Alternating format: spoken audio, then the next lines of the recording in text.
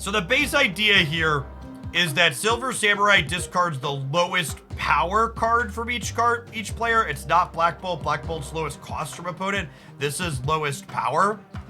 So we're playing Hobgoblin and Iron Man here as low power cards that are good and powerful to discard to Silver Samurai so we can Ghost Rider them back into play. And this might end up being too cute, but I wanted to start with something kind of novel rather than just like do generic good stuff with it. Because if this is good, it's kind of a sweet one to kick us off.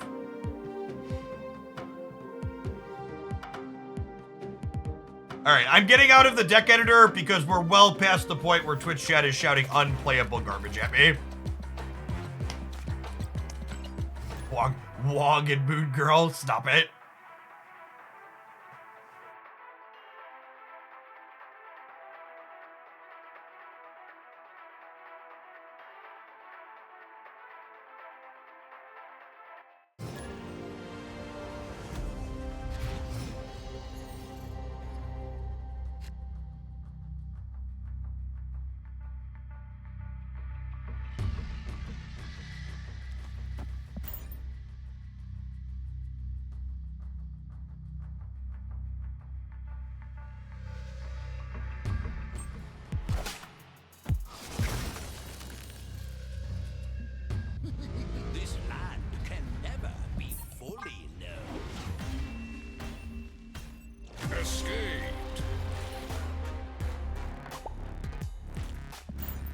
Never fails, chat.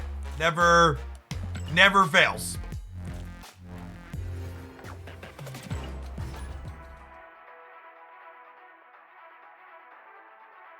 One hundred percent of the time. New deck, jump in queue. Weird World, District X.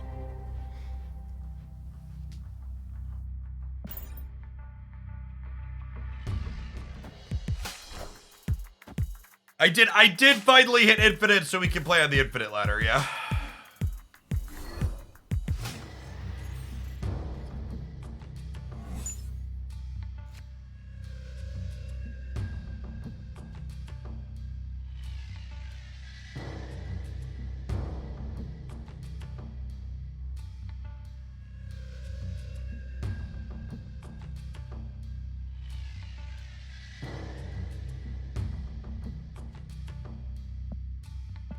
I promise we're gonna play a game eventually. Escaped. I promise there will eventually be a game that we play. It might not be till tomorrow, but it will happen eventually.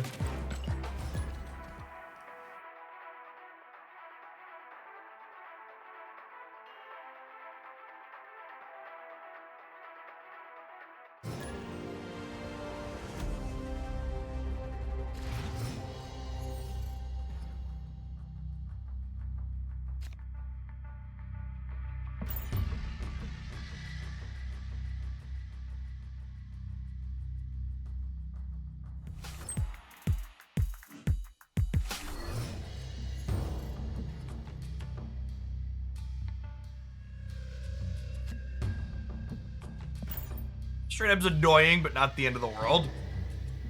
Really want to draw one of our 4 cheaper cards here. A little over 50% chance for that to work. Yikes.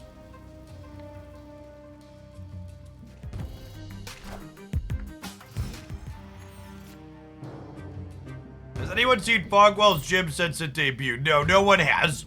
It was a temporary, just that weekend location. Does Ghost Rider pull the order they were discarded? No, it pulls randomly from your cards that are binned.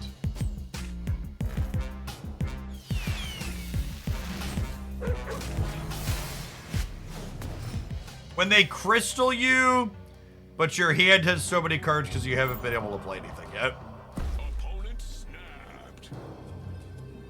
Opponent, I retreated the last 2 games because of Benjamin Broad. I am not retreating this one. Take my cube.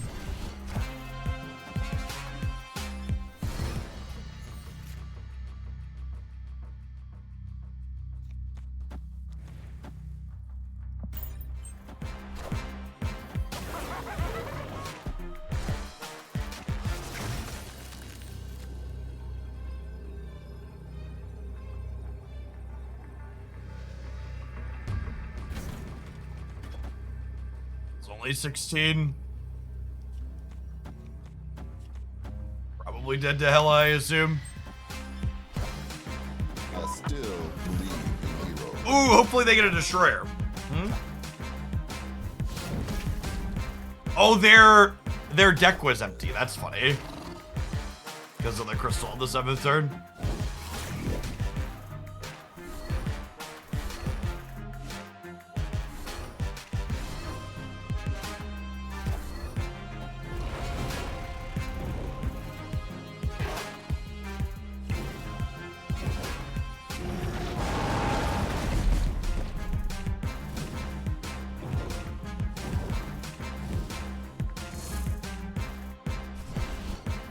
Oh no, we actually lost!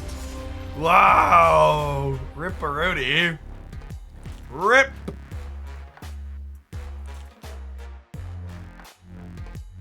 The funny part is, before the destroyer hit, we were actually winning, right?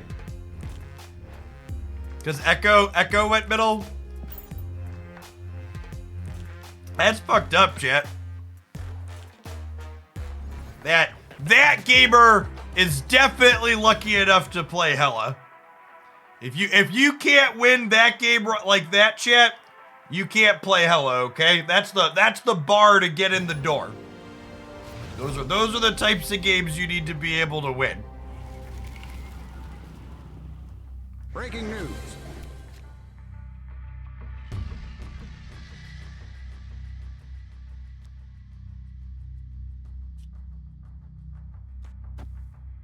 Play a Deadpool out because I'll probably kill Mongoose at some point, right?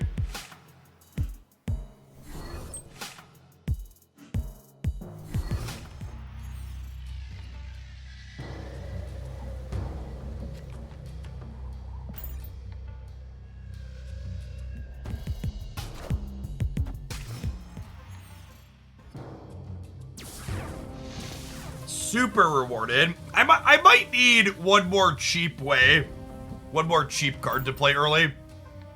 I only have 4 cards that cost less than 4. Black Cat doesn't really count.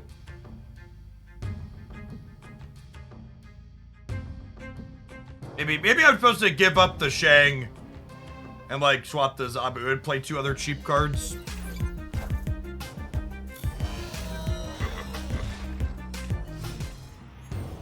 Good, that could be the line. These games have just been so clunky. The hell's going on here?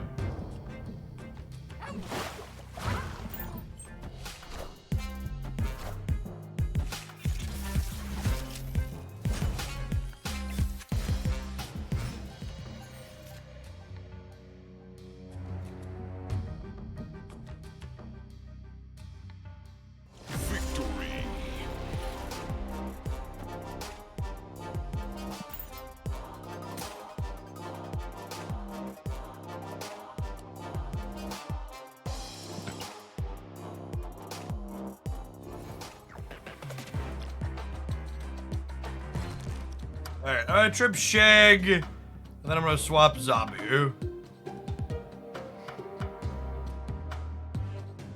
I like the armor suggestion. It's a pretty generically good tech card.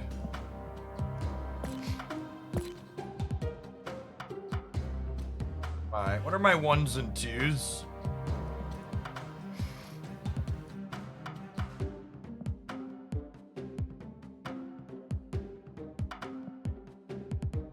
I don't want a tech card. I want a card that I can play proactively on curve.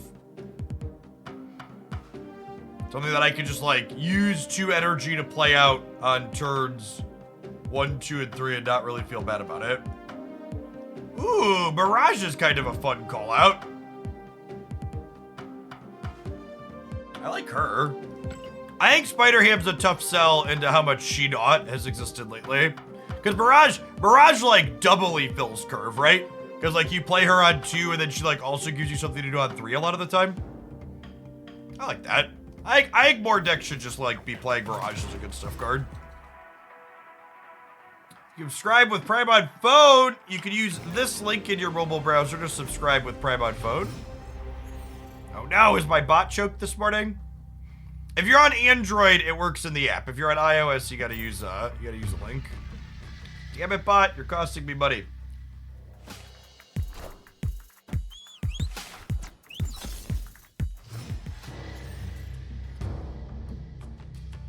People suggesting cards like Scarlet Witch and Shadow King really don't understand what I mean when I talk about curve filler. Curve filler in a card game refers to a card like Jeff the Baby Landshark, where it's turn 2, and I'm just playing it, and it lets me spend my 2 energy, and it feels good to spend my 2 energy. Cards that are reactive, that are situational on whether or not you want to play them, are not the types of cards I'm talking about looking for in a deck like this. For these last few slots. J-Pox, thanks for the 7 months. Welcome back. Ah, yeah, there's the subs link in chat.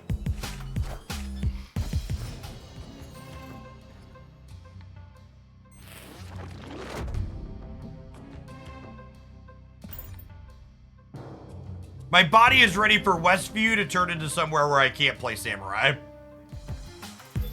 It'll be about the theme of what's been going on. All right, you know, could have been worse. Could have been worse.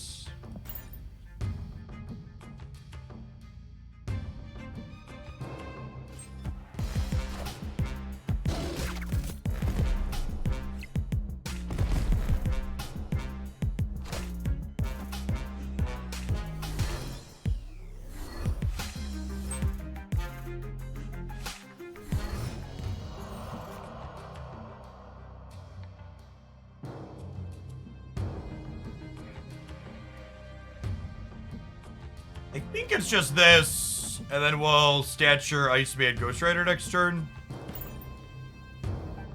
We unfortunately have priority, so we can't tag their Deadpool, but we might tag a Death. Nice. Pre-recorded, etc., etc.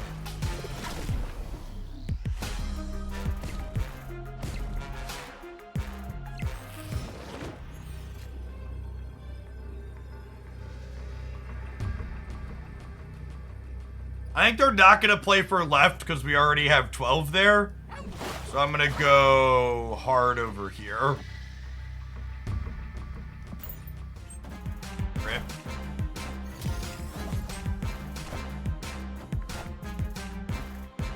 Guess completely wrong.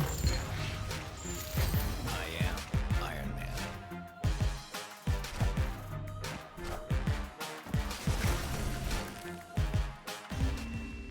For people asking me about definitive answers to cards in this deck, chat, we've been live for 40 minutes. I've been playing games for 10 minutes. I have no idea the answers to your questions. I'm going to play games and maybe try and draw conclusions after I play some games.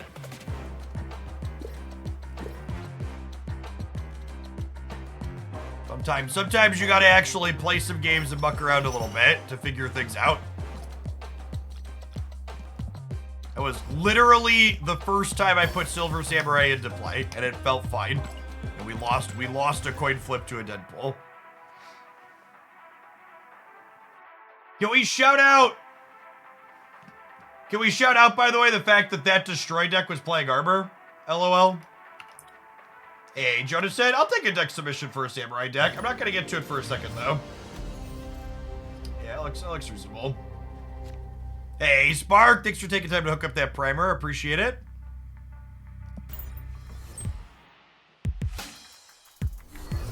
Ev, thank you for the 64 months. Welcome back.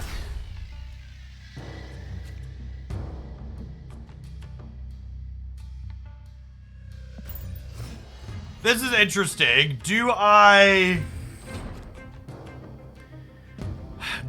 want to just Ghost Rider on curve to get the black cap back? I think I probably do, right?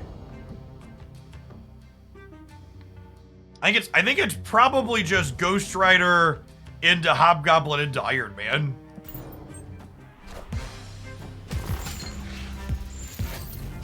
This is the nice upside that Black Cat has, so you just play her on 3. I probably don't want a Silver Samurai or Black Bolt the discard deck, right? The Hobgoblin got Moon Knighted. They're a discard deck. I think it's just Iron Man into Black Bolt on the last turn. I am Iron Man.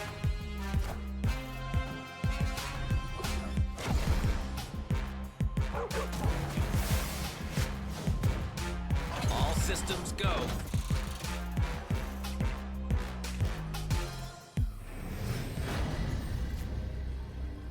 Bolt could hit their stature if they're playing stature.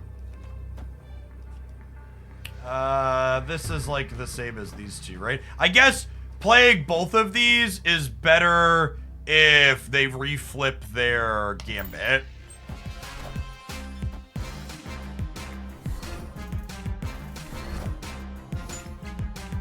Oh, armor would have been 1 point more. I'm dumb. Armor was 1 point more. It doesn't matter, but armor, I missed that. Yeah, so yeah. Armor is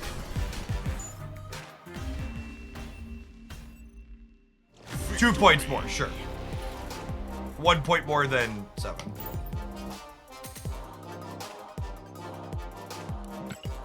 Yeah, so it would have just protected against gambit.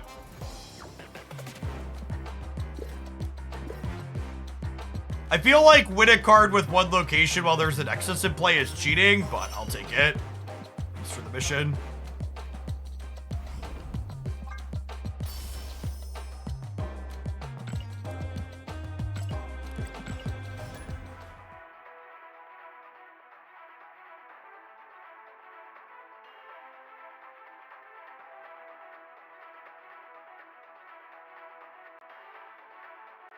I will say, one interesting / awkward feeling from a generic Marvel Snap curve consideration, or interaction consideration, I guess I should say, is that it's really weird to me that Silver Samurai hits Darkhawk, who is 0 in your hand, but it does not hit Null, who has a visible number in hand.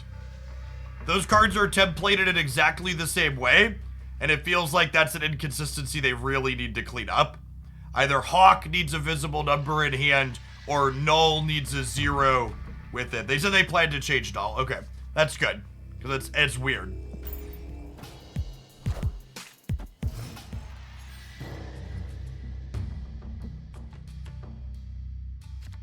I assume they're carnaging here on 2. I didn't try an armor because I just assumed we weren't gonna hit it. Have a 4-power Deadpool here, potentially. Nova. Less exciting. Less exciting. What do we think of armor here, Nova here? Because they probably don't want to eat the carnage, right? Actually, I could just armor here, lizard here, and then I should have priority going into the next turn, so that way I can armor wherever they play out. Okay, they are playing mid. Yeah. This just gives me the flexibility, which is nice. I was playing for keeps, I'd snap here, but I don't really want to chase people out of games where we're making content.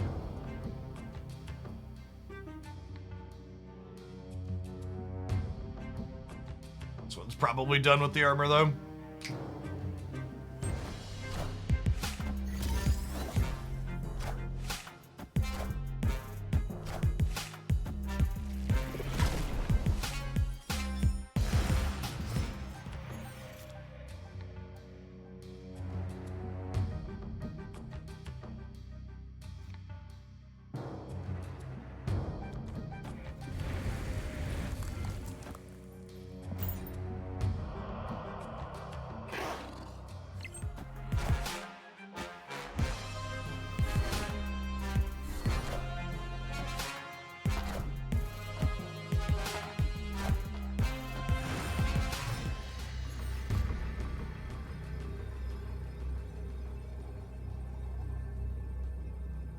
Okay, so stature is exactly one more than Jeff, so that wins the middle.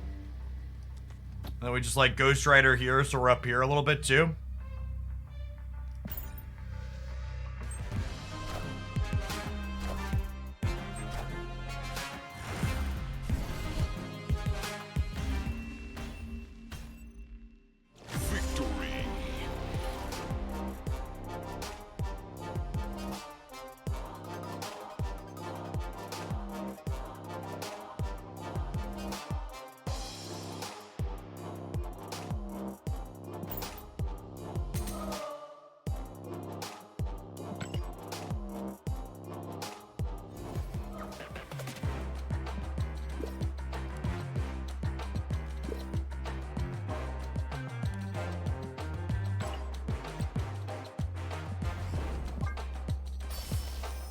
Root boosters. Those will eventually be useful. Eventually I'm gonna run out of good playable cards to split for inked and gold. We're gonna get around to needed boosters on things like Groot.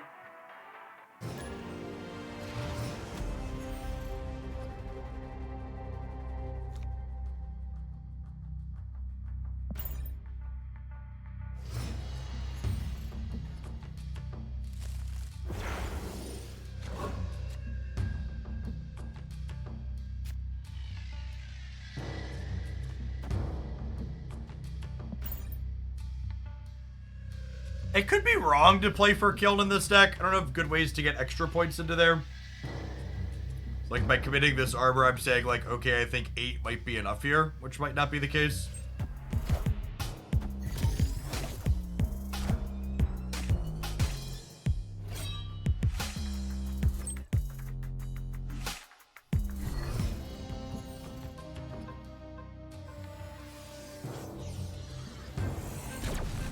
That's not bad for us. Okay, I'm gonna play for Kiln now, though.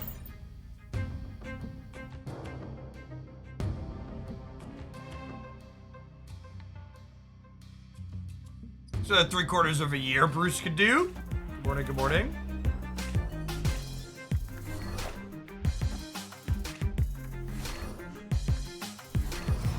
They're playing Black Widow.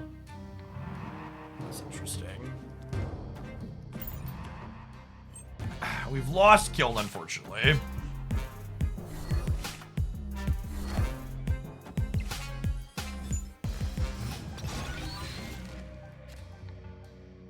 Yikes. So I think I have to play this, but oh, they did. They bid this one. Well, that's great for us. Thanks, bud. They had no cards in hand and drew one. Are they stature? Are they, what's it called deck? A Chumpa's deck? Just stack in. That gets them, right? We have 13 here. Yeah, that almost felt like a Jundmir chat from Old Magic days past. Victory. Just like shredded each other's hands. I don't know how I feel about that.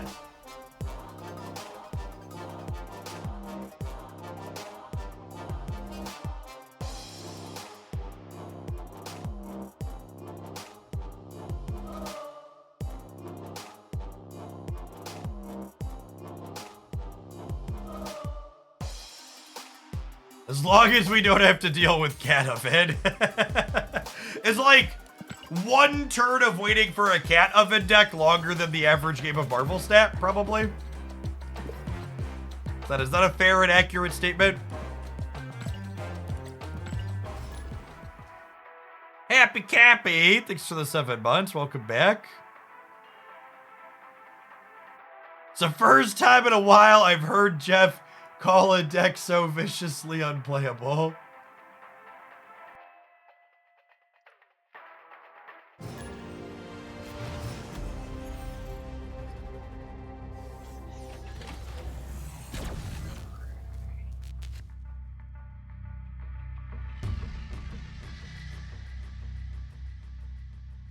That's actually kind of awkward. I guess I could bin Mirage and like play Samurai Lizard, because I don't really want to bid Ghost Rider, right?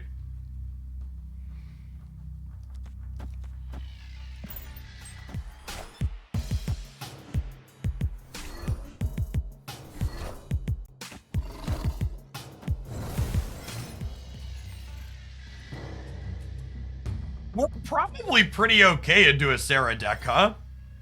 Because we don't have things that die to Shang-Chi or Killmonger. Enchantress tags our Iron Man, but that's not a big deal.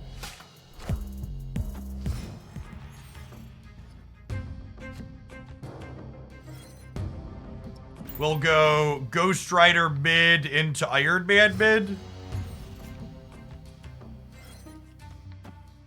So, Mirage them and give us a card.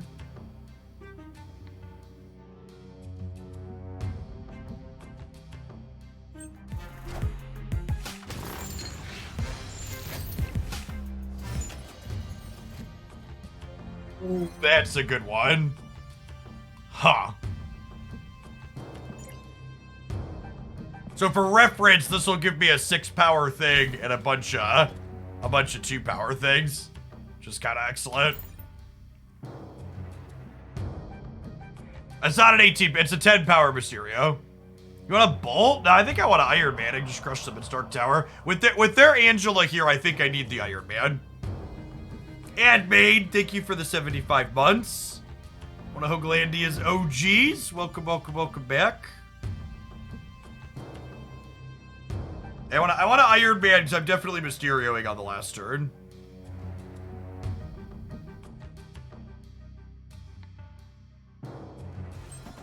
Is Kitty better than Iceman? Do you have turns with extra mana? I mean, usually turn 5 is play a 5-drop and turn 4 is play a 4-drop. So I think Kitty is probably not good here. That's a fucking unlucky. Good God.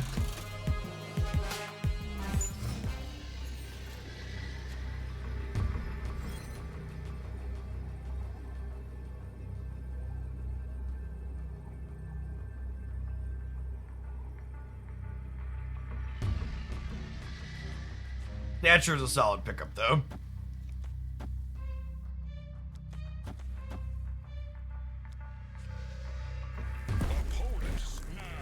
Yeah, it's the infinite ladder opponent. Take your 2 cubes. 3 cubes, whatever.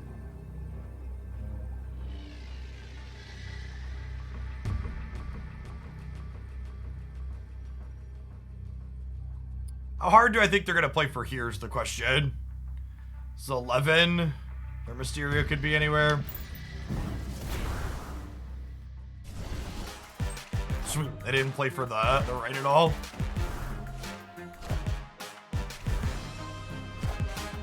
I've got 11, 14, 16 here. I gotta imagine this is good for us.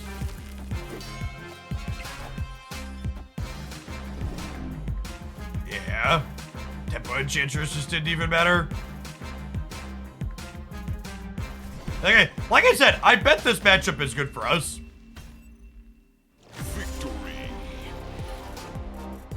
Even if they had played both of these here and tied us, they would have been -5 here and would have won the breaker handily.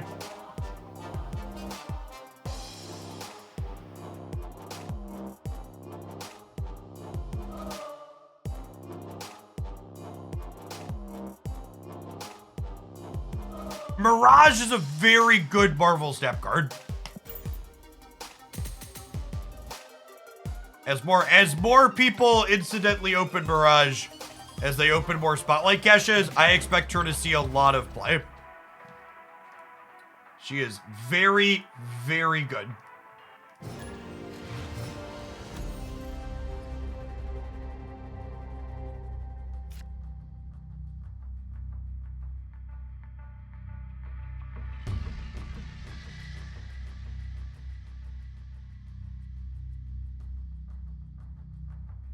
Hobgoblin doing anything specific. Hobgoblin is a low power 5-drop to discard. Hobgoblin is a low power 5-drop to discard to Samurai, so we can bring it back with Ghost Rider.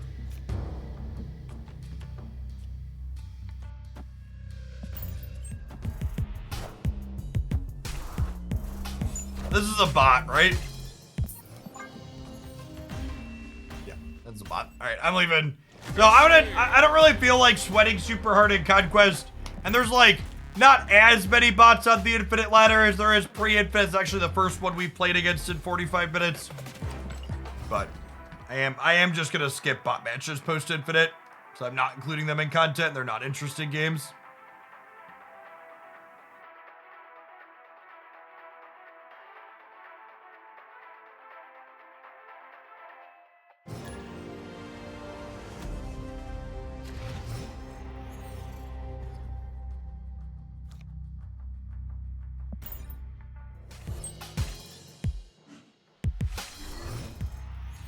Do you buy Barrage or keep saving for X23 if that's all you're missing? Unless you absolutely love Destroy decks, I would not recommend buying X23 with tokens.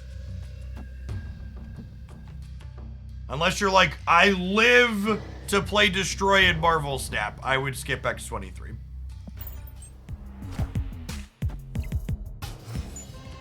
Does Barrage replace Cable? If by replace, do you mean, is Barrage better than Cable, a card that is widely viewed as unplayable? Then the answer is yes.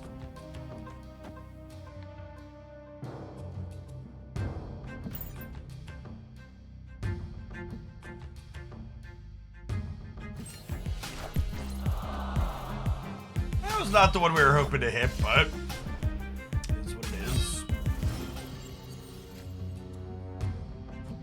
Oh, they discarded their own card. Thanks.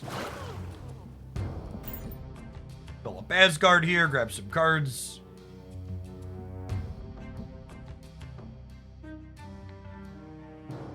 And Iron Man plus Friends should win the Forge for us, hopefully.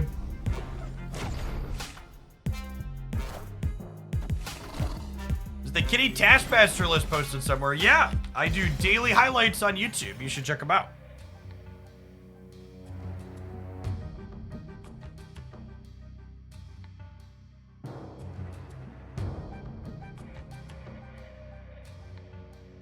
Hobgoblin's actually a scotch awkward with Iron Man.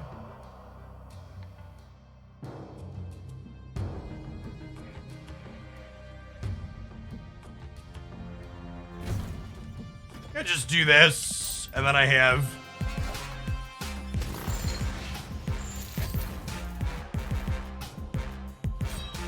Stature and Friends for the middle. Iron Man.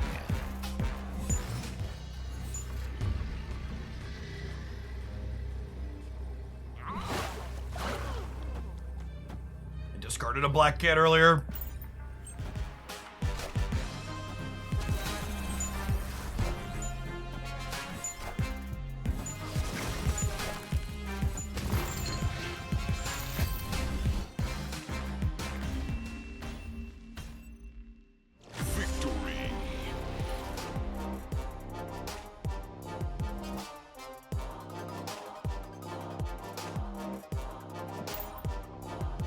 We can play Green Goblin instead of Hobgoblin. Yeah! I guess that plays on curve better. But like the purpose of that slot is to have a big thing that I can discard to Samurai to bring back with Ghost Rider. So I think if that slot is not going to be a big thing to discard to bring back, I'd rather just have it be something else, right? And not another low power thing. I think our deck has a cohesive game plan that puts reasonable numbers into play with a dash of disruption. Seems fine.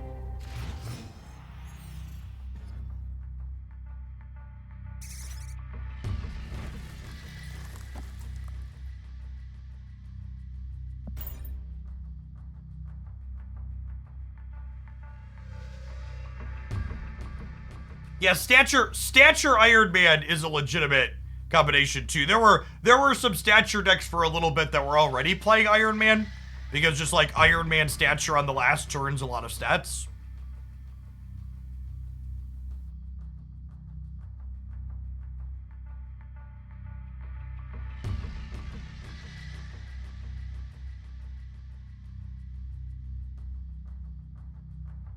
Yeah, we're dodging Shang-Chi, and this deck is dodging Killmonger. So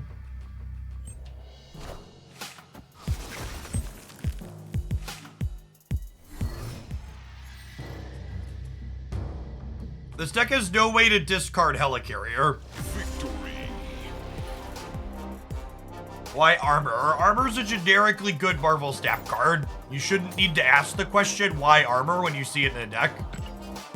I think Stature is mandatory if you want to play Silver Samurai. I don't. Stature is free. Like, if you're playing Silver Samurai, yes, you should play the 1 energy 6 power card that doesn't die to Killmonger.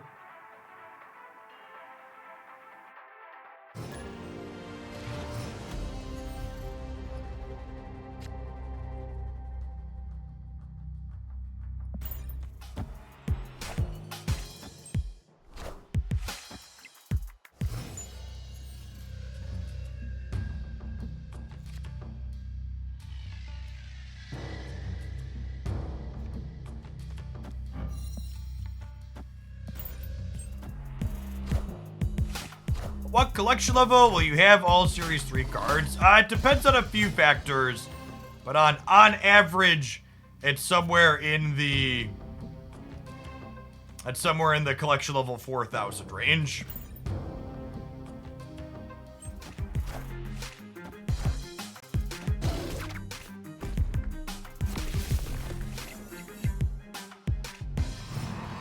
Hey, Radar, thanks for the 7 months. Welcome back.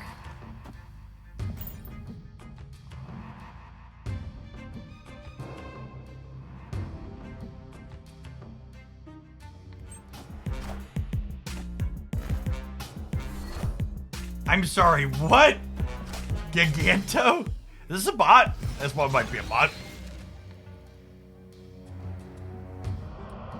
Might be one of our AI overlords.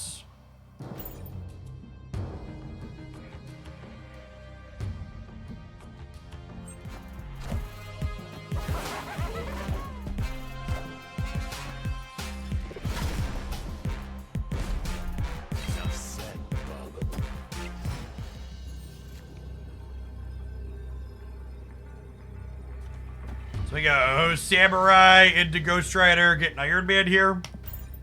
Clip it, ship it, rip it, flip it.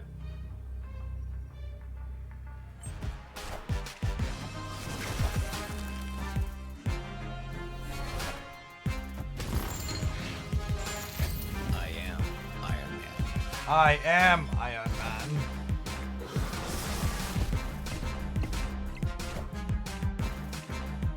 I think this is a human. They played pretty well, and I don't know if I saw any glaring things. Like the real Mysterio is probably left, and it just made sense for them to eat there since the Hobgoblin was there. I would assume that's why the real Mysterio disappeared. They played like real Mysterio here, and then I Hobgoblin them, so it made sense to Carnage. Yeah, the Giganto was a little bit weird, but which is better, opening a Spotlight Cache or just spending 6k tokens on a Series 5 card? If you have 4 Spotlight Caches, you should always open Spotlight Caches to try and get Series 5 cards rather than spending tokens. What you should not do, however, is you should not have less than 4 Spotlight Caches, open 1 or 2, and then go complain on Twitter that Spotlight Caches suck because you were fucking stupid and gambled and lost. The thing Spotlight Caches enable is they enable people to make bad decisions. And then those people that make bad decisions go on social media and complain that they were punished for making bad decisions.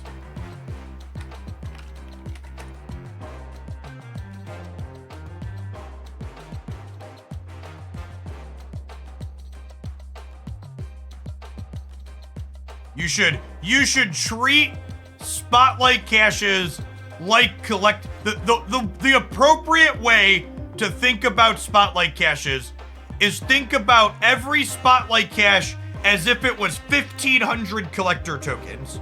You would never use 1,500 collector's tokens on their own, but when you get 4 of them together, they're 6,000 and they guarantee you a Series 5 card. However, unlike collector's tokens, some of the time, you're going to have that group that's effectively 6,000 tokens, and you're going to get the thing that you want without having to open all of them. And then it's upside, it's good. But the worst case scenario was it took you opening all 4 of them, and even in that worst case scenario, you got 1,000 tokens back and 2 variants with your Series 5 card. But the people that are upset with Spotlight caches and are mad that they're bad and that they're not an improvement are the people that like have one Spotlight cache and they open one of them and they're like, oh, I chose to gamble and I lost. The system is bad. Can't help those people. They're too stupid to help. Katie Page, thanks for the 3/4 of a year. Welcome back.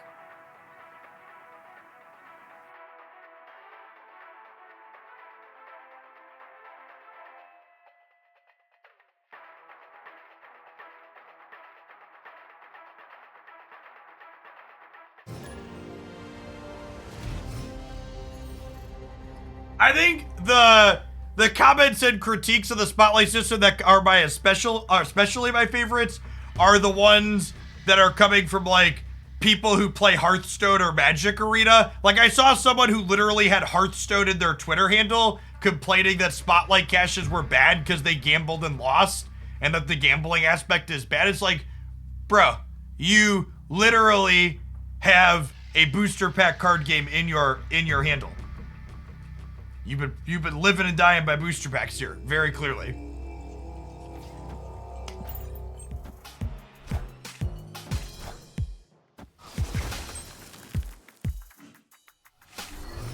Is it better to buy Eliath than try 4 Spotlight caches with Snowguard that week? So again, even, and I can't hammer this into your brain, an absolute stone cold worst case scenario for a Spotlight cache is still better than what it was previously and still better than buying with tokens for Series 5 cards. That's just like the long and short of it. Also, and I'm gonna strap my Copium mask on here for a second. The Eliath Spotlight cache that's data mined to have Snowguard in it is coming after the September 5th patch. Snowguard's getting a rework on September 5th. That's my called shot. Second dinner wouldn't put a card that shit in a Spotlight cache without thinking they're gonna. I have no insider knowledge on that. If I had insider knowledge on that, I would be breaking an NDA and I wouldn't be saying it. But I'm going to cope against hope that they're not gonna put an unplayable series. Like Howard the Duck has not been in a Spotlight cache for a reason, right? Because it's shit. I think they're putting that card in a Spotlight cache because they're gonna rework it.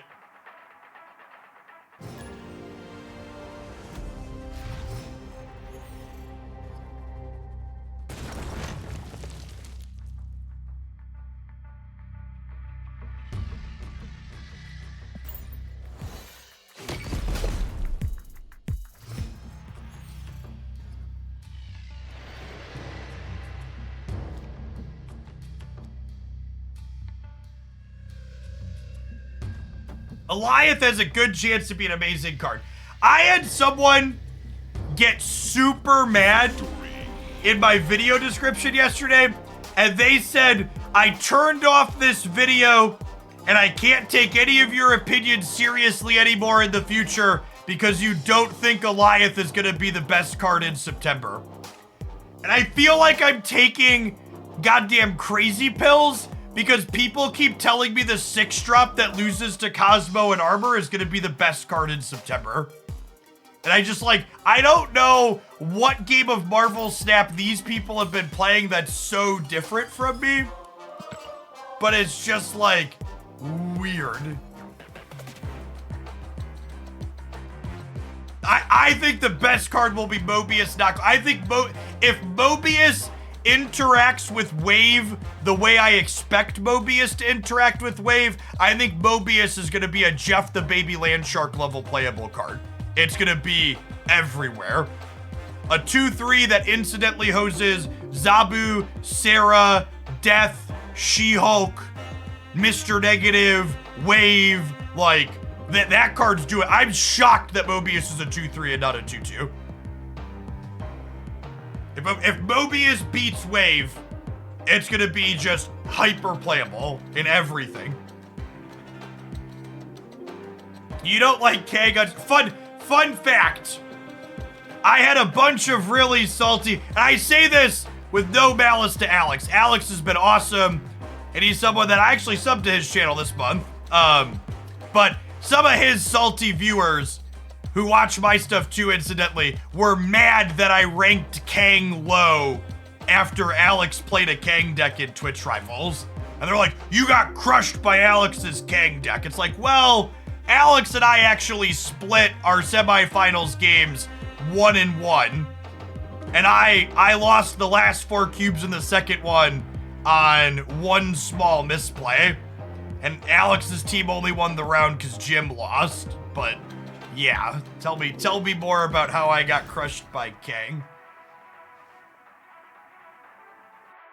It's like, if your use case for Kang is it was somewhat useful in a match that had razor thin margins that went 1-1, that's not the sales pitch you think it is. That's an argument that the card's still shit if this was its best case scenario. its best case scenario was a razor thin margin game. All right, good chat. Kang is the real big bad. Yes, accurate.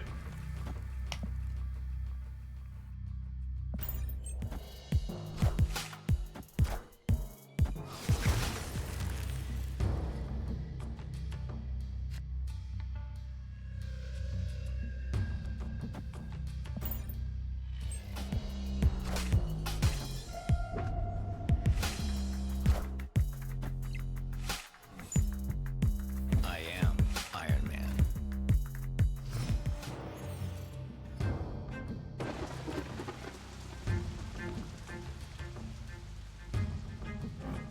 Look at the power of Uetu, chat. It let them know they should fill the raft in advance.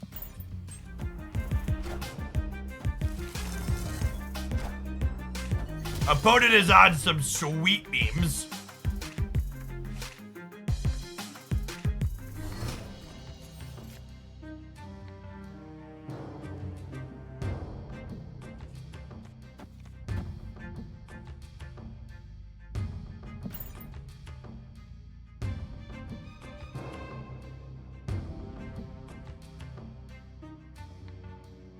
This is a human being, just so we're clear.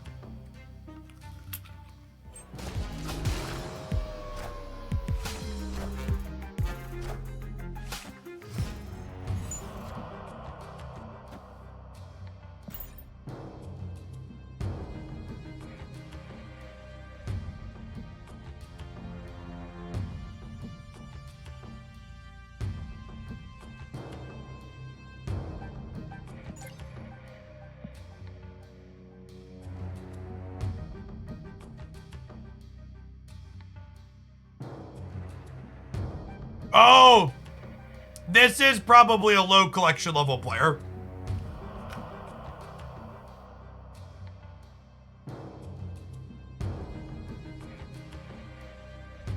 I forgot there's no collection level based matchmaking infinite anymore.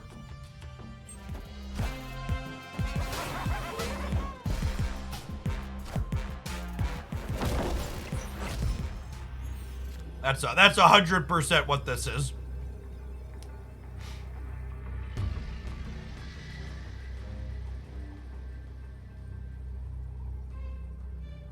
I've not discarded anything.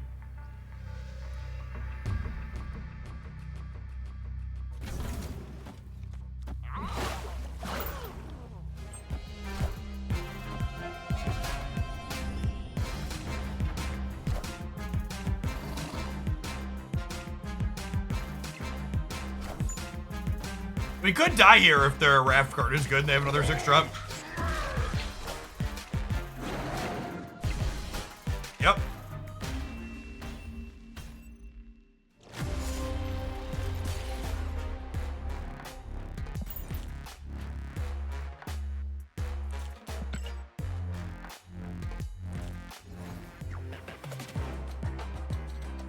Some of you will laugh at the A2, but it's the reason they won that game, chat.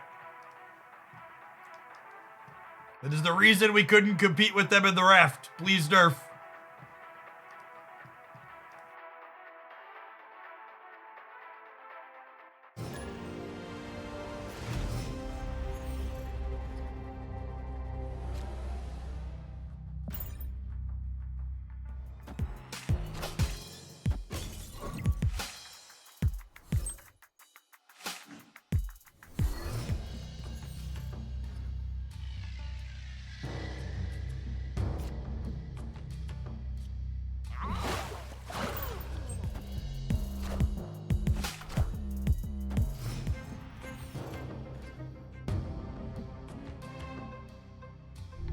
Silver Samurai is power, not cost. That is accurate. It is different. It is different from Black Bolt.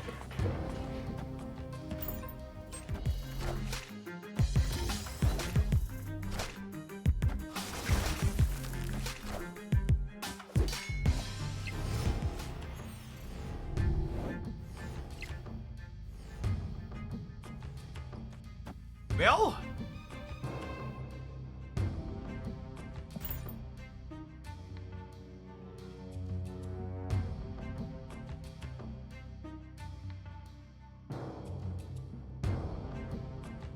it is really interesting to me how much complaining I hear about the Destroy deck being good in the metagame, while simultaneously I have countless people asking me, Jeff, why are we playing Armor? Like, I don't... it's so weird.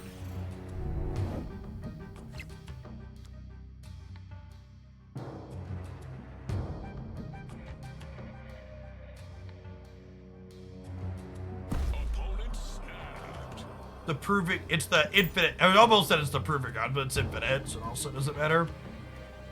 Why would I change my deck to beat Destroyer when I could just play? It's true, you know.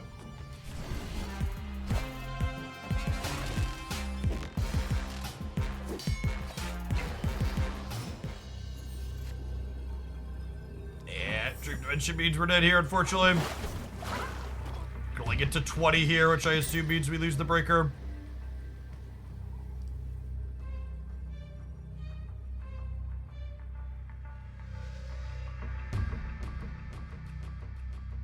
My deck with 3 playable 5-drops does not enjoy the Dream Dimension. Weird. Funny that.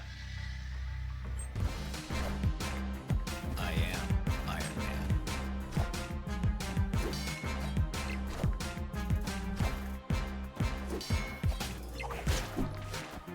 Higher, further, faster, baby. We lose the breaker.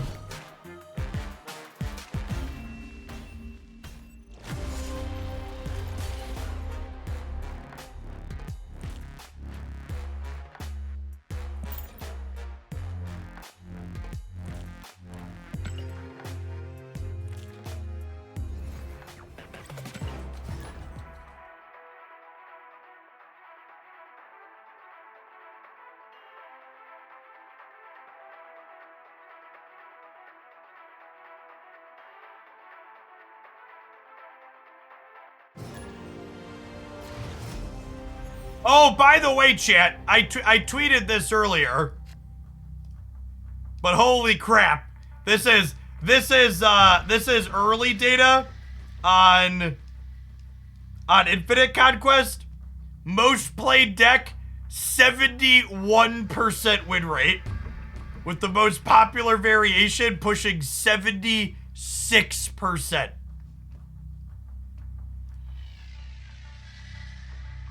I've never seen stats that high. There isn't an A tier. Sorry, there isn't an A tier. Apologies.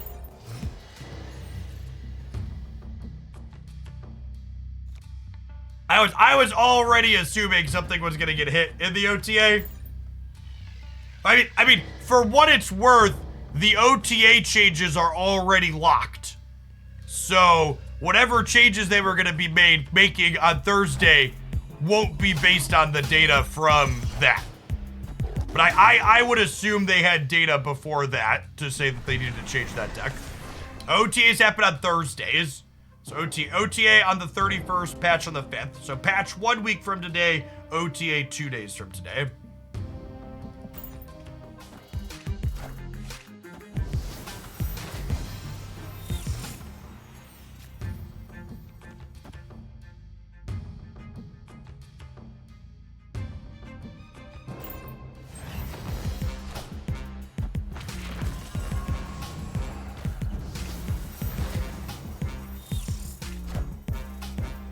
How many gifted subs to break the NDA?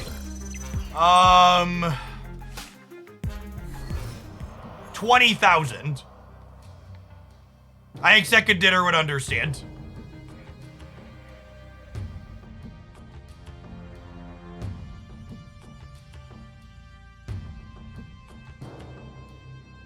Kind of a low ball offer.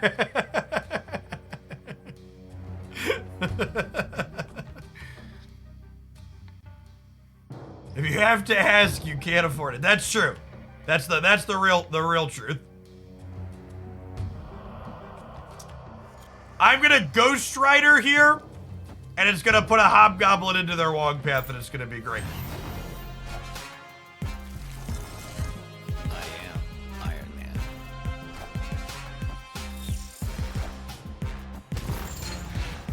No! Black Cat! Oh no.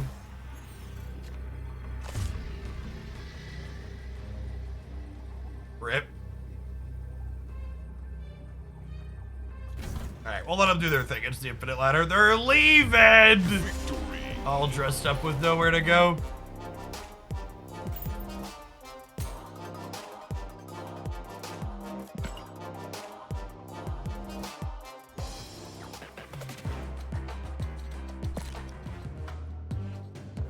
Can I play Ghost Rider with just Iron Man Silver Samurai?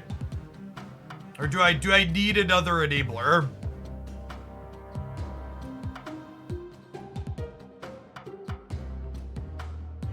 What if I played... What if I played Lady Sif?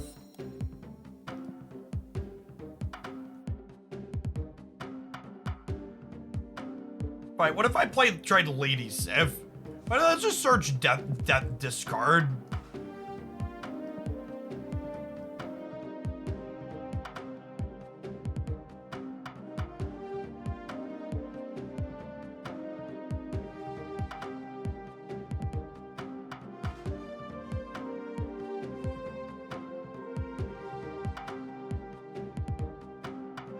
Yeah, cause Sif would be like a Scotch awkward with stature on occasion, but you could just like, if you have Ryder and Sif, you could always do it on this turn to hit either of these.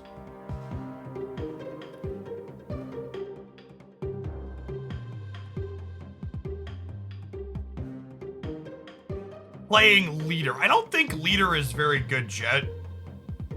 Just like generically thinking about the format, it does not seem like a good Marvel Snap card.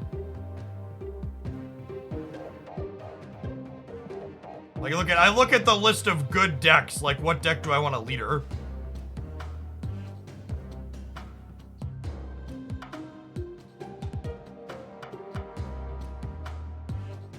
Gives me another cheaper thing to play on Curve as well. You want a Leader Destroy? I have Armor for Destroy. Then I'm not playing a shit card.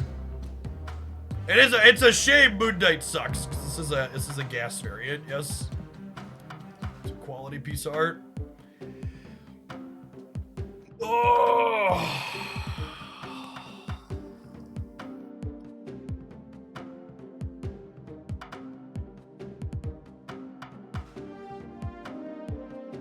I need to fill the last slot here quickly because we're solidly veering off into chat suggesting cards that are atrocious.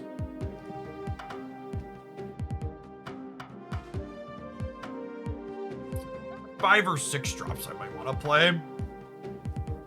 Honestly, Claw might not be terrible.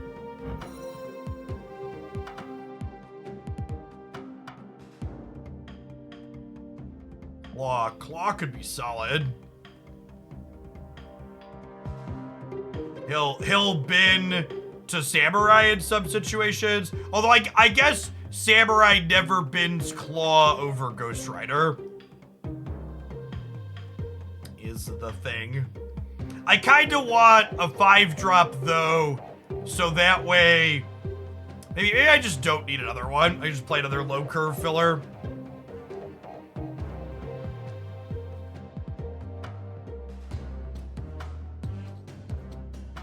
White Tiger. I think White Tiger veers too far into playing shit cards. And the idea here is I just want to play good cards.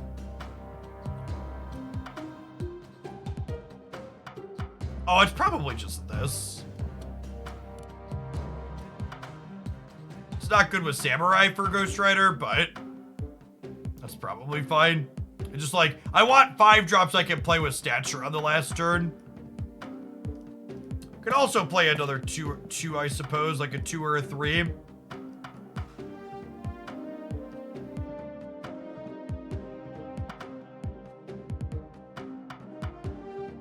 I can play Jug. Jug Stature 2-drop is a fine last turn. I'll have to listen to people ask me why I'm playing Juggernaut, because I don't think Juggernaut's a good card, but we'll survive.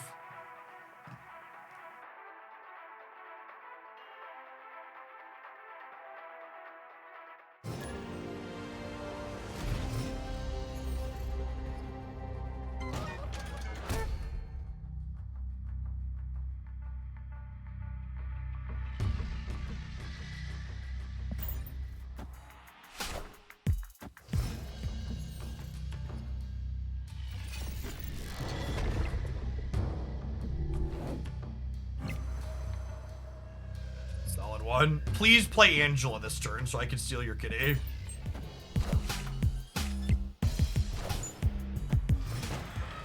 I can take your Angela.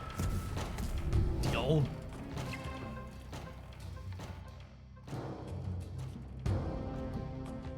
God, I love fucking Juggernaut, chat. God, I love Juggernaut, chat. Oh, just instantly rewarded for putting one of my favorite cards into the deck. Split them. I'm the Juggernaut, bitch. Just what a beautiful board state. That one deserves a tweet. A zeet or whatever we're calling it these days.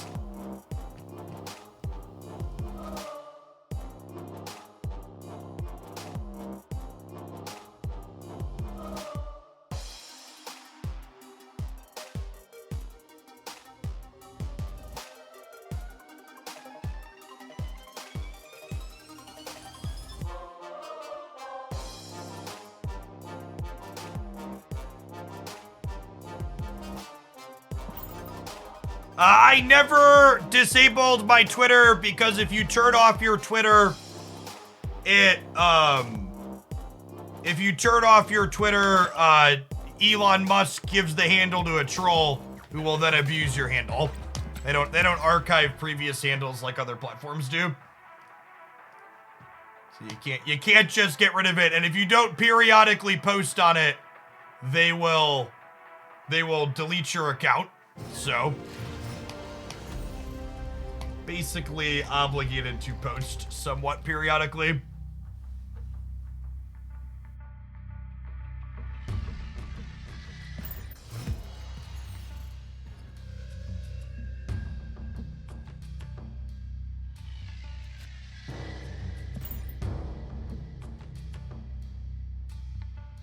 How do you track your win rate with a tracker like Untapped? You can track your win rate. It's available on Windows as well as Android.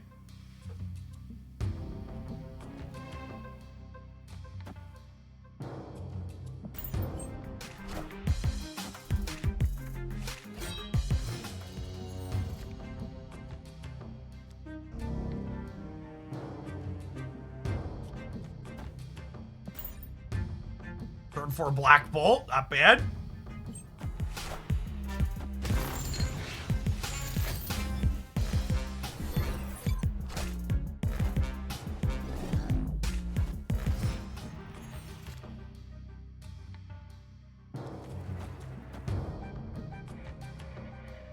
I lose Iron Man, but I think that's fine. I guess I could Mirage plus Jug and just keep them out of... Maybe this is better, actually. That leaves you the flexibility to have Iron Man next turn. Just keeps them out of Morag. Potentially clutters their New York a little bit too here.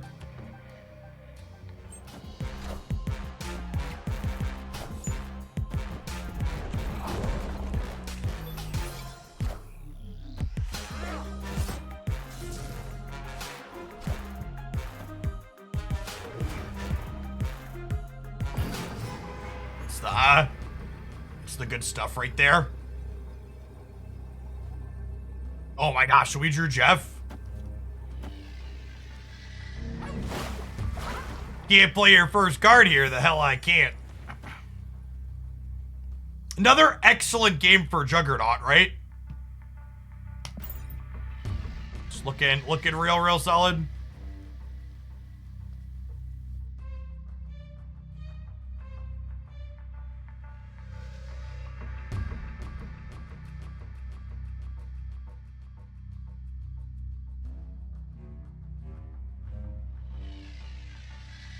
How do they destroy the shard? They have Colleen Wing in hand, so I assume that they plan to Colleen Wing it.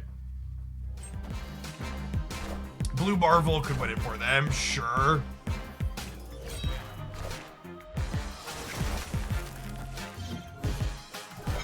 I don't think I play around that in their deck and deck.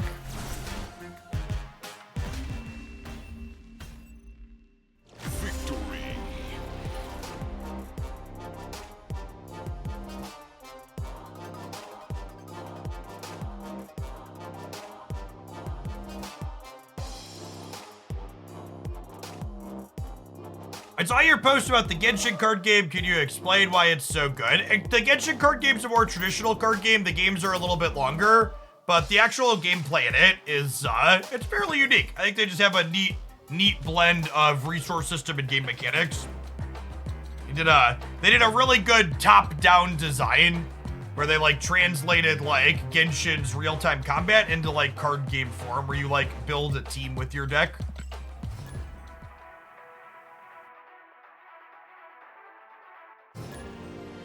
You have to play an infinite amount of Genshin to get to be able to unlock the card game minigame, though. It's slow. I don't actually think it's that slow. Like, Marvel Snap is fast more than the Genshin card game is slow. The Genshin card game is just like average card game speed.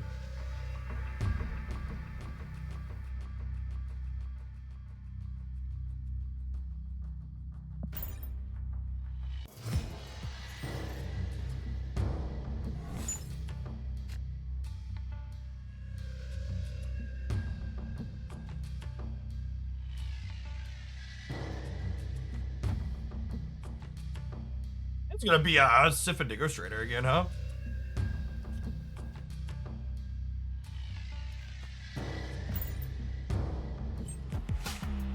Is the Genshin card game versus real people? It's both. They have an unranked matchmaking system, and they also have the ability to play against AIs. Yeah, this is the awkward part about playing. I almost played the armor here. Just because now if I want to Ghost Rider, I have to Ghost Rider middle and fill. It's gonna be 17 points, so it's probably fine, but it's definitely a touch awkward here. I should have gone with my gut and played armor left. Just the 3 drops currently still available, yes. Those end late tonight. Wakanda forever.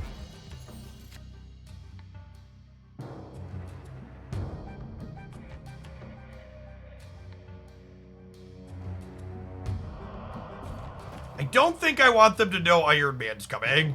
So I think I'm gonna Samurai Iceman here. And then be able to stature Iron Man next turn. We're probably dead though because of my armor mistake.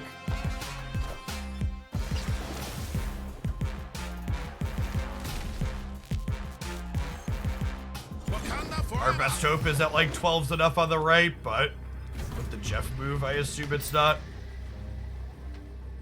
This play's gonna cost me. If I had played armor left, I would have been able to slide Iron Man into the middle here and get him, because I don't think they play center on the last turn. Oh! What a leader beater, chat! What a leader beater. Victory. Sometimes lucky, never punished. Get leader brained. What a gamer.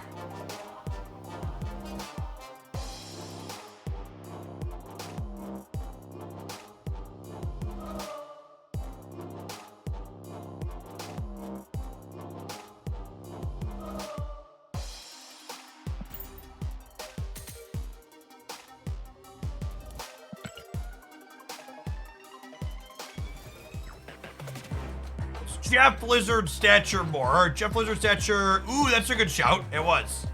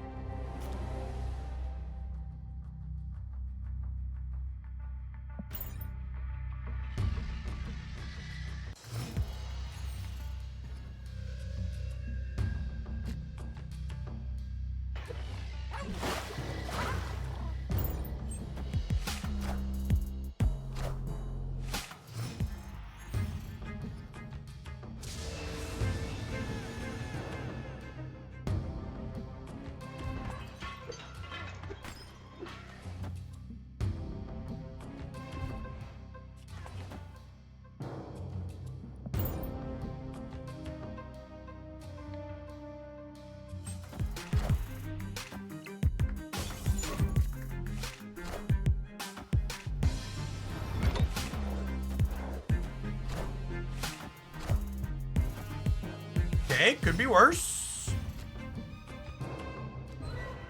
I'm looking for Ghost Rider here.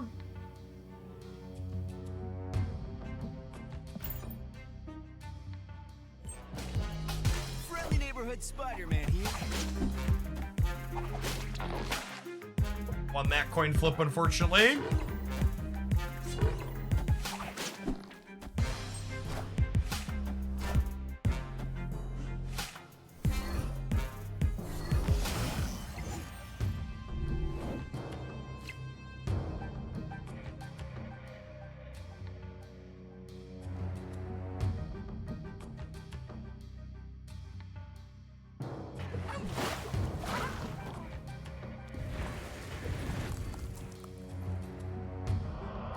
By putting Iceman in the middle and committing to only having 9 here. Throwing Silk off the bar is not a terrible idea either. I kind of just don't want to commit this anywhere, and I want the trigger off of it, I think.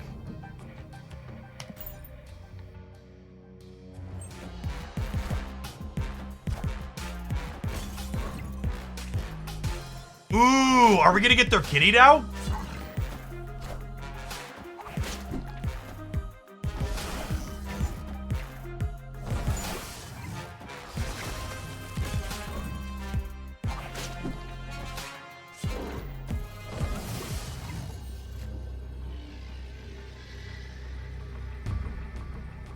That's an Iron Man.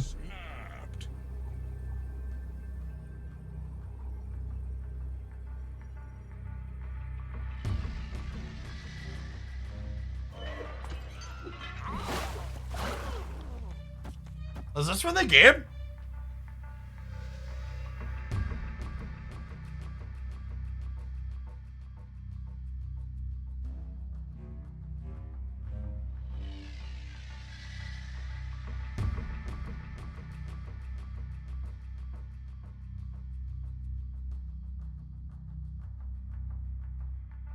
Do I move the bigger Jeff to tie Silk and make Captain Marvel go that way, maybe?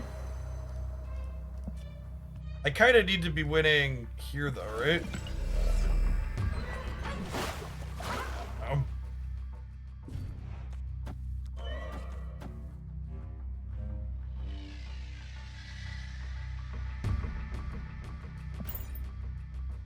That's close. There could be merit to jugging the mid also. Oh gosh. I am Iron Man.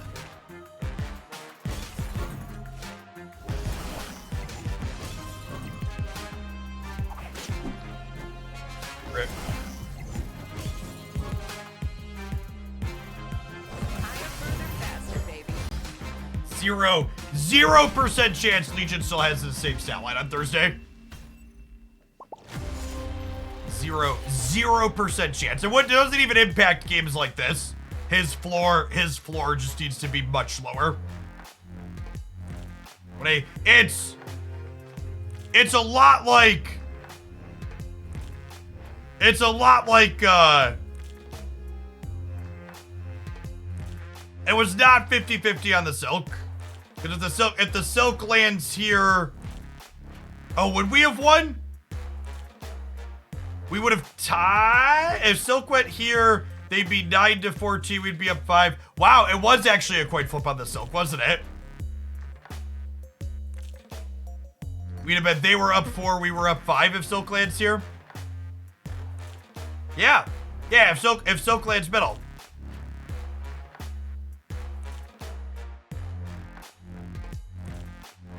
Marvel wouldn't move right. Yeah, but if Marvel stays here, it's 14-14, 5-0, and 15-11. We still win. It's tie here instead of tie here. Yeah, so we actually lost this with a quick flip. It's a shame we lost that flip, because that was a really sweet game for our deck. Mirage, and what's it called? Both worked. Honestly, that could be one worth showing. I don't know. I'll write it down, but it probably doesn't make the cut.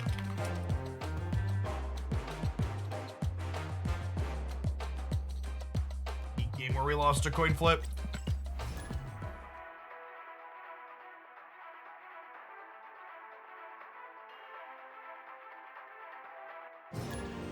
Am I playing Starfield? Chat, I'm gonna give you the best piece of advice you're ever gonna hear for a traditional video game. If you haven't finished Baldur's Gate 3, you don't have time for Starfield. Don't buy it. It'll be cheaper in 3 years when you actually have time to play it. It'll also be less buggy in 3 years when you actually have time to play it.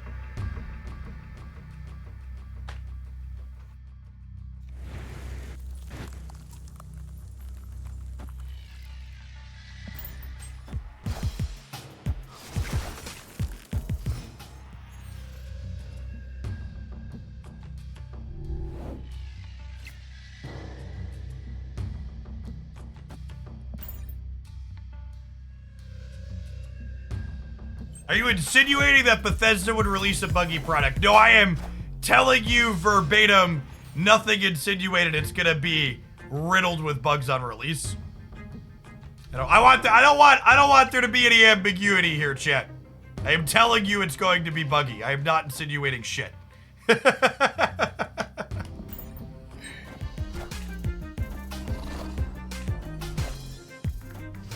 Carnage Kitty Bread. Donut's cooking something.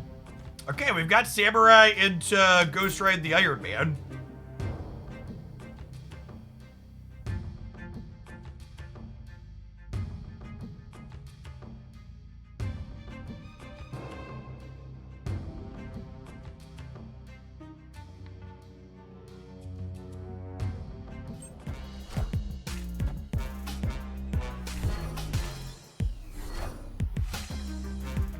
No!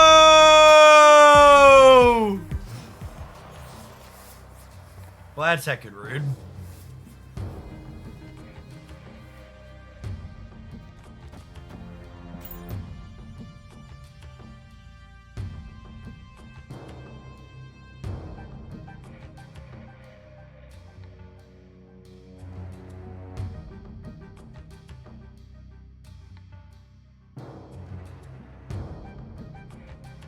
I don't understand why we don't have more than 20 deck slots, because the interface is already clunky with 20, and they probably don't want it to be worse with more.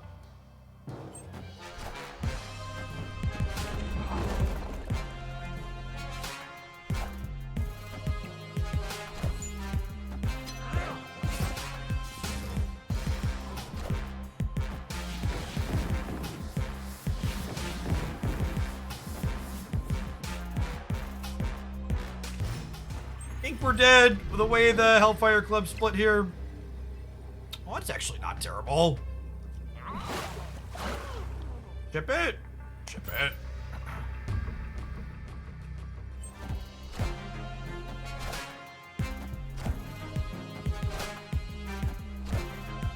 Higher, further, faster, baby.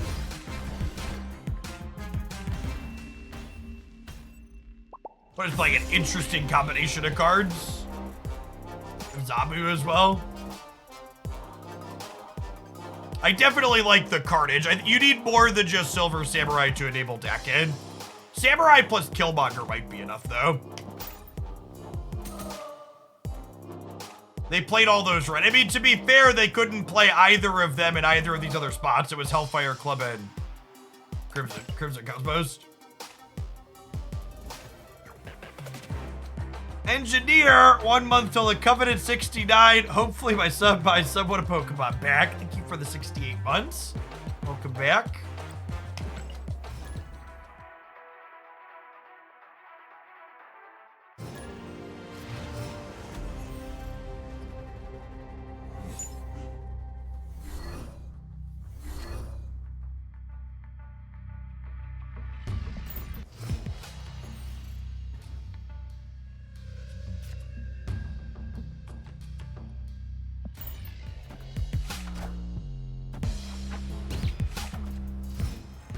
Me.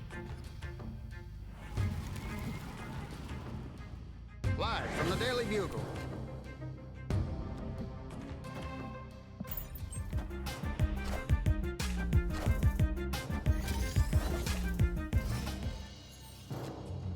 No drops this month again. I would assume that at most we'll get drops once every couple of months or so.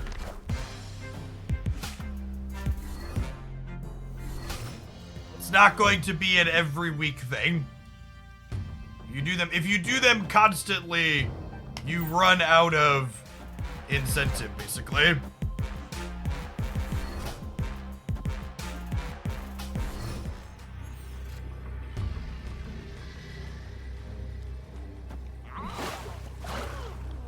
We're dead, right?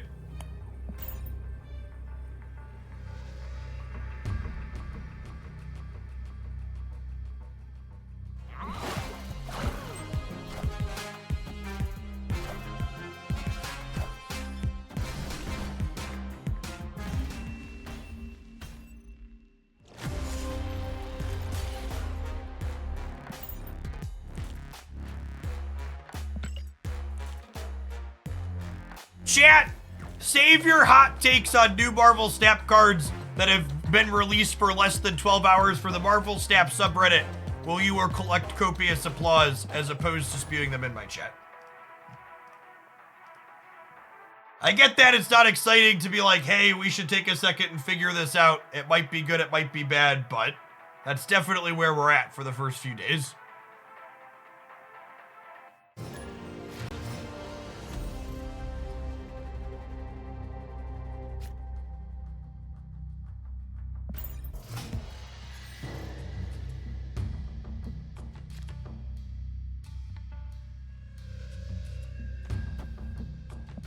Okay.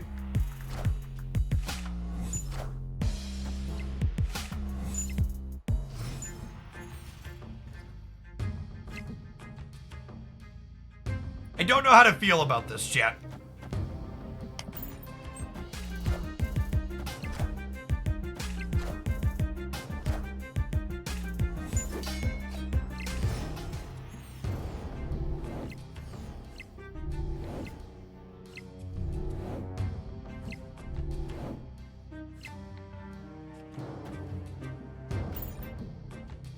I think it's just Samurai into double Kitty on Sinister London next turn. Like, bring them all back to my hands.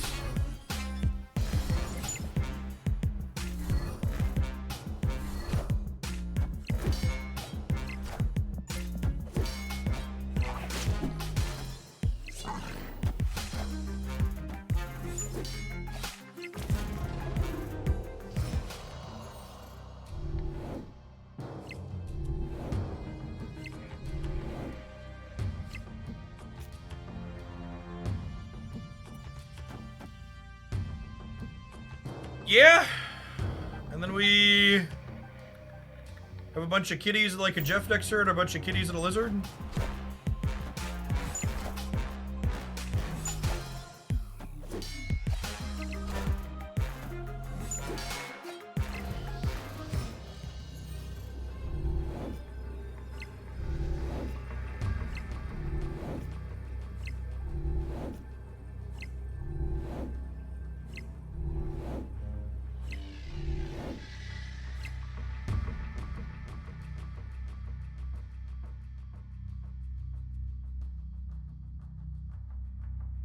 You think they fill the whole board? I guess that's probable.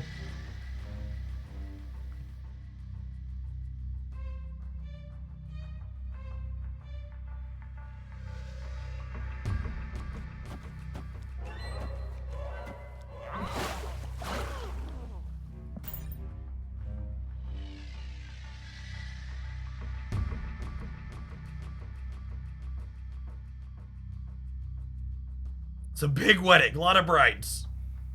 Weird branch of the Spider-Verse.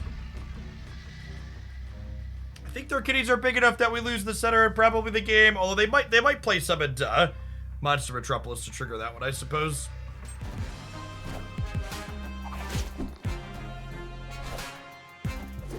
Well, they wanted to swing Silk around. Around she goes.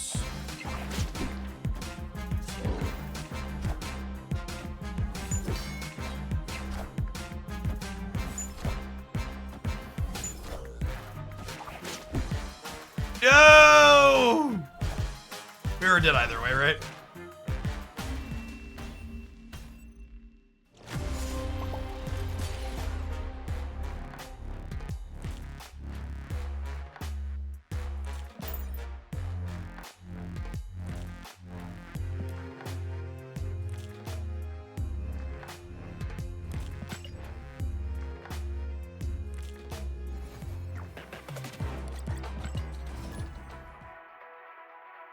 Oh, chat!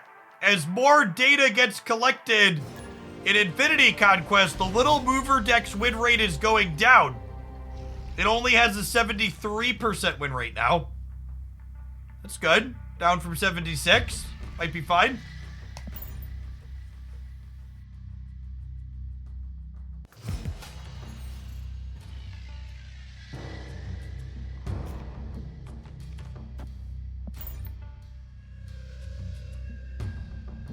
That's actually also worth noting.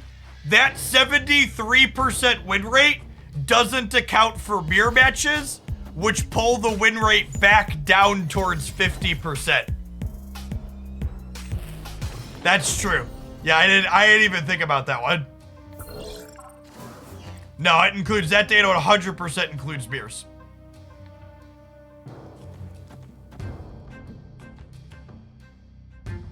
Mirage looking good into this this Patriot deck, huh? This random hub venom means that I can eat these on the right.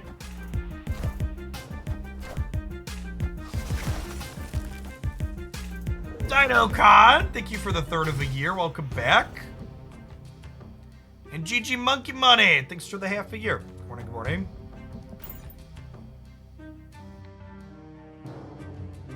Hoping to peel a Black Bolt or a Samurai next turn, so we can enable the stature.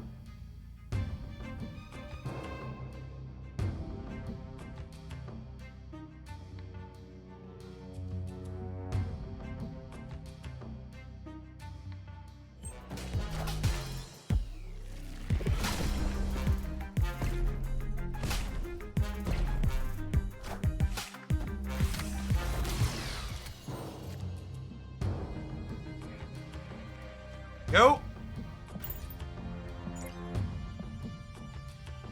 And then next turn, we have Jug Stature Jeff or Jug Stature Armor.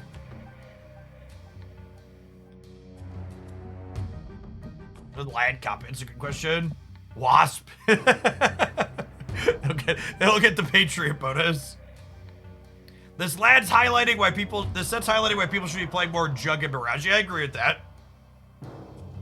This is a very different take on kind of the good stuff cards archetype, right? Honestly, Black Bolt hitting their Wasp here is pretty good for us, right?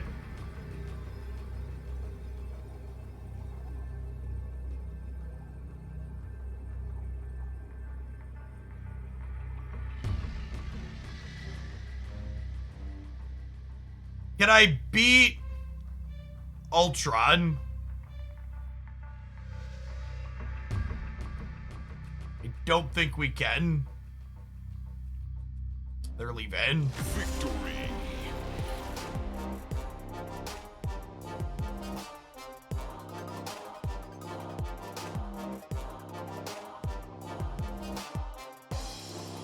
Their deck doesn't always run Ultron. That's true. Sometimes they do. Some of these lad decks are greedy to run Ultron.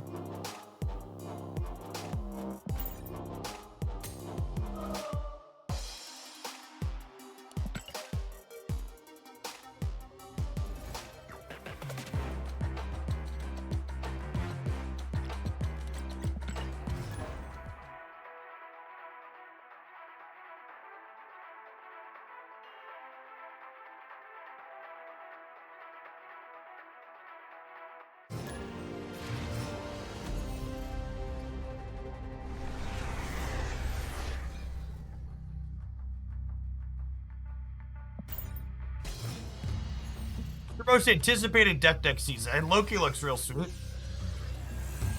Play some games of Snap with him.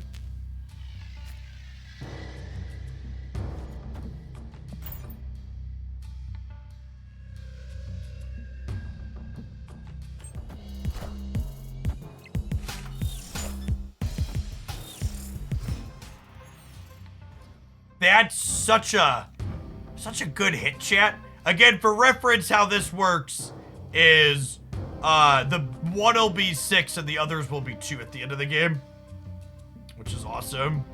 I think this is Armor into Samurai. So I don't want to Lady Sif discard the stature when I have Samurai.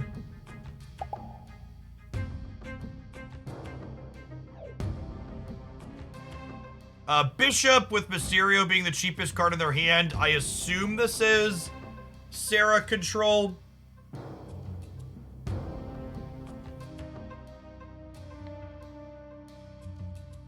Which seems fine for us?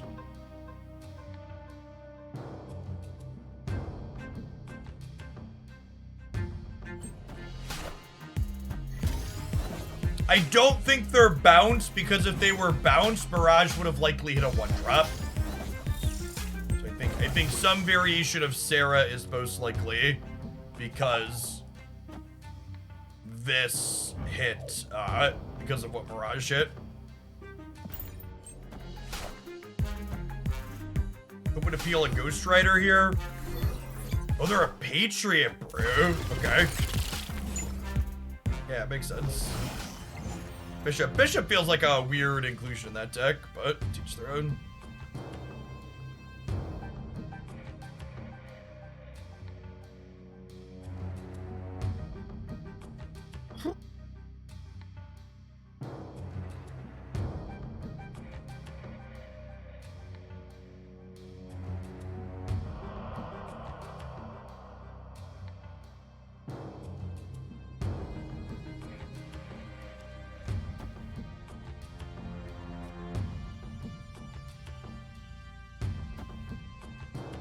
I'm doing this. And then next turn, we're hoping to peel Ghost Rider, so I could go Ghost Rider, bring back the Iron Man, Stature Iceman. Or probably just like absorbing Manning or Iron Ladding, so this jug doesn't matter, but I'm mostly just playing it for stats. Well, they are a Seraphel. Okay, you're just cooking them all.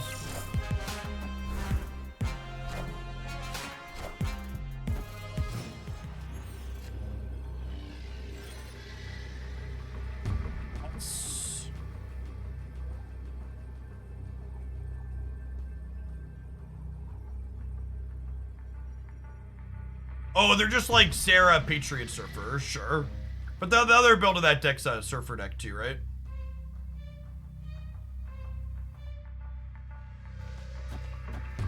Probably dead here, but we'll ship it for the cube.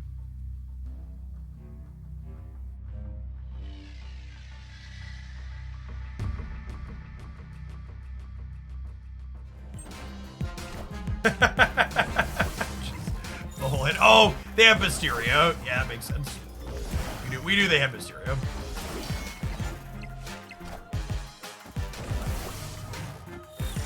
Alright, well the real Slim Shady, please stand up.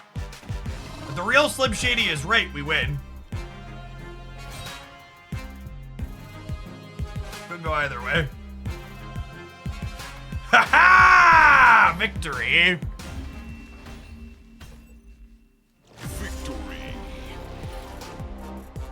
Noise? Noise? And that was 100% a win based on our disruption, right? Like tag in there, what's it called? A Silver Samurai, and then Mirage looking real good here.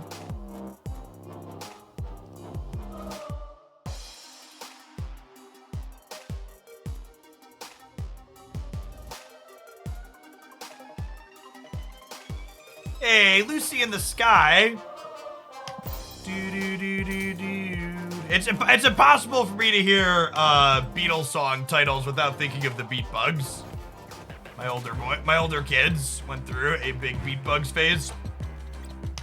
Which is honestly one of the better children's shows to have to listen to because it's all Beatles music. Thanks for the primer.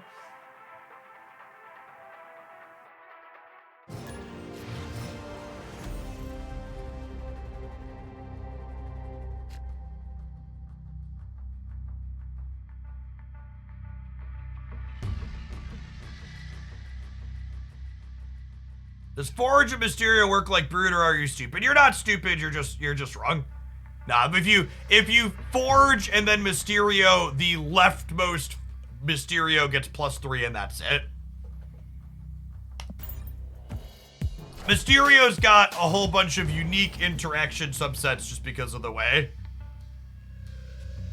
the card is templated to like keep up the illusion.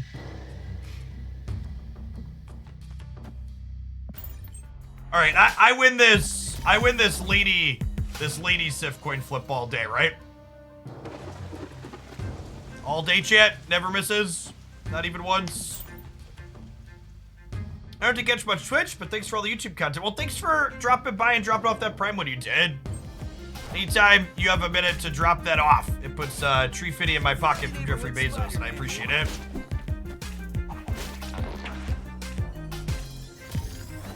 Okay.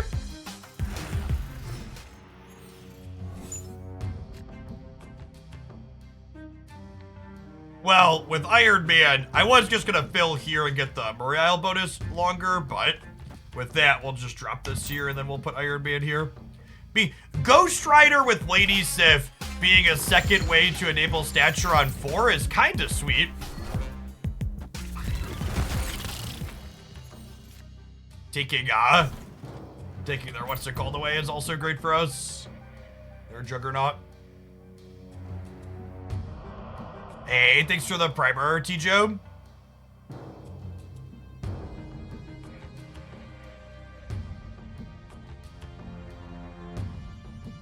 A few days ago, there was a Reddit thread about Spotlight caches, and the top answer was F math, I don't like the system.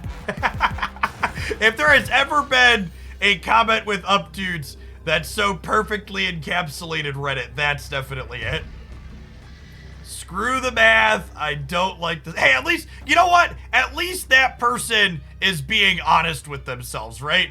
They're like, I know I'm being nonsensical, but I just don't like it. I can at least respect those people.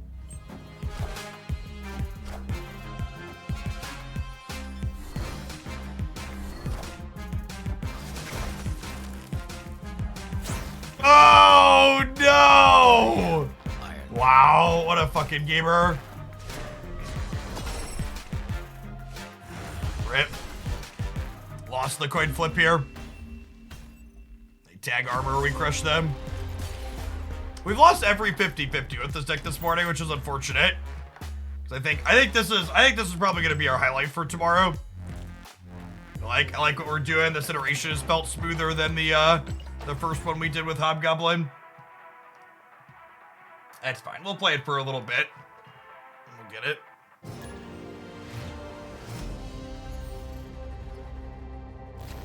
This feels like a neat, different kind of just like generic good stuff cards deck. And it like ticks the box of not being Shang-Chiable, which is nice.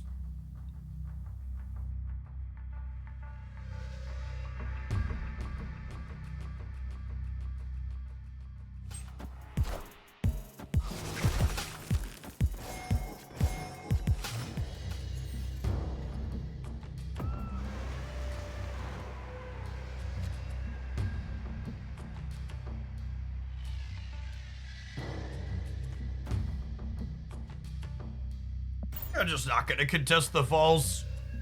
Our deck is not good. The downside to not being Shang-Chiable is that we don't contest Warrior Falls well. Sorry, Lizard. Sorry, did I say we've lost every coin flip? We've lost every percentage play, is what I actually meant.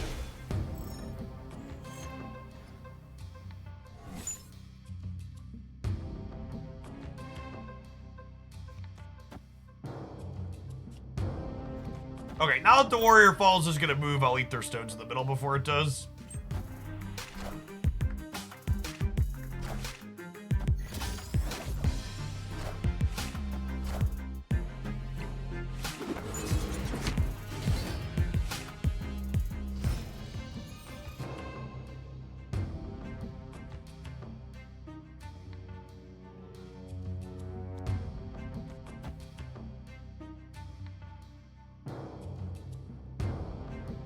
We're 2/3 to be happy with the outcome of this Lady Sif.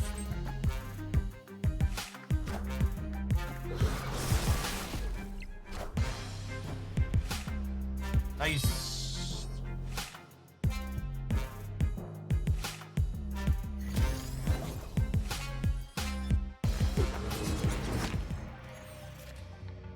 I'll Ghost Rider them here to Black Bolt them.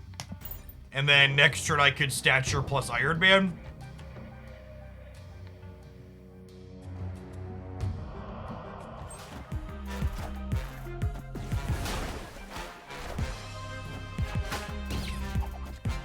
The wave into Spider-Ham is an interesting choice. We tagged their Hulk, so they might just not have a card that could win here, and then Juggernaut here gets the game done. Rip.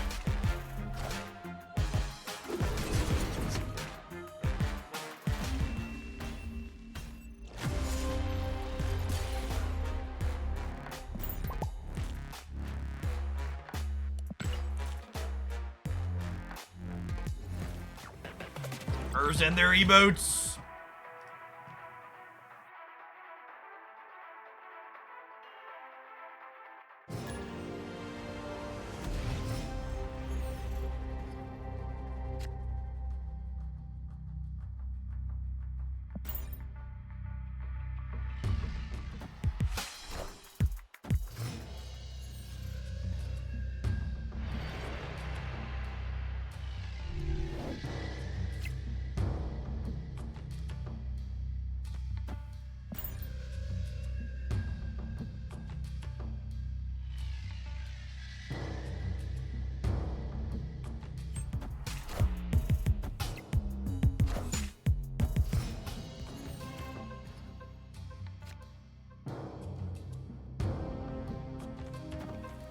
Okay. Actually, I jug them here, and then next turn I can play all three of these into here, right? Mirage, just get another point on the scoreboard.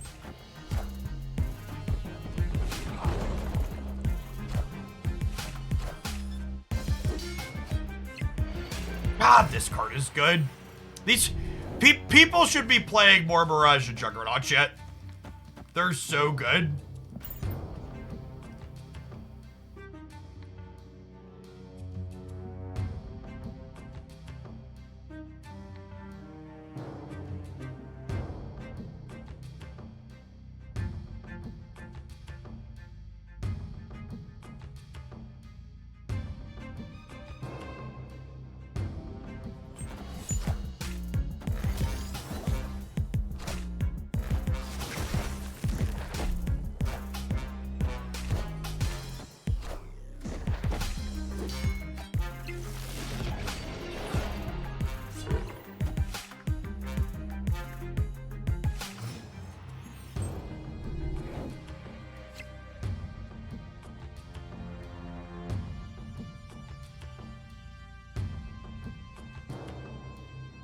This is... I think we have to give up the White Hot room at this point.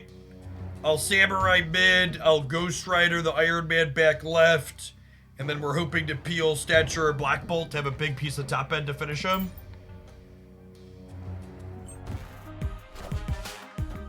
It's my elevator pitch for Mirage.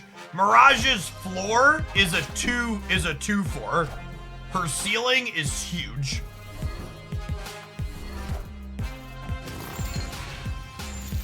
I am Iron Man.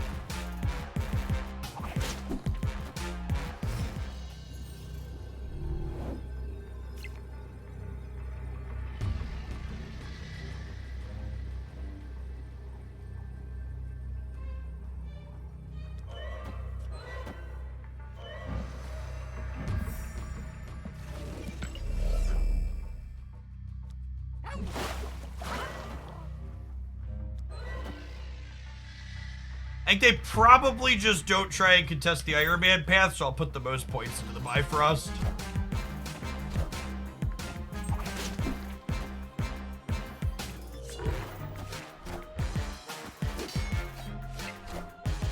Higher, further, faster, baby.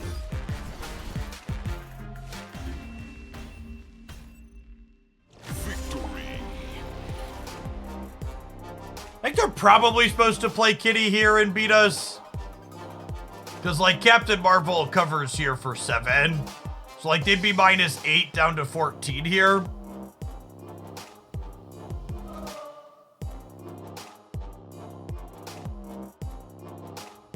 Yeah, maybe they forgot Nightcrawler could slide out. But even if he doesn't slide out, he's only 12 there, right? And they're winning. Or maybe they remembered it could slide out, so they overcommitted here.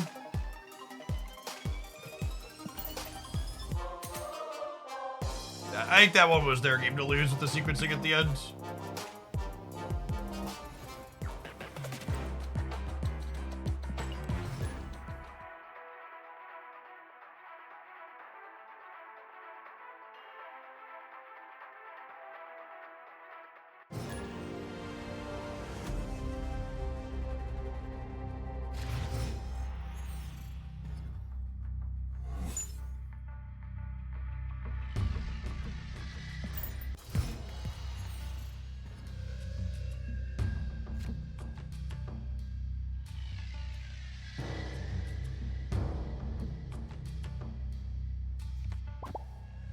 Rock here lets me Black Bolt the next turn, right?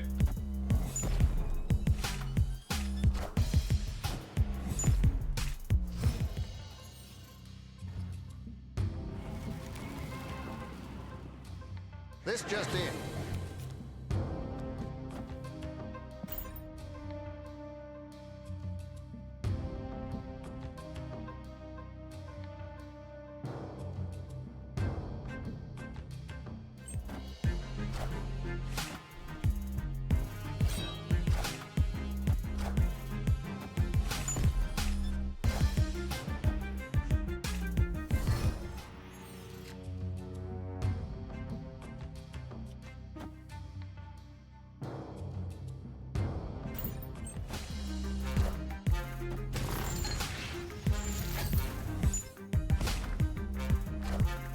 All right, we've lost the middle.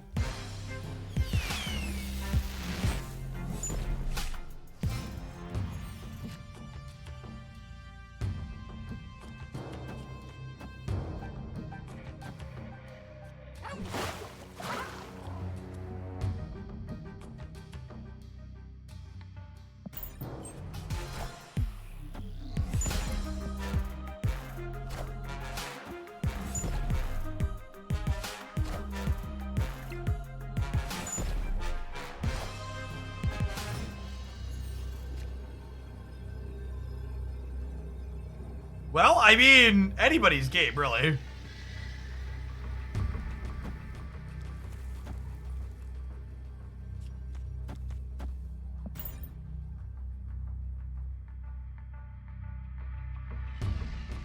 I was hoping to get a 6-drop with Mirage there.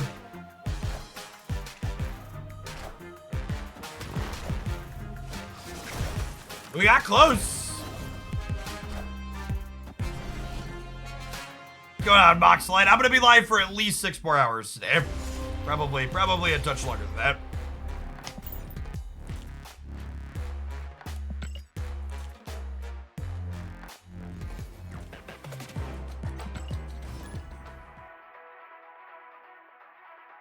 I wonder if Mobius will cause Iceman to be replaced in the meta by Scorpion. I mean, Iceman's not really a super common meta card if you look at the top decks. I play it as curve filler in a lot of my decks, so it's like fine in the current meta game, but it's by no means a super common card. Alright, I think we Iceman on the right. Hoping to pick up a Black Bolt or an Iron Man in our first 2 draws for this Lady Sif.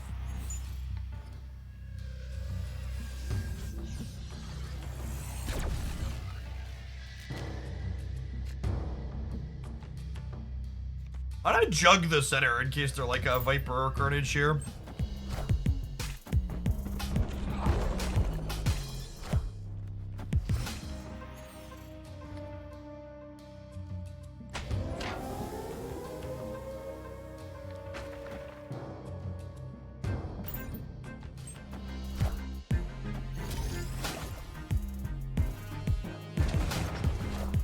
Based on the comments about armor and Mirage and Juggernaut in this deck, I feel like I just need to title the YouTube video, Play More Good Cards, Silly.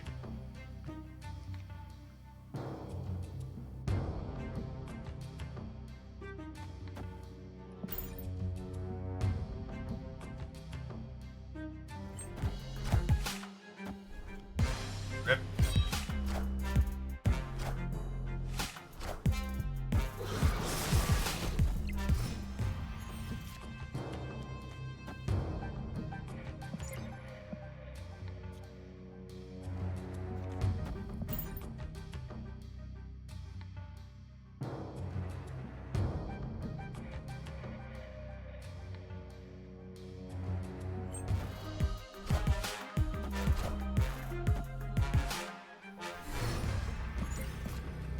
Shang-Chi was the cheapest card in their hand. That's interesting. So Ghost Rider is bringing back stature, so he's 9 points. Like, even like a bad Lady Sif still makes Ghost Rider 9, which is not terrible. The question is, where are they gonna play for? Their last card's probably like a 6-drop bomb, right? So I just like, I think, and this is an interesting thing to think about. Because Black Bolt hit a 4 energy card as their lowest cost card, that would imply their last card is a bomb, right? And if they're playing Null as their last card, I want to play here, I think, so that way I'm winning all 3. So that way when they win one path with Null, I win the other 2. Although I guess Null wasn't very big, right? They didn't blow anything up. Could also just be like a stranded death or something.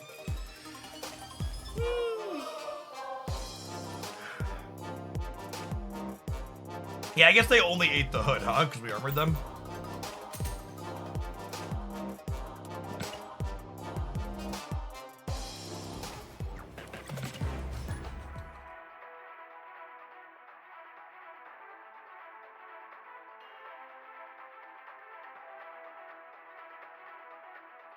Everybody hanging out today. So we've had over 100 new followers on the day so far on my Twitch tracker here. Been live for a little over 2 hours. So if you're someone that's been hanging out from the start and you're doing your drops of the last day, make sure you check your progress in your Twitch inventory to get that first one claimed so you can move on to the second. I'll be streaming here for most of the day.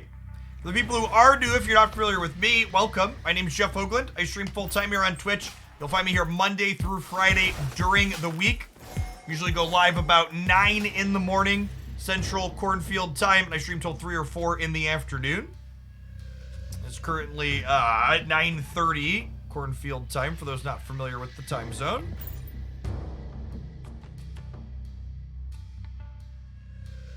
There are not more drops, so for people that have, that aren't familiar with games that do drops, there will not just be a constant flow of new drops every single day or week moving forward. Generally speaking, games that do drops tend to do them like once per patch cycle or once per quarter, or they find some type of regular candidates to do them, but it's not like an every week thing. So I assume Snap will do them again at some point in the future, but not a guarantee by any means.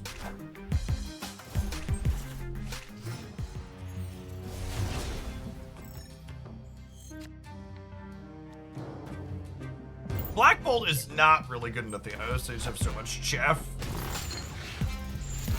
I'm kind of expecting there to be drops again when we have the 1-year anniversary in October, but we'll see.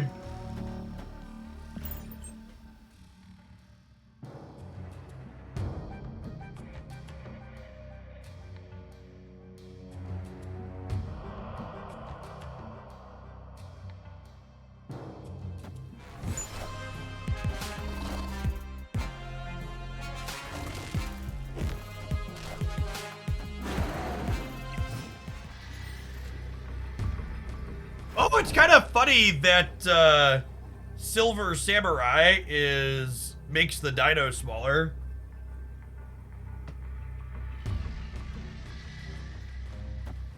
Unfortunately, Samurai gets sucked left here if I play him out, so I think I want to play Stature to contest this the best possible, and maybe on the back of this discard trigger we get there against the dino here.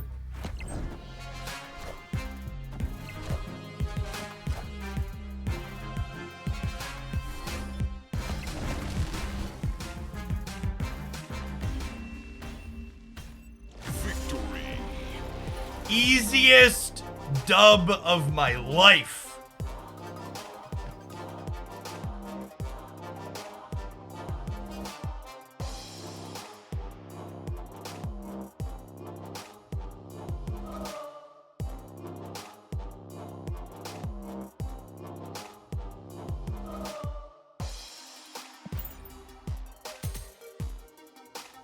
Only 2 cubes. Chat, this is the infinite ladder. None of the cubes matter. We're just playing games to see how decks feel. I really like this deck. This is a really sweet mix of just generically reasonable disruptive cards that can like put some numbers into play when it needs to.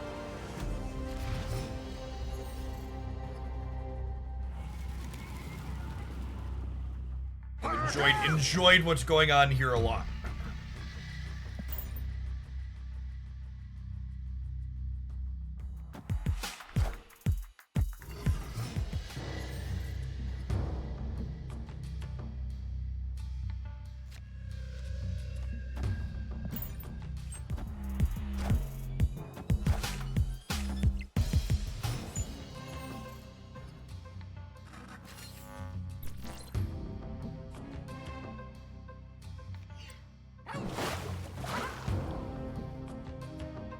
We're not like a particularly good Kitty Pride deck, but I also don't have anything else to do with the energy this turn, so might as well +1 her. Hank told me series drops this year, or are they removed completely? Second Dinner has told us point blank that series drops will resume again at some point. However, they have not communicated when exactly that point will be.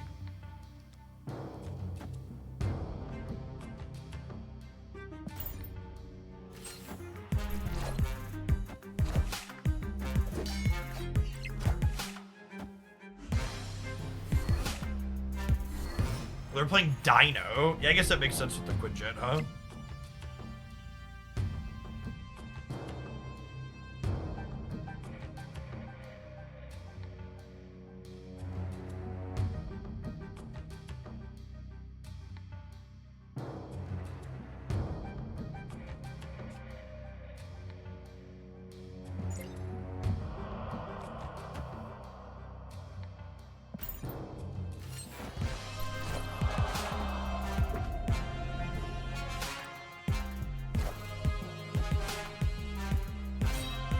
Were they clear that would be the same series drop patterns as before or more random? You should never assume. I would assume we will never get consistent series drops ever again. The problem with dropping cards series consistently is that it means that players know patterns on when they should stop buying cards, which causes players to stop spending resources. They don't want that predictability. They don't ever want it to be optimal to not spend your stuff, is like the TLDR. Maybe it's a little cluttered.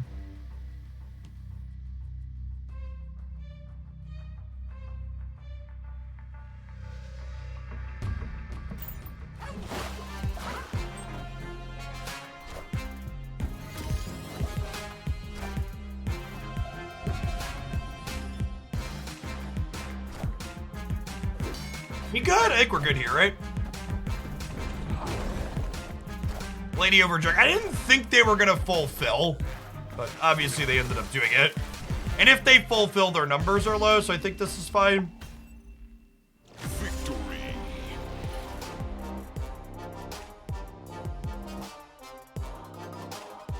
Someone said, I don't think we're ever gonna have series drops ever again.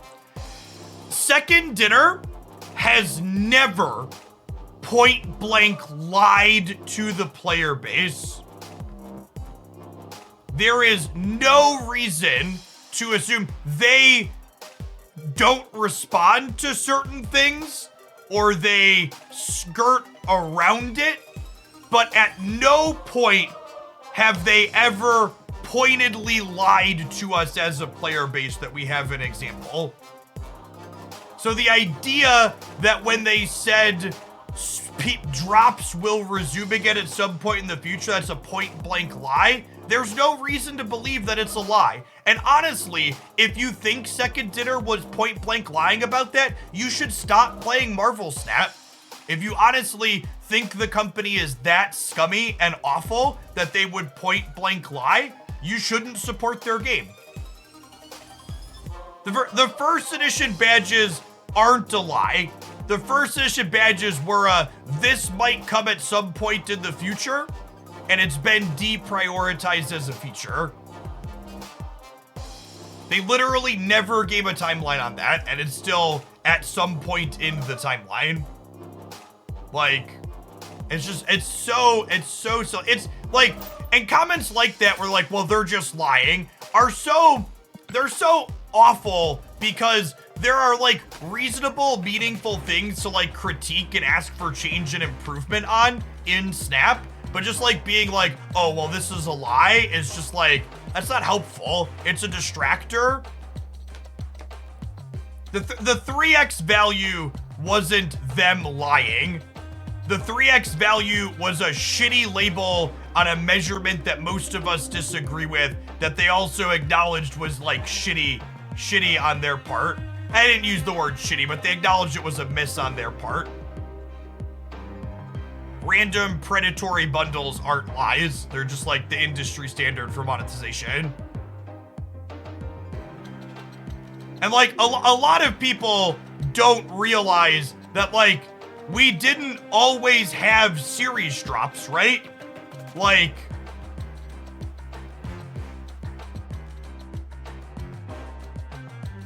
back when tokens first existed, there was like 4 months in there where series drops didn't happen.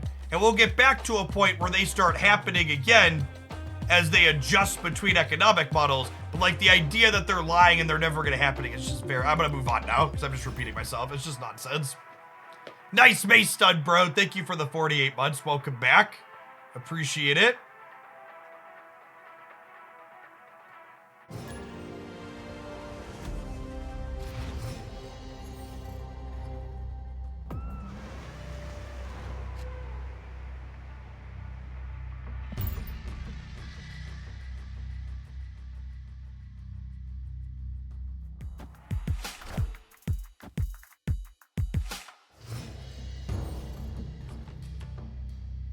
Is Barrage good or bad in this matchup? I guess getting a 1-3 that draws a card is pretty solid, right? We'll play this out.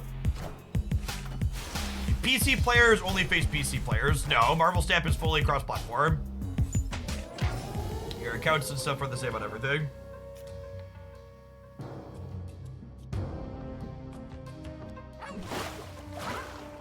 kill their Space Toad here.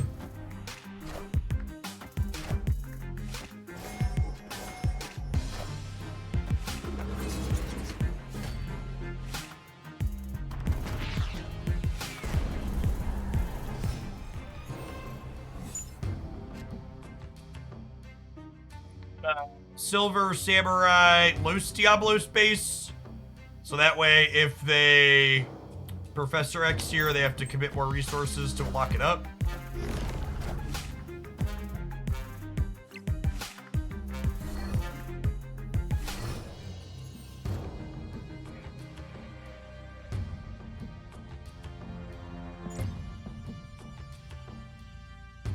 So Ghost Rider is bringing back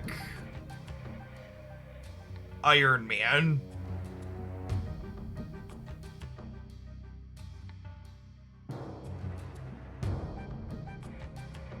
I'm aware my opponent's deck is likely to win the middle. If you listen to what I said when I played the Silver Samurai, I said playing the Silver Samurai makes them commit more resources to winning the middle. So I am aware I probably shouldn't contest the middle. Winning the middle, however, was not my goal in making the play that I made there.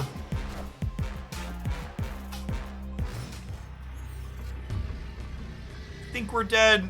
Reality bites. Escaped.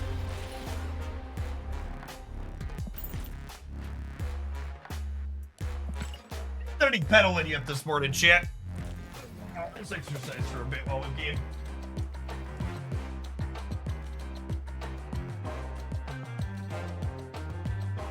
Shuffle the chairs around. So my opinion on Silver Samurai. Opinion on Silver Samurai is the card's been released for less than 12 hours.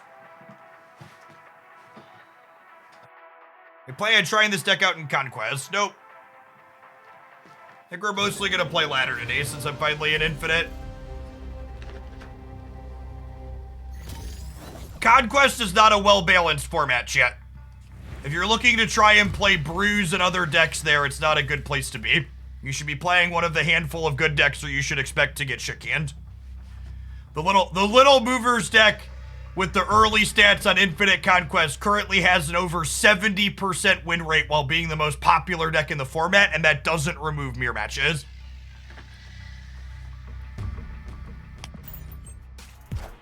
Conquest as a format has a much more narrow what decks you can play and not feel dumb for playing them.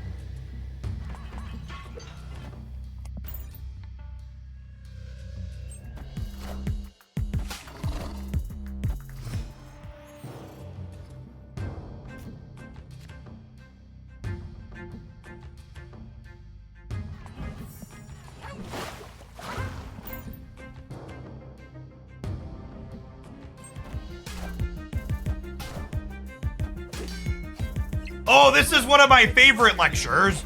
Jeff, with the standing desk and pedaling, have you noticed any health benefits or weight loss? Chat, your exercise equipment does not work magically. It doesn't cause things to suddenly happen that weren't happening without them. So, me having a standing desk and me getting this chair didn't really change how I behave or exercise or things of that nature. So, the bike just lets me get exercise in while I'm working instead of needing to make time to exercise afterwards. Also, exercise equipment is not the thing that makes you lose weight. That's a very common misconception. Exercise equipment and exercising keeps your muscles healthy. If your goal is to lose weight, you should diet and portion your meals better. Not even just dieting. The average American, especially if your goal is to lose weight, is just eat fucking less, chat. That's the cold hard truth.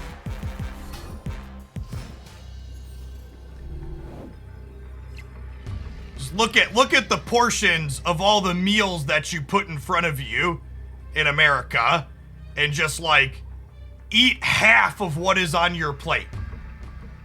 Drink less soda, drink more water, eat half the portions. You don't even realistically have to eat better, chat. Just eat less. Like if you eat the same garbage you eat now, but you eat half of it, you'll lose weight. Is just the long and short of it. Escape. And if you want to plug one of my sponsors that can help you do that, chat, one of the great things about HelloFresh is they portion out your meals so you get 2 servings or 4 servings, and it's easy to see the calorie count on the meals that you're getting in your box. So that is one of the upsides to that. It makes it easier to portion it because you know what you're getting and what it should make and what the calories are and what you're making.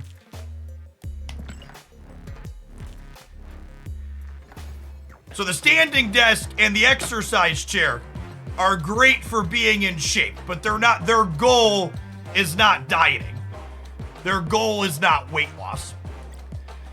I use the standing desk and the exercise bike so that way when I'm outside with my kids and they want to ride their bike to the end of the block and back, I can jog alongside them and not feel like I'm going to die.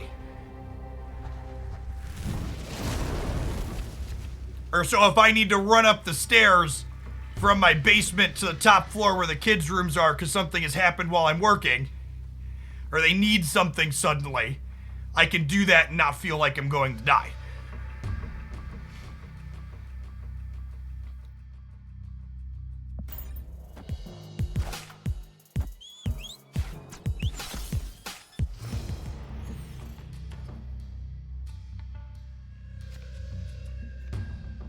Armor the Yondu? Armor the Yondu. Yondu Morbius. Okay. Live from the Daily Bugle. Yeah, I mean, I guess my goal in that whole thing, Jerkman, is that you shouldn't buy a bike like this if your goal is to lose weight. It's not good at accomplishing that, and it's not designed to accomplish that. Would basically be my TLDR. It's great for conveniently getting exercise in. Because you should exercise. So like, as an adult with limited amounts of time, I love my bike because it lets me get my exercise in convenient time splits. Time segments, whatever we want to call it.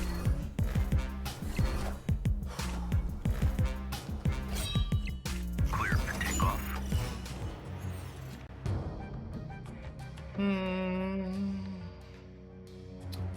I guess.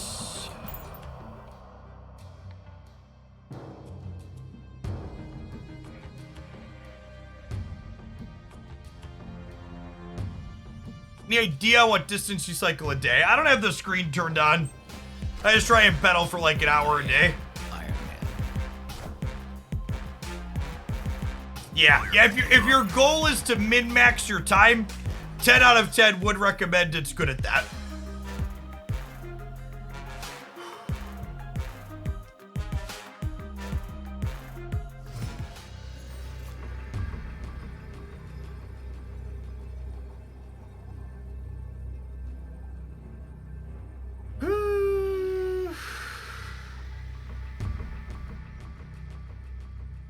Opponents play just like discard good stuff.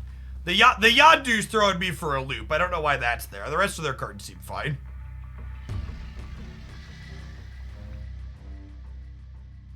Ghost Rider is the only thing I've discarded so far.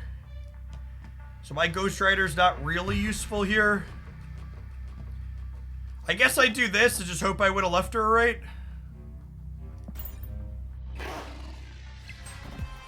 Nope. Super dead. I just have no idea what we're playing around here.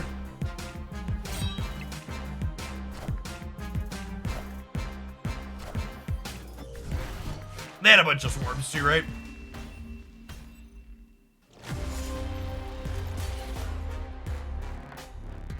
Honestly, I think I'm gonna make a liar out of myself from a second ago, and I think I'm gonna burn one of my gold conquest tickets on this deck. Most of the decks we played against on the ladder have just kind of been hot nonsense. I'd like to play against a density of more real decks. But it's been a while since I've played post-infinite. It's fine for getting our ceilings under us, but it really does not help us get an idea if a deck is competitive or not.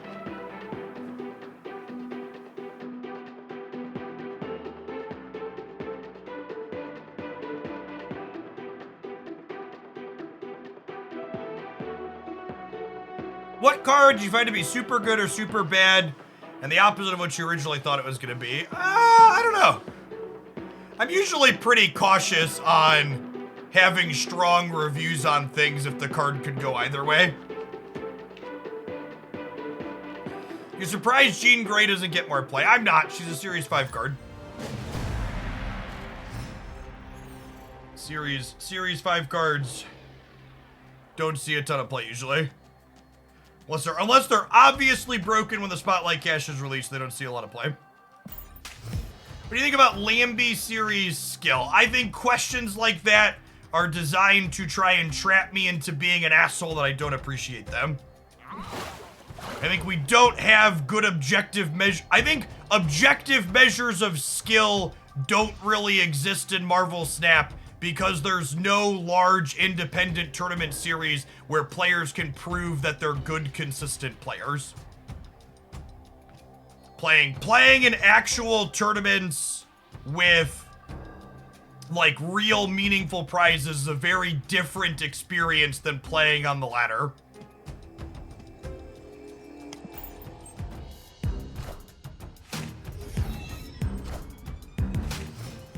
I don't expect there to ever be tournaments for Marvel Snap. Esports in general is kind of a trap / money pit, and I don't really expect it to ever be a thing.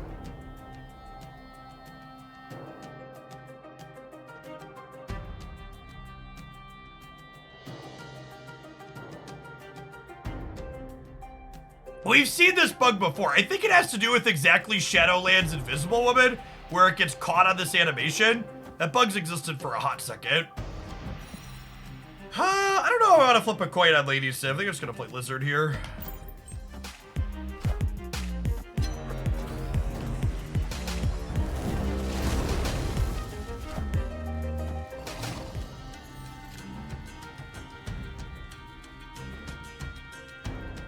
Boyan wins literally every tournament that he plays. And you must be new here. We ban people that use the word literally to mean figuratively. Go watch someone else.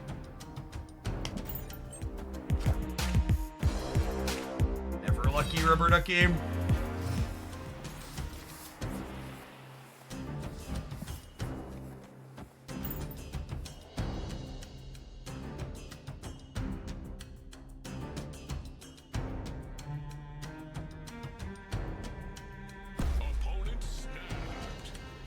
Like we're dead. I'm gonna bounce. Escaped. And my objective opinion literally does mean figuratively. Yeah. Gamers.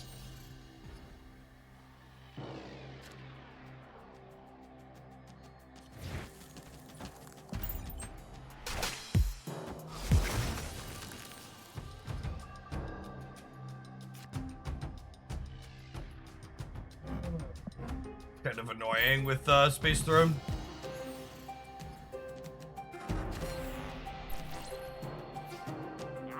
That's low-key kind of nice. Because now I can insulate against it.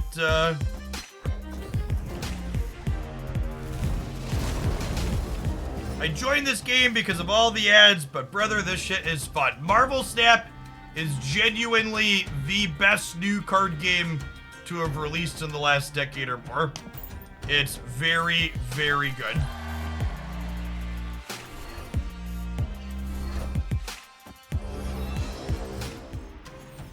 They discarded a Patriot. What are you cooking over there?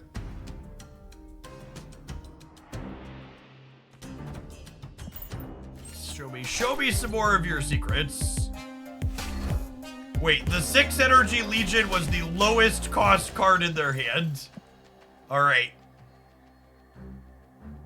Yep.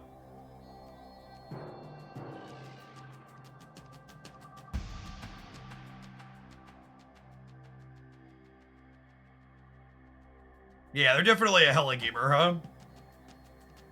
With the Invisible Woman.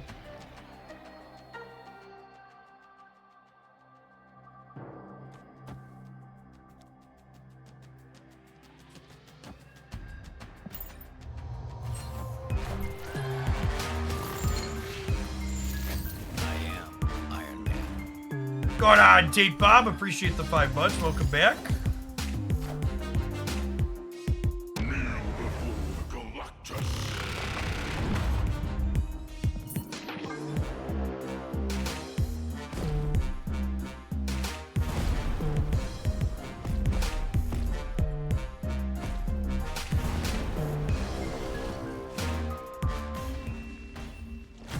I'm going back to the ladder. I take it back. There's not real decks anywhere. We'll just play bad decks for free on the ladder. Once you fist bump me, fuck your Galactus.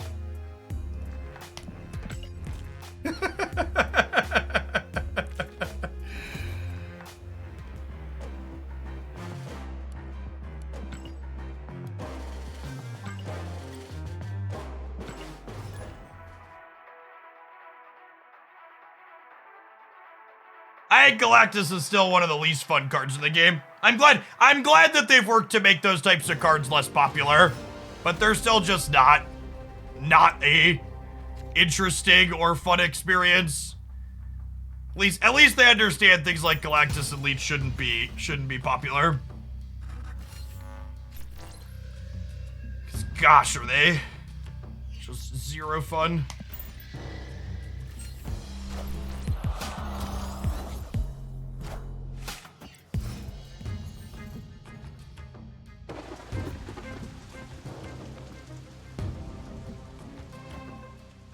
I don't have priority because of Mojo World, so I can't jug them out of the raft. That's sad if they brood.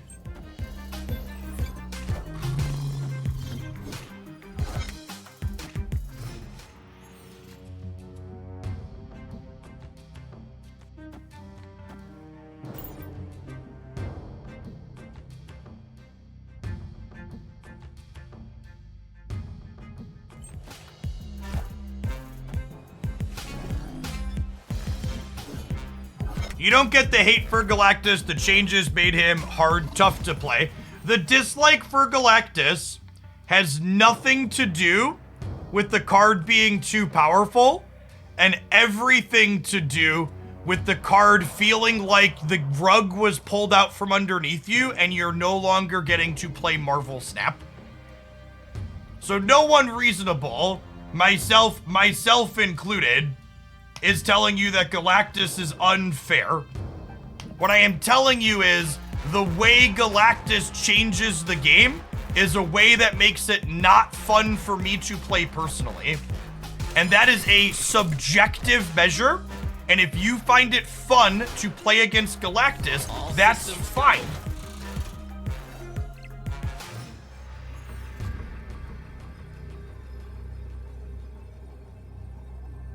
You are welcome. I am by no means telling you that I am the arbiter of truth, and you have to agree with what I'm saying, or you have to feel the same way I do. There's a good chance you don't.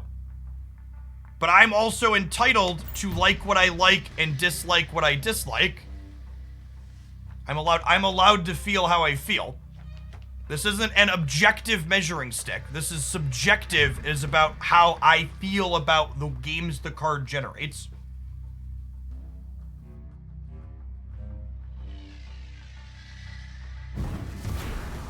Probably dead here. They could probably put 4 things into the middle. Maybe I'm supposed to put stature here and hope that I just oh, they only put 3 things. Oh, it's a surfer though. Oh, is this the real Mysterio here then? At 15, I'm only at 19 over here.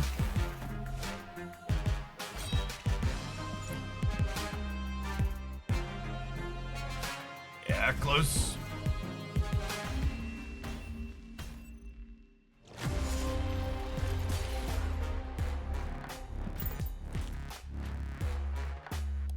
A lot of people get so defensive when, like, you talk about disliking something that they enjoy.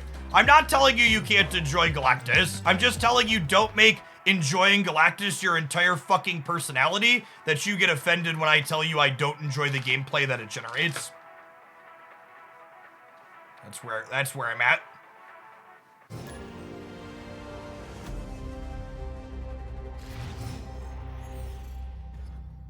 AK on Twitch, thank you for the 31 months. I appreciate that. Welcome back. Escaped.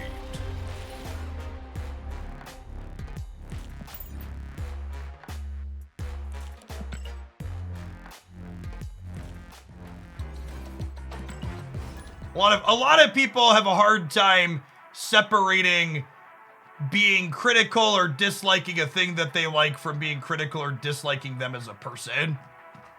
It's like those are different things. But like this is like even this comment, like how can you listen to everything that I just said and then have it take this bad? Your opinion is not objective. I literally just said my opinion wasn't objective. You don't have the skills to counter Galactus. It literally has nothing to do with the skills to counter it. It's talking about liking or disliking something subjectively. Fucking gamers, some of them are just helpless. You can't fix that amount of stupid. Maybe it's just a trolling attempt. I probably should have just banned them without reading it. You're right. I'm gonna acknowledge my misplay and say I should have banned them without reading it.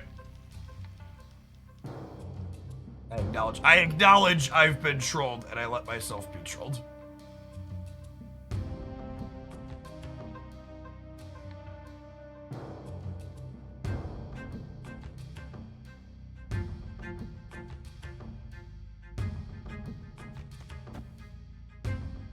Use retreat later on that ban, yeah, basically.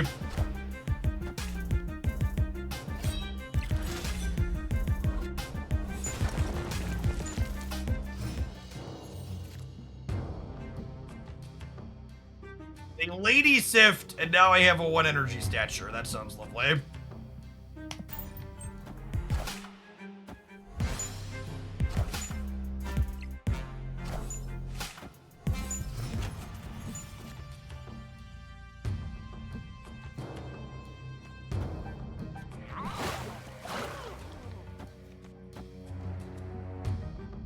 Yeah? Yeah.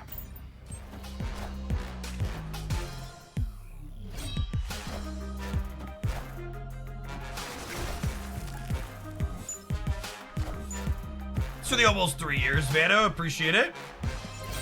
All systems go. Why don't they have a copy of... Or a copy of Apocalypse lurking with the second Dracula coming out here, huh?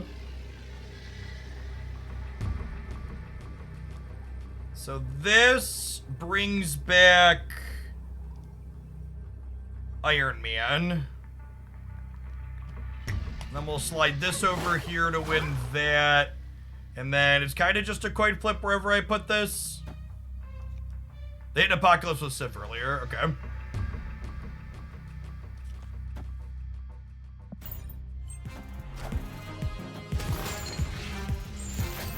am Iron Man. Is it be like a MODOK maybe? I think MODOK gets us, right? Hella. Got him.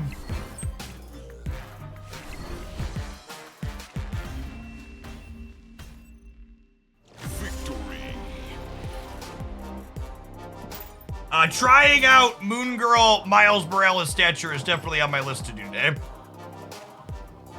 How many games do I have with this? 1, 2, 3, 4, 5. I like one more. One more solid game, and we'll try something new. Yeah, the Moon Girl's bile bug is corrected. That was fixed a few batches ago.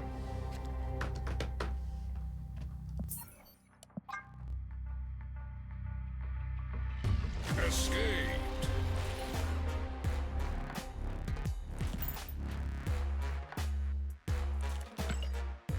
First impressions on Samurai. Seems like it does exactly what I thought it would do, which is be another playable stature enabler.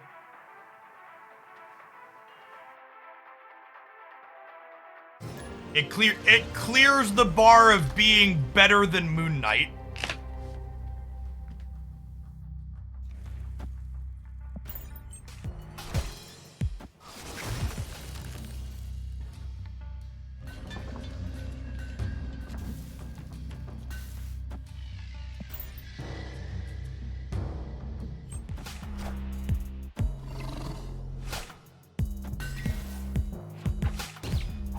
Yep.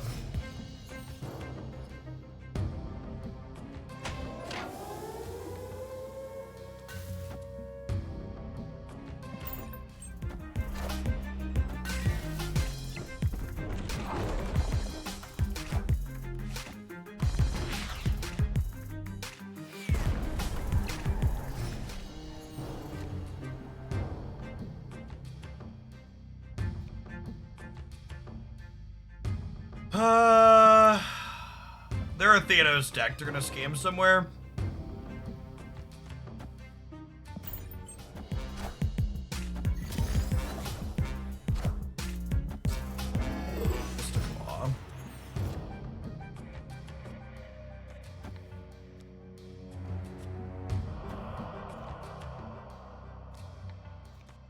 We're dead.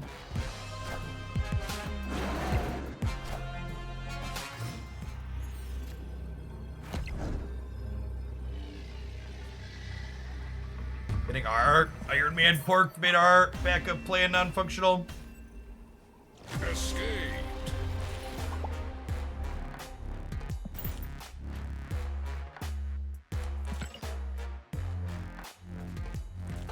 I will say, having not played Infinite Ladder in a while, the density of BM emotes is much higher post-Infinite Ladder than it is in the Proving Grounds and Conquest.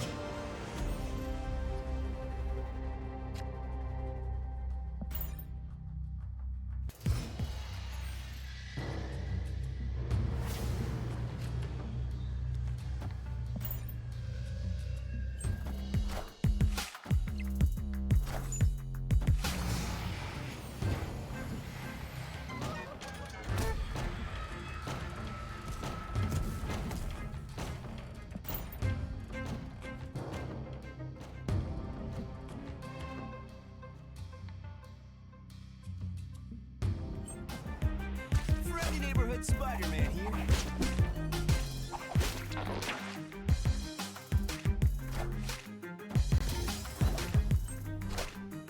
Could it be because the stakes are higher, people play more to the psychological side of the game? I mean, the stakes are...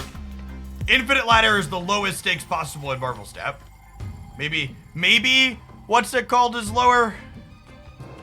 This Adeline just completely jacked us up. Escaped. I don't know that you could possibly have lower stakes than we have in Infinite.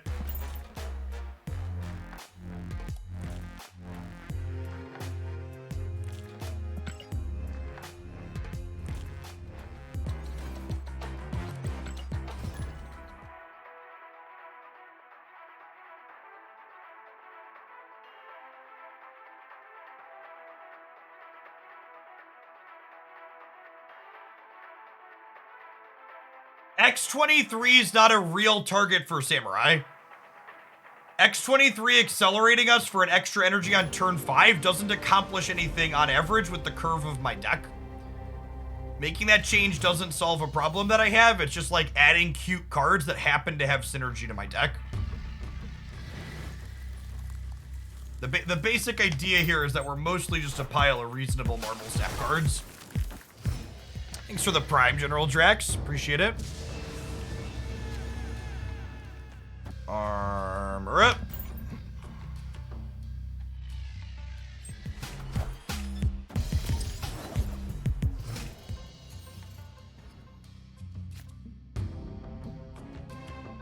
I agree in general. I think X23 does not belong in Samurai decks. Victory. I think Dakin, there's a chance Dakin belongs in some Samurai decks, because I think Dakin with Samurai and Killmonger is probably enough to enable your 3/8. We're gonna try some Dakin Samurai here in a hot second. Dakin Samurai, good stuff, and Moon Girl stature stuff are my things I want to try.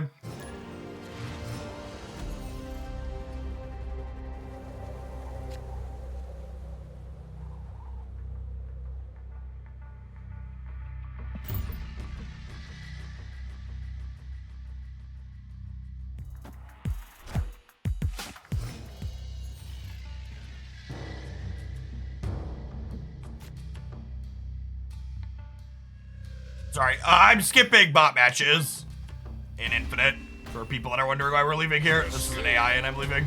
It's not useful or interesting. If they gave me a checkbox to never have an AI match and just wait a little bit longer in queue, I would check it in a heartbeat. Global matchmaking soon, please.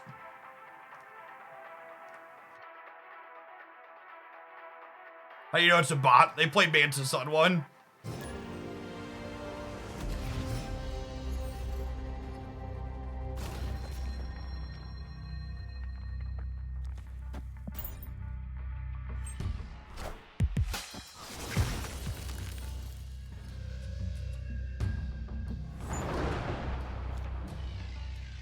Hell's Kitchen after only one drop is already in hand. Typical rip.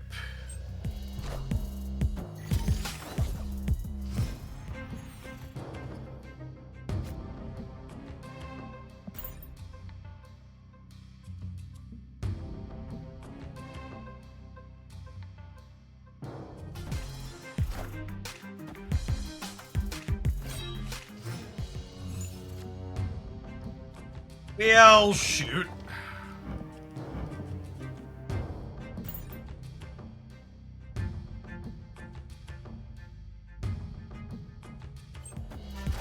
Is discard always popular on the ladder? Or are people just like looking to get one over on folks trying to test out samurai stuff? Anybody know?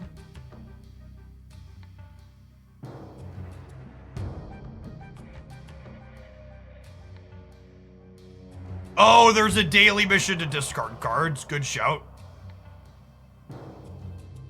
I forgot about that. I'm gonna vibe on stature. I think I'm gonna put. Yeah, I'm gonna put Iron Man over here. I think. I am Iron Man.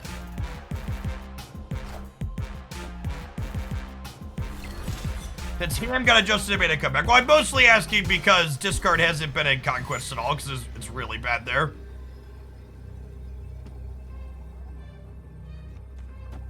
It's mostly me wondering if there's a difference. But the what's it called makes sense. The I forgot there was a discard mission on the season pass that popped up today. That's definitely it. Ham wasn't the reason discard wasn't playable, chat. Ham's been nerfed for a while. Discard's just not very good.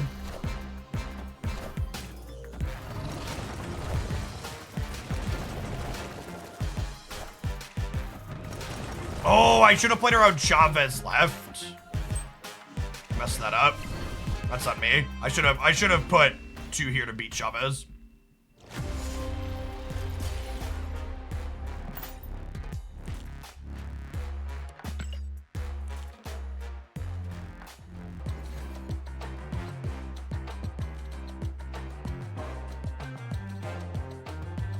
All right, let's cook something new, huh? And by cook, I mean I had someone send in a samurai deck. That looks, yeah, this is basically what I wanted to do.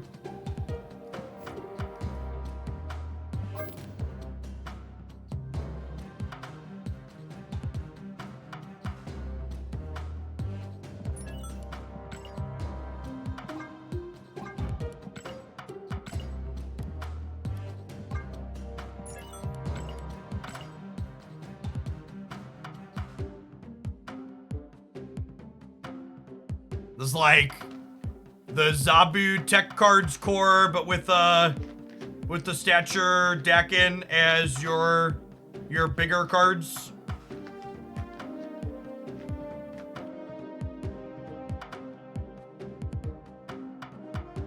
I honestly don't know that all of the tech cards are good right now.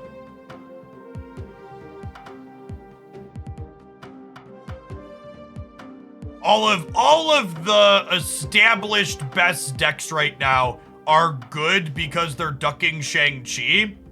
Shang-Chi's actually felt like the worst he's been. We can play a few games with this, but we might move off of the Zabu Shell and try Dakin, Stature, Killmonger, and something else. Shang is... I actually really like Enchantress right now. I think Enchantress is solid. It's Shang. That's in an awkward spot. And the thing is, if we move off of Shang, you probably want to move off of Zabu, and at that point, you're kind of in different deck territory.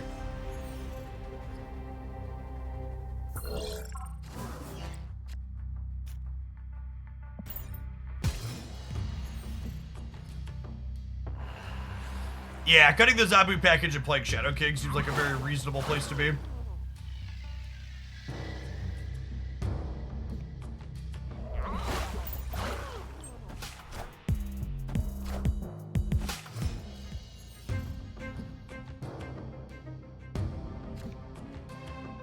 Yep.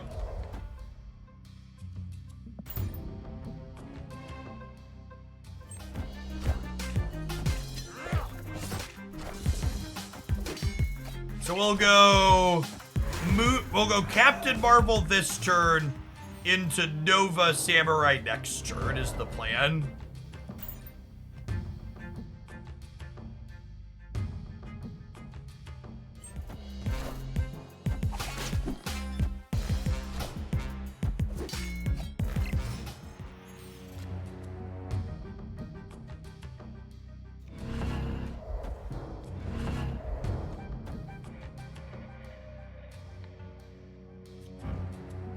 Lowest power, so it's guaranteed to hit the shard.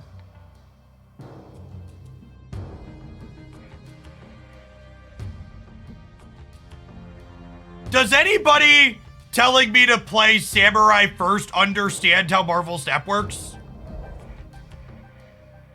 Like, do we understand that if we blow Nova up, the Samurai doubles this to 10? Whereas, like, if I do it the other way, it goes to 9? This is very much the correct order, gamers.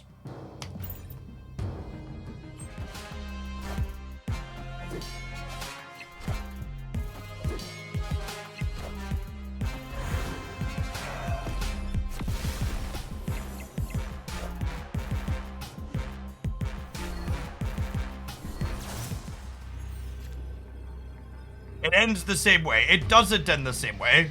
The Dakin is one smaller the other way.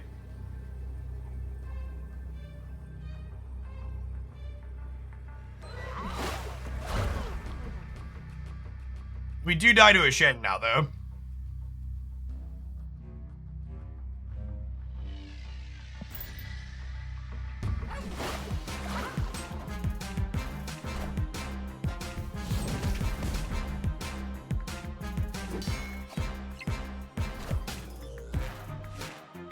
Higher, further, faster, baby.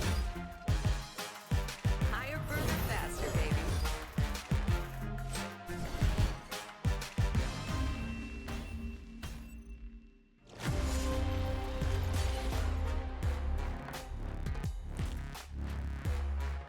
Or dead to Shang either way. Which, honestly, and this is an interesting thing to think about, is Nova bad in this deck because it makes Dakin die to Shang?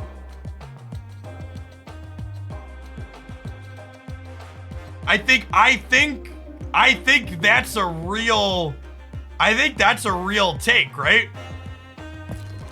Like, we're not Shangable if Nova's not in the deck. And I just want Dakin to be a 3/8.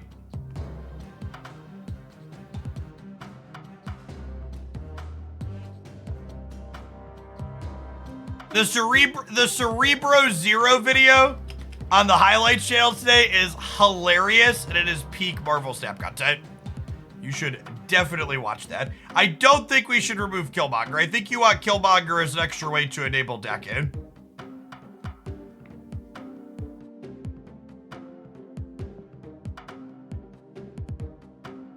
I'm gonna put Mirage in my deck because more people should play Mirage.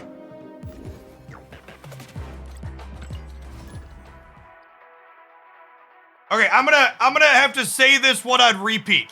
X23 is not good with Silver Samurai. It's not.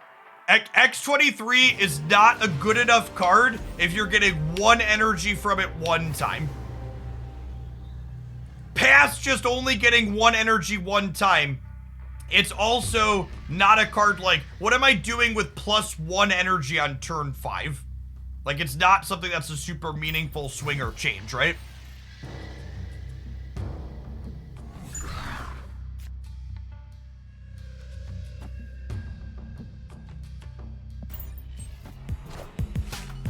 It's one of, and this is one of those things that people do really struggle with when it comes to deck building.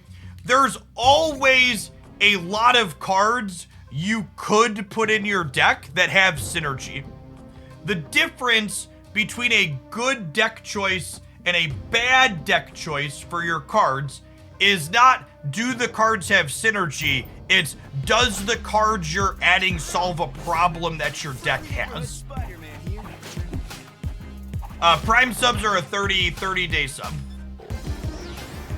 So they don't reset at the first, it's 30 days or so after you use it.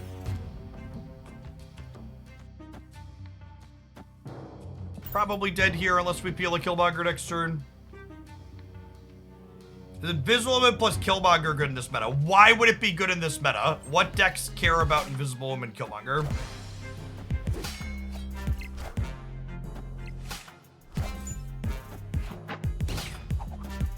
What decks in the metagame is Enchantress good against? Enchantress is reasonable against the Patriot deck. And it's reasonable against a lot of other miscellaneous B and C tier decks that you're going to play into quite frequently. Is 120-second slow mode necessary in chat? It makes conversation difficult. If you want to talk more frequently, you have that wonderful Prime icon next to your name. You can click that subscribe for free button. Give me a couple of $1 dues from Jeffrey Bezos, and then you can chat as much as you would like. Jeeve Joe, thanks for the 5 months. Appreciate the primer. Speaking of, Fracture, thanks for the 3/4 of a year. Jode, thanks for hanging out for almost 4 years. If I'm gonna be honest, when I first toggled 2-minute slow mode on almost 6+ months ago at this point, I thought 120-second slow mode was going to be too long and that the chat would be really slow with that, and I was expecting to dial it back. But we don't really have a problem with chat clipping along at a good pace, so it's gonna stay where it's at. Chat already happens at a rate that I struggle to keep up with some frequencies, so I think it's probably in a good spot. It's also worth noting that Dakin makes Zabu kind of awkward, right? Because I don't, like, the games where I have Dakin, I don't really want to Zabu onto. Hey, Dubers, thanks for the brand new primer. And Ice Ray, thank you for the 5 gifted subs. Appreciate that. That's true. During Magic the Gathering streams, I was sub only, but in defense of that decision, if you've ever met a Magic the Gathering player, you should understand why that was necessary. No official, thank you for the brand new primer.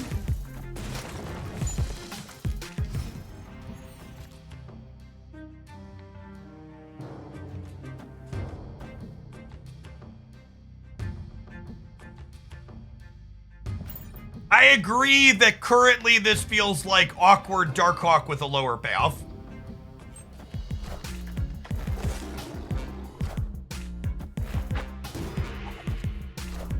I think there's something to Killmonger Dakin stuff, but I don't know that I like this Zabu package.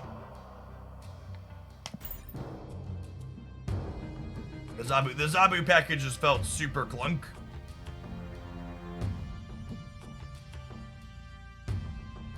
Also, chat, this kitty's going out to pasture at the end of September.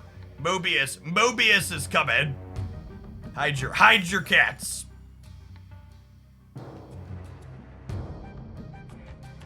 So the Cerebro Zero deck was a viewer submission, and I did not expect to get any game wins with it, and then we won a lot of games with it, and it was very funny.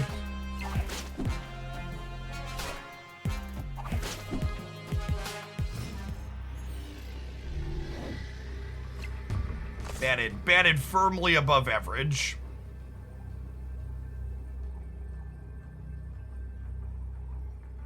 And like even here, right? Zabu's just not even very useful. Like I do this, and I just like didn't even need Zabu's discount.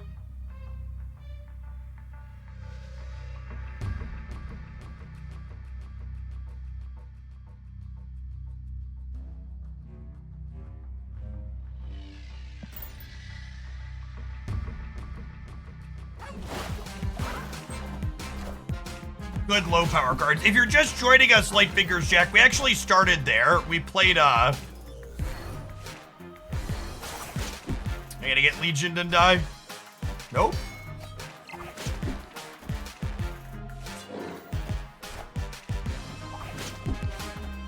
Higher, further, faster, baby. We die? I think we died, chat. Yeah.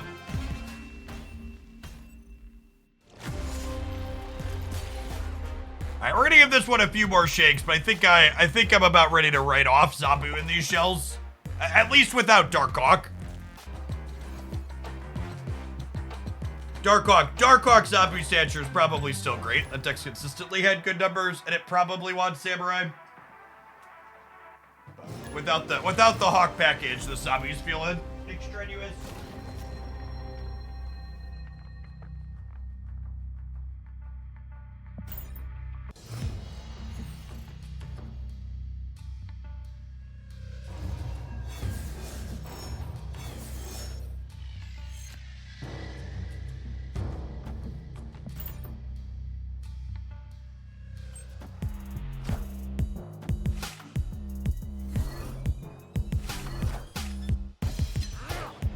Samurai discards your own Darkhawk, though. That's true.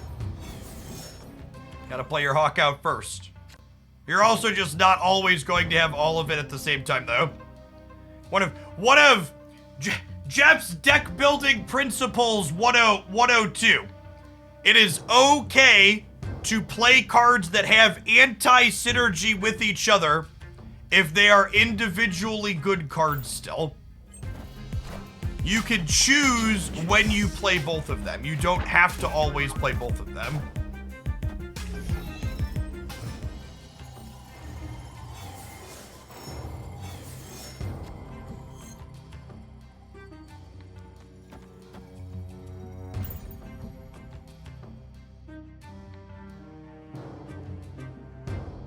Speed Jaeger, thanks for the 2 months. Welcome back. Oh, I guess I didn't even need to DAC it this turn, right? Because with the Invisible, they were guaranteed to die there, basically.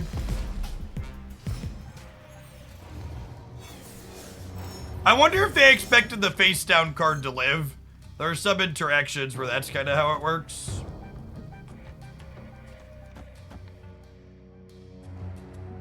Victory. Yeah, Hala and Murder World kill face down cards. Not everything does. Like, Destroyer, for example, doesn't kill face-down cards underneath Invisible Man, which I actually think that interaction's really awkward. I think if Hala kills face-down cards, Destroyer probably should too. So see, those two effects should work the same, I think.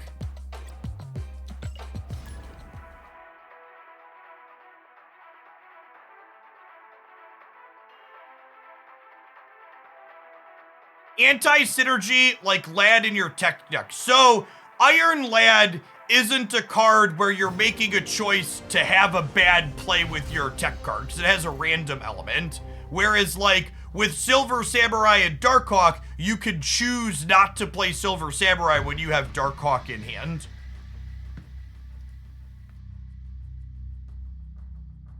Is the thing. Apologies, just to clear up any confusion for the person in chat. This is a Twitch.tv stream. It's not an airport. You are not legally required to announce your departure. You're able to just, like, click the X in the corner. It's cool. Anyways, it can be a little confusing sometimes. I do look a little airplane-like.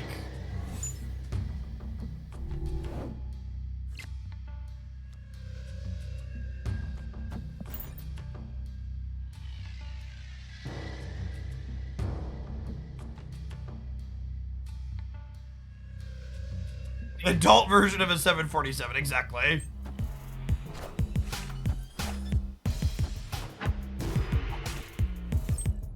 And pretty fly. How did I miss that joke, Jen? I'm tucking away the pretty fly for next time. I appreciate that one.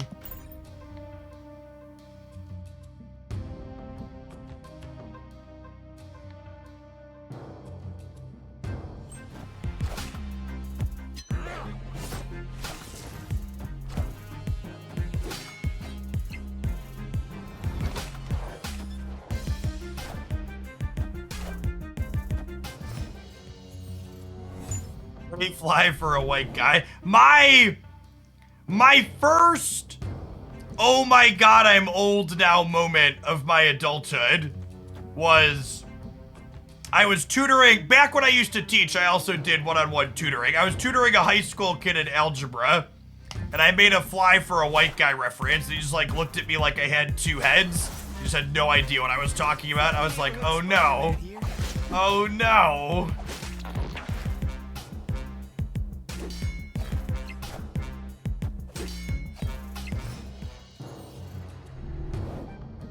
Does Killmonger ever catch this kitty? Probably not. You also can't jug them off of Angela with priority anymore, which is unfortunate.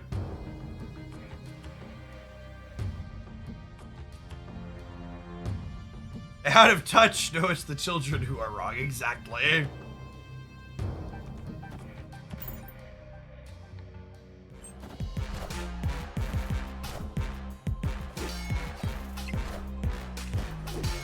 And that story, were you like 25? I think I was 21 or 22. I finished my master's at 21, so my teaching was mostly after that.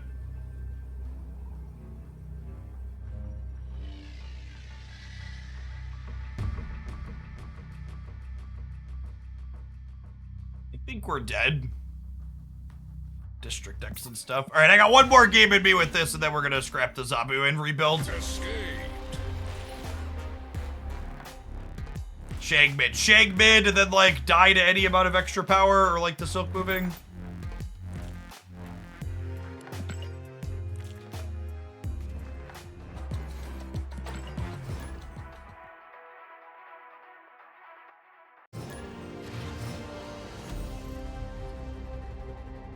If something comes on the radio and I tell my kids it's one of my favorite songs when I was a kid, my oldest will almost always respond with, so that means it's a classic, right, Dad?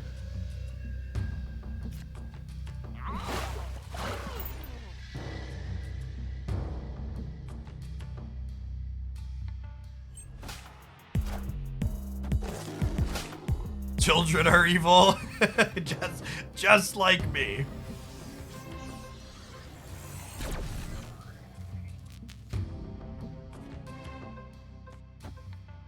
All right, Tinkerer's Workshop, letting us poop on their Zabu is nice. Little tempo enchantress with some solid value.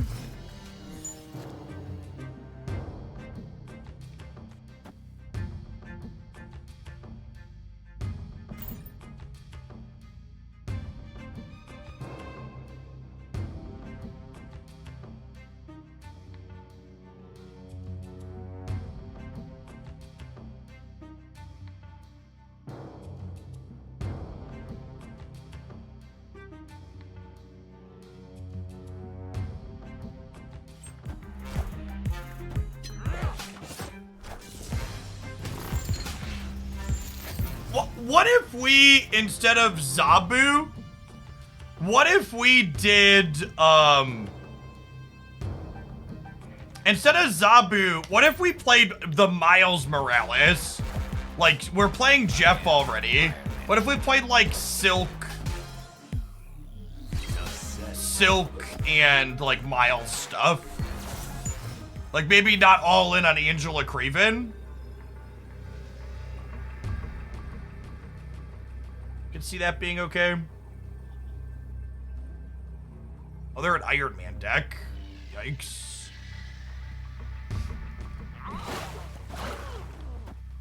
This is our shot to win.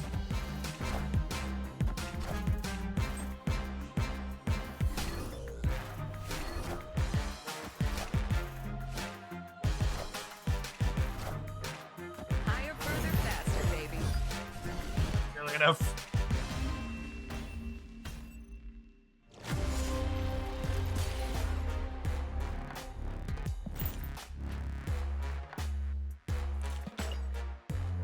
Yeah, I liked the last Ghost Rider deck we were playing. That felt very reasonable. I just want to explore some other things.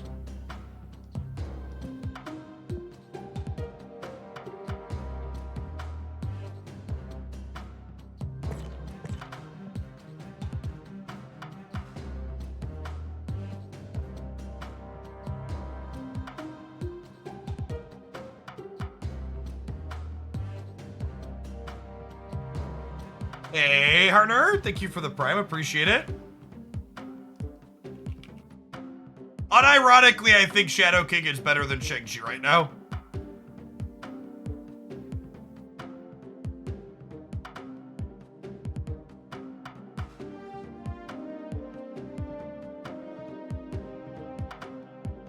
Thump!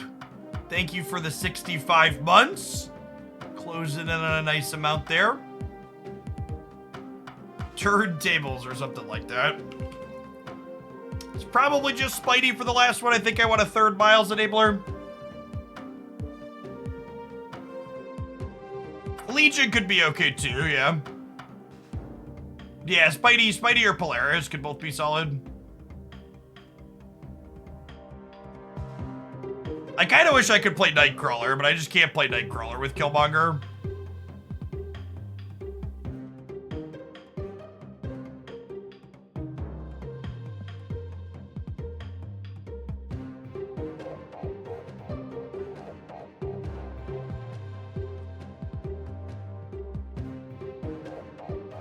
Please try to avoid pasting full deck codes in chat. They usually don't fit, and I don't grab full deck codes from chat.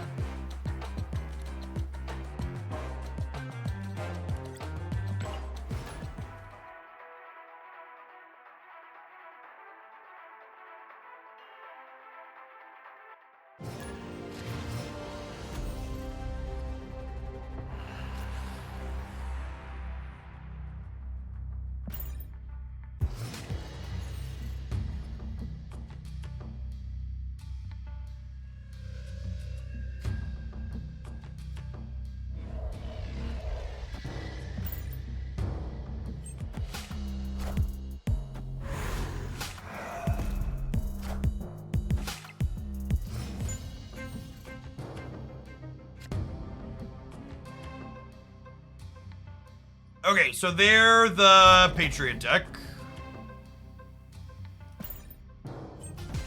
Friendly neighborhood Spider-Man here.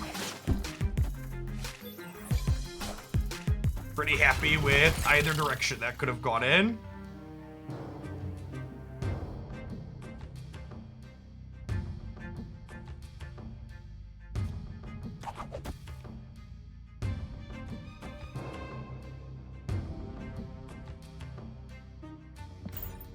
We'll want a Shadow King before the last turn, so we're not, like, dancing around where the broods are gonna be.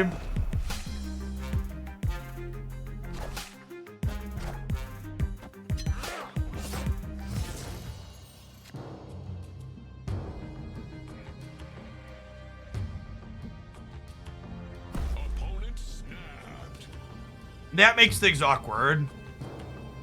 Because I want a Samurai now. But then I have to play a little guessing game with the Shadow King.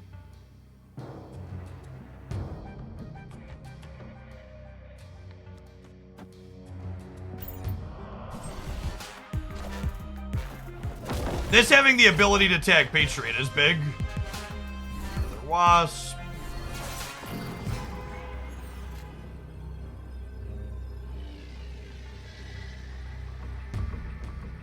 I think I'm giving up on Death's Domain.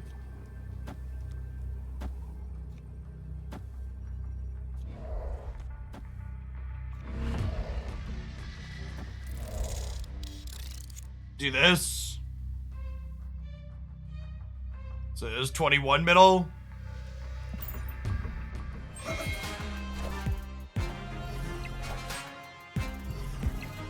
Oh my gosh, they're playing Luke Cage to beat Shadow King. Brutal. It's the downside to not doing it sooner.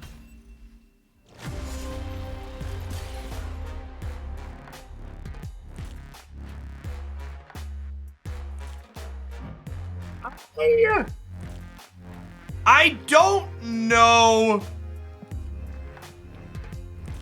It's weird / interesting to me that Luke Cage's "your power can't be reduced" stops bonuses from being wiped away.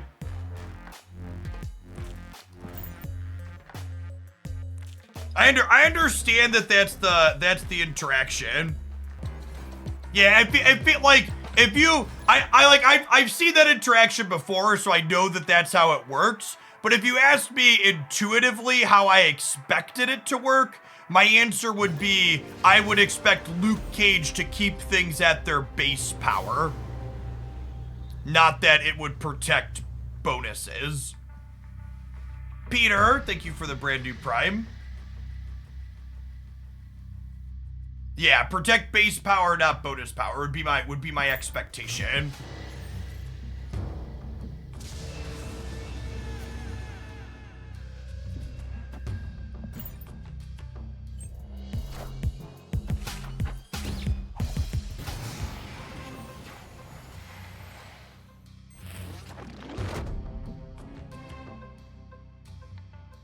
Oh, that's interesting. Shadow King adds negative power instead of actually removing the buffs. Is that true? Is that how it works?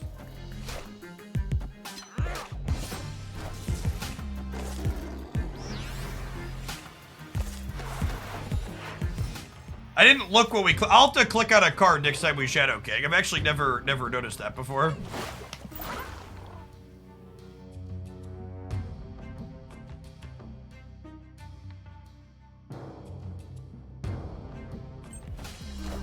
We have no communication or insight into when potential series drops will happen. We get there when we get there.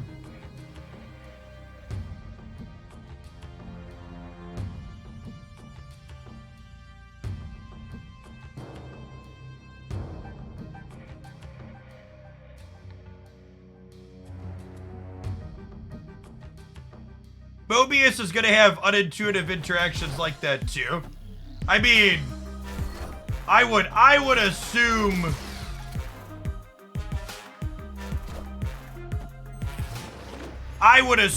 that the answer is simply Mobius always wins.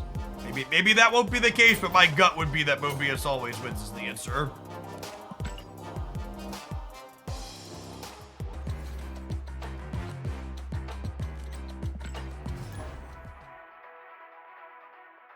Cerebro Zero video is very funny. It is very good. That is some peak Marvel Snap content.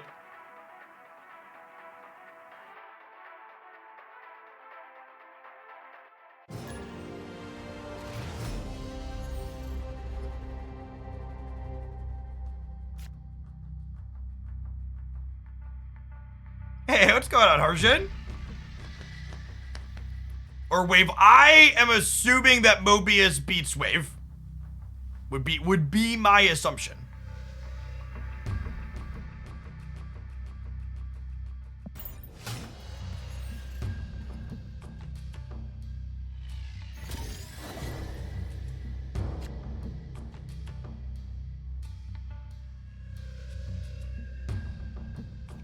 What happens when you reach max rarity on a card? You split it and get cosmetic effects, like gold backgrounds and different borders. I actually don't have that many Ink Sun cards in this deck. I haven't played a ton of Stature Black Bolt.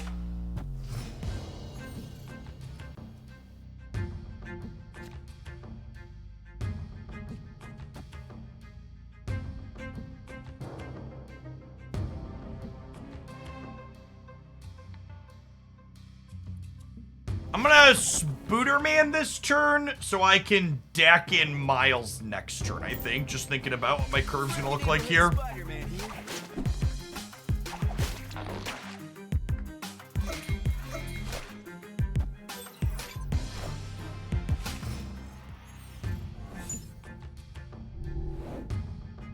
Looks like the Shuri Kitty deck are off to a very solid start.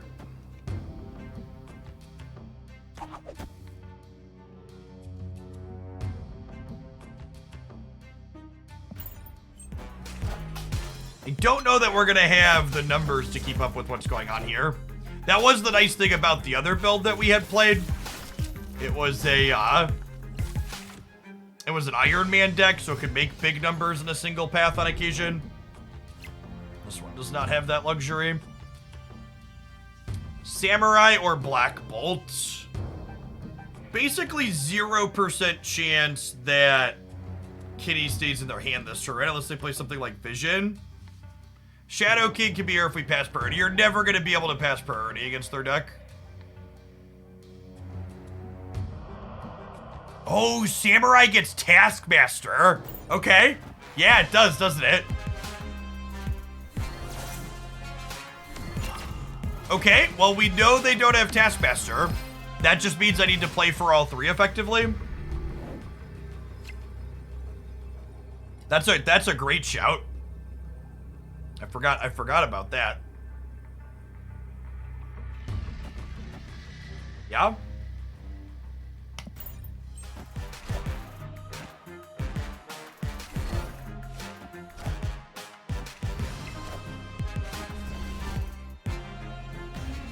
They could have top deck Taskmaster. Usually Shuri Kitty decks or Chavez decks.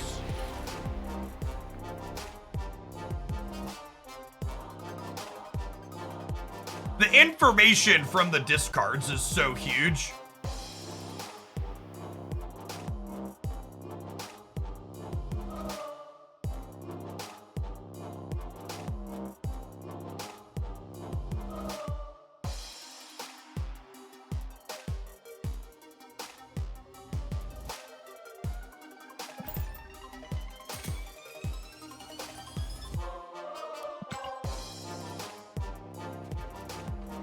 Yes. Yeah, it's definitely worth saying it when they're only 25% to have the Taskmaster and they're 0% if they're a Chavez deck. I think we win there more often than not.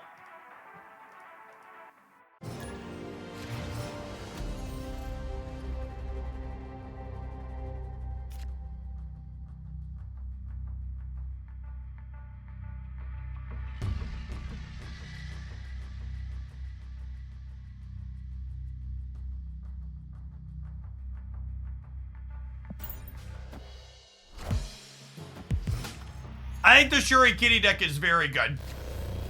I think there's a chance the Shuri Kitty deck is the best non-movers deck in the format right now.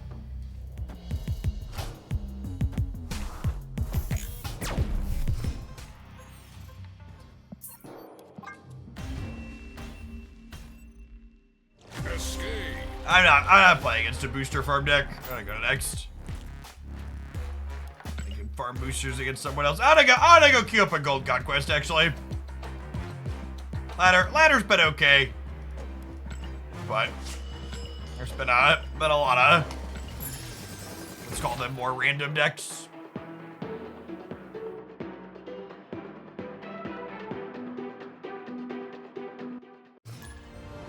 Galactus again, that's true. Last time we fired up a Gold Conquest, we had Galactus.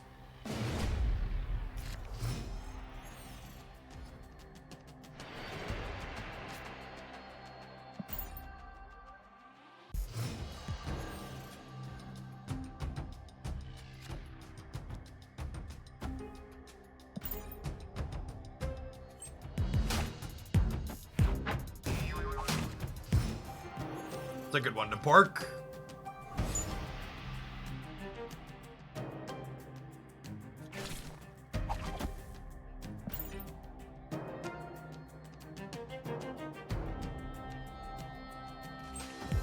How do you think the kitty deck matches up against movers? I think your good draws always beat their good draws. And if you snap and retreat appropriately, you're favored.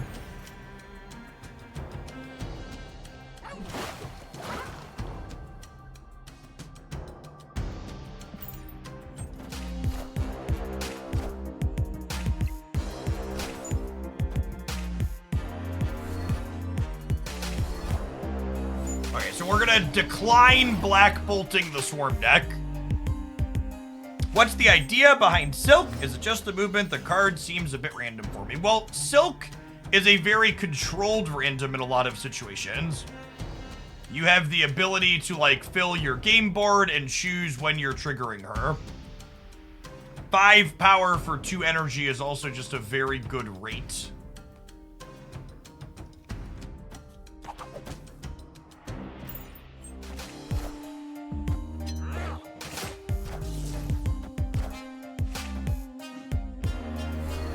Thanks, bud. Appreciate you. And then, like, here, right? This is a good example of the ways in which Silk is controlled power. I don't have priority here, so I get to choose the lane Silk ends up in, potentially. And Silver Samurai was actually an absolutely banger draw, because it means I get to go double swarm Stature Samurai, and Samurai is going to discard the shard and pump my deck in here. Opponent snapped. They're snapping me. Sure.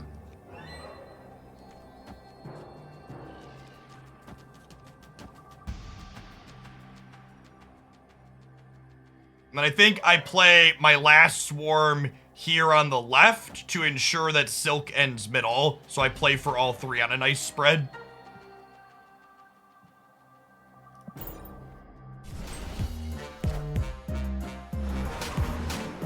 Sure.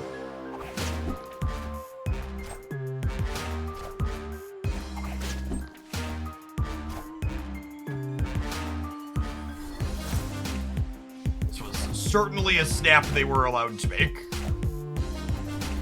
You ever snap and then get casserole, chat? It's a little embarrassing. Victory.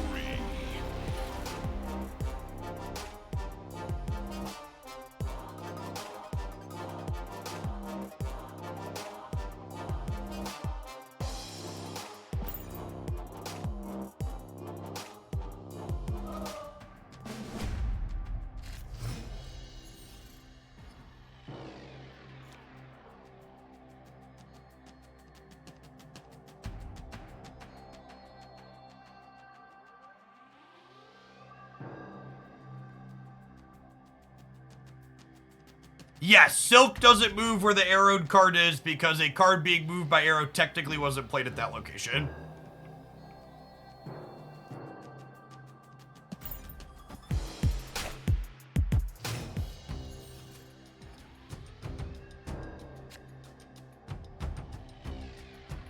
I think because they're a swarm deck, I'm gonna wait on the Mirage to see if we can steal a swarm again.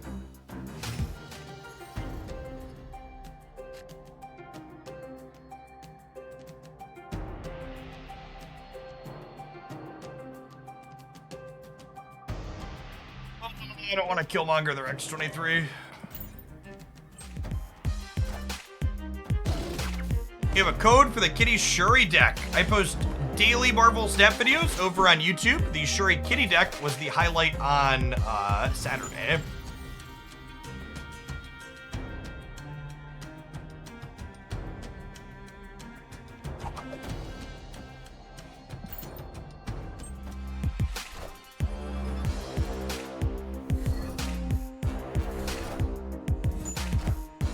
Oh, so close.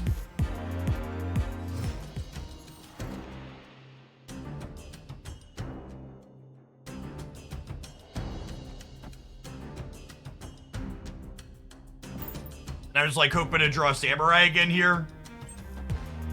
So we Good. Pop off Decken.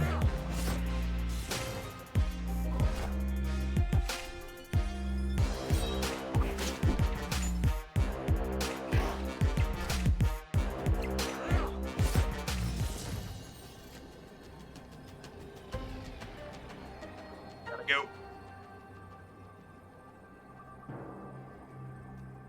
Here we gotta go. East Mode, thanks for the 7 months. Welcome back.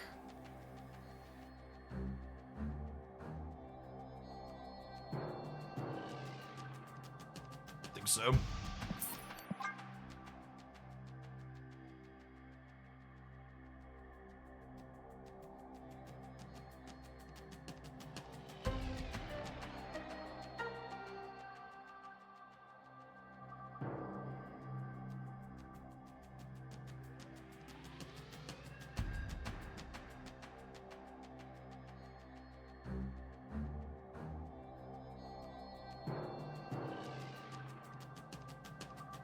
Silver Samurai is currently performing exactly how I expected it to perform.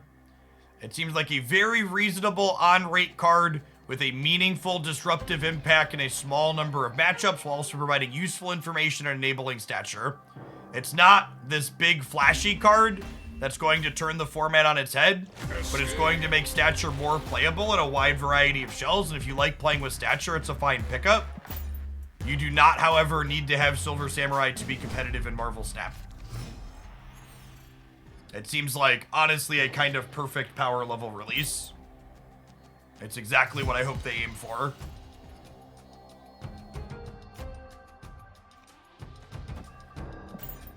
If you haven't seen this morning's Cerebro Zero video on the Hooglandia Snap channel, 10 out of 10 would recommend. It's awesome.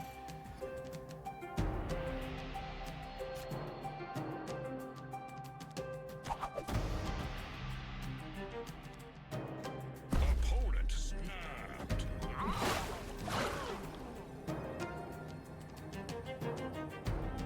I kind of want to put all their cubes in here, chat.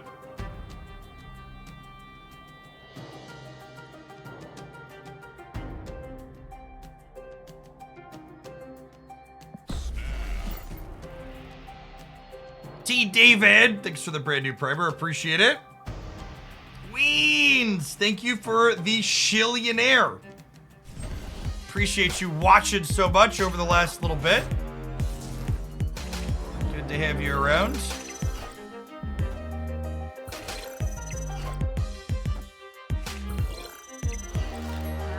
Trickle down economy in action.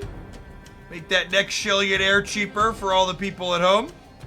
Our next Shillionaire will now only have to spend 999,887 shillings.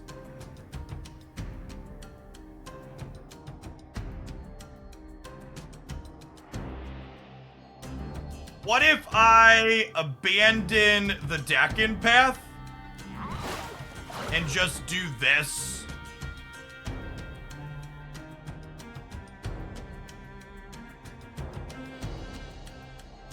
X23 never fails us, chat.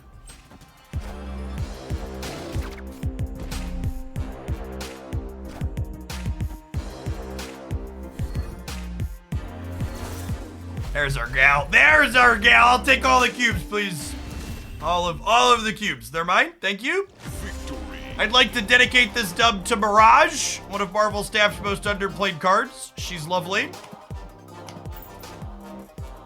Black, thanks for the entire year of Prime. Welcome back. Thanks for 13 months of Prime. Welcome back. What happens when Shillionaire costs 1 channel point? If I've had 1 million people watch my channel enough to be Shillionaire, we'll be doing okay.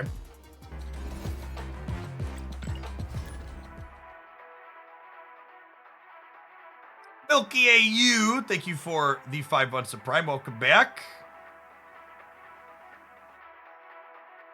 For reference, loosely 1 million channel points takes, like, I think it's like 2,000 hours of watch time. Is there an OTA today? OTA updates are always on Thursdays. So OT update on the 31st, and then patch a week from today on Tuesday. Patches Tuesdays, OTA Thursdays, which I agree, that difference is a little confusing. So it's a good one to know. So the 5 months, Milky. Magdar, 6 for the 10. I don't ever gamble, chat. Running bets would be unfair to all of the hardworking shillionaires that came before you and didn't gamble to succeed.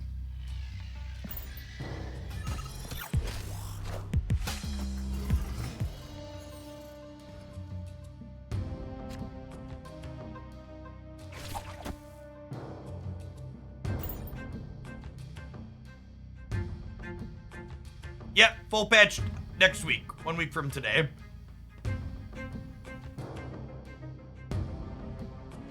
Opponent snapped. I queued up a ladder match by mistake. We'll bounce off.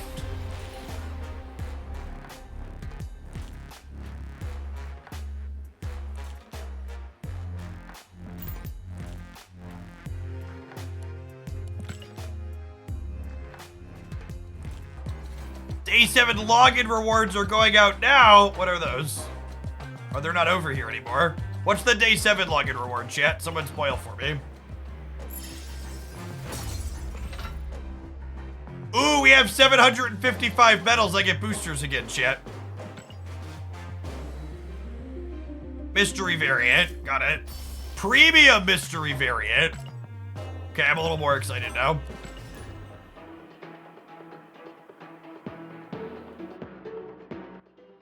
That's exciting.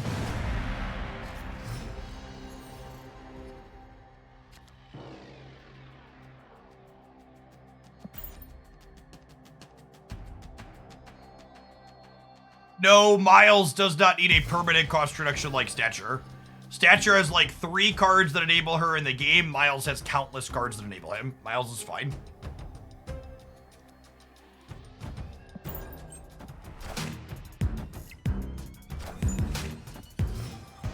Alright, we be surfing. Looks like the Forge Brood deck. They're gonna snap on the White Hot Room and I'm gonna leave.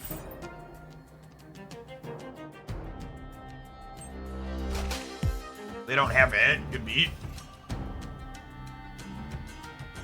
Good beat.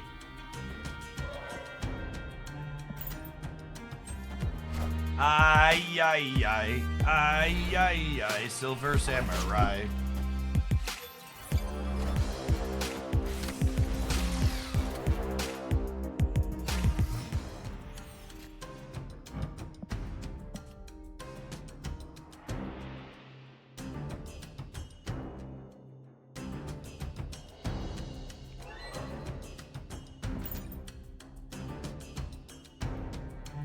The DDR references from my childhood. I know that's why you all are here. Don't lie. I know that's what keeps you coming back for more.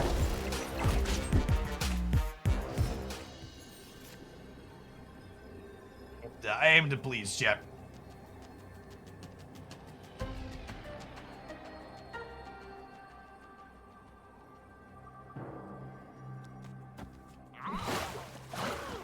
This wins the left, and then Silk Black Bolt win the center, typically, I bet.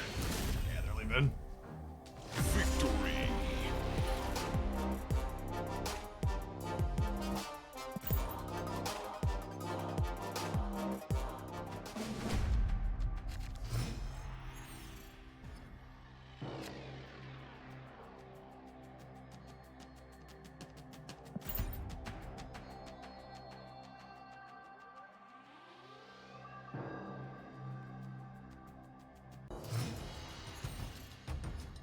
Tickets do not carry over between seasons. All of your tickets and conquest medals get reset to boosters. Use them or lose them.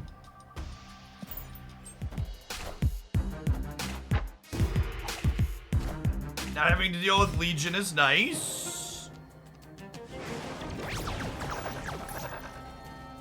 Get a little peeked out and tweaked out here. That's better for them than it is for us. On average.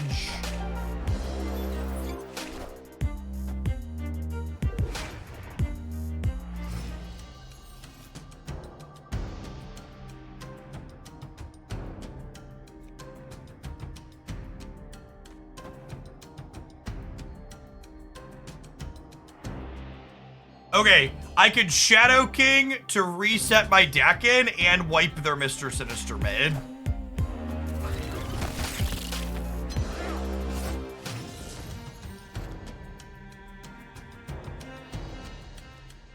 That does mean I can't play Stature cheap next turn, though. Opponent snapped. I think I just leave. They have Luke Cage for the negative zone. Escaped.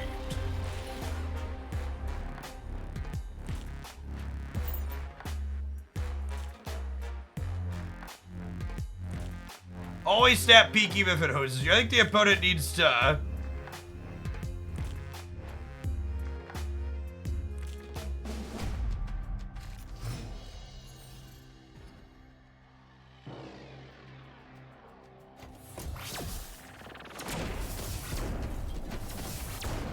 This has certainly been a match of conquest. Oh, snap. This location is better for us than it is for them, though, so I'm gonna snap it. Victory.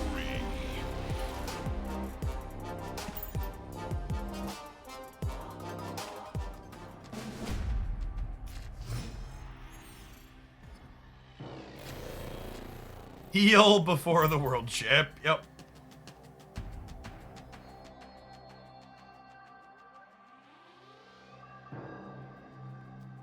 Opponent snapped. I have Shadow King. I'll stay.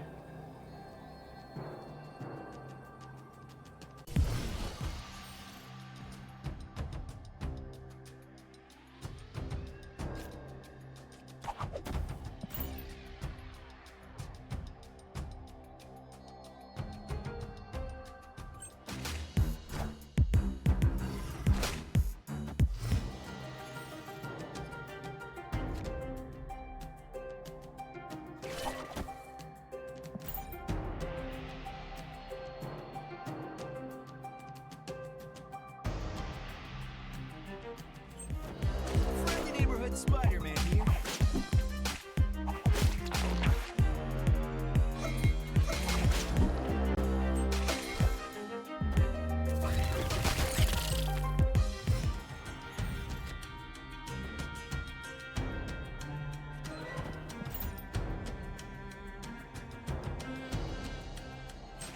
This will be an absorbing man middle based on their step. Here the Patriot is nice.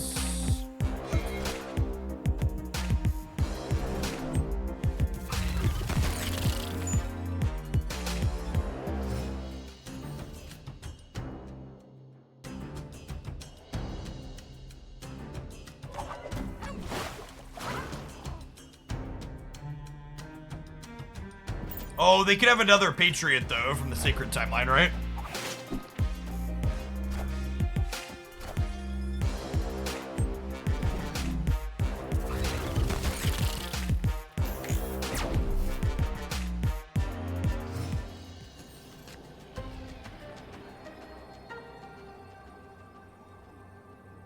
Man, there really isn't counterplay to this deck when they have Luke Cage, huh?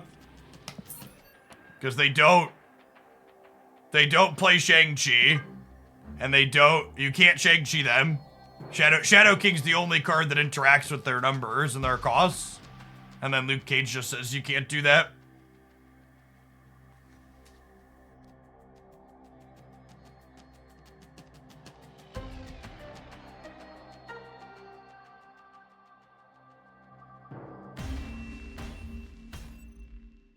Escaped. In general, Ray, I would recommend spending collector's tokens on Series 4 cards and opening caches for Series 5. As far as min-maxing the economy goes. Going bigger than them is the only way. Yeah, and then they Shadow King or Shang-Chi you if you try and go bigger than them. The Shuri Kitty deck's probably good into this. Could you like duck priority and go over the top of them?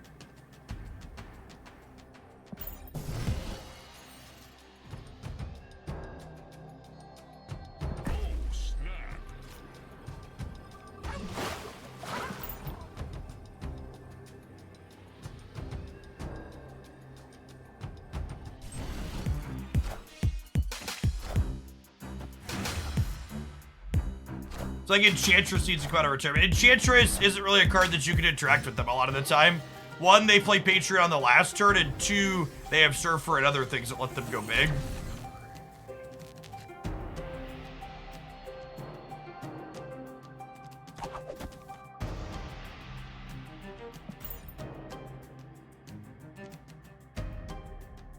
Black Bolt mid should be good, yeah.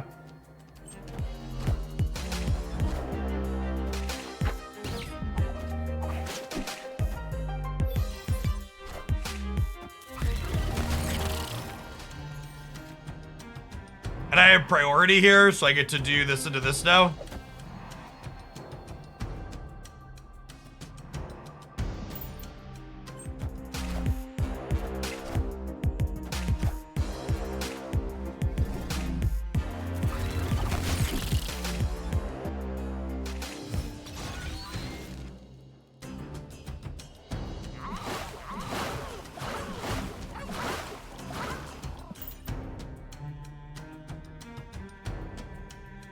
That's gonna assume that Black Bolt middle wins the game.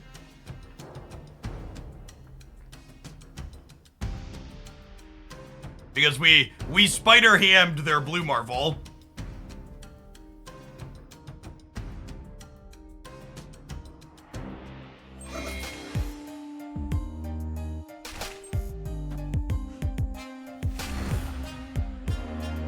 We could lose to their Chavez off the top, that's fair. We're all in.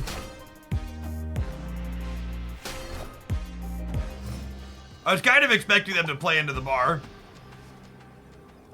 Ah, cheeky cunt too at that. That's what you expect from gamers sweating with the best deck. They're gonna rope me too.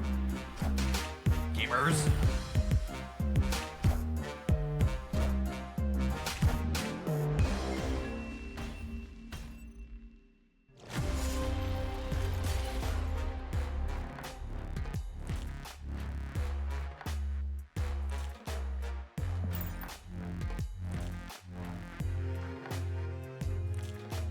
Checking it on the untapped stats. How we looking?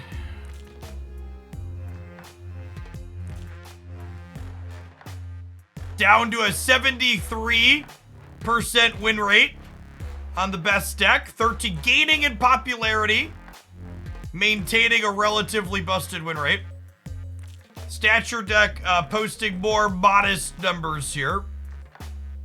Oh, but wait, this is low game volume. The average here is much higher. What's going on here?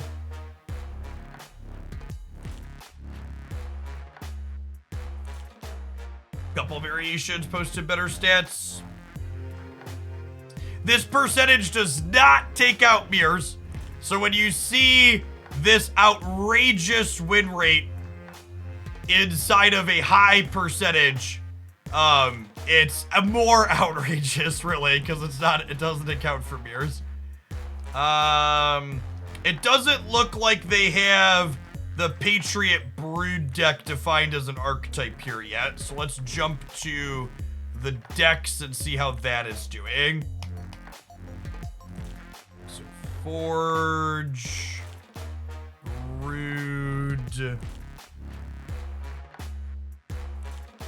This is the loose Forge Brood deck. You see a couple variations here. One with Shang-Chi, one with Surfer. Both boasting real good win rates. Shuri Kitty also putting up some numbers though here. These are my preferred 12 cards for Shuri Kitty, right?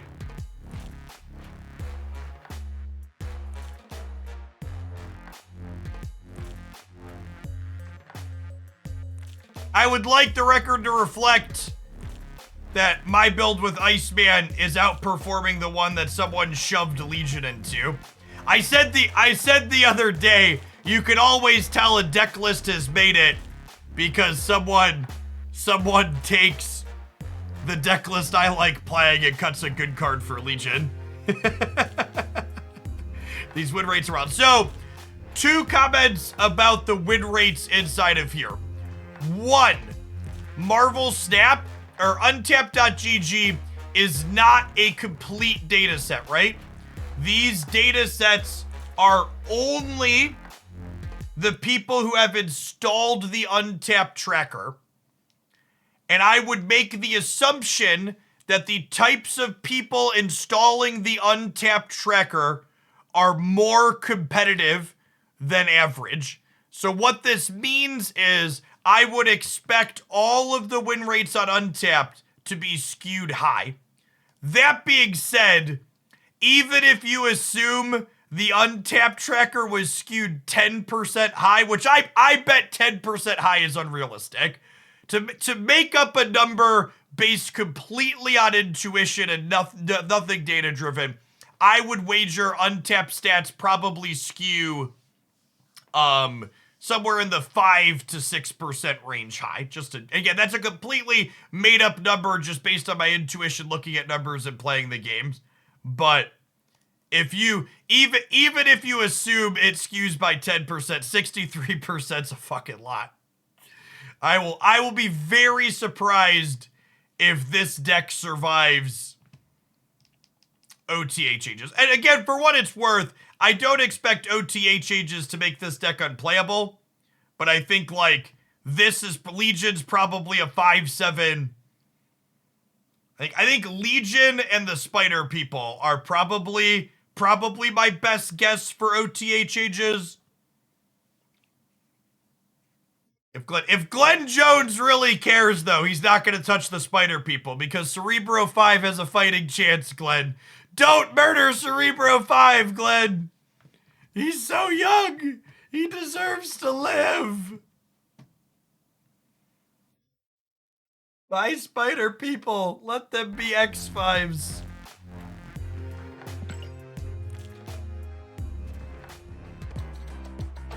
Does Legion ever get worse as a 5? I think 5-9 Legion is worse than 5-8 Legion, but 5-7 Legion is probably worse than 5-9. But you have Cerebro 0 now. That's true. We do have Cerebro 0 now. 13% popularity means 1 in 8 people are playing that. It's also worth noting that I would expect the people using the Untapped tracker to play more competitive decks at a higher rate. Which means that I would expect any metagame percentages of the popular decks on Untapped to be higher than the metagame percentages of the entire population. Yeah, so win rates probably skew high on Untapped, and play percentages of popular decks I would wager skew high on Untapped. And for people that are new to the channel, we've got a bunch of new followers here. If you're not familiar with my background, I have a graduate degree and undergraduate degree in mathematics. I spent time teaching stats at both the high school and college level. For a brief period of time after grad school, before I became a full-time content creator here on Twitch, I was a data analysis and process automation engineer at a Fortune 50 company. So numbers are very much my wheelhouse. They are something that I enjoy. Ooh. We'll wave.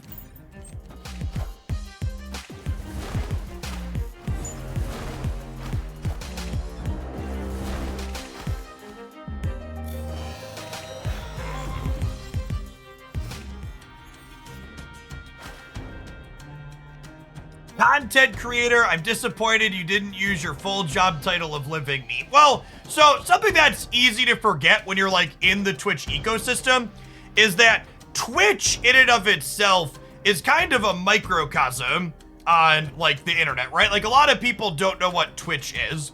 So when I'm out with other adults and like what I do for work comes up, generally speaking, I just describe my job as I live stream myself on the internet while working for tips to a audience of predominantly men ages 25 to 34. And I found that when I used that very succinct description, it really removes any potential confusion for what I exactly do as a job.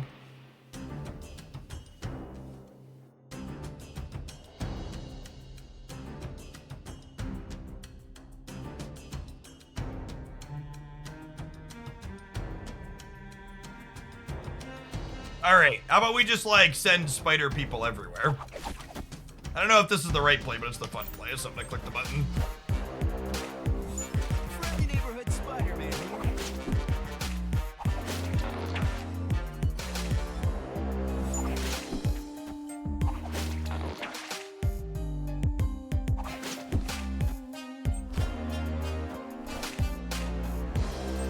Oh no!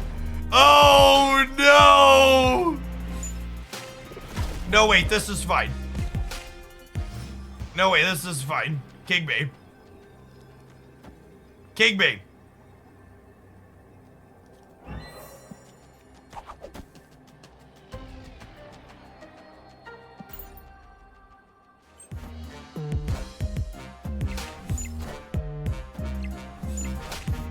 Oh, we get caught by Null.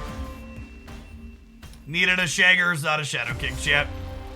Juked myself in his egg. We discarded a Galactus, by the way, right? Yeah. What's with all the fucking Galactus sweaters in Conquest of Sporting? I've been playing against this deck in forever, and it's like our second in 3 or 4 matches. Opponent snapped. Honestly, I don't even feel like playing against him. Escaped. Zero desire. Enough infinite tickets. The matchmaking's rigged. It's out to get us. I'm gonna go back to laddering.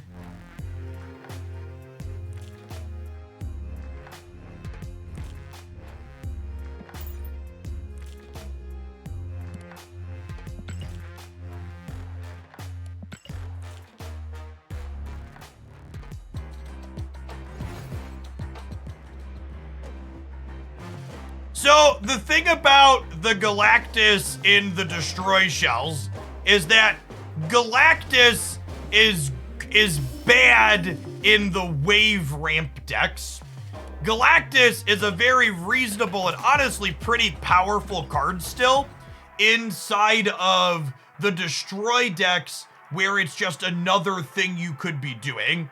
There's a lot of situations where you're like, okay, I can beat Galactus, or I can beat them going Venom Carnage, and you can't beat both, and you're just like, between a rock and a hard place, flipping a coin, which of the two you think you're gonna beat? It's Carrot, chat! Carrot was in chat yesterday, too. I'm glad they're doing well.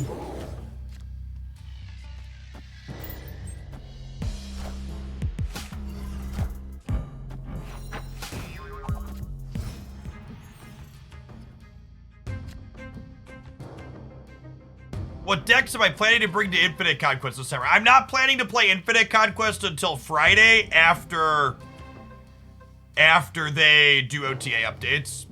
We're gonna do Infinite Conquest Friday and Monday is my plan.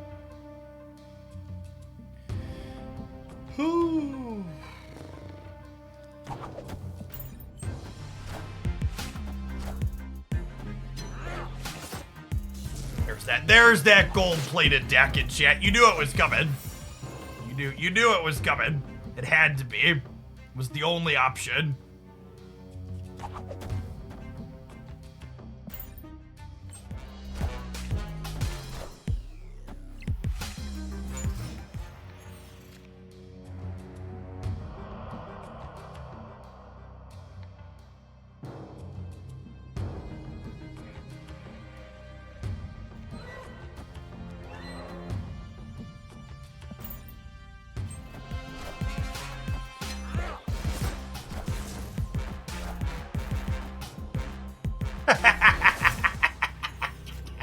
Got him.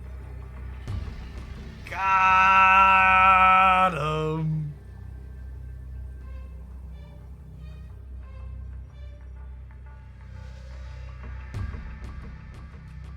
So many new cards I stopped playing are on High Evo's release. How hard will it be for me to come back? Well, the one important thing to know is that Marvel Snap's new Spotlight Cash system actually makes it easier for returning players to catch up if you're behind on, you're missing some stuff. You have died. Enough said, bub.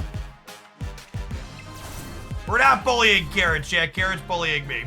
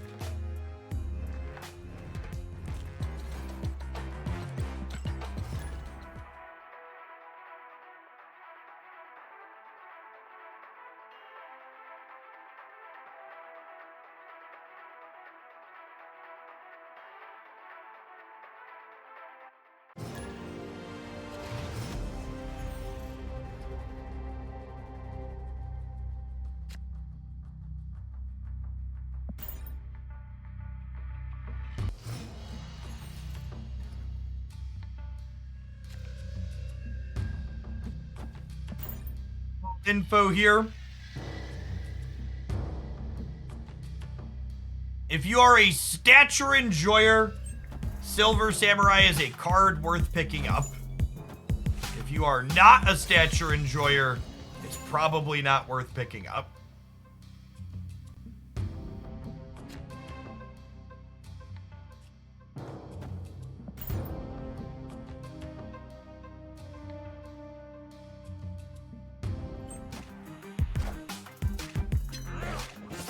Favorite deck that Magneto performs well in. I highlighted my favorite Magneto control deck in my best decks video at the start of the August season here. It's very solid.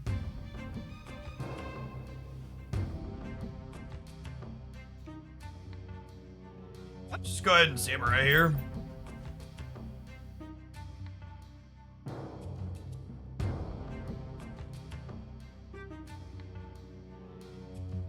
Hey, thanks for the 3/4 of a year, Tipsy. Welcome back.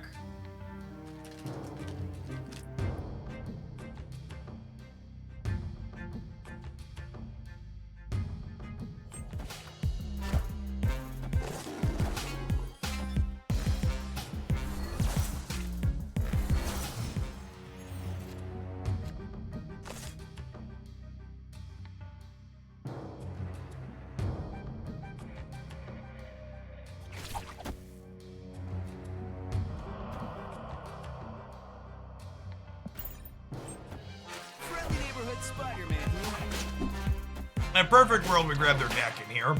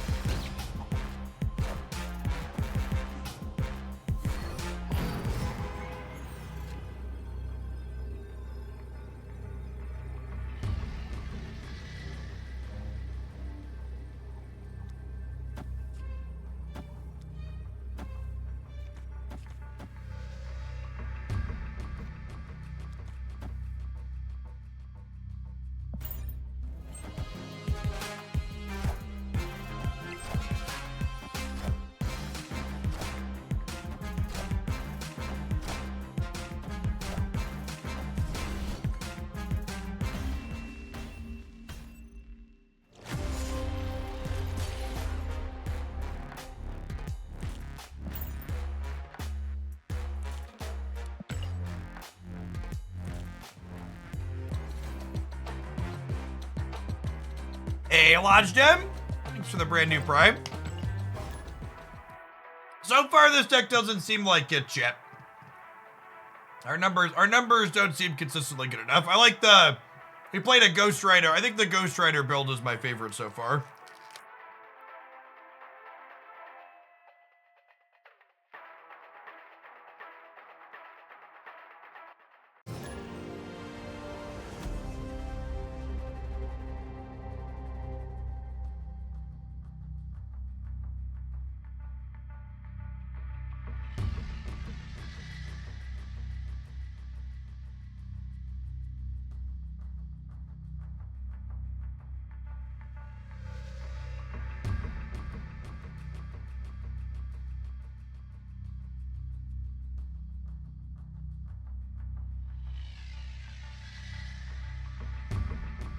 Yeah, the Ghost Rider Iron Man.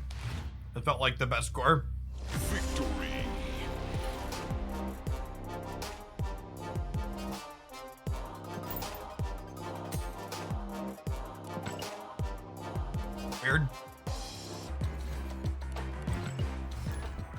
For people that are looking for earlier decks that we played, you can always type !decks in chat to grab a link to my Untapped account. And scroll back through the history there. There'll be some game highlights tomorrow as well on the YouTube side.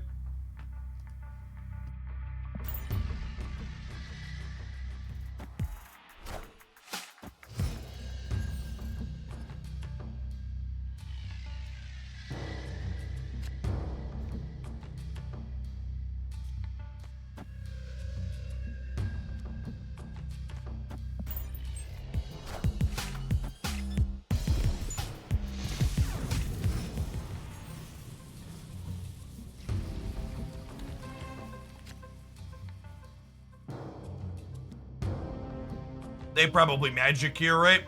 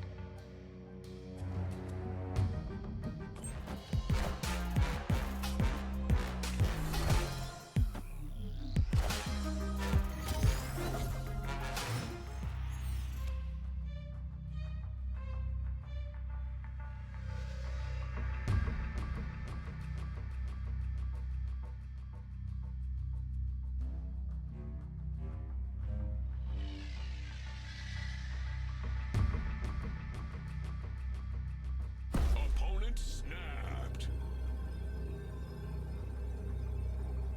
All right, let's add a command, Samurai Verdict. Silver Samurai seems like a staple for stature decks, but nothing game-breaking so far. Fine pickup if you like that style.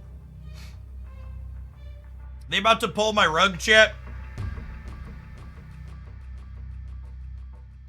Is that what the snap is?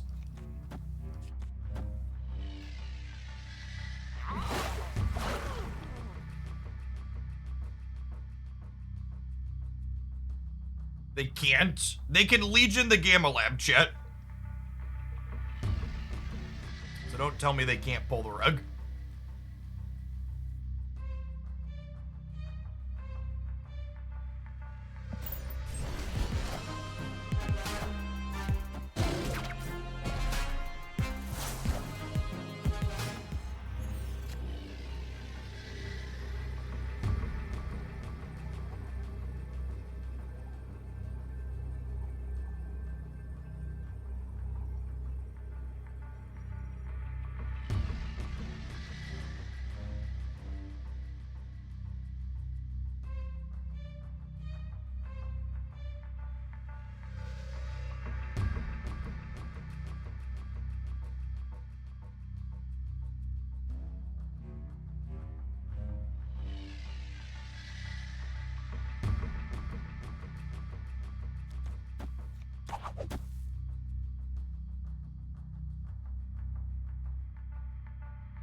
This ties She-Hulk.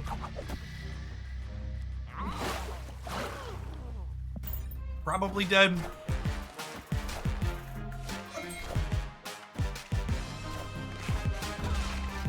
No, I'm off by one over there. My brain's bad.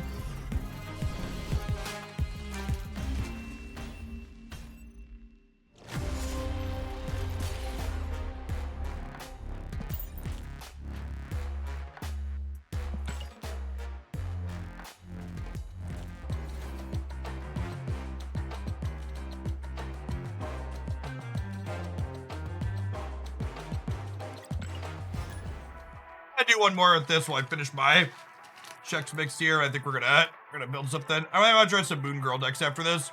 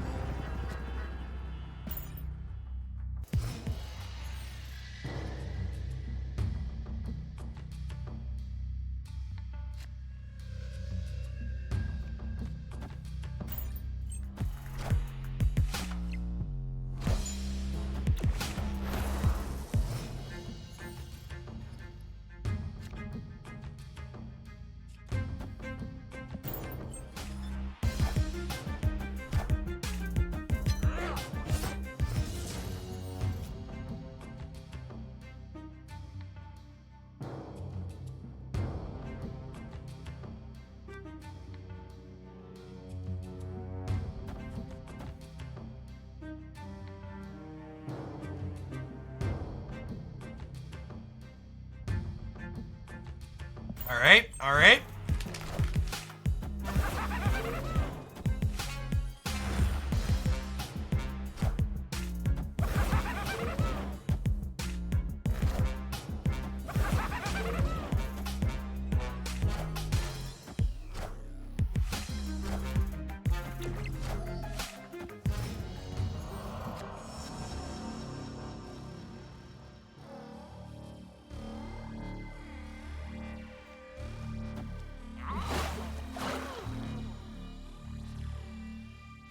You have any hand vomit decks? I mean, the bounce deck's kind of a hand vomit deck. I like that one a lot. Punish Prop, 6 for the third of a year. Welcome back. Hey, is it? Well, thanks for dropping by a live one. Glad you enjoyed the YouTube stuff. Good to have you here during the day. Can you play a Tomb of the Dark Dimension? We can play a Tomb of the Dark Dimension, yeah.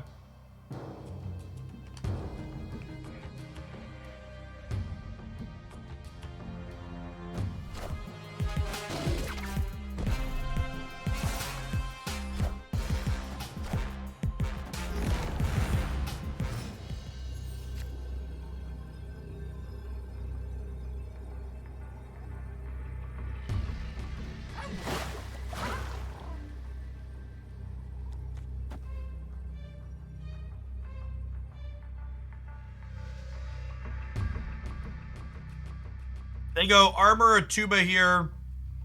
That's only Victory. They go Armor a Tuba here. That's only 13 for them. 17, so a little bit more than that with the Black Bolt.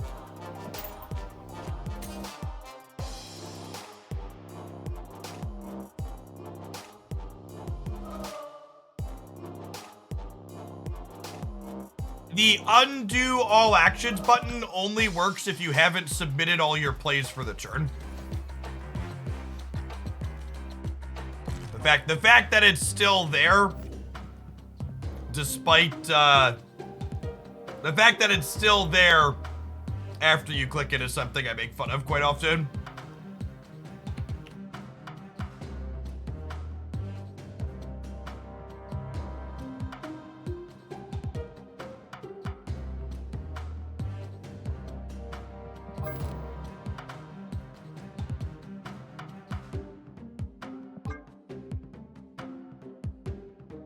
Spider-Man 2099 desperately needs an update. Card is very bad.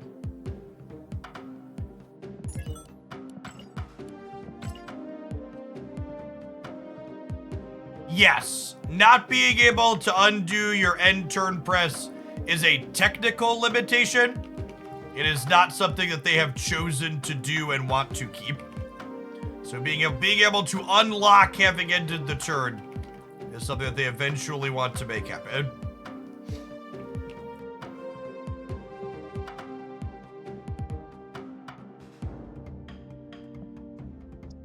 What exactly I'm doing here? I'm doing like deck and stuff.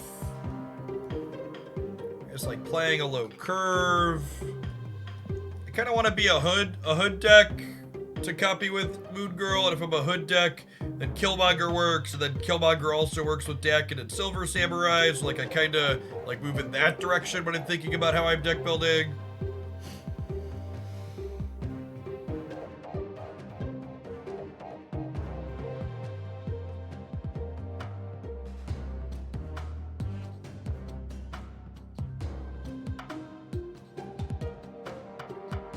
Do I need to be a Zabu deck is a question? Probably not, honestly.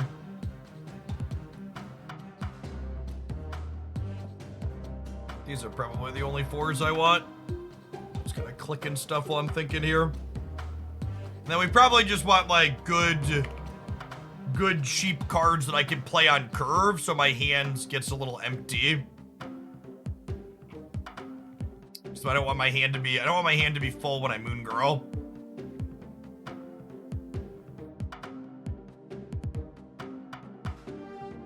Quinjet. Quinjet's not amazing. It also dies to Killmonger.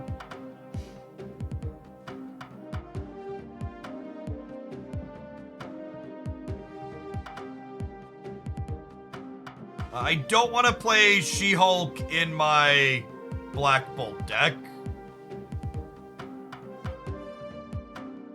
I could try and play Miles as another card to copy with Moon Girl, but I also feel like Miles and Dakin, probably I don't have room for all of that. So the problem with Mirage here is I really don't want things that fill my hand up that I'm playing out lower. Ideally, I think I want my hand to not be huge. Or be a collector deck. Yeah, Dak and Moon Girl Hood all enable a collector. That's probably fine. Be collector and then round it out with Chavez. I don't have a ton of good draws in the last turn. On a Moon Girl somewhat consistently. This seems fine. I like how I've said a couple of times I don't want cards that generate extra stuff too often, and then people just like keep suggesting them. Gamers.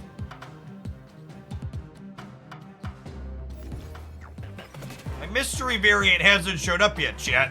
This is where I would put my mystery variant if I had one.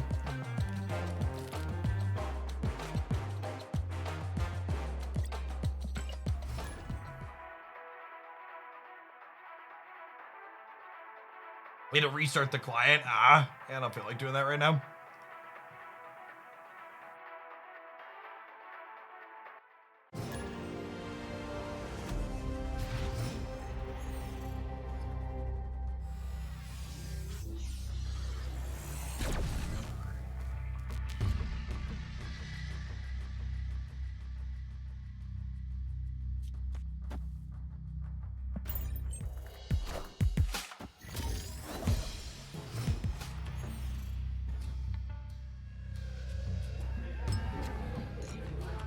You can only play Taskmaster in Cerebro 0 if you don't already have Cerebro in play.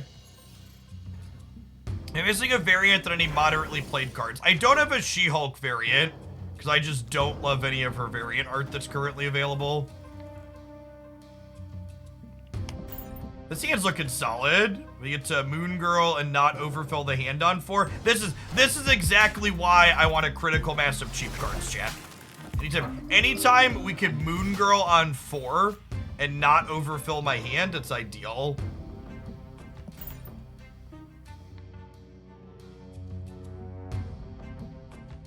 I want to be able to draw Black Bolt or Shadow King, Silver Samurai next turn so we can make these statures cheaper.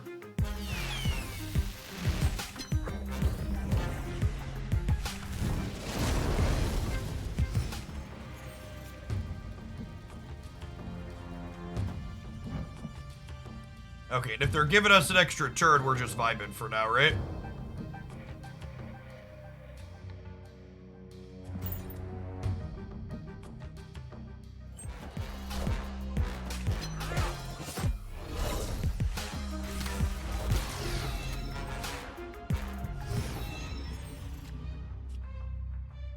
Powered by Jubilee is definitely some chat energy.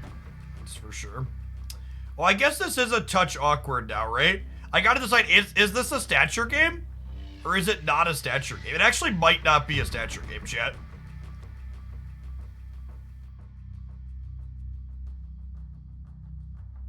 This might be a deck it into a shard, and then next turn it's like shard Killmonger, right? Or maybe like Killmonger Samurai.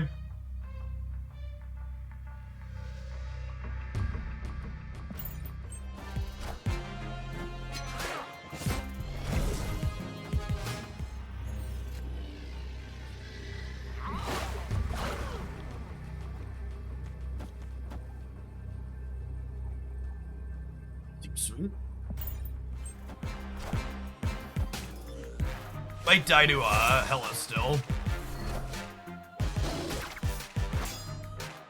Sorry, Howie.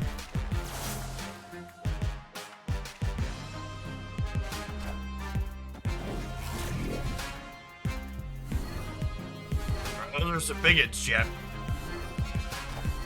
Super dead. Oh wait, Iron Man went mid. Still dead. Still dead. There's that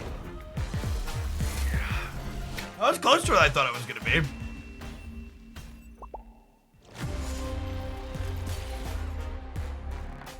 Closer than I thought it would be. But yeah, this deck basically always wins when it gets to pull its cards. Their just eat shit to Cosmo and other commonly played tech cards, so it's not very good overall, but if you're not playing one of those and they draw the hell they're gonna combo you. Why ladder? Why not ladder?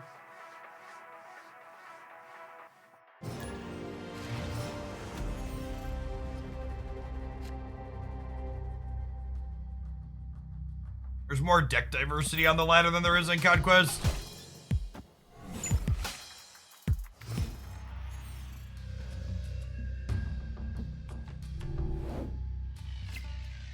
Yeah. Alright, sometimes lucky.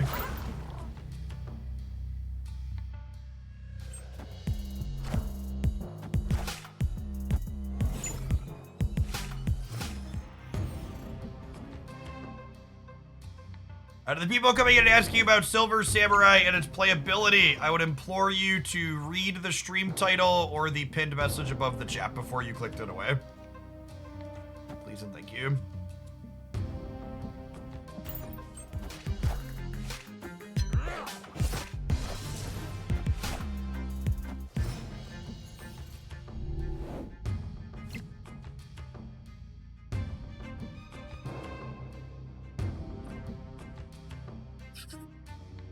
They just don't have any power committed anywhere, right? Because the kitty's huge.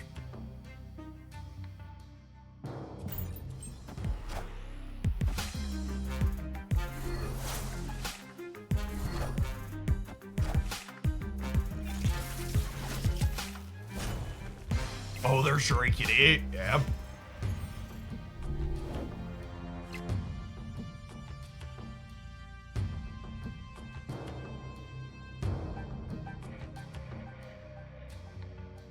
Chat being this bothered by emotes is why people emote. Let me rephrase.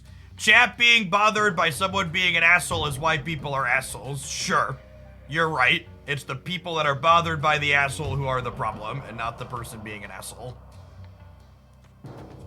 You're probably a wonderful individual.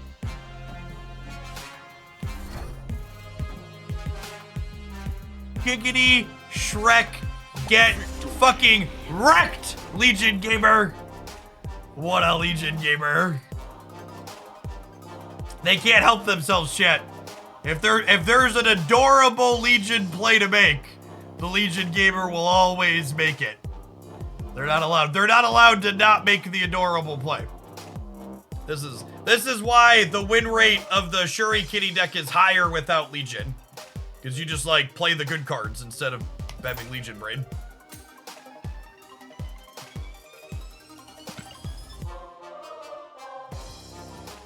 Legion is a reasonable Marvel Snap card in the right deck that provides a powerful effect that can win you games on occasion. That being said, Legion is definitely the #1 most overplayed card in Marvel Snap right now. Maybe that's not true. Maybe that's Chavez. That's probably Chavez. Legion's a close second. It's Legion or Chavez. Definitely 1 and 2 in some combination for most overplayed cards.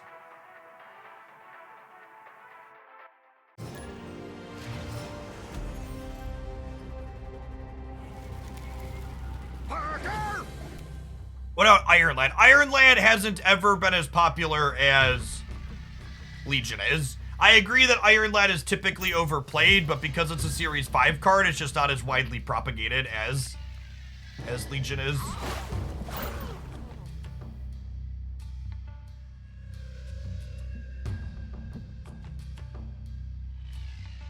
Is PC the same matchmaking pool as mobile? It is, yes. Fully cross-platform. Use your same account on both as well.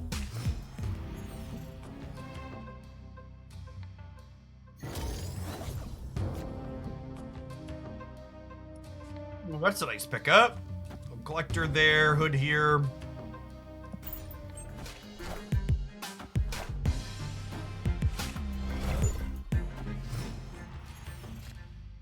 It's a very serious move gamer, chat. Some sick splits.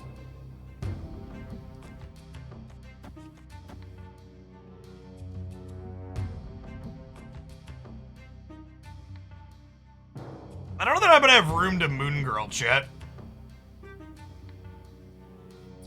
So far, Moon Girl has felt like my hand has too much going on in it for it to be good. Gabby, thanks for the brand new primer, appreciate it. Oh, this is Molt. That explains all the ink move cards. It's so hard to keep track of who's using what pseudonames.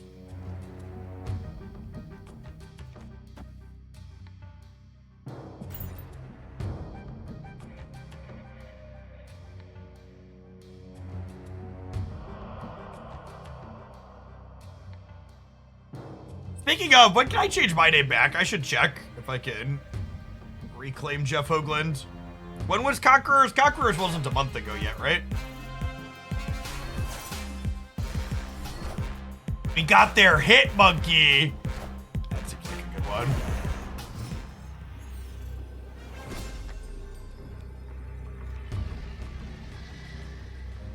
Bolt built a end of game New York. Ugh. I think I punt Wakanda and go Chavez Stature in the center since we have Titan, right?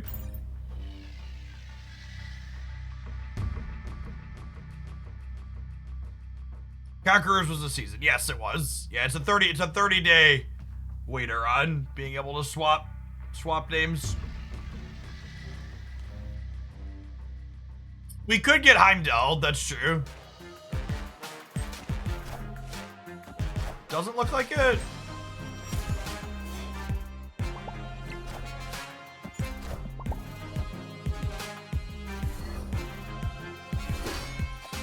Take from them. What's going on, Statler? Thanks for the 2 months. Welcome back. Victory. It was August 1st. Wasn't that early? I think the name changer tells me when I can change names. Take a peekaboo.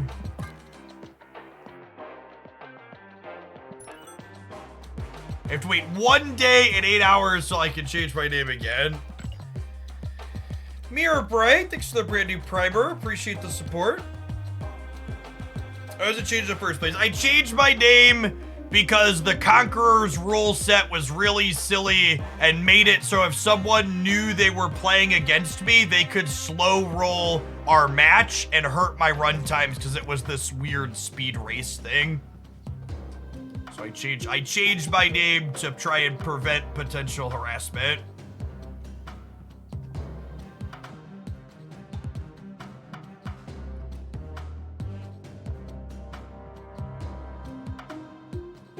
I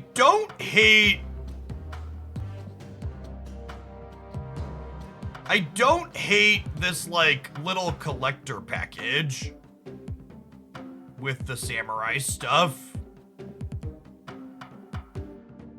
Well, so I'm actually thinking of the opposite one, True Bob.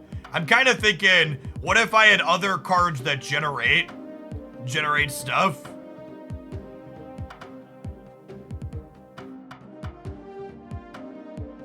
Kitty, do I have room to fit Kitty in on curve? We try Kitty Angela, just play more good cards.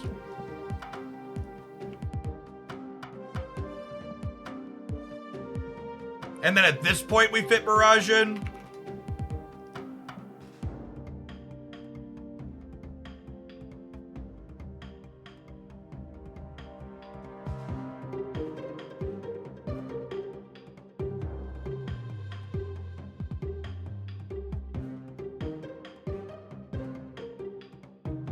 Chavez or Legion. This could be an okay Chavez deck, right? What cards do I want to draw on turn 6 in this deck? Stature sometimes.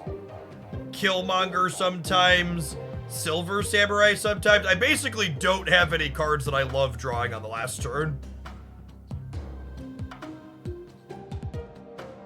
I don't know that Black Bolt's usually a good draw. We could also be a Khalid Wig plus Swarm could be a thing.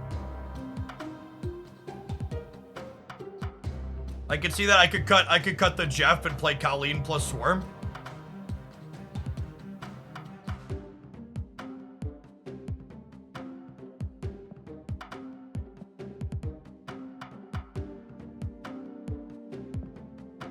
Okay, now here's the... Maybe we're a little too lost in the sauce at this point.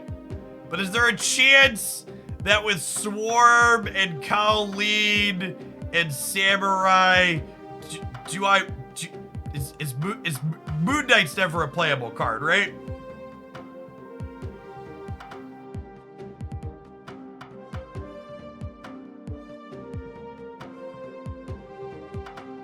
Drown me in the sauce, Oakland.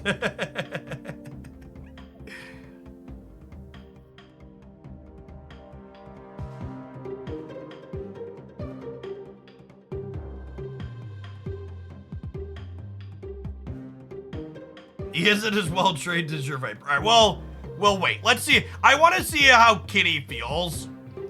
I feel like the curve on is Kitty potentially good could go either way.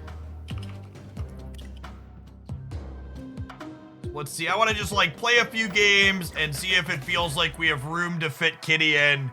And if we do, great. And if we don't, we can shuffle like the Kitty Angela slots to other things. Kitty Colleen seems weird. Why? You just like play Colleen on 3? Victory.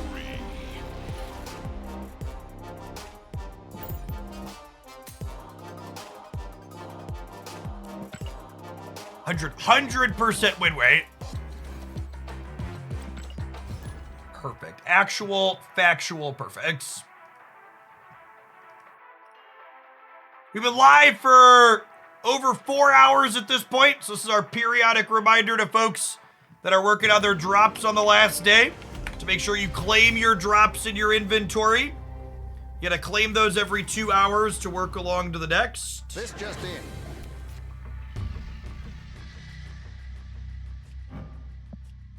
That's funny. This is like almost the exact same Colleen split we have.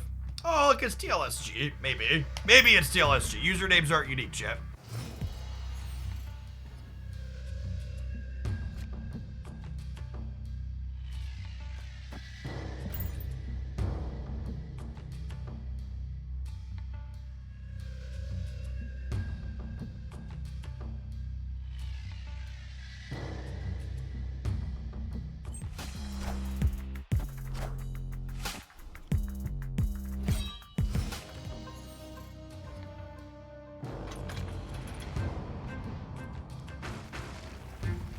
Do I want Vibranium in my deck? Probably not.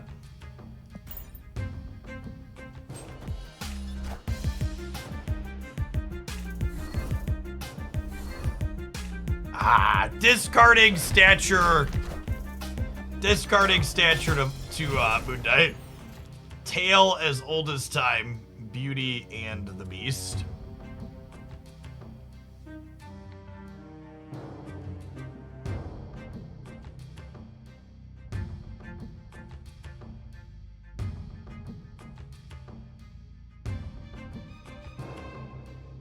Samurai can't hit the shard here.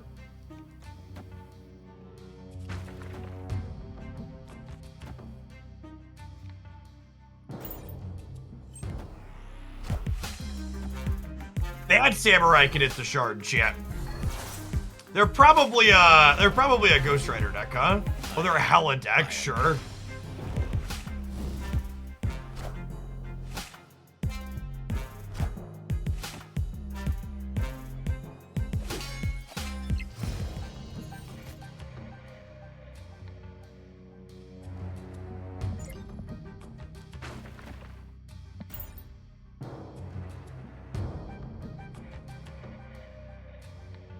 Radcon, thanks for the 5 months. Good morning, good morning. Good afternoon. It's noon here in the cornfields now.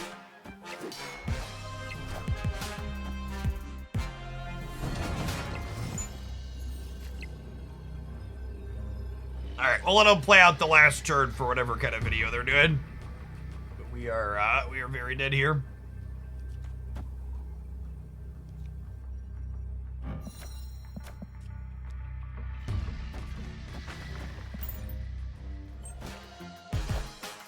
Yeah, their deck is much better in Quantum Tunnel than we are. For sure.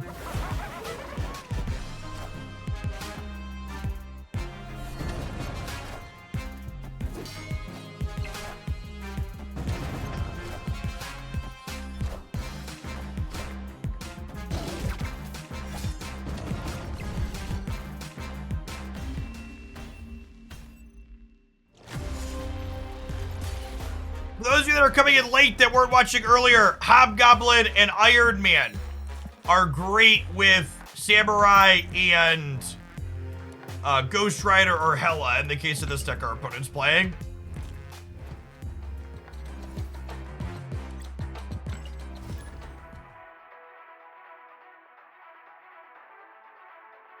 They are low power, high impact cards that Samurai will prioritize discarding, which you can then bring back.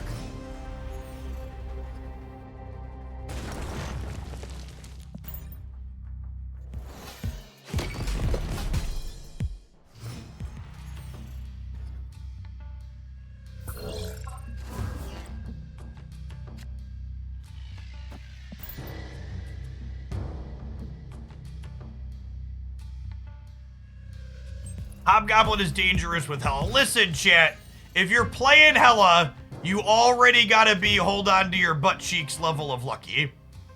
So if you've gotta be lucky anyways, you might as well try and be lucky all the way. A Hela player playing Hobgoblin is them just leaning into what they know best.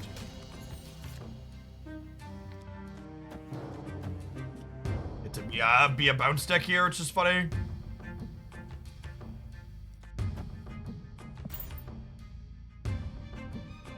I would say we're not competing in DC, but I'm gonna have 2 demons there.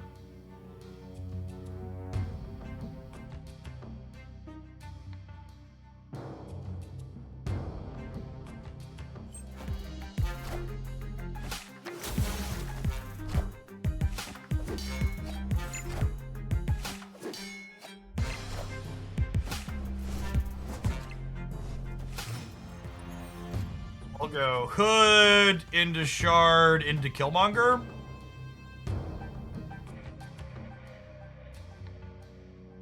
We're not gonna have a cheap stature this game, unfortunately, but I've got other cheap cards that seem good.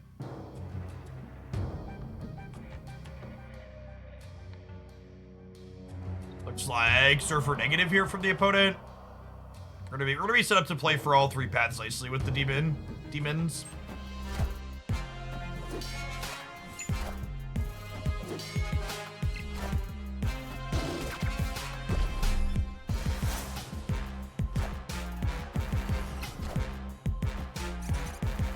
Oh my god, did the hub just give their Patriot deck a Squirrel Girl? That's cheating.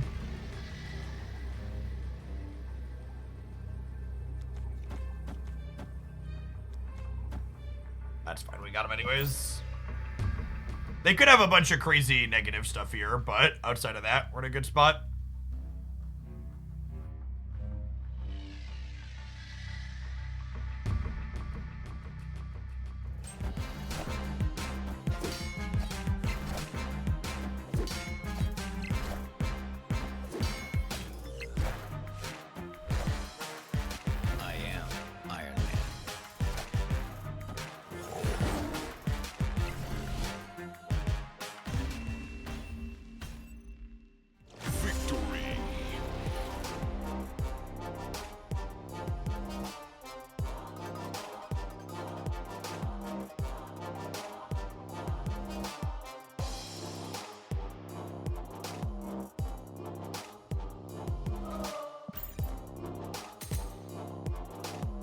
Please pretended DC didn't exist.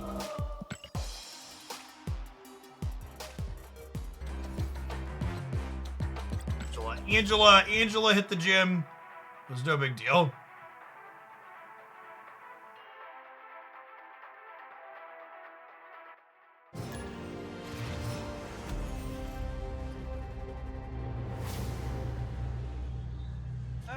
Location sucks for us.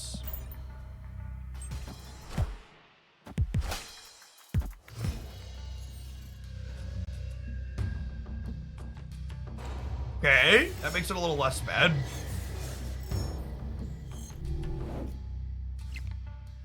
In theory, this isn't good for their X23 either, which is nice.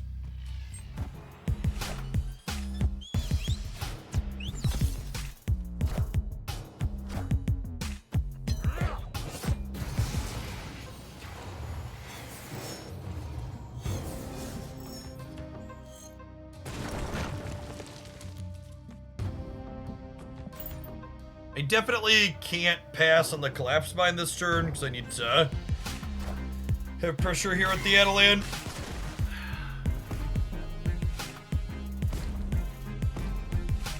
Hopefully our opponent just killmongers. Enough said, bub.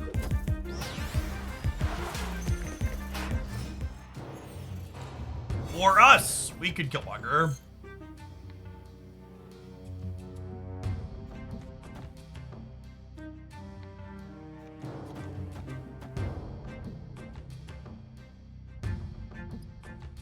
I'm gonna start playing for the center here, I think.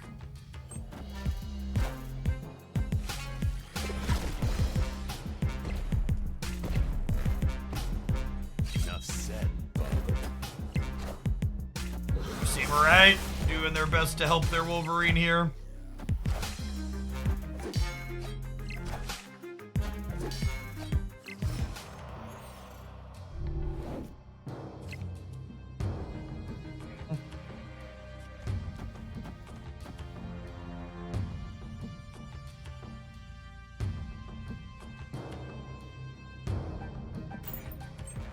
Probably just gonna have to play for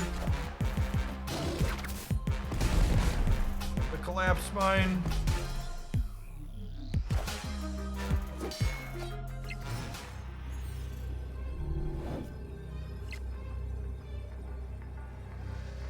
Raj is a little bit late here.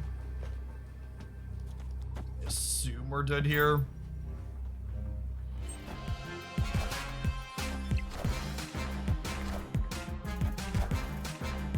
Death is extra free. Yep.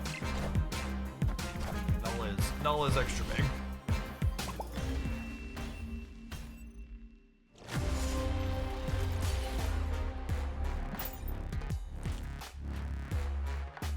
I will say the density of BM on the ladder is making me a little bit numb to it, so maybe that's an upside.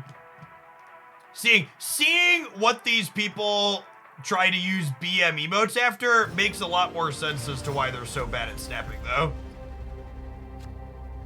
The things that they seem to care about are definitely choices.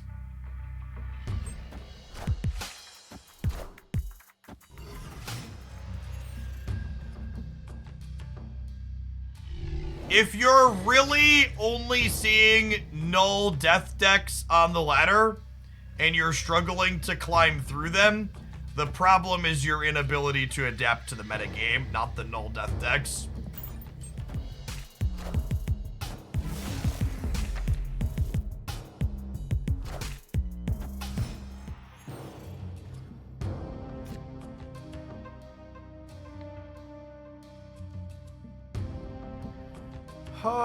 So I could Mirage Kitty into Dakid Kitty into Shard Kitty Killmonger. Obviously not in that order. I don't hate that. I don't hate that. I don't hate that.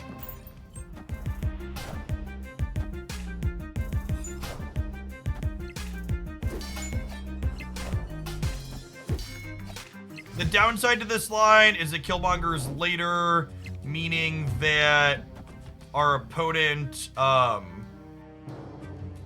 gets to keep the Quinjet longer. Ooh, this might be a Samurai plus Kitty on 5 now, so I can play Stature if I draw it. It lets them keep the Quinjet, but it makes our potential output a lot higher, which I think is good.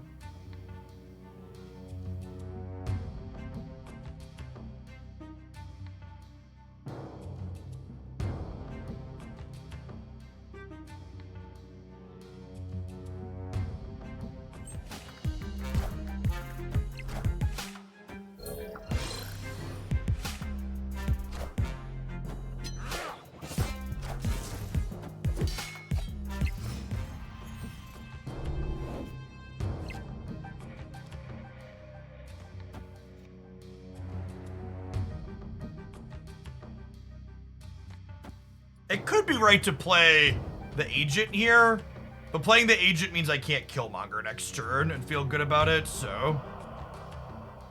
Samurai could hit Agent 13. No, Samurai hits the lowest power card, chat, not lowest cost. Oh yeah, Killmongering the Jet doesn't do anything this turn anyways, because of the Valley. Good shout. I think even without the Valley, we don't do it here. But yeah, that's a good thing to think about, that I wasn't.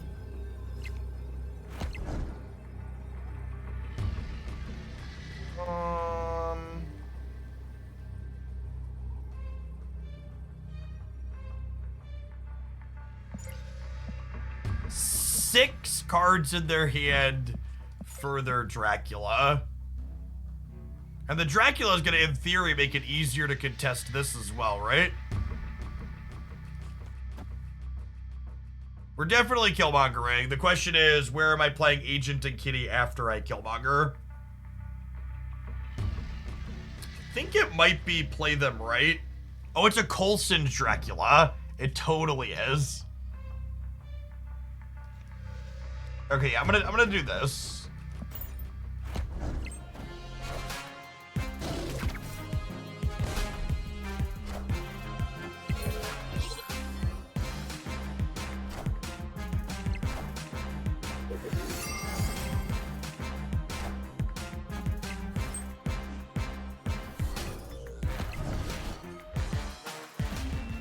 Almost got us with our own stature. Close.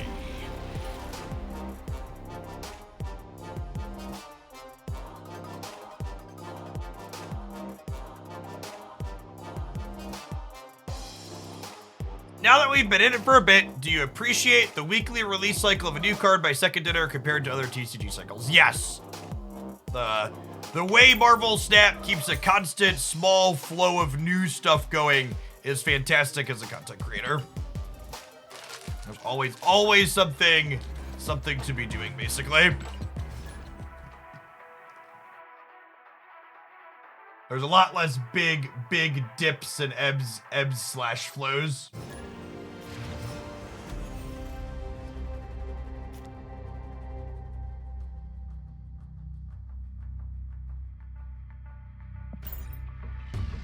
This is a solid hand. The Collector Dakin Silver Samurai curve is a real good 2/3/4. Ooh, that's a good one too.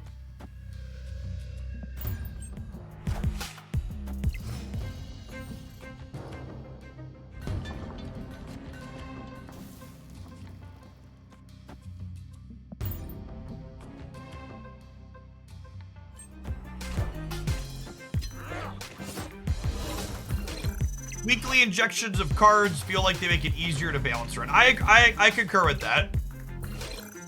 When you're making smaller changes, it's easier to see their impacts on the metagame.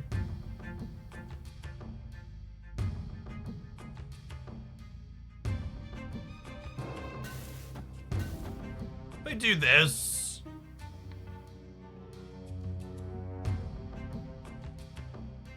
I think we do this. A little bit more info. Polaris usually means Surfer, but not always. She can just be a generically good card as well. Definitely Surfer.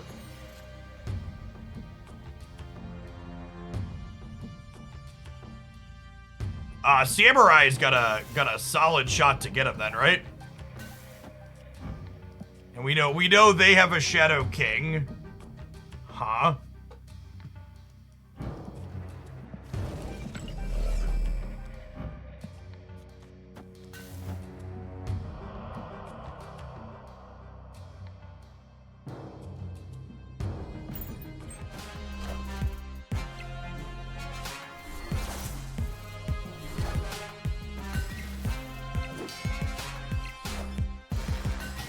I want to Kitty the Lab to get the boost. I wanted the extra points on Angela.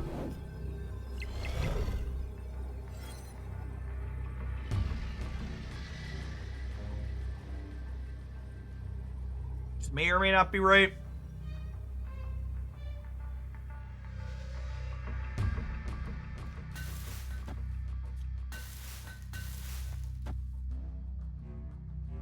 Maybe it's just better to have a 5-power Kitty. Let's end up with more stats to the right there, right? I assume we're getting SK'd in the middle. And then I'm just like hoping this holds here.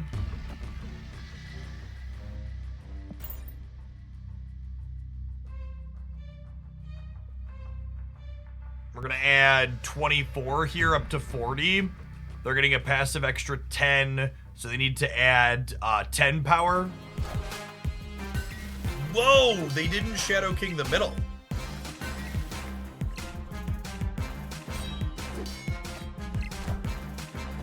Why not Shadow King right for 2 more power? Because I am cursed with literacy.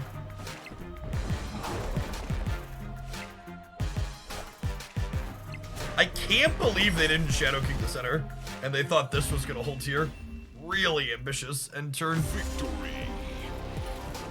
Shadow King resets himself, chat. He's like Valk. Power bonuses on him don't matter.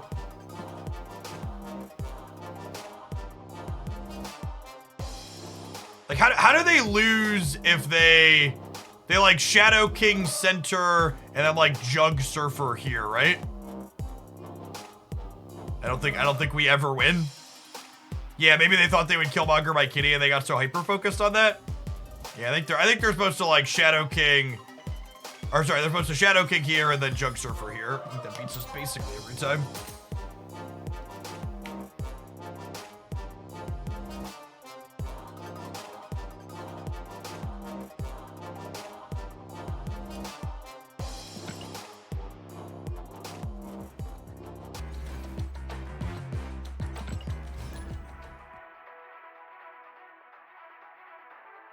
Am I able to ink that Black Bolt? The Black Bolt's already pseudo-inked. I'm probably just never touching him. It's possible they didn't have it. They did have it. We copied it with Barrage. We know deterministically they had Shadow King.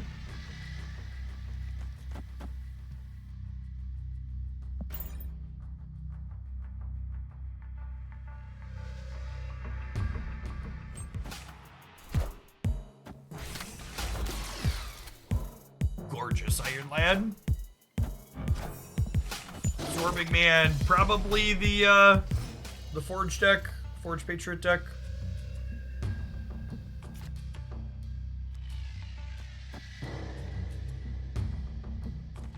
Which, generally speaking, this Forge Patriot deck is not a Killmonger deck. So I'm gonna play the Kitty Pride out this turn, so that way if we hit Swarm, we can go Kitty Colleen to get the Swarms. This Twitch streams, pre-recorded, etc., etc. Know your outs and play to them.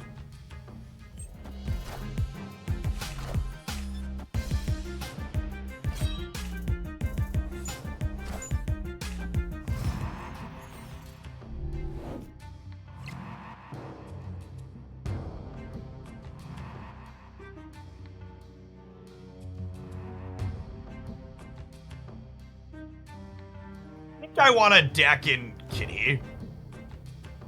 I think I want to be bigger than 5 here. I don't really have great positioning to play the Swarms out this game, I don't think.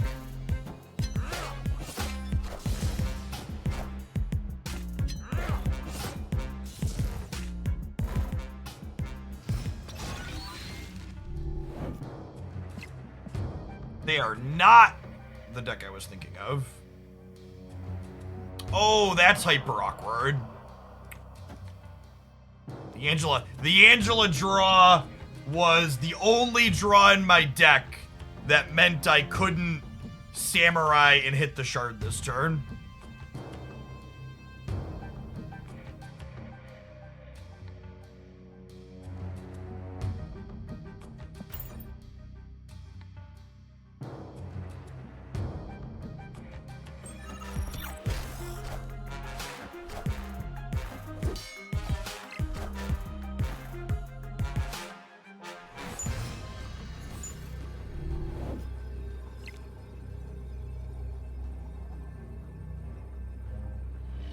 I don't know why they wanted to let me play to their Nebula path, but thanks, I guess.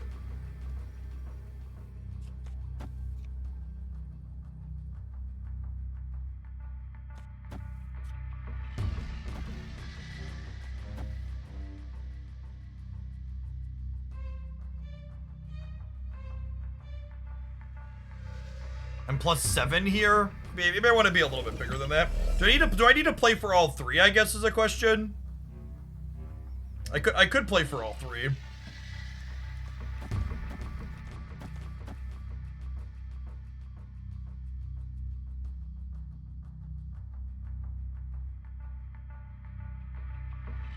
Let's lose this to them playing a little bit here and a little bit here.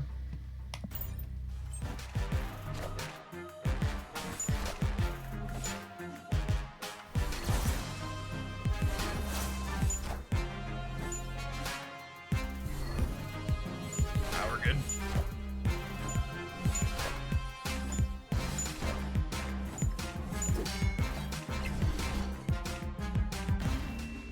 Playing Iron Lad in your Silver Samurai deck feels bold. Oh, this is, they're a large sea creature, chat. This is the Spotlight Cast Samurai. Oh, this is Spotlight Cast Stature and Nebula too, right? I am but a tiny sea creature compared to our opponent, chat.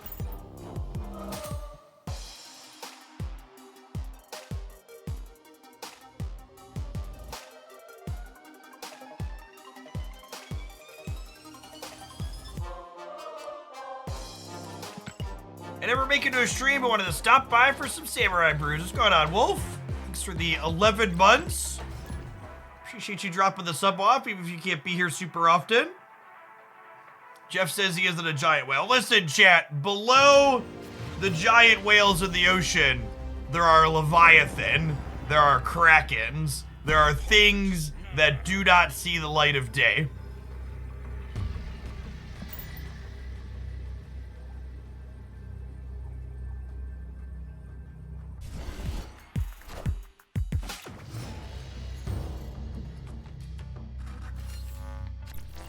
There's always a bigger fish.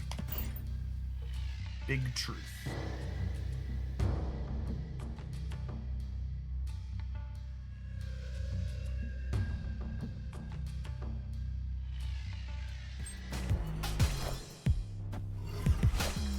All right, well, we're playing hard for the Baxter building, and Morbius hopefully means I don't need to worry about opposing tech cards.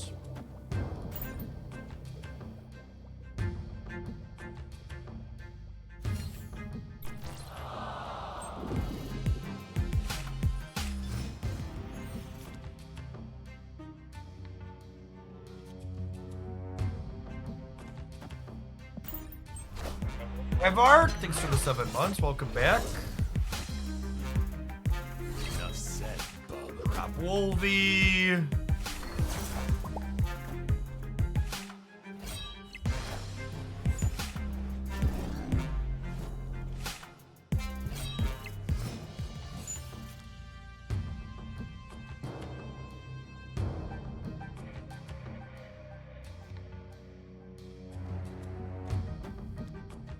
I can't Colleen wing this turn. Oh, wait. I can Colleen wing this turn because Mirage is getting us a 5-power swarm. Oh, baby. Oh, baby. That's the good stuff right there.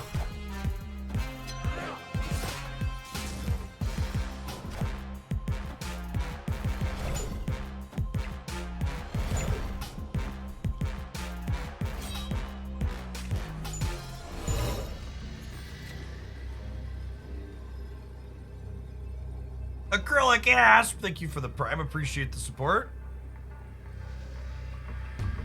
Now the problem is we're not beating a Modoc, right? Is the issue. Modocerson gets us.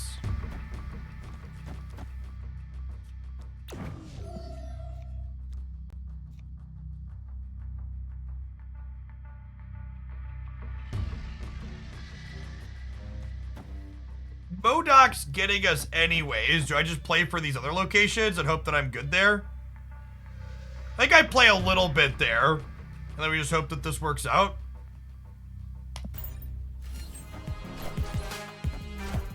Whoa, they bailed left. I was not expecting that. So they go to the Modoc.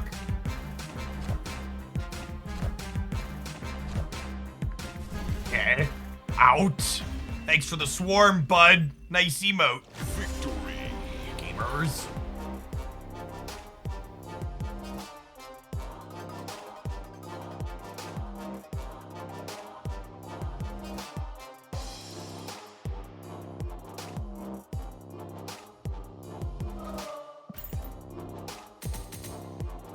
this is. This is definitely feeling like our second best pile of stature cards behind the Ghost Rider deck. I think I like the Ghost Rider build more than this one, but this is certainly growing on me.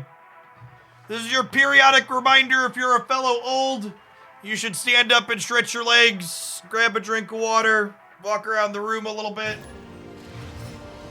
Don't stay sitting in your office chair all day, chat. It's bad for your body.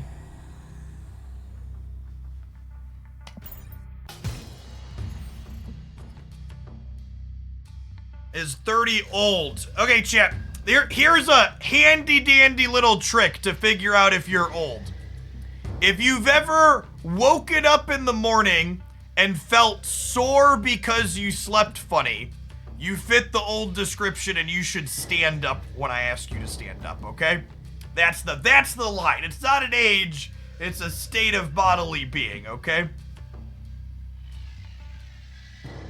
Acrylic Asp, thank you for the brand new primer.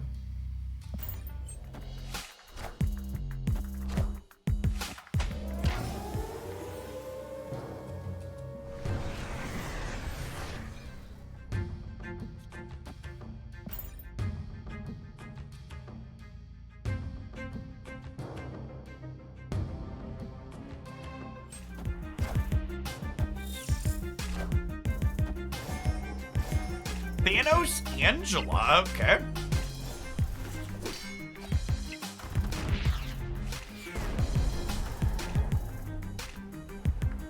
My daughter calls me vintage. That's clever. Swarm was honestly one of our best draws here. Well, Colleen before we Mirage, just in case Mirage gives us a 1-drop. You love this channel so far? What's going on? Like, good to have you here. Ooh, Vision. It's got some spice in there, Thanos pile.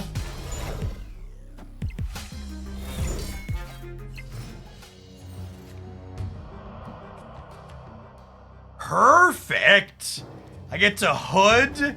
It goes to 2 base power, and then this discards the lowest power card in my hand. So it's 2/3 to hit a Swarm here, which would be awesome.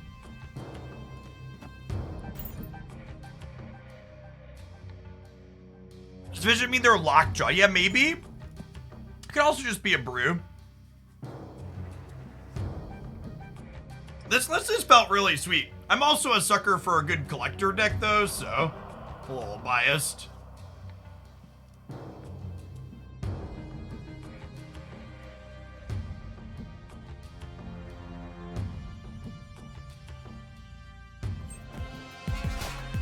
Worms are 0 cost, so it's not 2/3. I like the part where I pointed out that Silver Samurai discards based on power, and then someone in chat still tried to correct me on it. Gamers.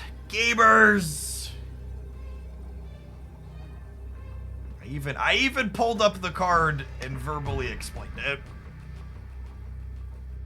All right, so Soulstone Middle's effectively 7 there. And then we go Demon, Dakin, Swarm. Swarm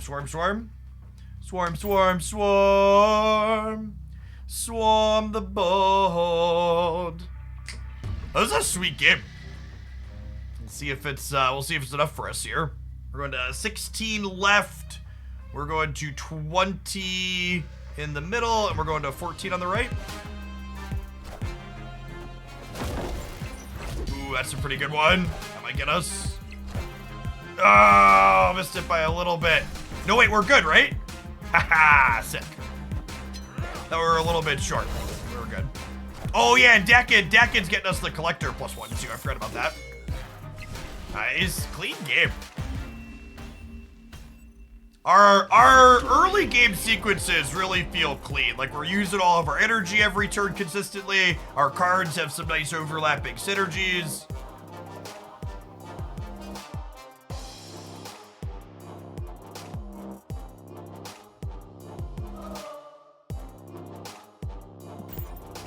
Yeah, it's got a really good curve.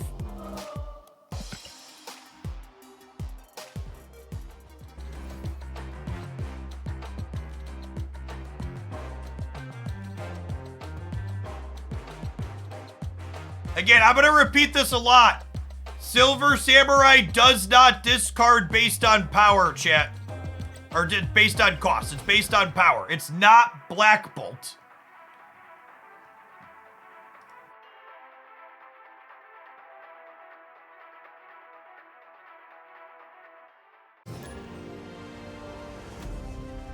I have an alert in my untapped affiliate server telling me that their deck tracker update is now public for everyone. That should give you a 3x4 deck list very similar to this on each side of your screen. So if you're a PC gamer, you should be able to get something close to this now.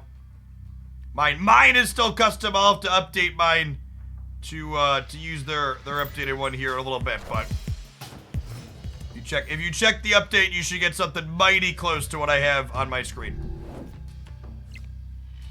I'm waiting for my royalty check from them. We'll see if it gets here.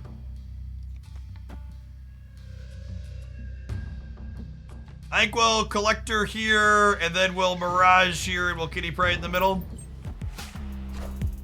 Oh, maybe I should Collector right, actually, because I kind of want to Angela middle with it being the Avengers compound. Yeah.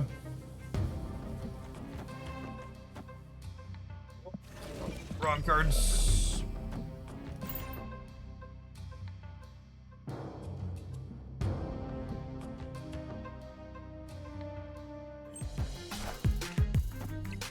Alright, this Great Web is about to really ruin someone's day. Alright, no one. Good. Fair. We'll take those. I wish Collector would have gotten pulled. Would have been ideal for me. Since I messed up where this was supposed to be.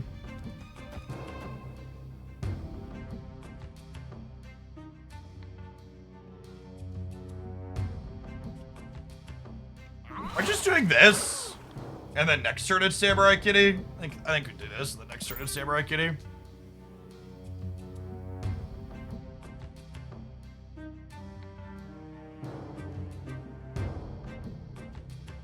Yeah, generally speaking, because of the prevalence of Shang-Chi in the metagame, I don't like to go super hard on Game Lab.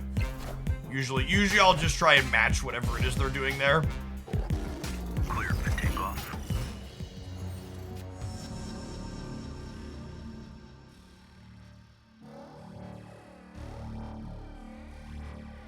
Okay, with the Hood draw, I have to go Hood Silver Samurai now in order to hit the Swarm, right? And then next turn I can clear the Hood with the Killmonger.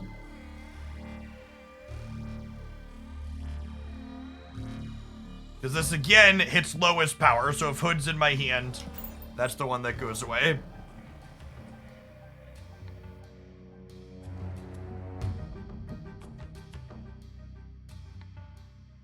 Oh, I might hit Killmonger, that's true.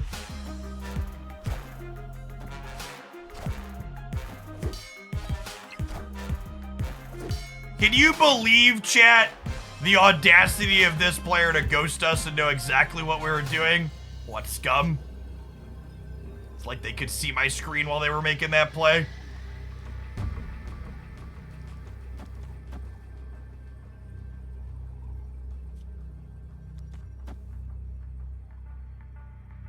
Play the Killmonger and the Kitty Pride here.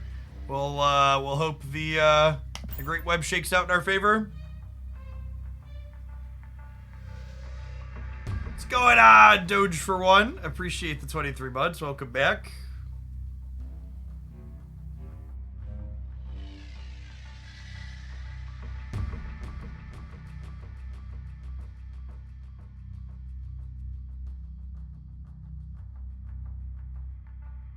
What's ghosting? Ghosting is Twitch jargon for someone is watching your stream while they play. While they play you.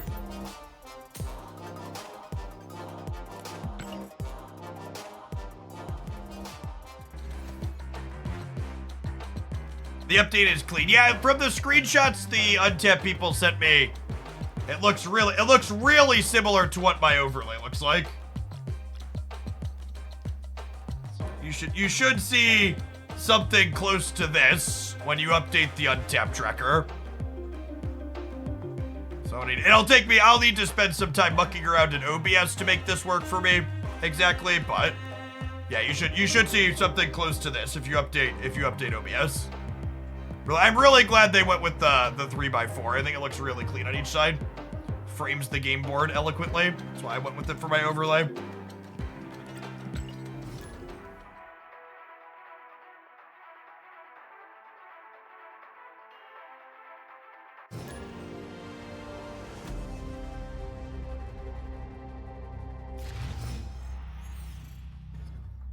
The deck trackers seem like cheating. I, too, think writing down the cards my opponent has played is similar to cheating.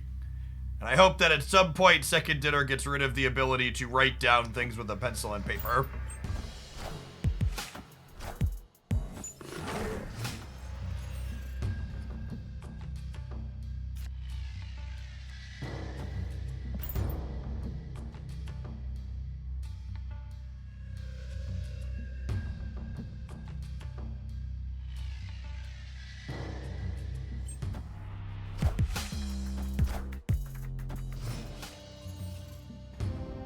And remembering things that's been too strong for too long. It's the God's honest truth, chat.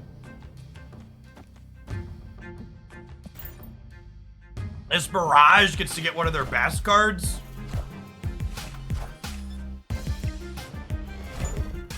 Oh my god, that's a 5-power hood. That's a 5-power hood, chat.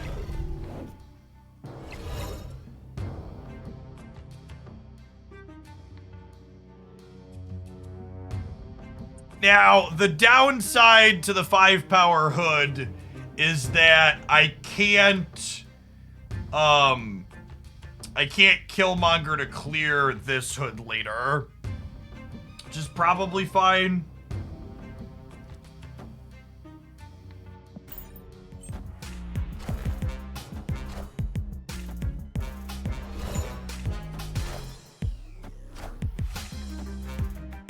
Chill game error.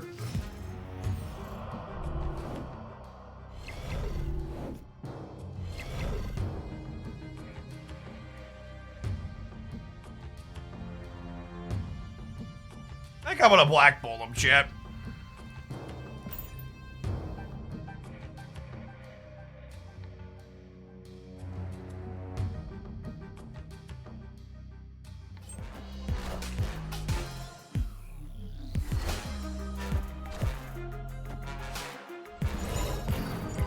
Oh, we cleared their demon before they could copy it. Priority was huge there.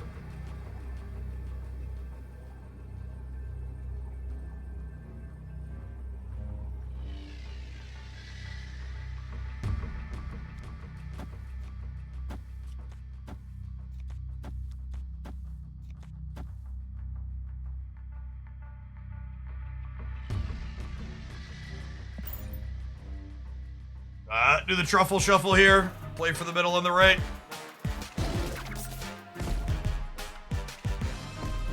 They're a Killmonger deck? Really? I assume we're still very good here.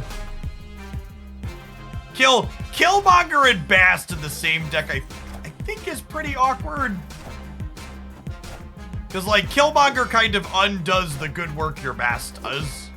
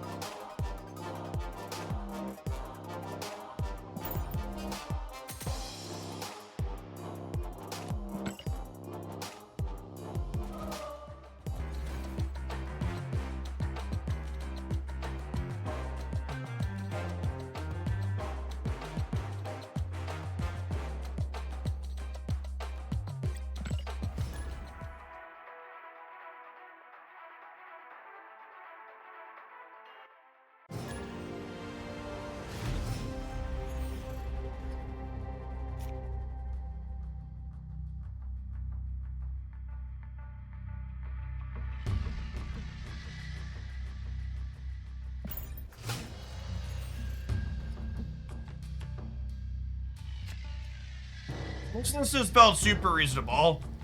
It's doing a bunch of the types of things I enjoy doing. It's got a dash of interaction. It dodges Shang-Chi. It's got some draws that are a little bit on the weak side to opposing Killmongers, but not a ton. Are inks more rare than gold, or are they the same? Gold is technically the rarest. Your first chance to get an inked is on your 4th split. Your first chance to get a gold is on your 5th split. I guess Kirby Crackle's technically the most rare. Kirby, your first chance at Kirby Crackle is 6th split. Is Kitty Pryde feeling better than expected? I was expecting Kitty Pryde to feel like she could go either way.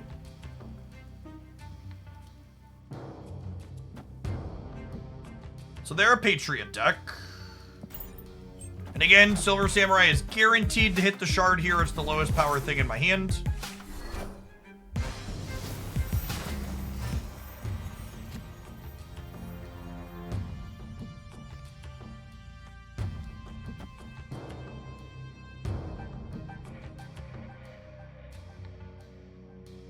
I don't fully know what I'm expecting out of them at this point. Are they some kind of weird negative deck, maybe?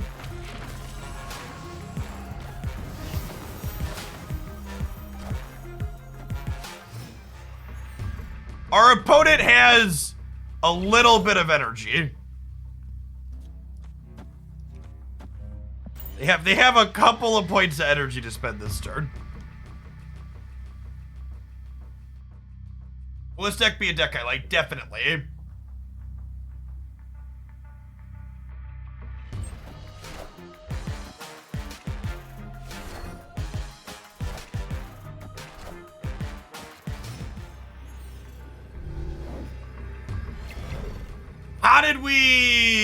How did we think that was gonna happen? Like, where in your brain was that going, opponent?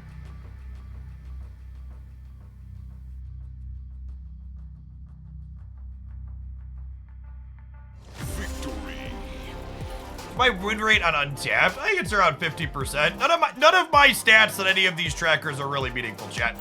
I retreat cubes all of the time and retreat games just because I'm bored or not having fun. Even my full sample size large win rate has a long skew to it for me just like prioritizing basically everything else other than winning.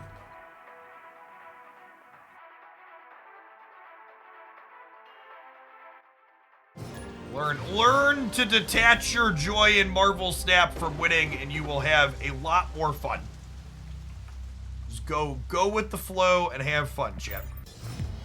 It's a much more enjoyable experience.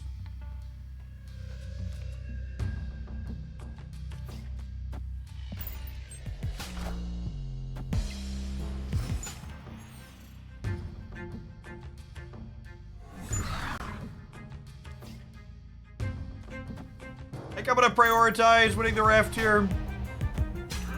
Is Jeff or a kitty? Magic, sure.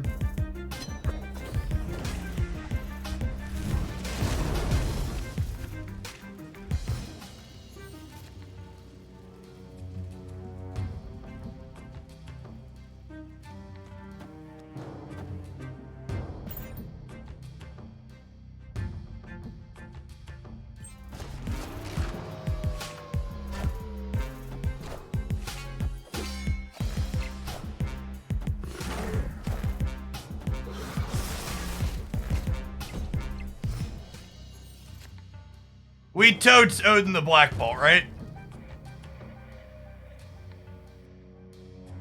Yeah.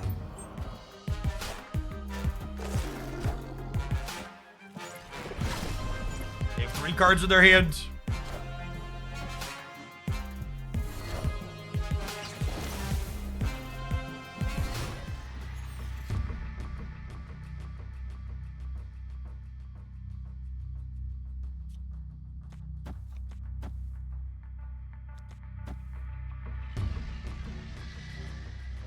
That seems fine. Place for all 3.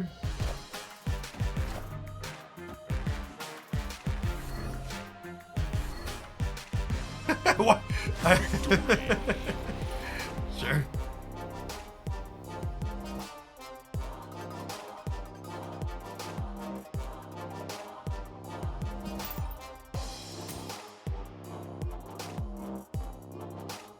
The new overlay shows up in an actual match. The main menu still has the old one. Interesting.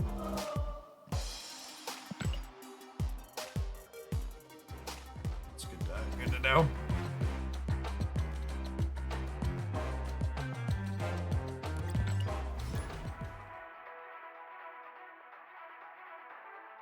I appreciate everybody hanging out today. Great to have over 4,000 people here for some Marvel Snap-a-Lappin' on our last day of Twitch drops, as well as our new card release day. For people who aren't familiar with my background, before I was streaming full-time here on Twitch, I spent a number of years traveling the United States to play Magic the Gathering competitively.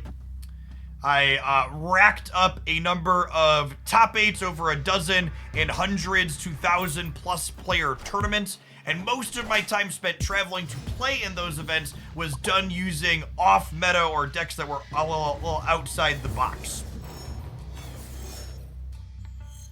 This is, if you're someone that enjoys seeing people work through new ideas and try out lots of different stuff while playing card games, this is a great place to be for that in Marvel Snap.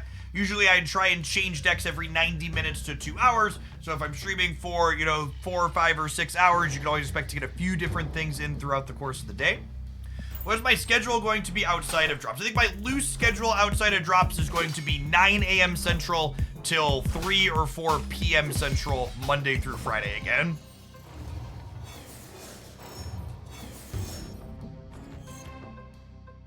Definitely gonna go back to taking weekends off. My wife and I have 3 small children, so weekends tend to be family time for us.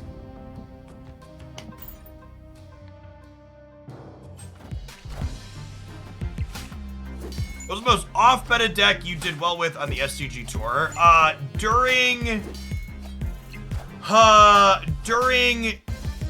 Return to Ravnica Standard, there was a Teamer Flash deck that I was well known for and had a truly absurd win rate with. I believe, if I recall correctly, I had like a close to 80% win rate across like 30 or 40 tournament matches with it while that deck was in season. Just like truly god tier run with it. We'll see if they armor my hood here. They might.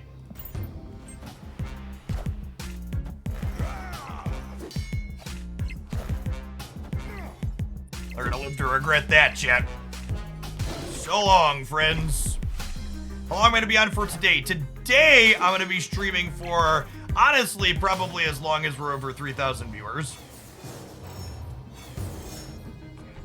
My goal while Drops is going is to stream a whole heck of a lot. We're gonna continue doing that today. We'll see. Usually my viewer count falls off at about 4 to 5 p.m. Central because people start leaving work for the day. Which, honestly, can you believe that, chat? Can you believe there are people that go into their jobs and watch twitch.tv while they work? I can't believe it.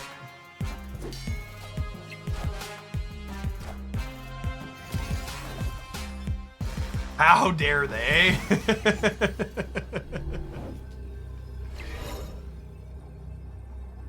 That's a Dakin. Can I compete with the mid? I think I can compete with the mid.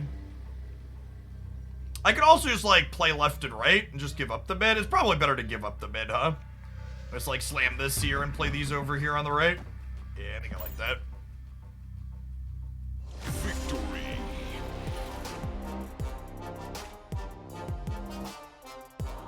Hot take to say between healthy meta, regular balance changes, conquest options, spotlight overhaul, snap is better than ever. Played since release, and I think it is. What's going on, late night MTG dad? Thanks for the 13 months. Dog Force 1, I almost missed your 23 months. Apologies, thanks for that. Yeah, honestly, I think Snap's like at a high point all around. It's just like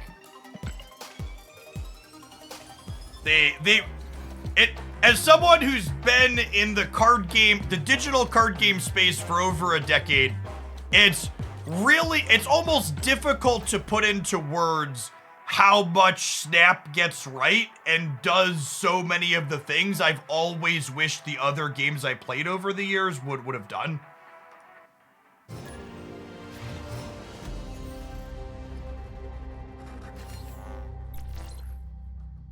Like, they're definitely not perfect. There's always room for improvement, but the number of things they get right is wonderful. Like, and I guess foolishly so, I had kind of always assumed the somewhat regular balance passes that Snap does would have been like the norm in the digital card game space once digital card games became a thing. And I was always really sad that they weren't. It's like, why isn't that just a thing? Like, you could just change the text on the cards, just like when there's a problem, like massage it. Put numbers up, put other numbers down.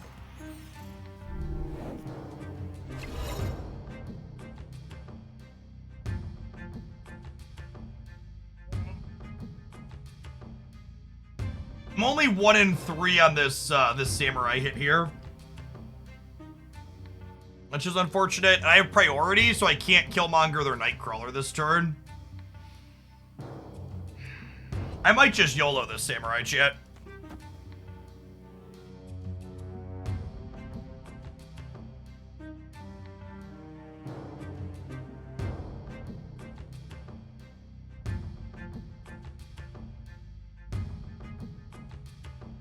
This is how we trade our samurai. How to trade your samurai, chat. So again, he discards the lowest power, so he can hit Swarm, Kitty, or Killmonger here. Ooh, knowing I don't have to play around Shang-Chi is huge.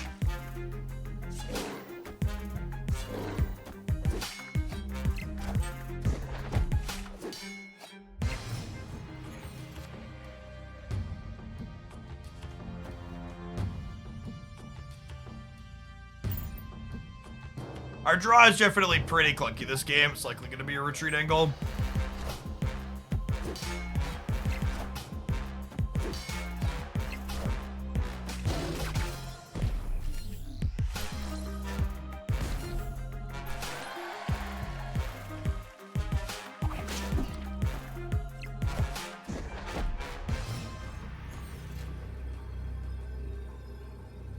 Wouldn't Colleen be better here? It hits Swarms. Colleen does not hit Swarms.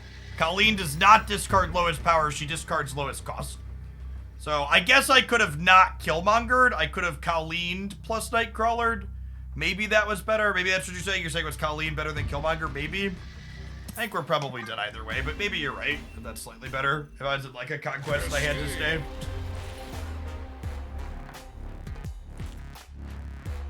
Banner Sled, thanks for the primer, appreciate it.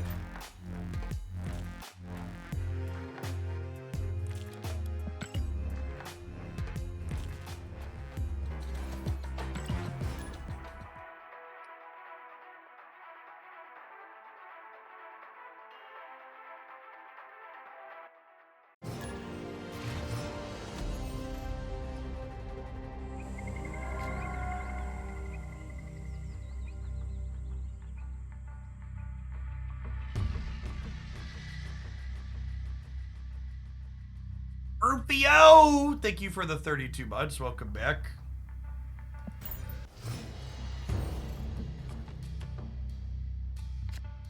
Loving the new editors on YouTube lately. Yeah, I think the editors have definitely done a good job of increasing the quality of the content. Long term, once they have a working relationship with someone permanently, we're gonna do some good stuff over there.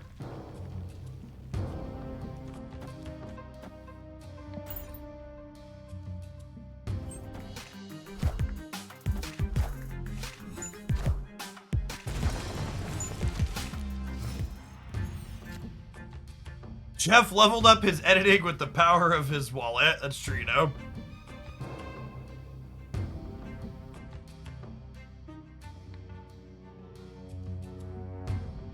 Like, Dacketing? They're probably a Shang-Chi deck, so I don't know that I want to play into Monster Metropolis. I think I'm Dacketing.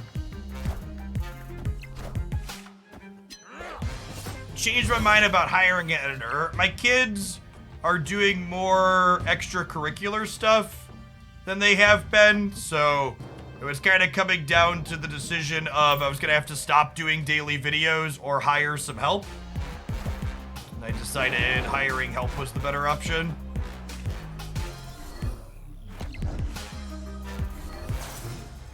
Oh my god, I didn't realize that was a Coulson Darkhawk. That's funny.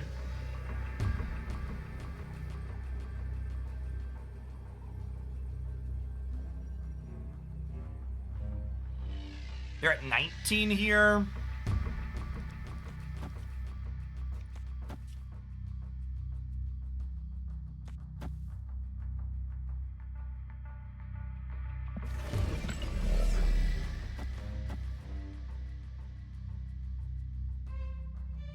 Black Bolt does make Dino smaller, that's true. And they play something here.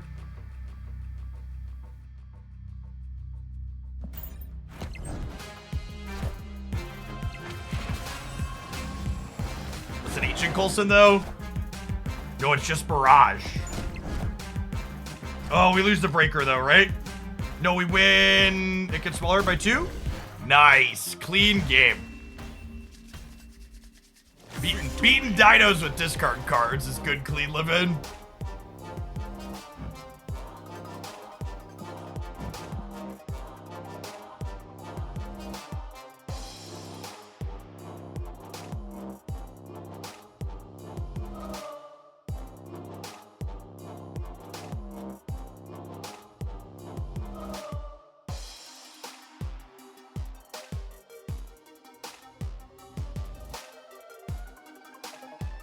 Welcome, Ruck Fuels.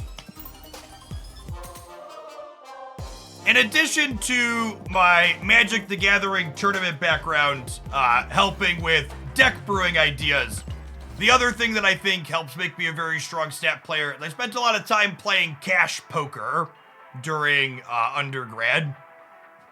Made a few hundred to couple $1,000s a month, depending on how much I was playing and how the month was going. Good way to supplement income.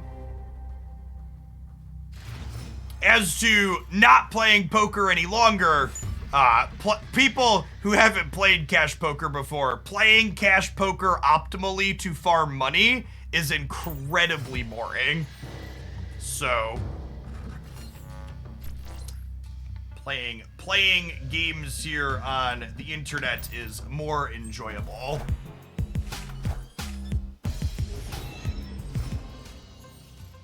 You know how we talk about all the time how people don't really snap properly because it's more fun to not snap properly? Yeah, it's more fun to play poker and optimally too. Optimal cash poker is a real slog.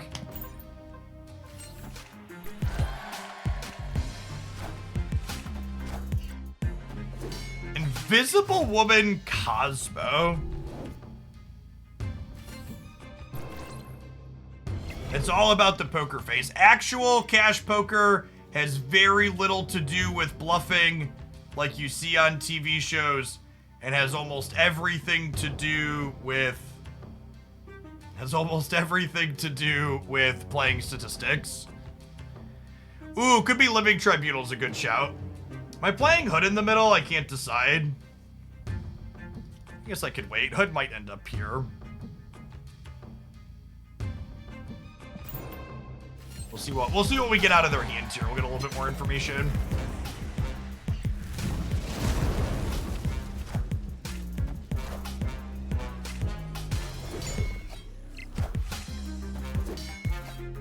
So there is no more information to be had, chat.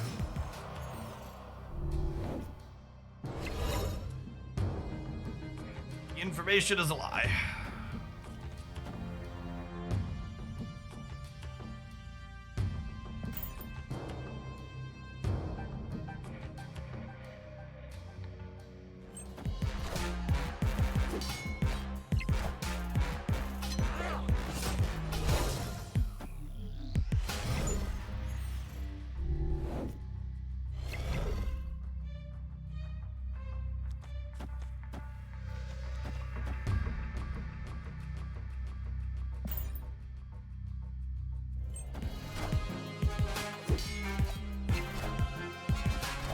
This hand rocks.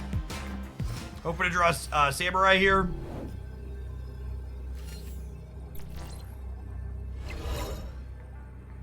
Not the Samurai I wanted for Christmas.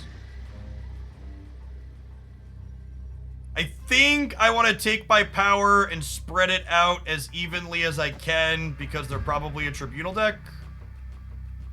Or does that mean I want to... It probably means I actually want to concentrate it in 2 places, right? Because they're going to spread out. Probably the play. Can I swap Subterranea for anything? Maybe Fogwell's Gem? Asking the real questions.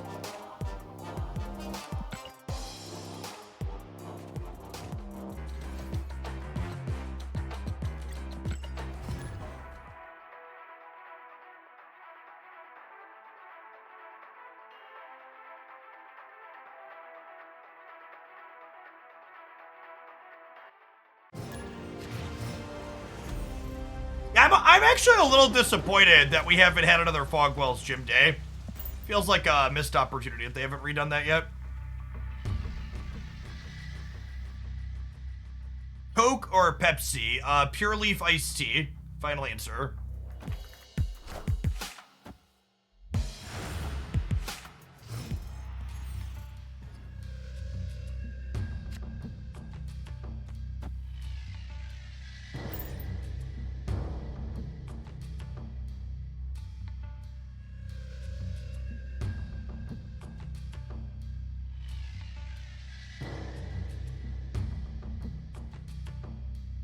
Sweet or unsweet? They actually make a semi-sweet one now that's actually pretty solid.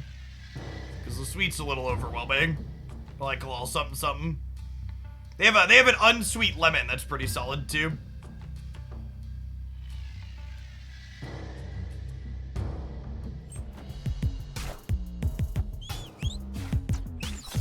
Oh, my Samurai!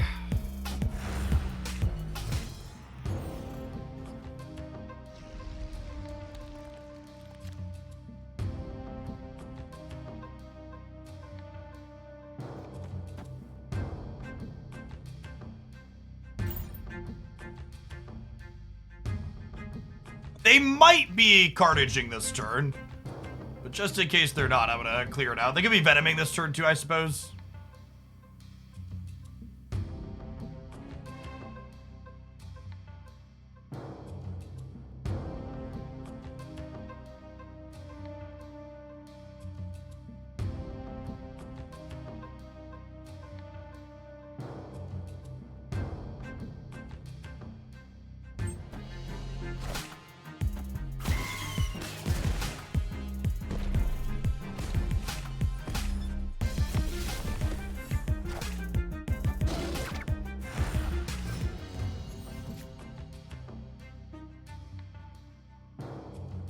Go Kitty Pride, Colleen Wing, Hood. And the sequencing here is important because I need the demon to not be in my hand when I Colleen Wing because I want to hit the swarm.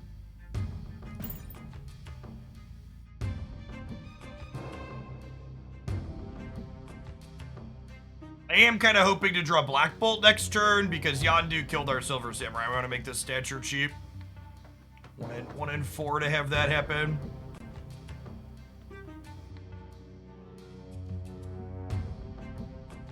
You would be better to buy Legion or wait for Mobius with 3k tokens. I think Mobius is likely to be a better card than Legion. I think Mobius is going to be everywhere.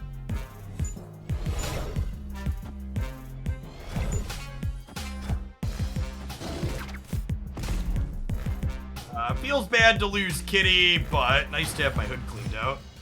Black Bolt?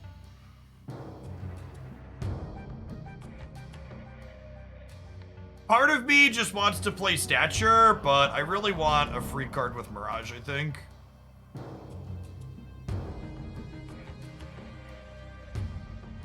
Yeah, if they have Death in hand, Mirage is just like unmatched at the moment.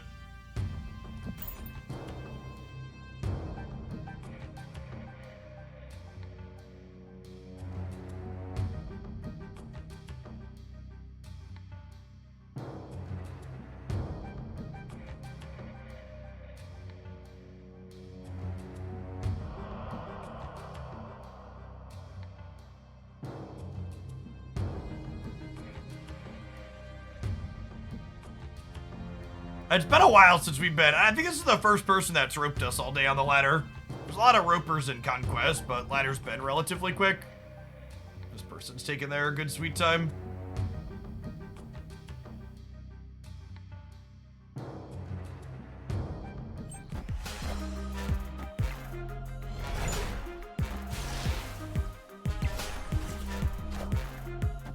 Okay. Someone asked if they were ghosting earlier. The answer is yes. Maybe they didn't have that many things destroyed. Maybe they just had to play it this turn. Maybe. We'll never know.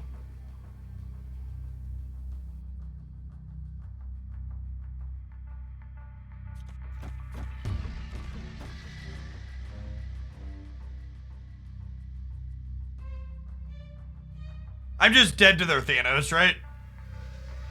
'Cause I'm only going +6 here. I just can't get enough into the middle.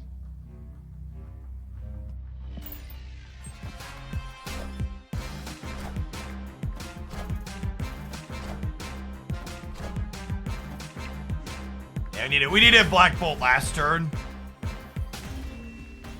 So we could have the stature flexibility. Why not play Black Bolt mid? Because I'm cursed with literacy.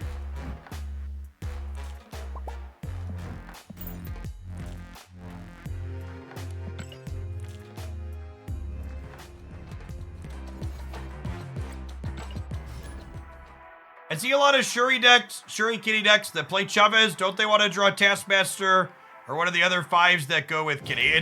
Taskmaster is literally the only draw that's good on turn 6 in that deck, Pal Bamzap. And you'd rather just have Shuri more consistently early. So I think Chavez is good in the Shuri Kitty deck.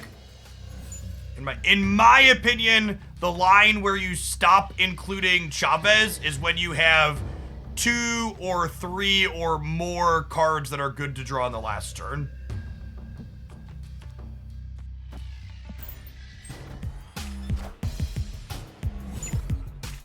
Sometimes lucky.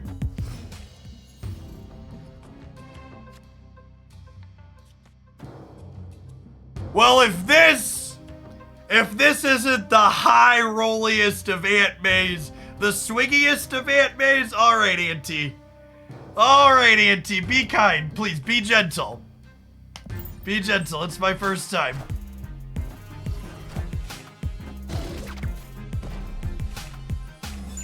Oh, Auntie May!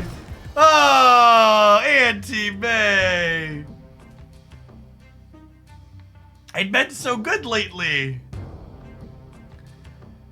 Alright, so do I want to Mirage Demon to Silver Samurai the Swarms, or do I want to Dakin Demon to Silver Samurai the Shard? I kind of think I want a Mirage. I think the Swarms sound like more upside.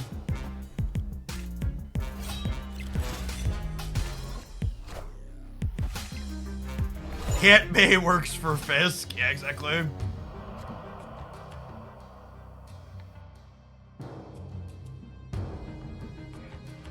Alright, and this hits Swarm 100% of the time.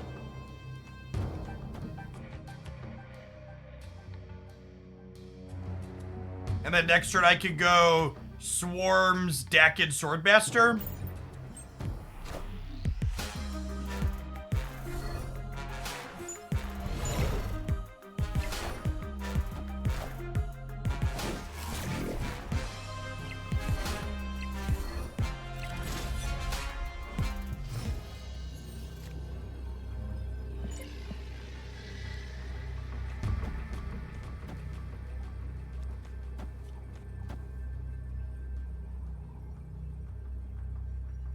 And regardless of what happens here, we're beating their one play.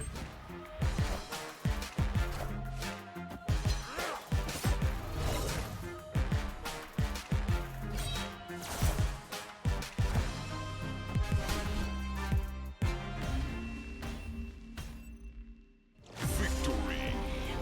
Can we pour one out for Mirage again, by the way?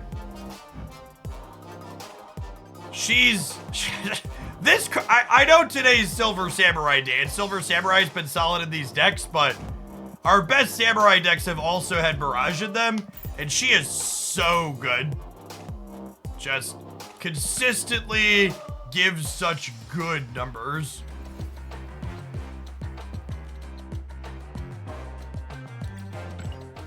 I think she's super underrated. I think she's arguably one of the better 2-drops. It's the best Samurai deck so far, this one. I think I like the Ghost Rider one from earlier a little bit more, but it's close. This one's been real solid.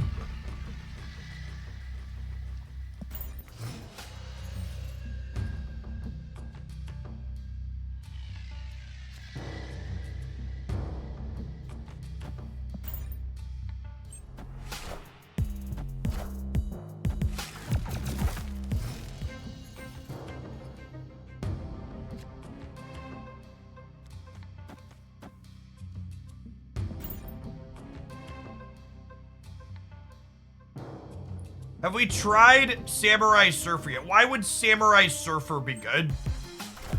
What's the angle there?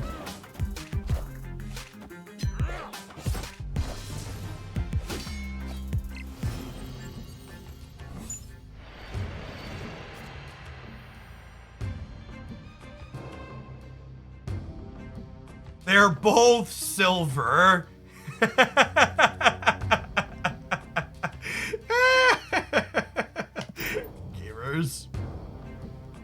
Gamers.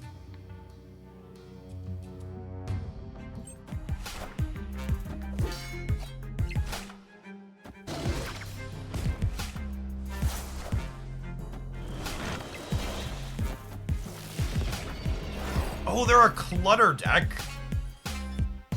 Sure.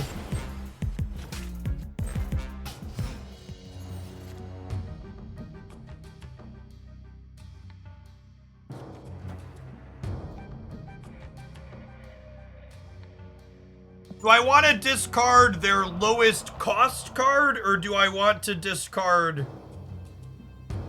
Or do I want to discard their lowest power card?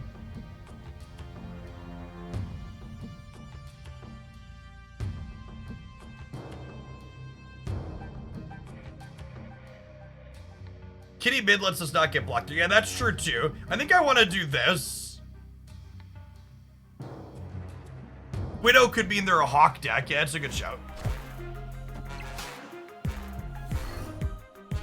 Alright. Shang doesn't matter. Well, they're magicking, so we have to have our cake and eat it too. Deal. I just started playing this game. Are the cards time gated or based on your rank? So a little bit of both. So you can't just get all of the cards by spending money in Marvel Snap. Even if you're spending money, there's a limit to how much you can spend each day. Yeah, we're probably gonna get Vipered here. Well...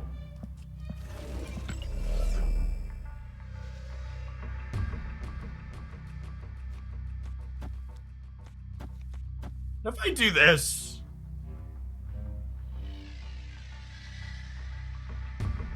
I like this.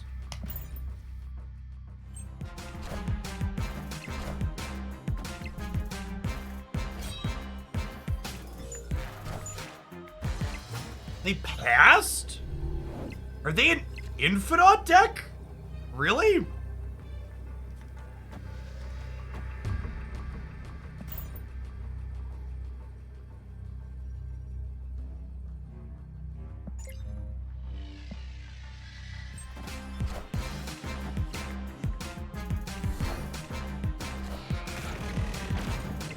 Wow.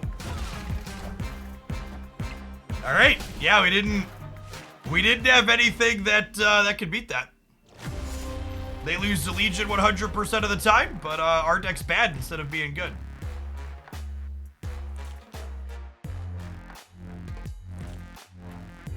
This is stuff like this is why everybody's playing Legion. Because you just get free run pulls on people being too cute.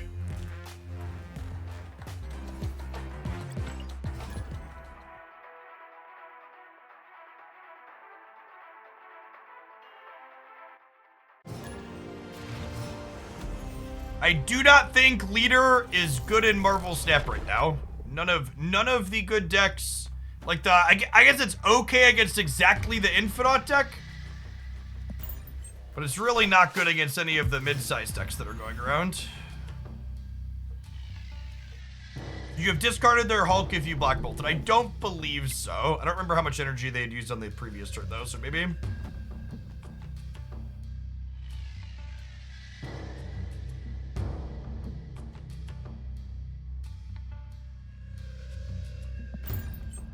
I've talked about this before, but I think a lot of the measuring on whether or not Twitch drops is successful in terms of like the long-termness of it is going to be looking at how many people, if there's a long-term boost from people watching Twitch.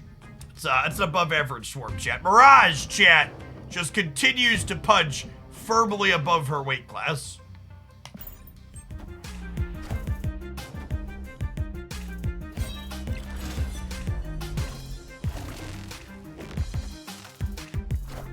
Just as a general note for people when it comes to talking about the power level of a deck, if I say something like, I don't think X deck is very good, and then I give reason why X deck is very good, I don't think X deck is very good, an appropriate response is not, Jeff, I climbed through X ranks, or I won X rate, or my win rate is X, Y, or Z. If you want to tell me from a theory perspective why you disagree with what I'm saying, that's always a welcome discussion. But just, I won with decks, so it must be good, ignores the fact that players can do well with bad decks because card games have a lot of variance in them. Especially in a game like Marvel Snap, where the latter tends to have a lot of bots in it, and win rates on everything tend to be very inflated.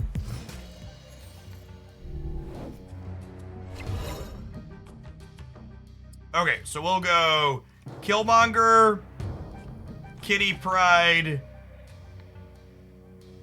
Demon, Colleen Wing. I'll get 2 swarms.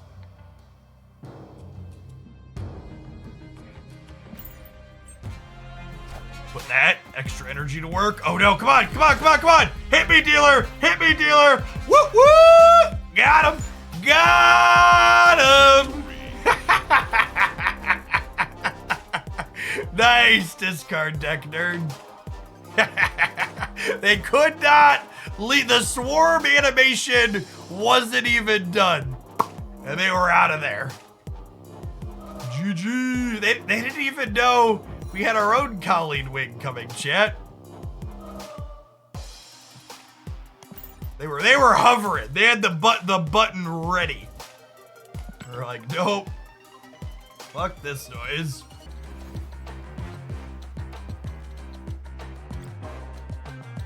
All right, let's take a peekaboo at some untapped data. I think I'm tapped on things I wanted to try with Samurai. Let's see. Let's take a peek at what other people have been cooking. See what's going on here.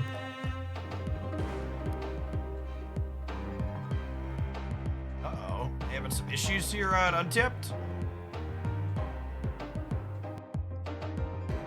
Fuck you. Alright, which content creator posted this deck, chat? Whenever you see a deck like this that's got a big sample size with a shit win rate and shit cube rate, you always know some content creator posted a video saying it was busted.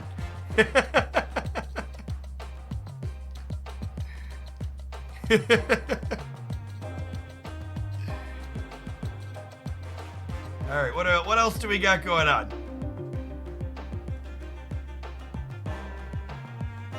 What is this doing? Why is a Black Widow?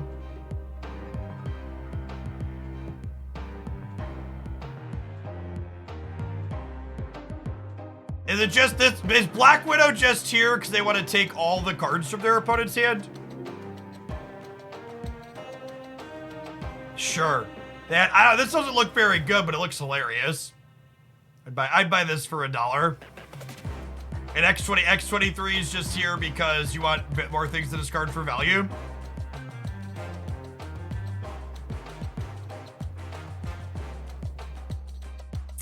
This is kind of amusing.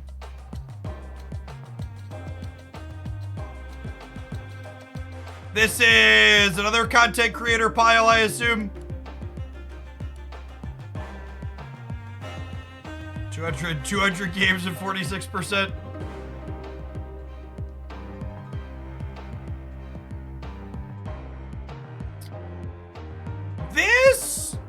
This doesn't look terrible. I don't know why Chavez is here. I guess just because people like to play Chavez with Iron Lad. This is a thick curve. There's only 3 cards that cost less than 3 out here.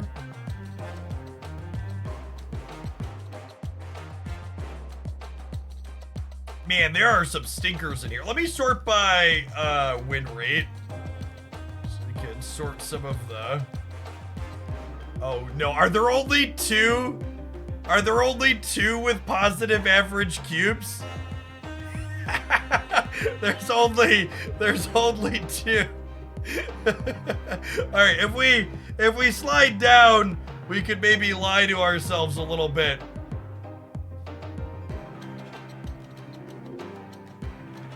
Oh, this is a tried and true deck building trick.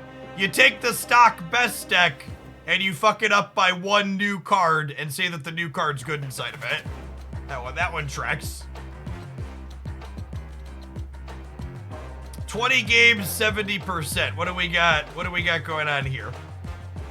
We got X23, Wolverine, Dakin, Stature, Black Bolt, Modakerson.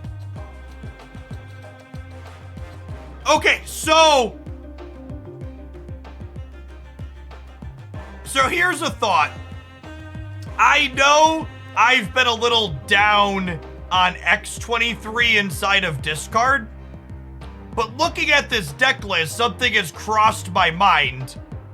X23 is actually kind of good here because it lets you Modoc plus Stature on 5 or Apocalypse plus Stature on 6 if you top deck the Stature, right?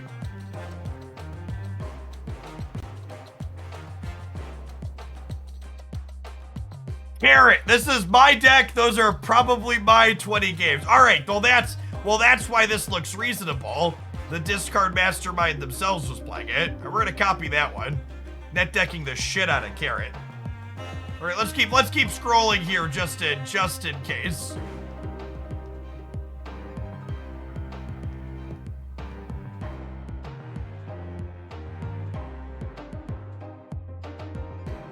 Ooh, this is the Little Movers package. I think this is solid. I think the Iron Man Silver Samurai with Ghost Rider to bring it back. We did some of this earlier and it felt okay.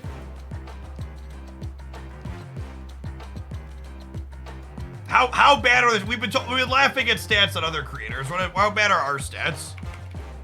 We were playing that one earlier with Lady Sif. It's probably terrible too, because I was retreating a lot. That's a leader one. Where's it at with Juggernaut? This is the one we were playing. Hey, look at that, chat. We have positive cubes, mediocre win rate, but we're cube positive at least. I think this is gonna be tomorrow's highlight video on my channel. This one felt solid. I liked what this one was doing. The Ghost Rider with Iron Man and Lady Sif for Iron Man or Black Bolt. This will be tomorrow on the YouTube. What was the collector one up? Can I can look at that. All right, hold on. I'm sure other people were playing it a little bit too.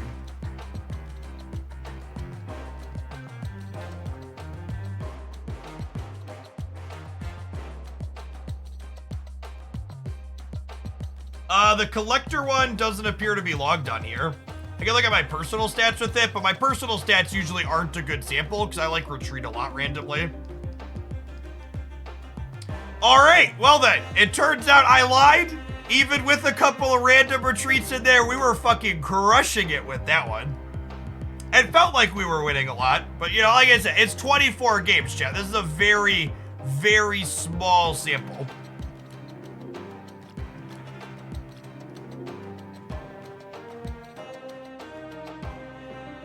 But to set a low bar, that one felt trim. Those will probably be my deck highlights for the next 2 days. I think are those two. What was I looking at? There was another one I was looking at that I thought that looked okay.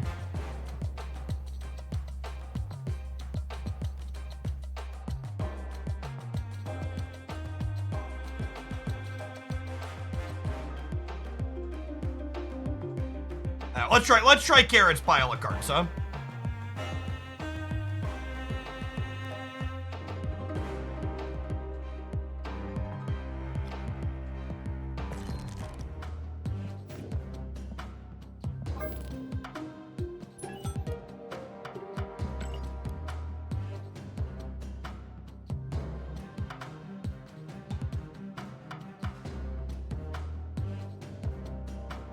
If it doesn't work, it's because they're not gold-plated. That's true, you know. Accurate statement.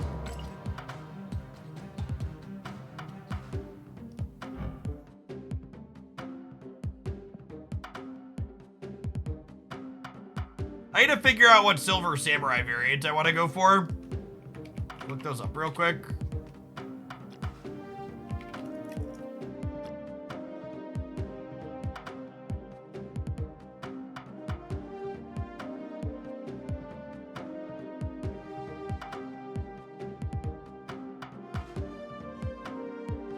They're all kinda eh. I guess this is fine. That's okay. The Spotlight's probably the best. This is the Spotlight one.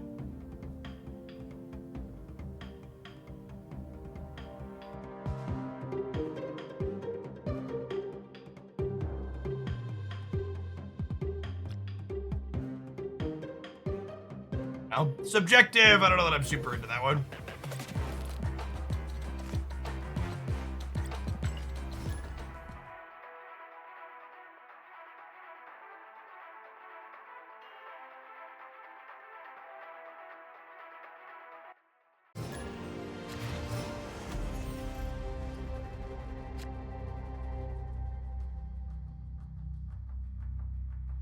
The chibi does have fun colors on it. Agree with that.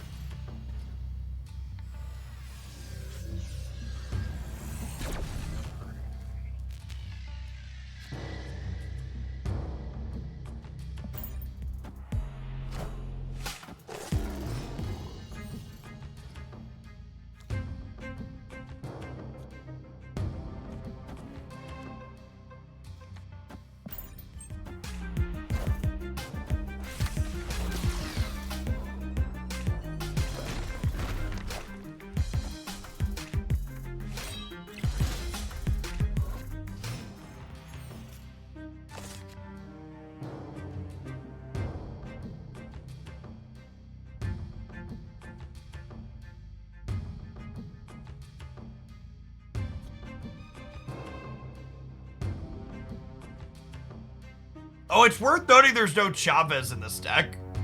So our last turn plays a little weird, right? Because I can't just count on, I can't play Apocalypse. Are we supposed to have Chavez in here, Carrot? So I have something to do in the Dracula games? Untap did update to copy our overlay setup, yeah. Chavez goes in every deck. That's true, you know.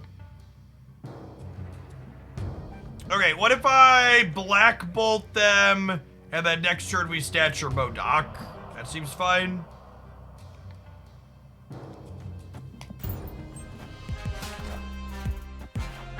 No!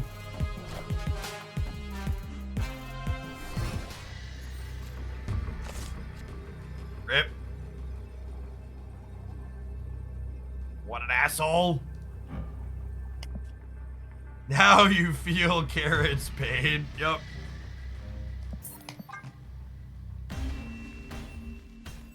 Escape.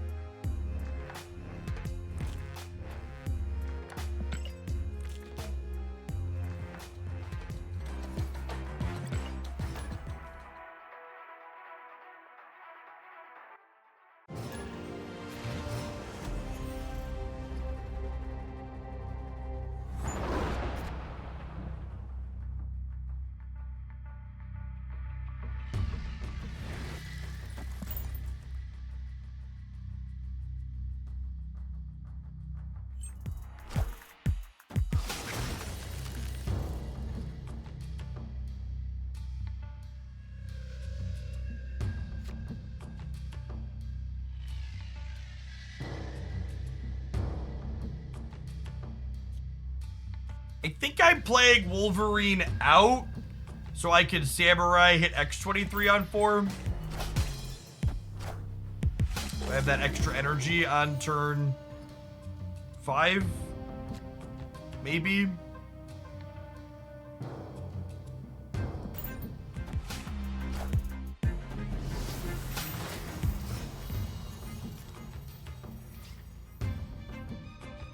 I have to Dracula now, though.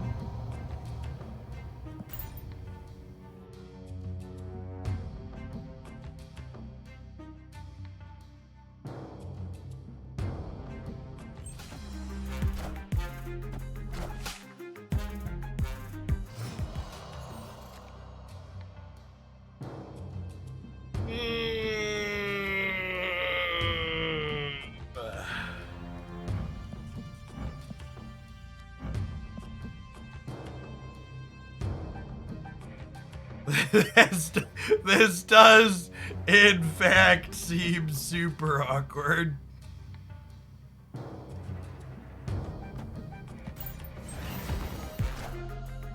Wakanda forever.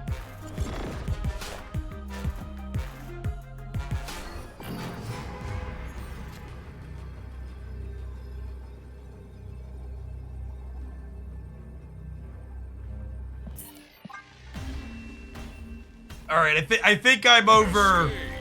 I think I'm over it. I think I'm over it.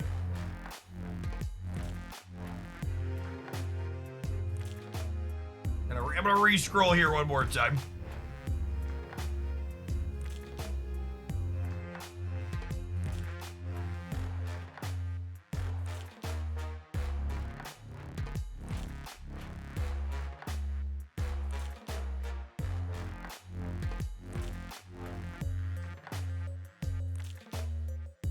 This looks like a fun pile.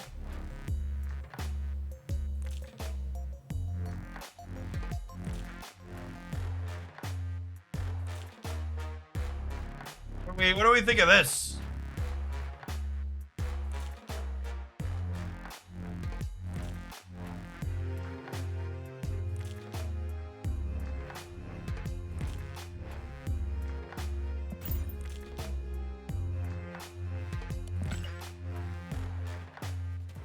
It's got a bunch of good cards in it.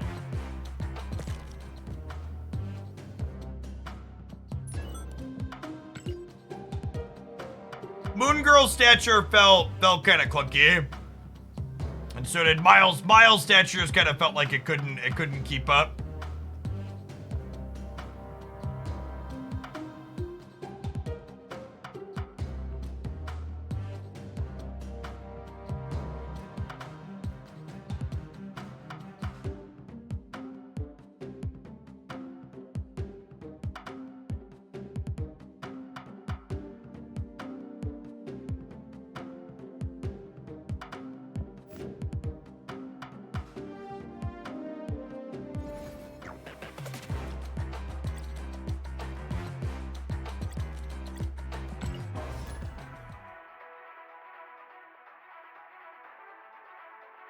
Hey, yeah, Forge is a pretty just like generically good Marvel Snap card, right? Chat, we've been streaming for a little bit more than 6 hours now, so this is your periodic 2-hour reminder to check your drops progress if you're still working on completing those today. I think with this hand, we vibe on the X23 and like forge into X23 carnage here.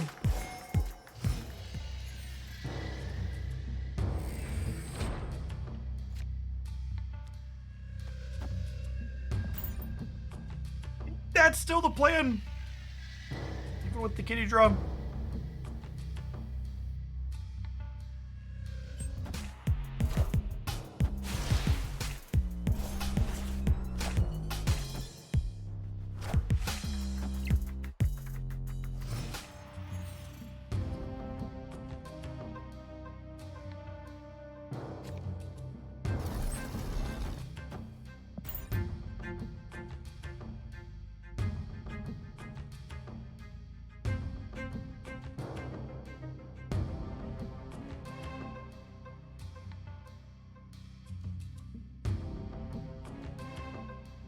So if you make it to Infinite 130, do you start at Infinite the next season? No, the highest you can start is like 73 or whatever.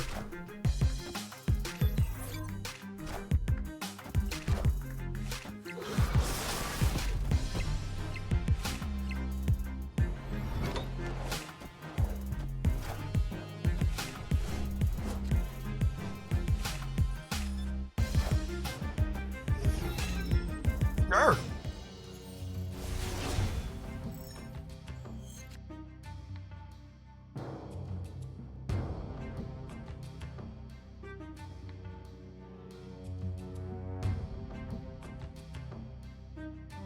I mean, I'm a Legion gamer, chat. I'm obligated to try and scam them, right?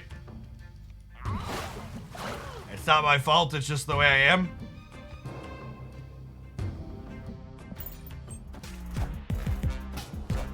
I haven't decided exactly how long I'm streaming for you today. It's gonna depend on what the viewer count looks like.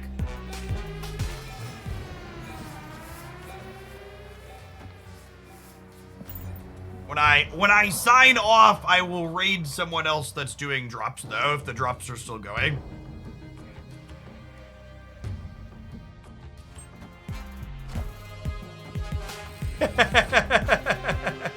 See, chat? Legally obligated to make the play. All right, you ready to play a little Vision Jeff Chicken? No, we win 100% of the time, right?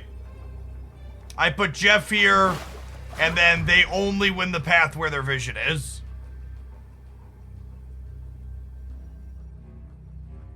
Yes. I'm gonna take deck submissions. If you have a Silver Samurai deck, I will take a Silver Samurai deck submission.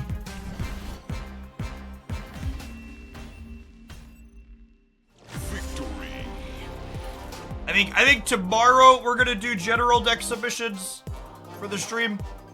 But today I mostly want to play Samurai stuff. I think there's enough interesting, reasonable things to do with this card to focus on it for the stream.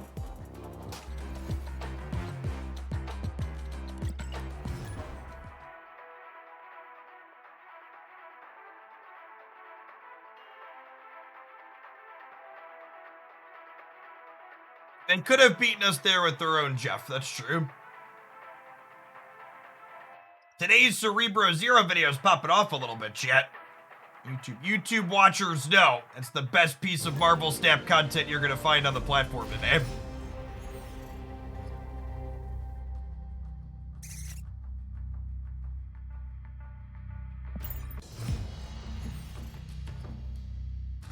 I'm a fan of Dan Hip variants. I like some Dan Hip variants and I dislike some others.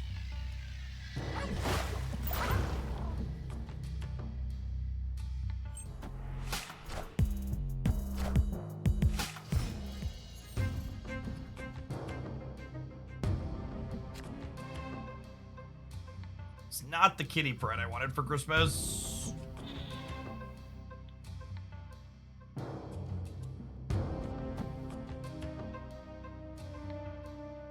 Deck building section from Discord. Do you have an import link for me, Duck?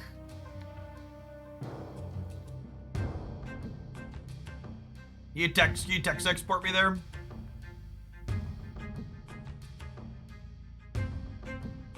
Hey, congrats on 70, Surijan. Thanks for dropping by. Guess we'll eat the Shuri's Lab.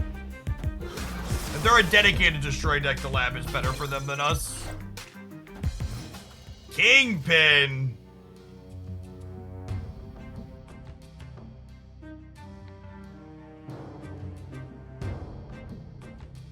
We don't have Dakin. This deck doesn't have a lot of great samurai hits. It's just Dakin, Shard, and X23.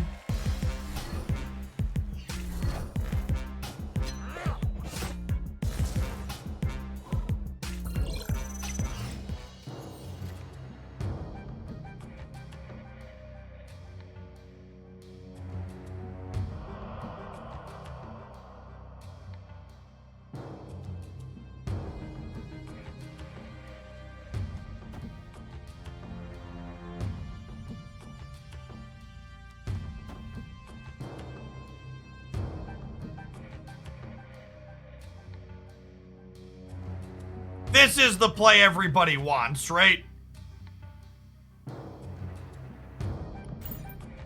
We'll give the people what they want.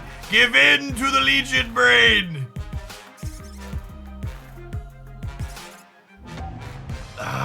See, this is why this card is in every deck, chat. It's because you get to do fucking this.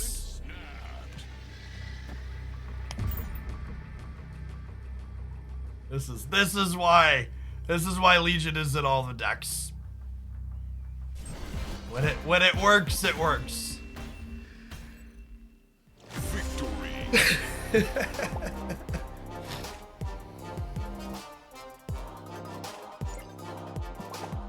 I definitely expect them to take some points of power off of this.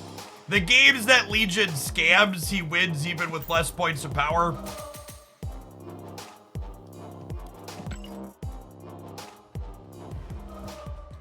Perfect deck.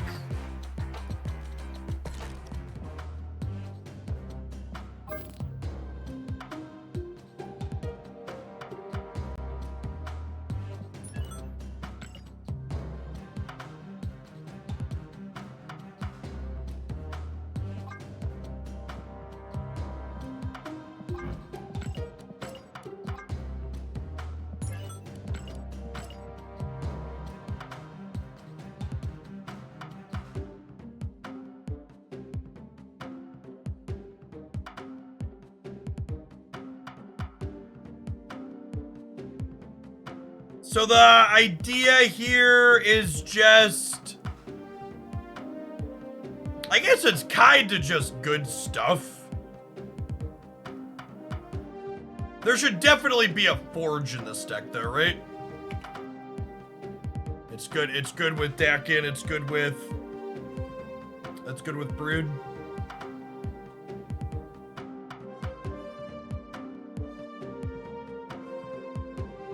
You could decide,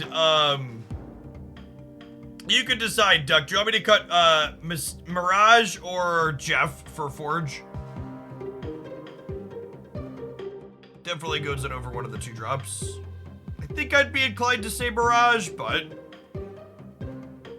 could go either way. Shadow King's a very good tech card. It's also a 3 energy play for Silver Surfer. I don't think you cut that.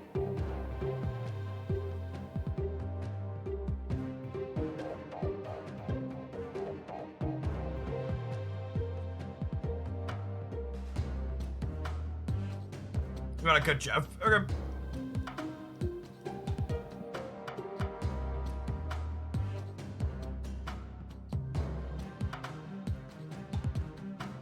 Drops end at 2 a.m.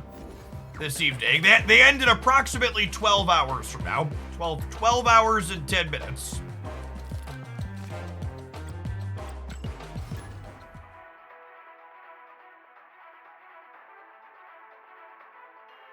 Chat, you don't need to worry about how long I'm streaming for today. I promise you, at the end of the stream, you will get raided into another channel if you are still collecting drops.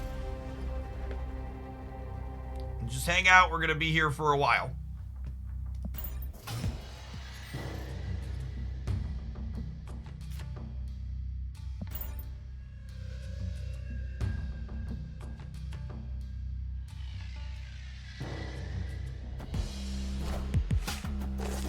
What if you only want to watch me? There's a YouTube channel later.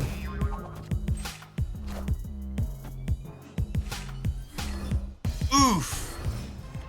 Oof. Oof. Oh, chat.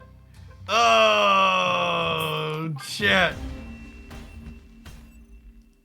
Escaped.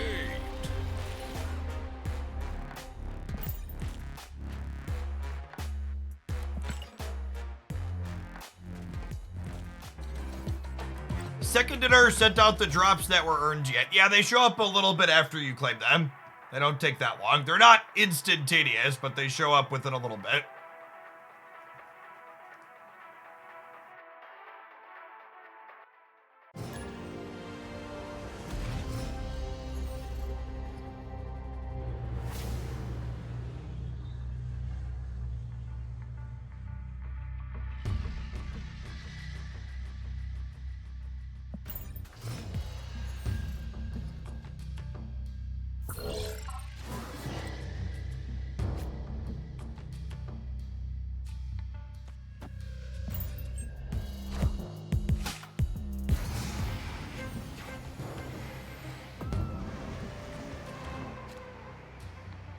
It's so weird to me how people, like,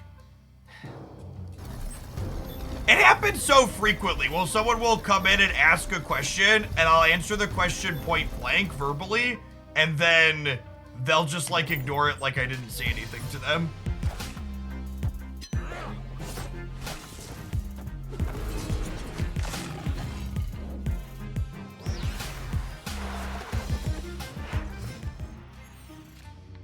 At the end of a season, all of your conquest medals and tickets disappear. Shouldn't Kingpin just be a fist tower? He used to be. That's revisionist history. Kingpin used to have the text box. Kingpin used to have the text box. He only worked on the following turn instead of a static turn 6. I don't know, some person that was misinformed must have said it at some point, and then everybody started repeating it.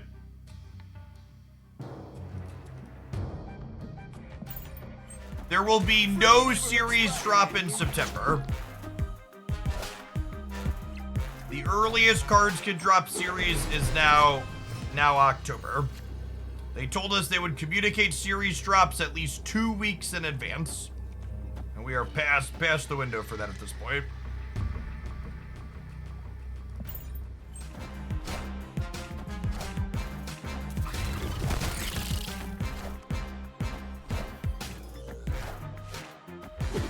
We're good? We tie the right, we win the breaker? Victory.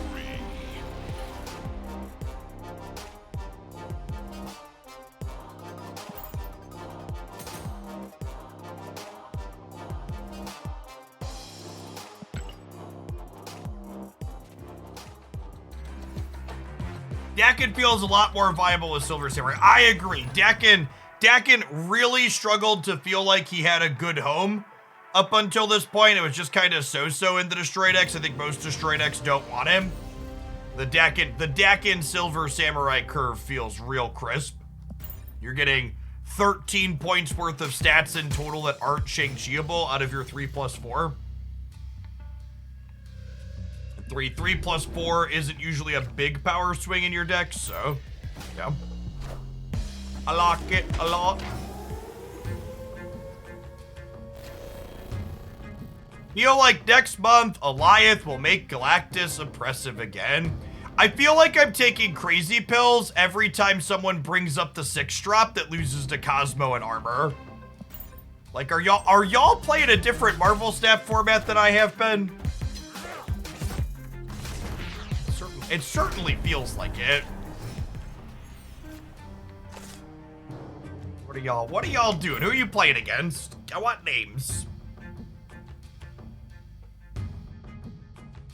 Dakin turned Silver Samurai to one-sided disruption. Yeah, that's true too. The answer is probably yes, you're playing against better people. That's fair.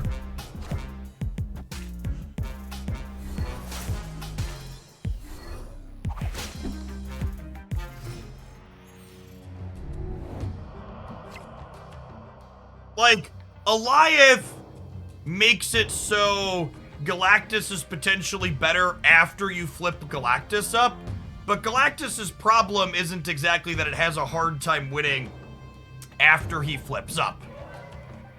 Galactus's general problem is that it's not good enough to pop off to begin with.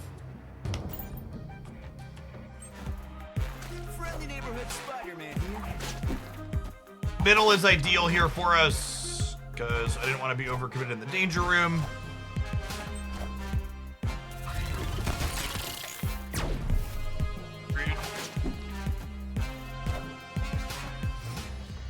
Is her hand empty?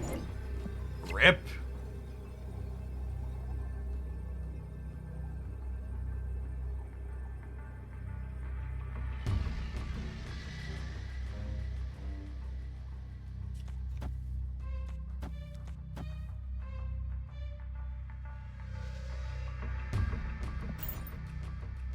There is some power in the fact that, like, Goliath,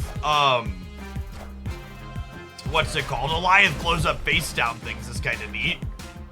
Higher, further, faster, baby. But in general, like, I had someone get big mad in a YouTube comment on my Spotlight Cash review video where they're like, you're the only person that doesn't think Goliath is gonna be the best card next month. And I can't take any of your opinions seriously anymore after you said that. It's like, it's probably gonna be like playable, but like, best card feels real strong in a month where Mobius is coming.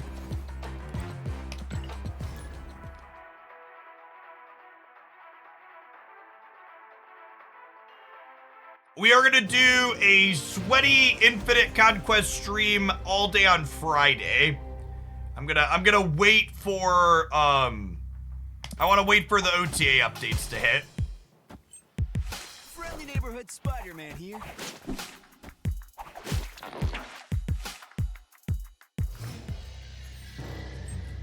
What about ramp into Goliath plus Zola?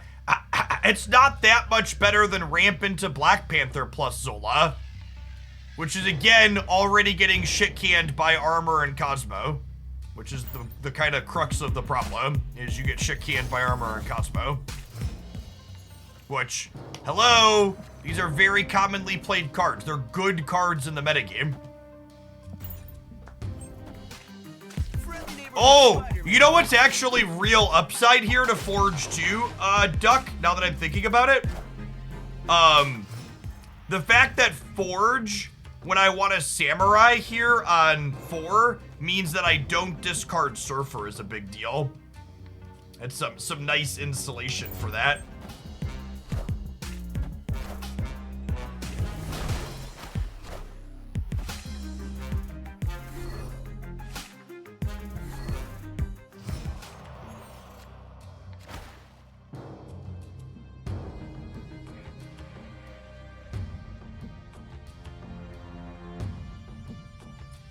Dead.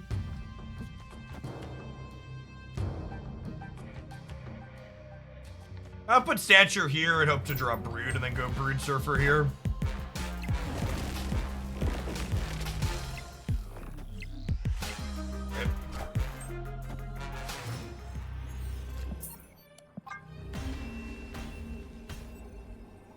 Escape.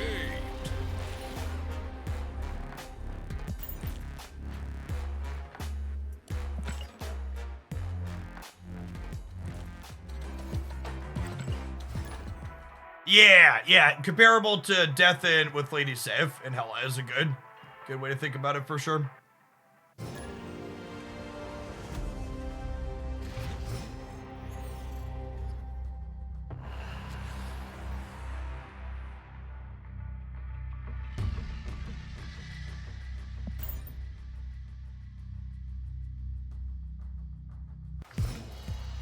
Mobius doesn't sound that good to you. Can you explain the hype? Okay, well, for starters, not every good playable card has to be hype. Like, Mobius is likely going to be like a Jeff the Baby Land Shark quality card. It's not a card you're building your deck around. It doesn't open up new archetypes, but it's gonna see a whole hell of a lot of play. Mobius turns off Zabu, it turns off Sarah, it turns off Death, it turns off Mr. Negative, it turns off She-Hulk, it fights Wave. There's a chance, depending on how exactly it's templated, it combos with Wave, where you like Wave plus Mobius on 4, so they're waved and you're not. It makes certain locations be one-sided. It hits stature and miles. Honestly, every time I talk about fucking Mobius, I am shocked that it is a 3-power card. Yeah, it turns off Dream Dimension. Like I think Mobius should it probably should be a 2/2 or a 2/1. Like this card, like when you sit down and talk through all the shit that he does, it's like it actually just hits every deck in the game. Like it's not an exaggeration to be like, which decks does it hit? Yes, fucking all of them.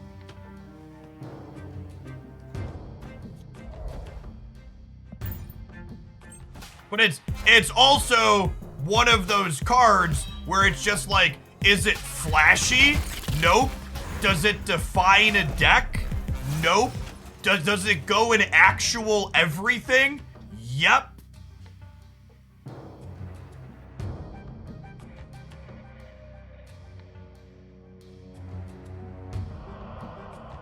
Yeah, it's I usually, people that know my content know that I shy away from giving super strong takes on cards, usually.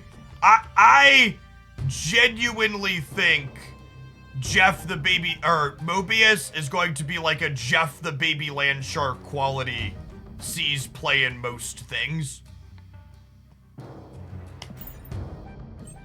I think he's just gonna be literally everywhere.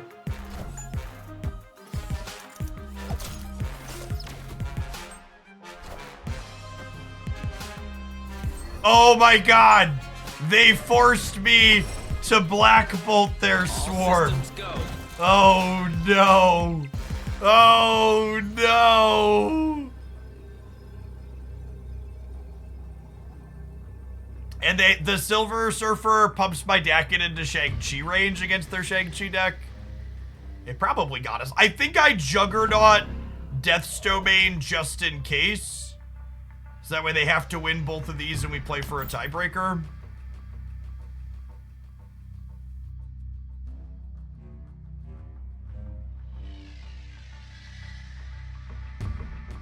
Victory. All right, cool.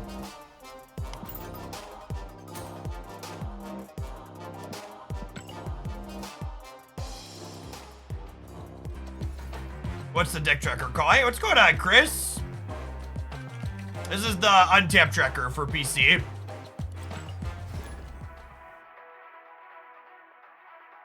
Hope you're doing all right. Good to see you around. They did finally update the untap tracker. So those of you at home, your tracker will actually look really close to how mine's set up on my screen has been set up. It's a 3x4 on the left and right side of the screen, so that's great. If Mobius makes Snap an 11 card game, they change the card rate. Well, so that's interesting, right? For a long time, Snap was an 11 card game with Shang-Chi, right? So like, are tech cards excused from like that kind of rule? Is a question, I think. Gundam Wing Goku, thank you for the 3.5 years. Welcome back. Well, so Arrow wasn't quite a tech card. Arrow was I win the game when I'm ahead card. Arrow's a little different. Arrow is not really what I'm talking about here. But Shang-Chi certainly is. And well, and people saying we're currently still in 11 card format with Shang-Chi. I actually don't think that's true.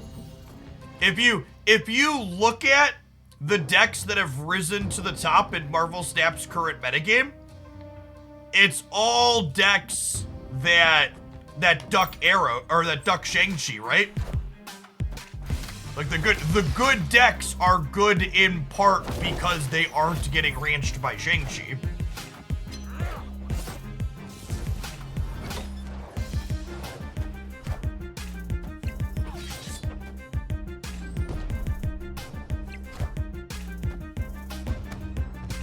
Are cards obtained in the late game also with collection level? Yes, Chris. There's a currency called Spotlight caches that you start getting off the collection level track past 500 that contain the newest card releases in them. Man, if this had popped out first, never lucky.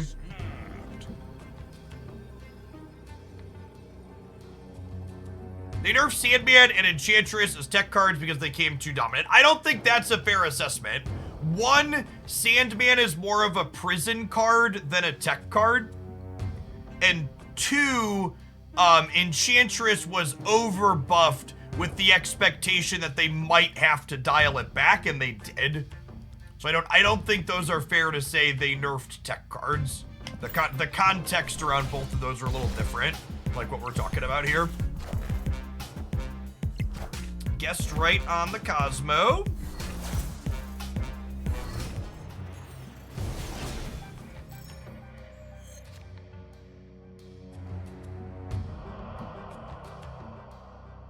Am I trying to compete for the center? I don't know that I am. I think I'm just punting that. I think we like Killmonger plus Stature here on the right. And then I'm 1 and 3 to draw, 1 and 4 to draw Brood. Brood or Juggernaut are both good draws next turn alongside Surfer. There could be a Shang deck, speaking of Shang.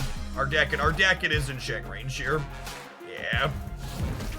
That's fine, we'll just draw Brood and win the game anyways. Jug's also still pretty good. Black Bolt, that was not the droid we're looking for. I think we're done. I guess there's a world where the Danger Room gets us the win, huh? And then we lose and they emote us. Because gamers.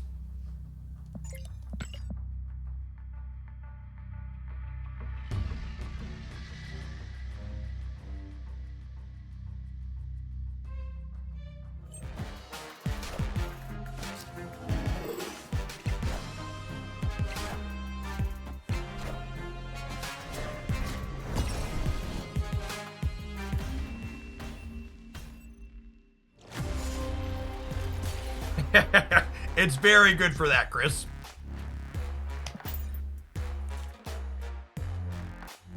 The Danger Room did a little bit of a safety dance for us. Why am I playing the ladder? Chat, ladder versus Conquest doesn't really matter. Even when I play Conquest, we don't really take it particularly seriously. Friday will be a serious stream playing Infinite Conquest.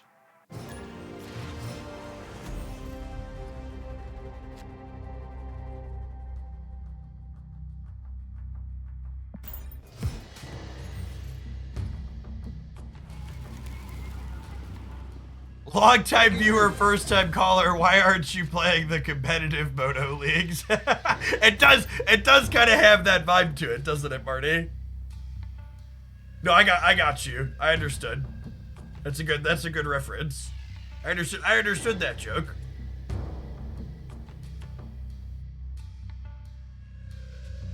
It only matters if you have enough to buy. That's true. I spent almost 40,000 medals on boosters this morning. Definitely have all the stuff.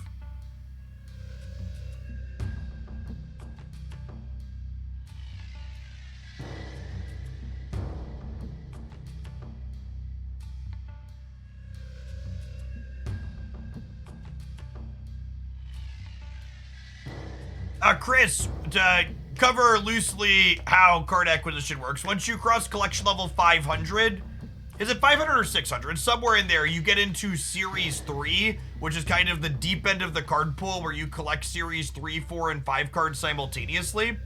The 4 and 5 cards come from Spotlight Cache. It is about 500. Thank you for the correction. And once per month, there's a rotating ticker in the shop where you get to pick your choice of Series 3 card. But otherwise, you get them randomly from the boxes as you keep going up. Daster, thanks for the brand new primer. Appreciate the support. Ooh, Brood's bigger. I don't really want to play Juggernaut or Spider-Man without potentially getting a disruptive effect from them, so I guess we'll just play the Brood out.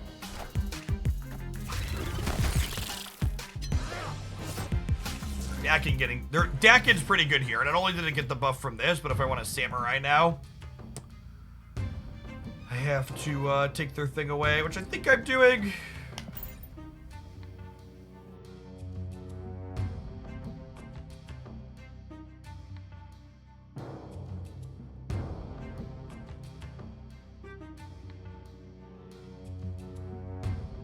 I will say, Chris, as someone else who doesn't play Unite when it's not great because it's not my content job, one of the things that's nice about Snap is they give us a lot of regular balance passes.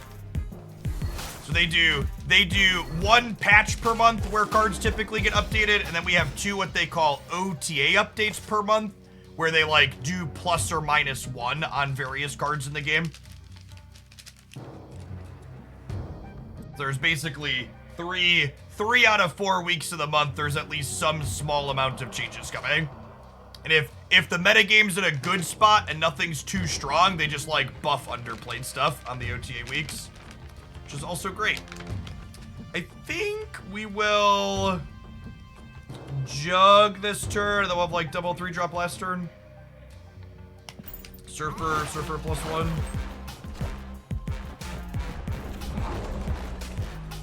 Put their friends where they don't want them. Come on back, bud. Is there a good way to see a deck that I can play with my current collection? So, Untapped has something like that in their premium side, but I don't know if any of the free tools have it reasonably. We just do this for the most stats, right? This puts us to 18 on the left with Silver Surfer pumping all of these, and then Killmonger puts us to 17, and then Surfer is 6, so that's 23 here.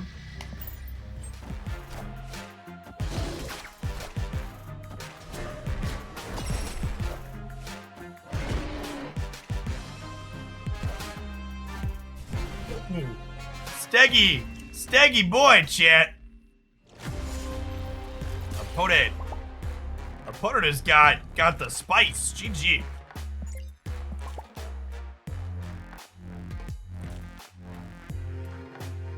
And I say this as someone who loves Cerebro 5, but I do wish he could get some more points of power.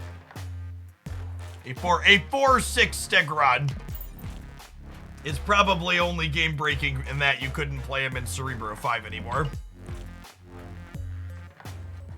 Stegron is good clean limit. Hush, sir.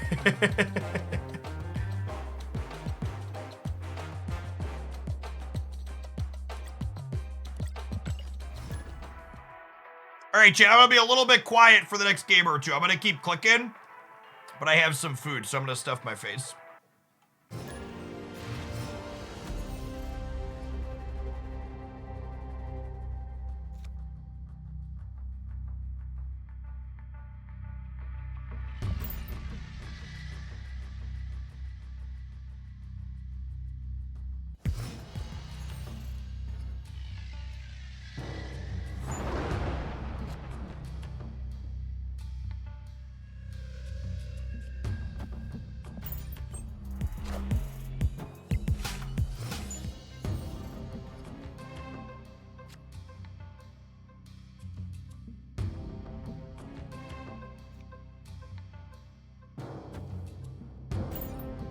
We basically always deck it on curve to speculatively hit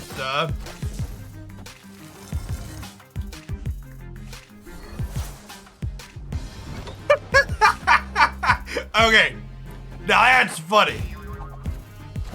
They morphed and hit our Black Bolt to buff our deck in. That's great. We got a little diff here. We porked Jane Foster, so they're definitely Mr. Negative.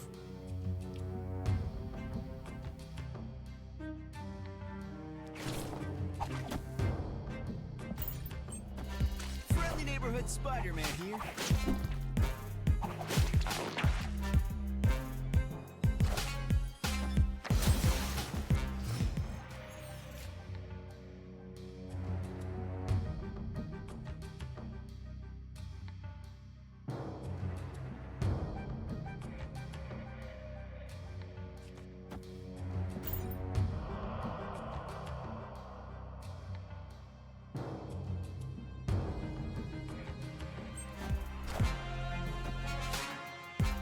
Remember to play their Mr. Negative card here.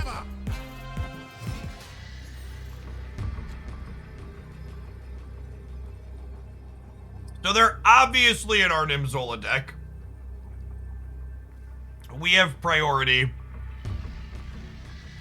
Do I Shadow King to blow up, to shrink the Panther? It's neutral, right? Oh, I could just jug them. Yeah, that's better. We'll jug them, and then we'll go like Forge Stature. Oh, beard check.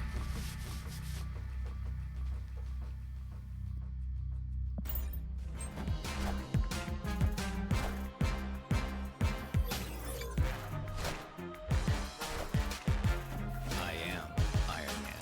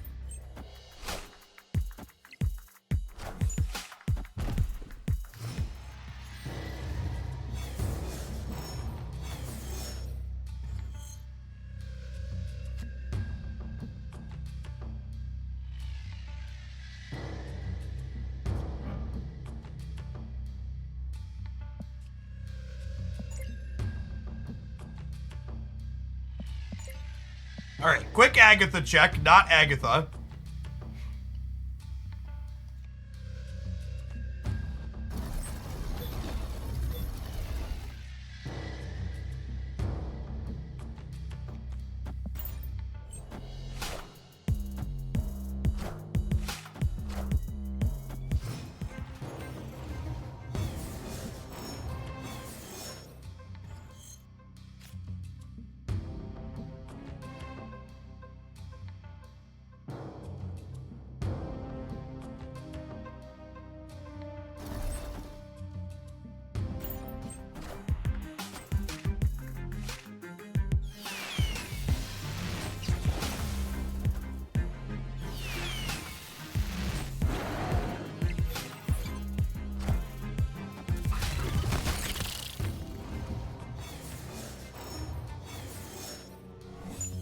They might be a Hella Gamer.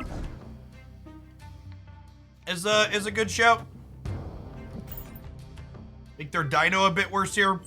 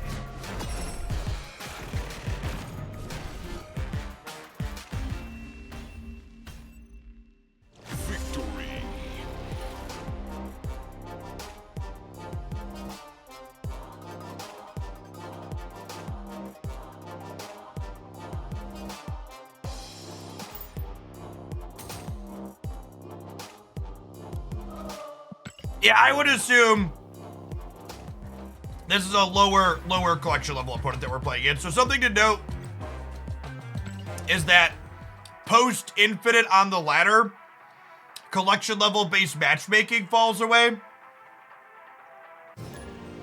So you queue into some people that are like still in pool 2 or the very start of pool 3 on occasion, even if you're someone deep like me once you're in Infinite.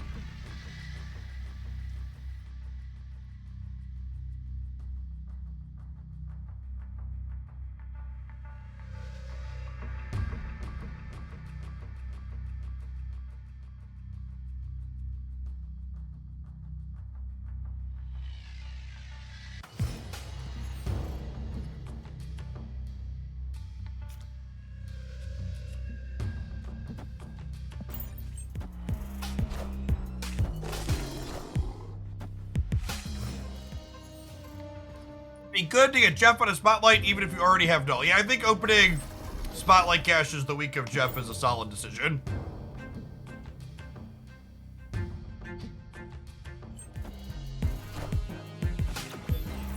What on, Grabias? Welcome to Snap. Snap's got a lot of good stuff going on. Genuinely one of my favorite digital card games to release in a very long time.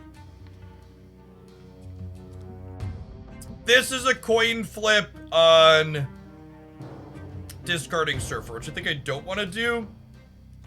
So I think I'm just gonna Mirage here.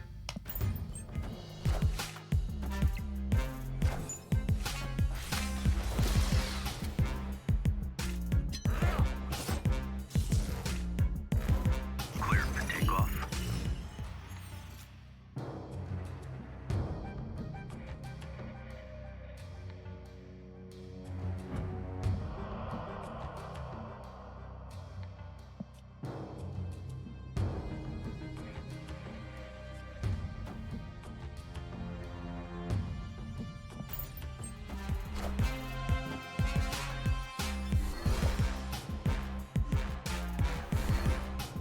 Rip.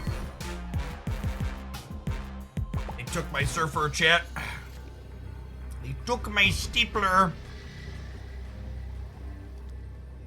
All right, we jug to keep him out of here. We stature mid, we call it a day.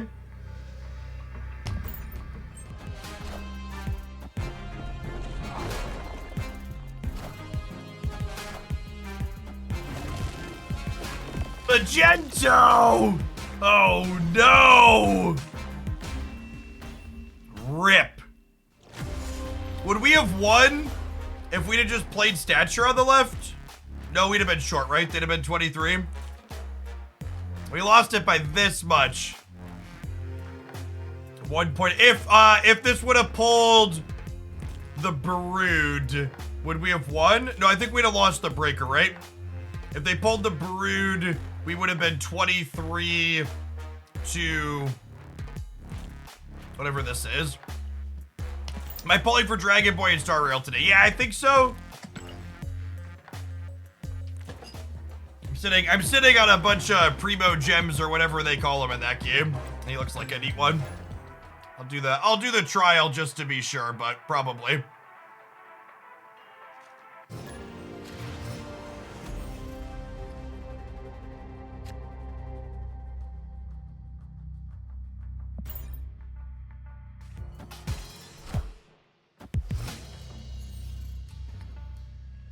Game for the Silver Samurai stream, got the Mirage stream. Mirage has been really impressive today. Yeah, Chris, I play all the, or both of the big Hoyoverse games.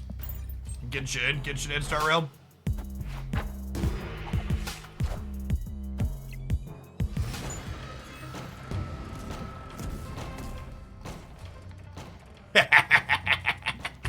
Listen, chat, this play probably isn't good, but it's hilarious.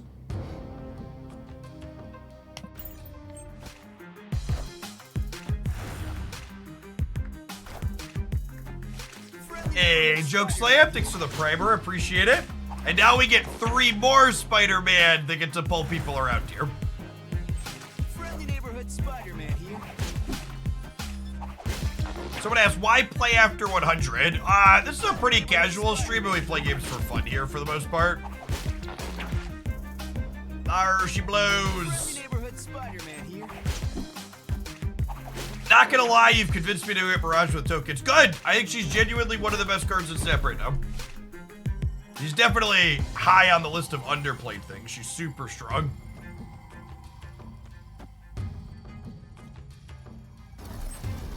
I would like 8 power Jeffs, chat. On the back of Forge plus Barrage, this sounds awesome.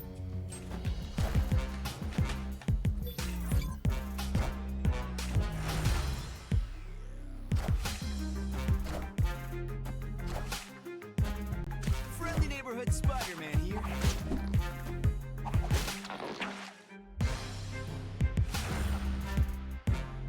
Friendly neighborhood Spider-Man here.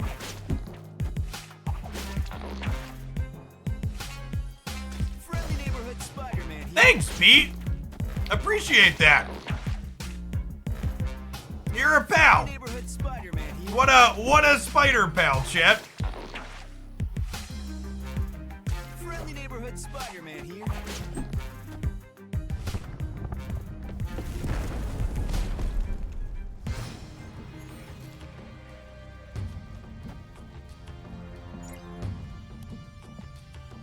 I don't even know if black bolting the bar is like the right play, but it's always the content play.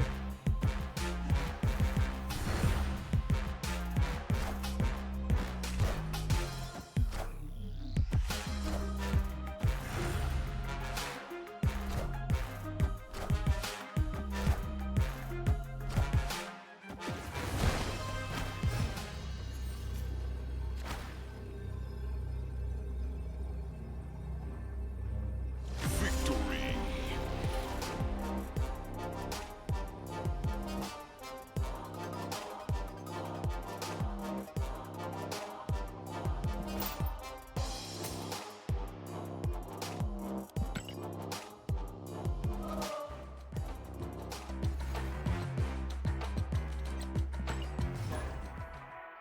I really wasn't expecting a lot out of this deck list, but it's just a mashup of like pretty reasonable cards that like have a little bit of overlapping synergy, right?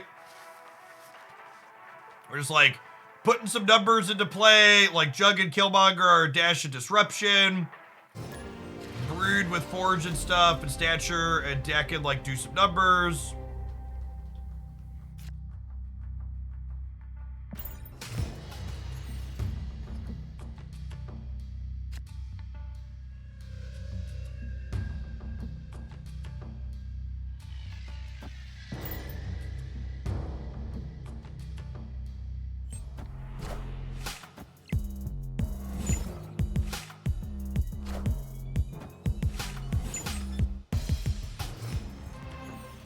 There are not going to immediately be more drops when the current drops end. However, there will definitely be drops again at some point in the future. I've never seen a video game company go through the work to implement drops and then not use them more than once.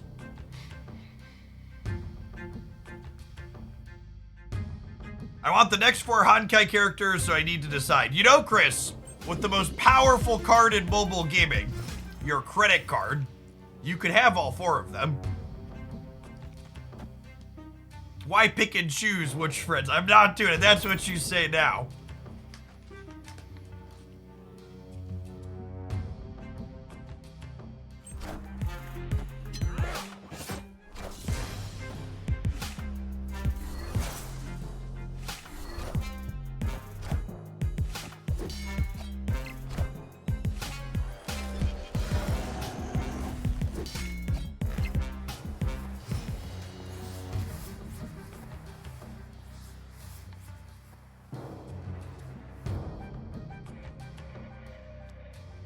Check this out, chat. Moments before the disaster here. Moments before the disaster here. Juggernaut. Another one of those Marvel Snap cards that's incredibly underrated. Woo, they didn't go for the Viper, okay. That's fine. If they don't go for the Viper, we're just like super good, right?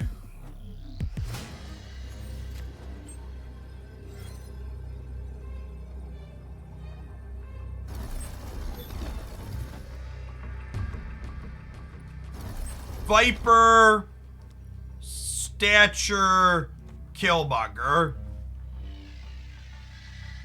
Yep. This puts us to plus 8, plus 14, 20 here. Oh, it only puts us to 20 to 20. But they're also super negative here, right? So tying should be good. I think this is right. Right, math, this is 11. Silver, does Silver Surfer open? No, there's no 3s here.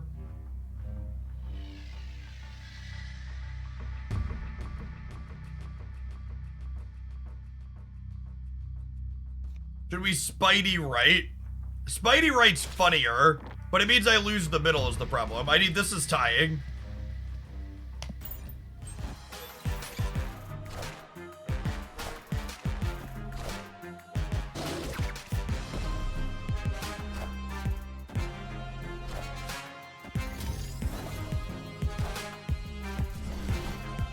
Yeah, and then they're up 6, we're up 21, so we win the game. This deck reminds me a little bit of the Zabu Surfer deck from the bad times. Yeah, it is kind of like that, isn't it? I will say, I think this is the most games I've ever won with a deck that contains Silver Surfer without playing Silver Surfer. And like, there's been plenty of games where playing Silver Surfer was good and it was reasonable. That's what we did. But it's not like every single game on turn 6 where like we have Surfer, we're playing it. There's like other things that are better to do on occasion with our other plans.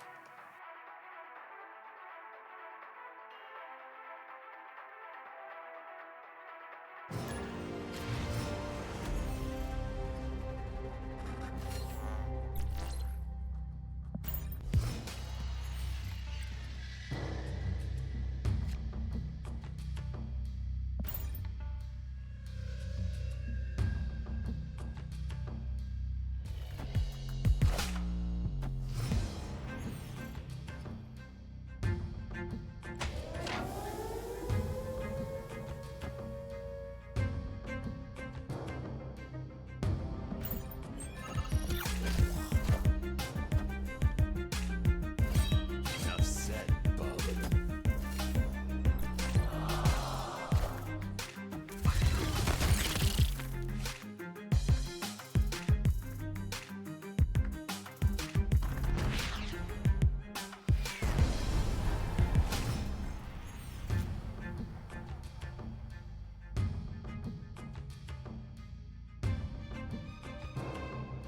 Does Moon Knight work here if we don't have Samurai? You could play Moon Knight in this deck over Samurai the same way you could play the lottery every week instead of like going to your job and getting a paycheck. It's like, yeah, there's probably permutations of that like work out for you, but more often than not, it's probably not a good scene.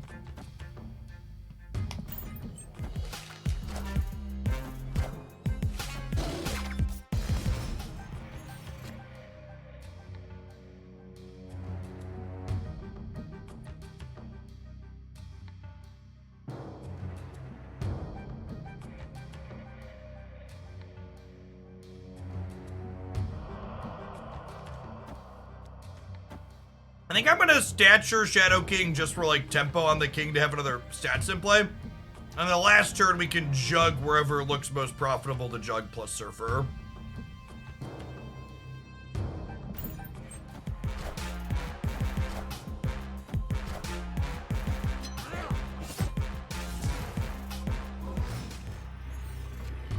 So we'll go Juggernaut here. Actually, let's say they MODOK. And they have an Apocalypse. MODOK plus Apocalypse gives them plus 16 over here on the Dracula, which is 24. The Jug's 9 plus other 8's only 17. Yeah, I guess we kind of have to play for these two, huh? This loses to MODOK here, though. Do you think they play for Titan? The question is, do they play for all three if they're MODOKing me?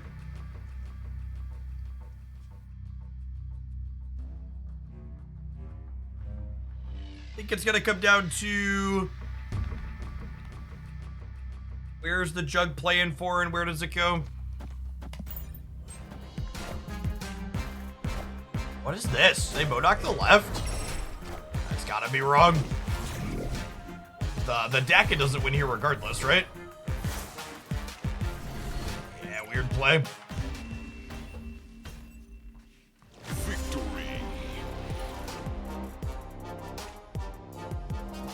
Yeah, I agree with that take. I think calling Moon Knight Iconic's probably a stretch. He's like a fun character. I enjoyed the Disney series, but he's not one that people... When you say like iconic, it's one like characters people know. Yeah, they probably couldn't do it. I just want to get the discard quest done. And it's post-infinite ladder, so the cubes are mostly made up.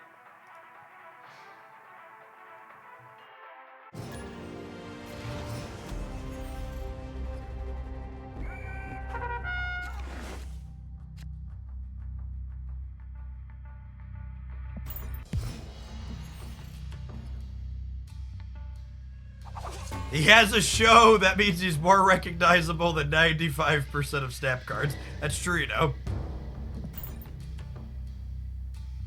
Victory.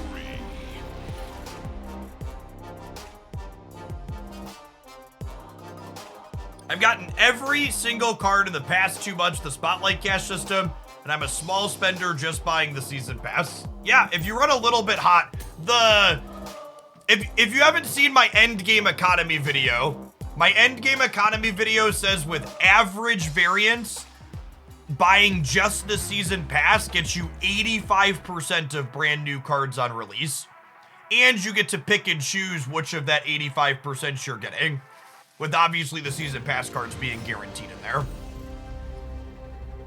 If you run a little bit hot or a little bit cold, you do a little bit more or less than that, but the way it balances out on the long run, it's a pretty significant amount for a pretty minimal investment. All the numbers basically favor the Spotlight Cash system being a really solid upgrade to the economy.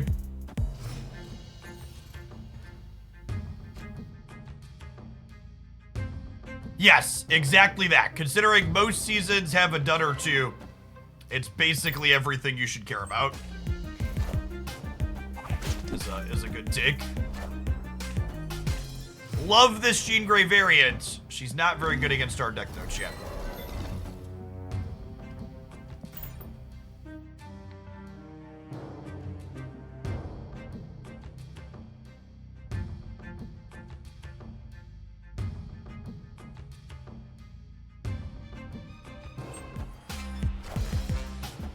Alright, so long as that wasn't Cosmo, we were good to go. And then...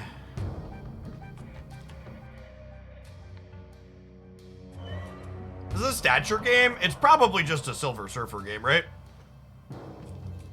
What if I do this? It leaves us the flexibility to like draw a Juggernaut.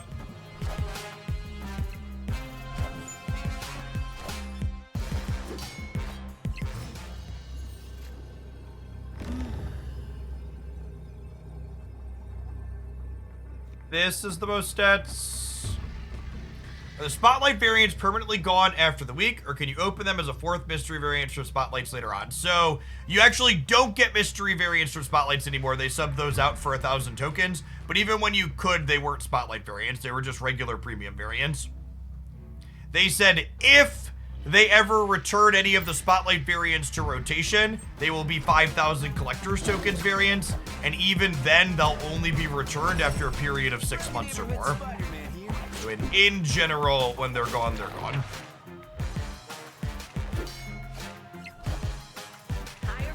We're good? Looks like we're good. Wouldn't Black Bolt, Stature, and Silver Samurai be more stats? It'd be more stats on the right, but it'd be less stats here. And because they had an Angela here on the left, I wanted to hedge putting more points into here because I'm losing Sanctum. So I need to play for the left and the right side location simultaneously. Is it possible for a mystery variant to be for cards you don't have? It is not. So the random variants are always for cards you own. Just like inside of the shop here, these variants here are always for cards that you already have.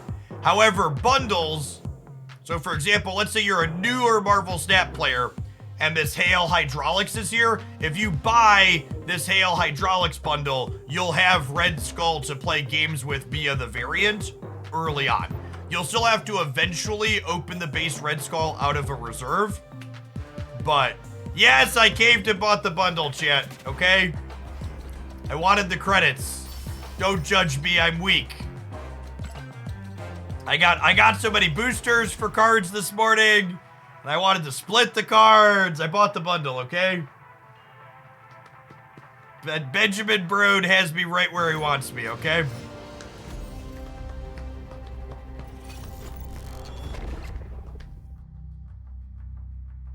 Any cool splits on the venture? We did hit gold on an Arnim Zola. I didn't have gold on there yet.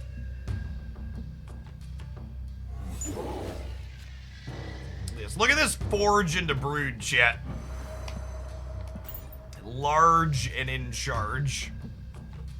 Yes, this is the type of hand where if we were playing in Conquest or a place where I cared about the stakes, I would be snapping here.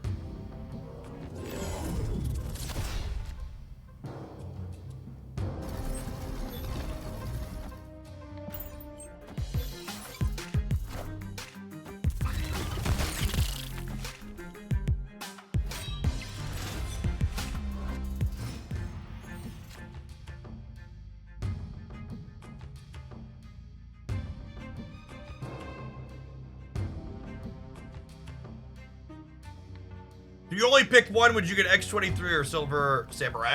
Silver Samurai goes into decks that I enjoy playing more. It has more range. X23 is basically a destroy one trick. I'll also have a new tier list for all of Series 4 and 5 cards going up here soon. Probably Monday. That's probably Monday's video.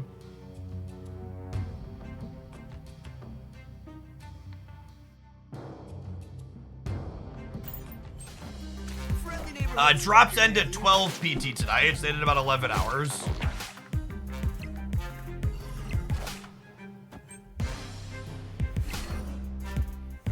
Right? Silver Surfer dodged. Go right, Logan.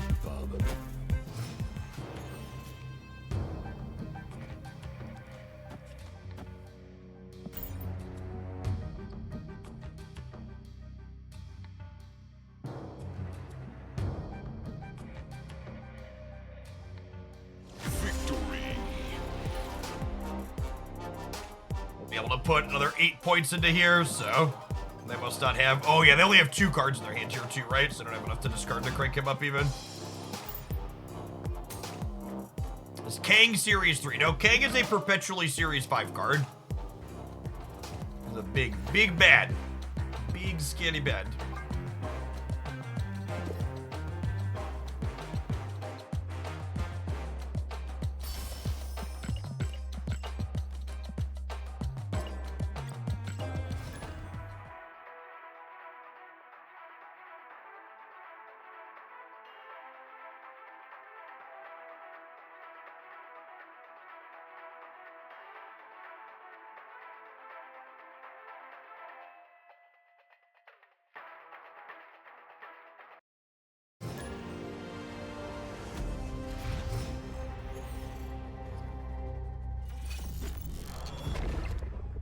Our deck certainly loves the embassy, chat.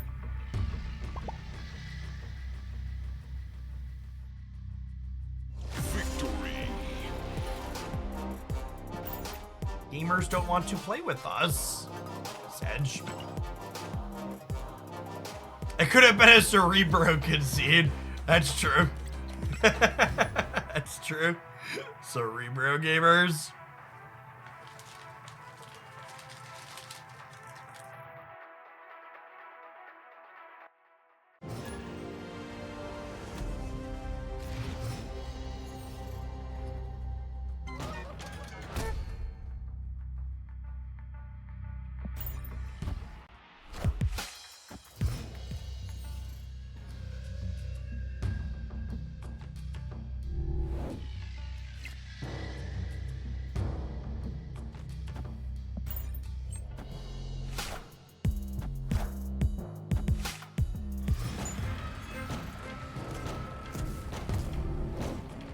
Hype levels for Loki next week. Loki looks real sweet. I like the idea of Loki a lot.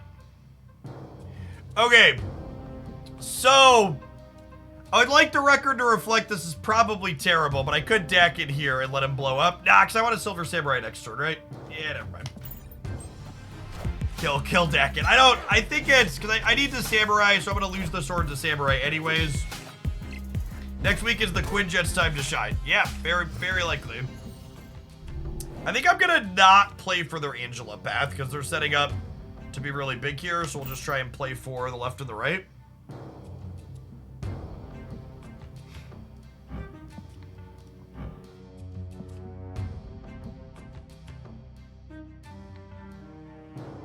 Next week is Loki is on the season pass card. Yeah, he replaces your hand with copies of cards from your opponent's starting deck at -1 cost. If you want a full review on thoughts on Loki and other upcoming September cards, I've got you covered there on the YouTube side.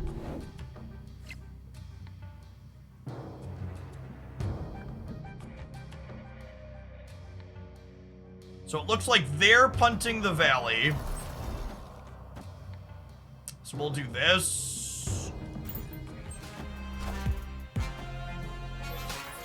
The only way to get Loki is with 6k tokens. 10 USD. He'll be on the season pass. All systems go. Oh. Forging the Angela. I should have ended on the forge, so that way we don't get Shang-Chi. Oh wait, I can jump though. Never mind, we're fine. We're fine. This is fine. Oh, I guess they could Shang Dakin. No, there's no way they Shang Dakin. They're Shanging Angela. Oh, I could Juggernaut the Shang-Chi into Dakin, though. That would be a disaster.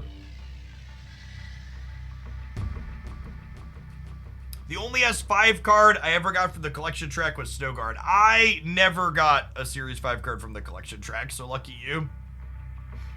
It's only 8 USD if you have Google Play points. I think the $2 coupons no longer happen on the Play Store.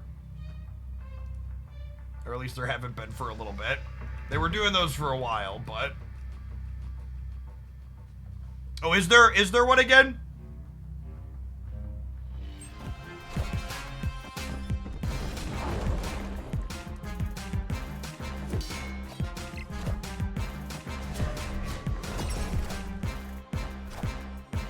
Alright.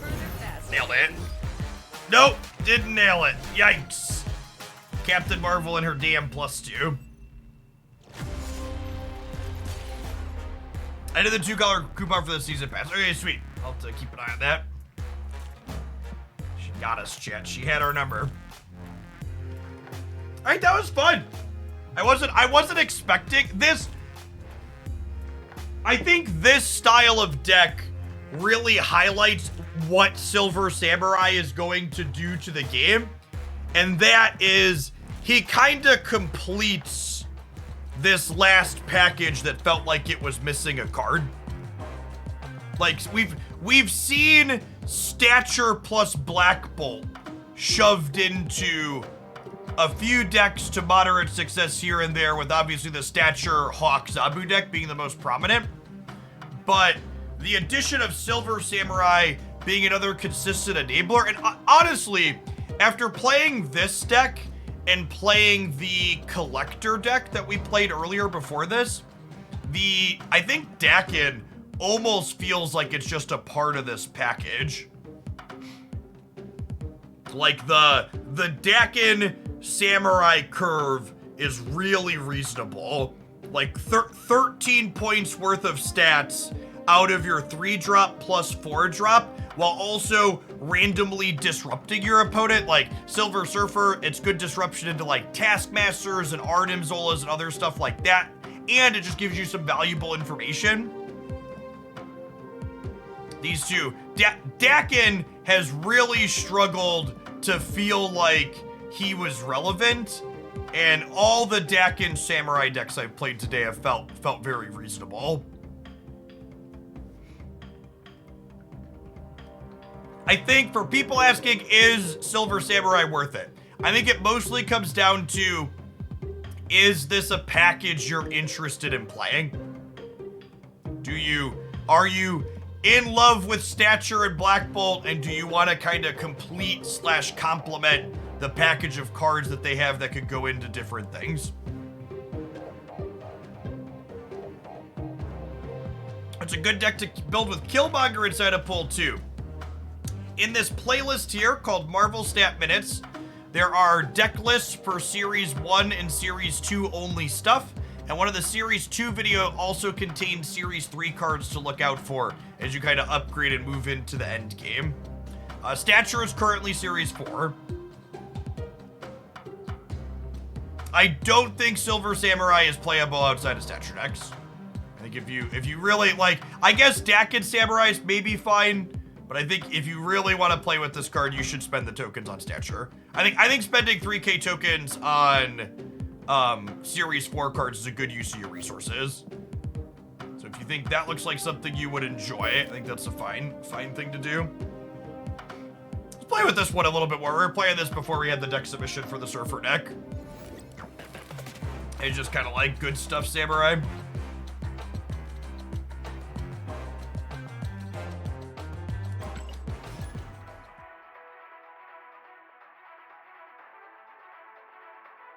Good to have you here learning along, CyberFox. This is a great channel for learning the ins and outs of Marvel Snap. In a former life, before I was here full-time on Twitch, my background is in education. So usually our streams tend to be a little bit more educationally focused, always talking through our lines, thinking about what we could do better and why. Am I playing X23 to gobble with Carnage? I guess if I do this into this, I could Samurai on 3, but I really don't have a ton of stuff in this build to discard with Samurai other than X23 and Dakin.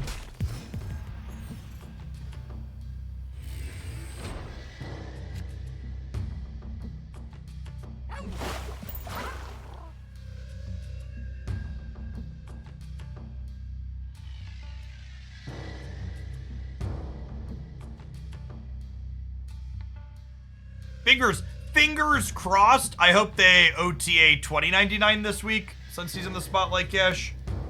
He's definitely not particularly playable with his current stat line. I think he could easily be a 3-5.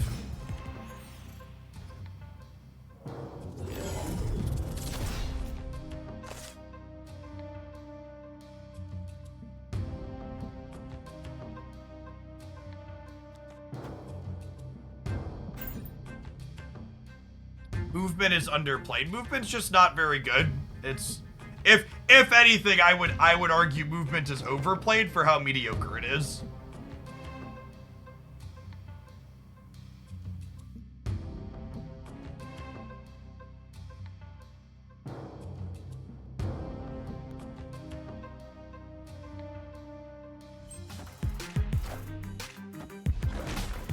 I would take a donation to play a Silver Samurai deck this afternoon, but I am not super interested in doing deck submissions for just random stuff. I think I Black Bolt because I have the extra energy here, and then we'll like Carnage. I guess I can't Carnage and X23 next turn. I guess like Carnage Stature next turn is probably fine. Let's do that.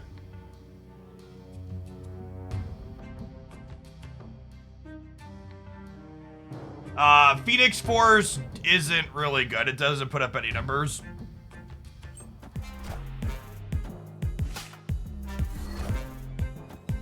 Black Widow, eh? Okay, so they just copied our Samurai because it was the most expensive card in our hand.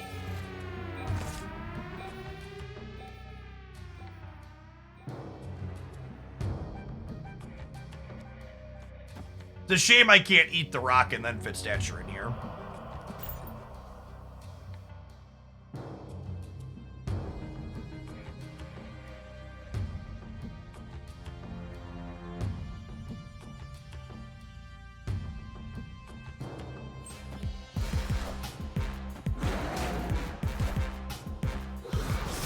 This is like the second or third Dino deck we've played into today, and honestly, it's been hilarious.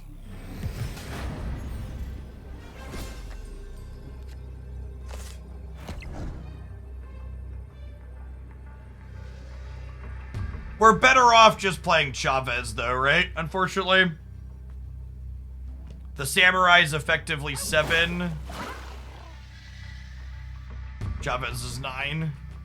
Probably dead.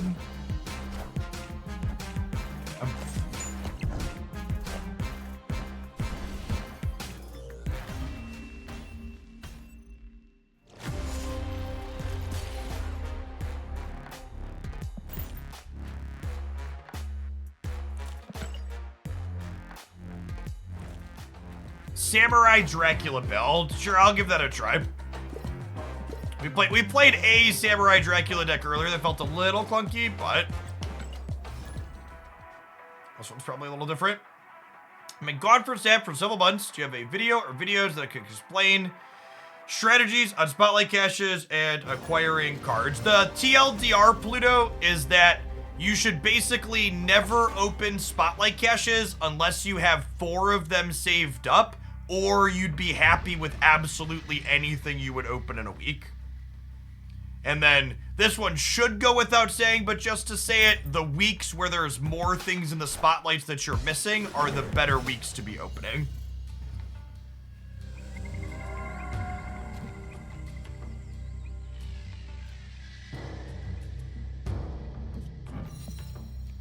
It's Colleen Wing. Ditch the X23 here.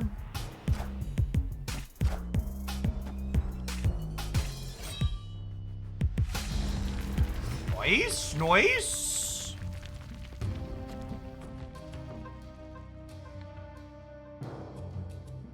Gosh. I'm gonna go Jeff into Forge. And then we'll Dak in the middle. And Dak and buffed by Forge should be able to compete with their Angela here.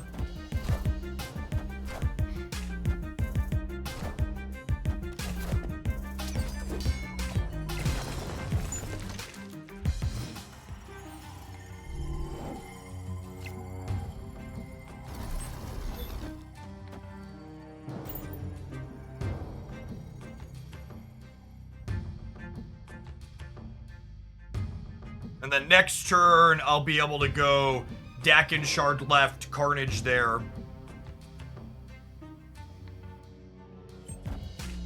Plus Kitty somewhere else.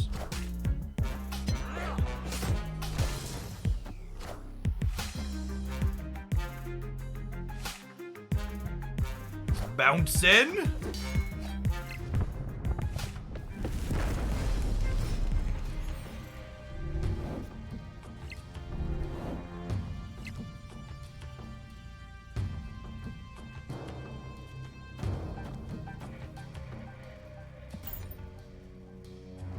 So I'll put us up to 21 in the middle.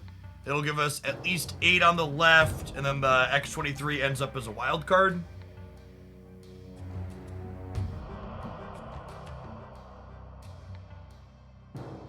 Then next turn we have Legion plus Kitty.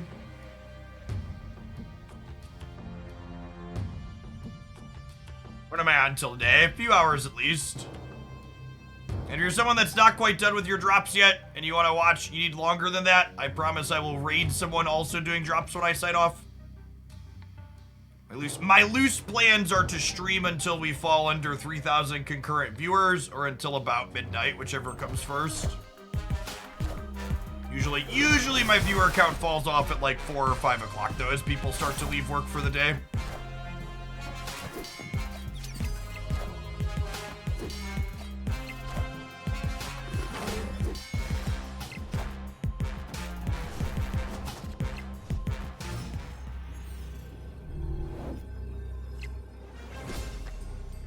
Well,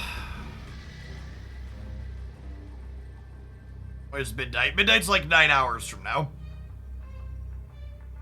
Drops last for like 11 more hours. Legion, the Shadowlands. Maybe.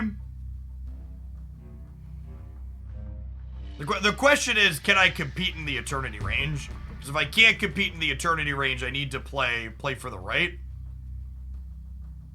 It's neat that we can Chavez plus Kitty thanks to X23. Part of me wants to just do this, honestly.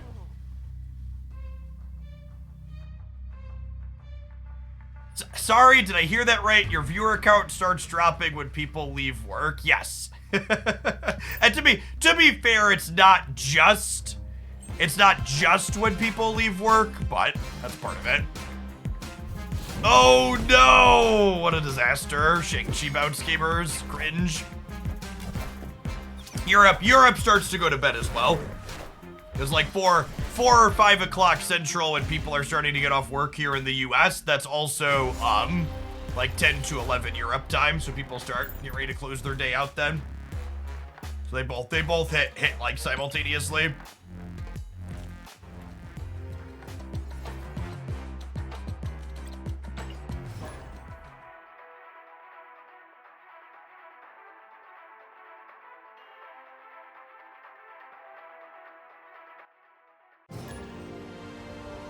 Yeah, it's 9 to 10 o'clock in Europe right now.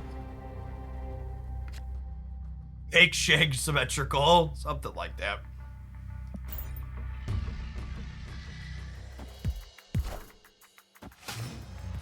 I'm streaming until midnight so everybody can get their drops. Chat, I'm gonna let you in on a dirty little secret. Me and everybody else streaming a ton because of drops right now, we're not doing it out of the kindness of our hearts. Because we want you to get drops. We're doing it because we love big numbers, and big numbers turn into some amounts of money in the long run.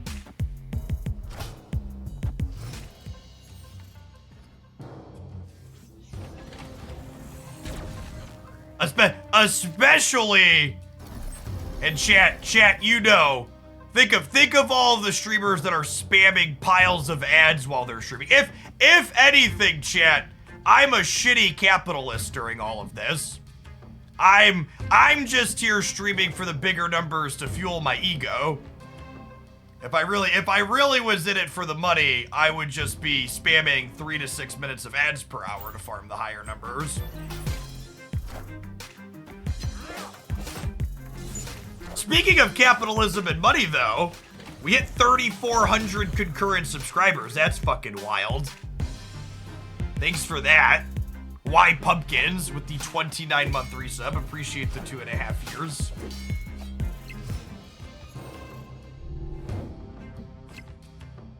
You're not here because of friendship. I've given this little speech before, but it's definitely one that bears repeating. It always makes me cringe involuntarily when I hear streamers refer to their viewers as their friends. Because unless you're like a really small time streamer where you like know everybody watching your channel on like a personal level because you talk to them one-on-one, like no streamer with hundreds of viewers or more is really your friend, chat. We appreciate you and we enjoy and appreciate the community that supports us and makes this possible to be a job, but we're not your friends and we certainly don't love you. And whether it's maliciously leveraging a parasocial relationship or unintentionally not thinking about the parasocial relationship that they're creating, whenever streamers tell their audience that they love them, they're technically manipulating them. And I don't know that every content creator that does that necessarily does it with malicious intent, but it's definitely not something that's great. You're not coming to my birthday. I am not.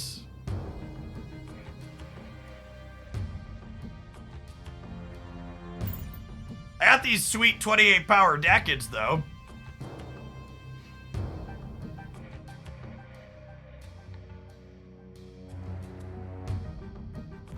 They know us pretty well. So even if you know the ins and outs of some of your streamers' personal lives, like some of like my regular subscribers that have been here for like literally half a decade or more, like I'm familiar with like how many kids they have and stuff like that, because like they've just been around for forever and they've shared a lot and talked about a lot. But there's a big difference in the social dynamic, right? When like one person is like visual and you hear my voice and I'm actually talking to you, and another person is just like text on the screen, right? There was a big power imbalance in that dynamic, if that makes sense. Oh my gosh! Shang-Chi, you're killing me, Smalls. This much. This much. Friendly, not friends. Yeah. Yeah, that's a good way to put it. You would recognize me at the supermarket, I wouldn't recognize you. I'm not watching your webcam. If that light's been on, it's somebody else. You should look into that.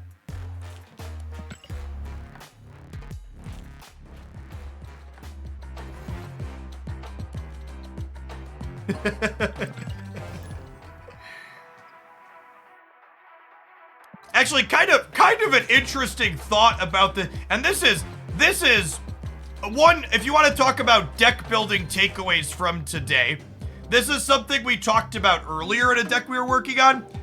I actually think Forge is bad in this deck, because if you look at this deck is all cards that duck Shang-Chi, right? But then suddenly you put Forge on Dakin into the mix, and you've got this massive Shang-Chi target that feels bad.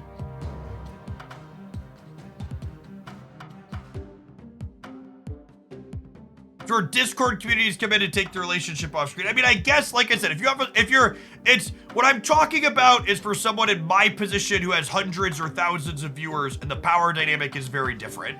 If you're in a very small community and you're like talking in voice with a few people, like for example, there was a handful of people when I played Pokemon Unite a bunch that were subscribers, but then I regularly played with them on stream, and then we started playing off stream and stuff too. So like I know their voice and I'm more familiar with them. A number of those people I would consider to be friends, because like the power dynamic is different in that instance, right?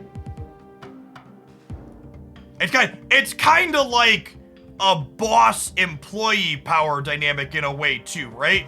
Like, you can be friendly with your boss and probably should be, but it's often hard to difficult to impossible to be friends with your boss, because they're gonna have to make decisions at some point that aren't in your best interest, right? Or they can't consider you. I was actually thinking about Wolfie, yeah. It does work with the discard and destroy.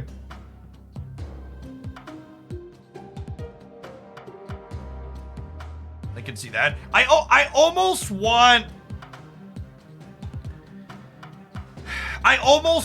another way to blow things up too. Kitty Pride hasn't felt great here. I kind of want to put Deathlock in, if I'm being honest. Is Venom better? Venom's probably better.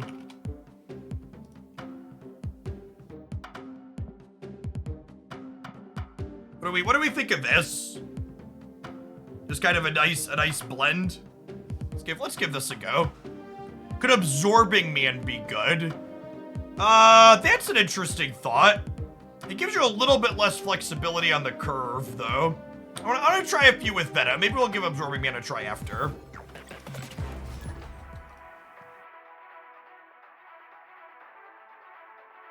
Your thoughts on Morph? I feel like no one talks about him anymore. I'm not sure anybody ever really talked about Morph.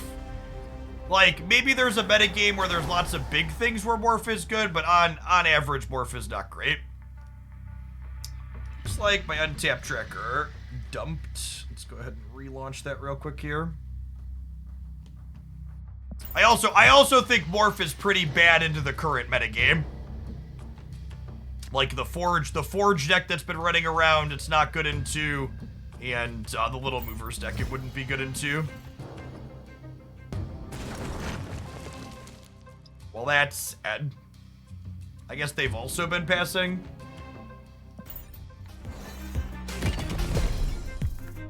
Are we happy with Chavez? Aren't there multiple cards we'd be happy to draw on the last turn? What cards am I happy to draw on the last turn? Can you list them for me?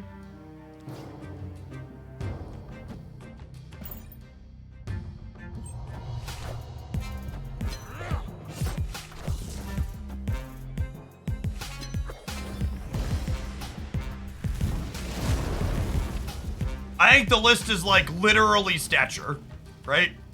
Maybe Venom in some situations, but it's mostly stature.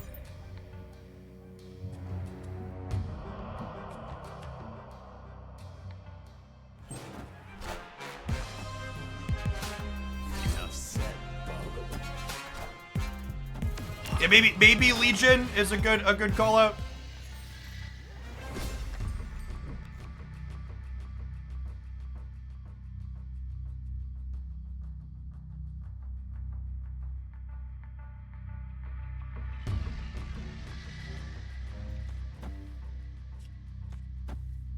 Do I pull a rug, chat? We might lose to their stats here, depending on what they do.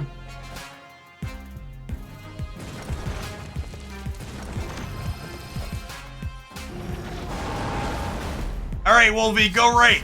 Go right, Wolvie. Thanks, bud. Appreciate you. What an easy game of Marvel Snap. Didn't sweat it for even a second. We also won if Wolverine went left, right?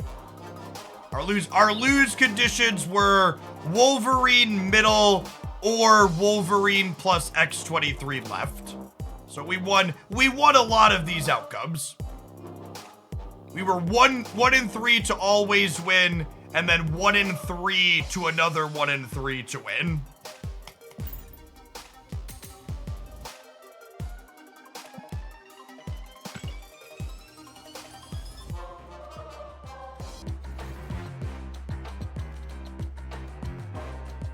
Oh, it was actually a 50-50. Destroyer blows up cards the order they were played, so the rocks were technically blocking the left. Ooh, that's a good shout. Okay, so we were quite flipped then. I think that sounds right. I think it's play order, not left to right. What made you go back to the infinite ladder instead of playing Conquest? Well, the idea that we went back to the infinite ladder implies that I was ever there to begin with. We didn't hit infinite until yesterday morning, because I finally sat down and farmed a bunch of bots to get infinite. So we just weren't playing ladder because I didn't feel like grinding it up.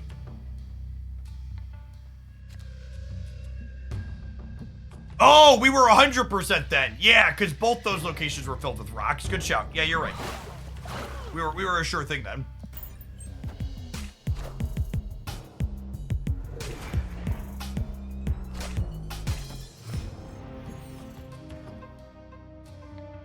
Could have quad Jeffed into white hot. Yeah, I suppose that's true.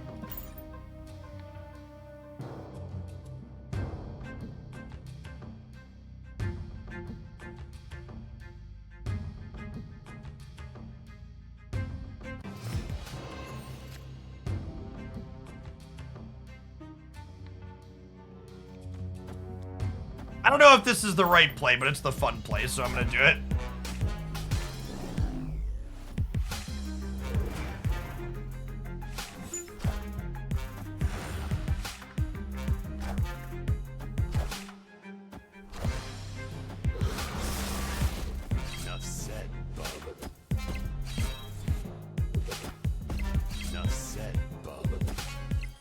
Oh, I was kind of hoping at least one of them would go back middle. Ideally, 2 of them would have gone back middle, but here we are.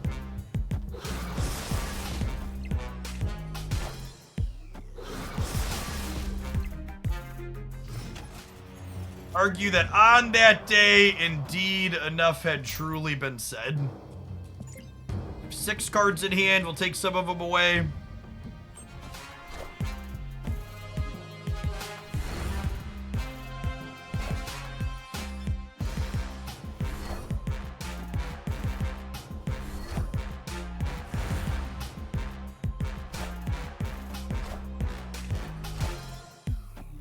systems go.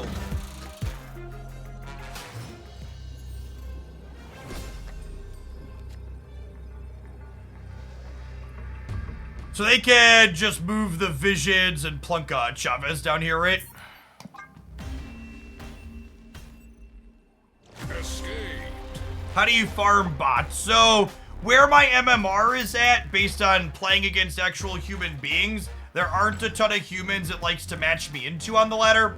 So, like, if you go back and watch the start of yesterday's stream where I'm climbing, I would wager well over half of the opponents I played while climbing from 80 to 100 was bots.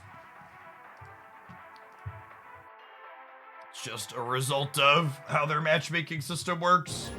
And then once you get post-infinite, there's far fewer bots because it widens the matchmaking bands a good deal.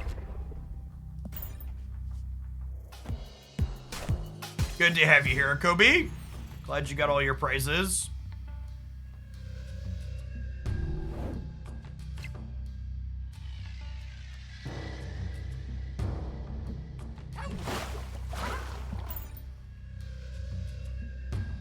So this is a solid start for us. We get to go Jeff into Dakin into X23 Dakin Shard Carnage.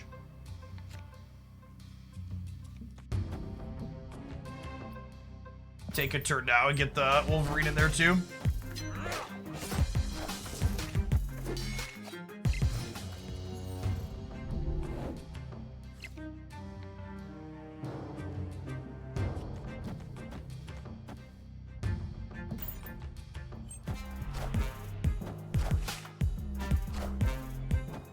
Friendly neighborhood Spider-Man.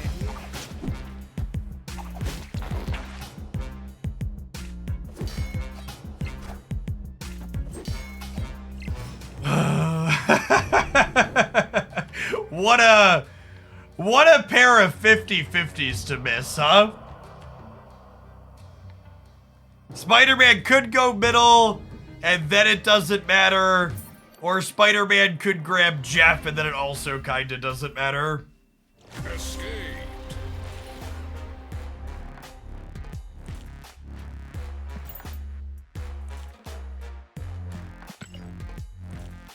Yeah, this one might not last very long. This was, the core of this deck was a random list we pulled off untapped. It's felt a little bit clunkier than the other Samurai lists we've played.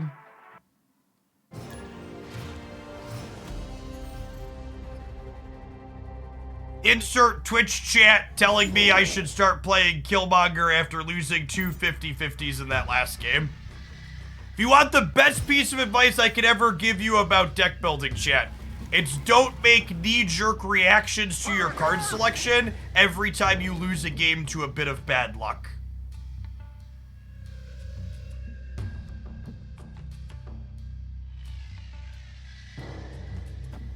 Play X23 on the left because we have Dakin into Silver Samurai here.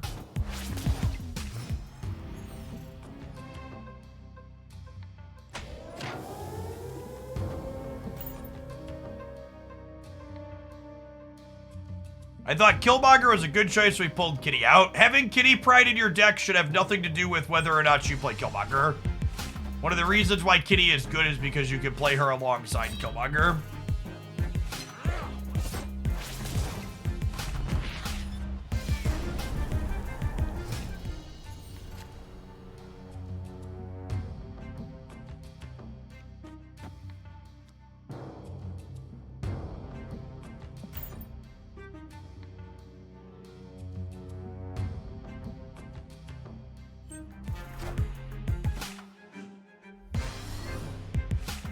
Samurai off for the Bugle, I would assume.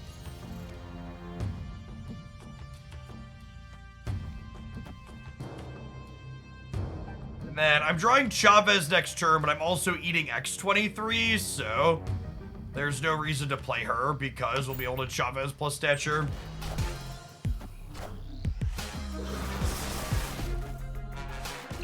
Enough said, bub.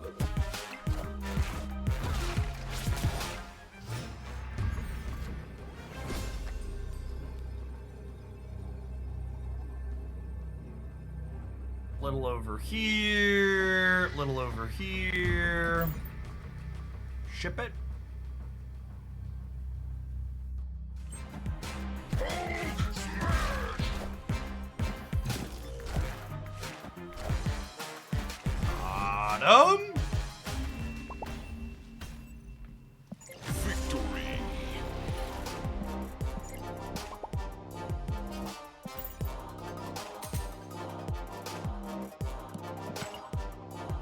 Made a homebrew deck based on cards I wanted to try together, and I was working all right. Next thing I know, KM Best uploads a deck highlight of the exact same deck, and apparently it's a meta deck with no idea. And I had no idea. Yeah, so the concept of deck ownership is always something that's been incredibly silly in card games. And in Marvel Snap, it's more silly than most, because there's only 12 card singleton decks in Snap, and there's only a couple hundred cards in the game. And which cards have expressed synergy with each other is kinda obvious to most people that have any amount of experience building decks in card games. So while it's definitely fine to find it satisfying to like build your own decks and not look them up, you also shouldn't expect to be doing anything original, because The Simpsons probably did it 20 years ago.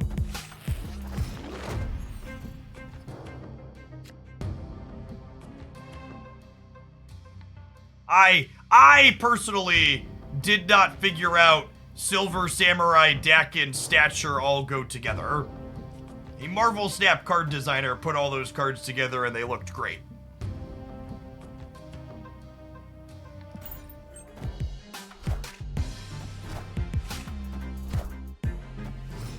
That Jeff variant is so good. Yeah, that's one of my favorite pieces of art for sure. I like it a lot. Real awkward set of locations here for us, and a great set of locations for them. Rip. Enough said, bub.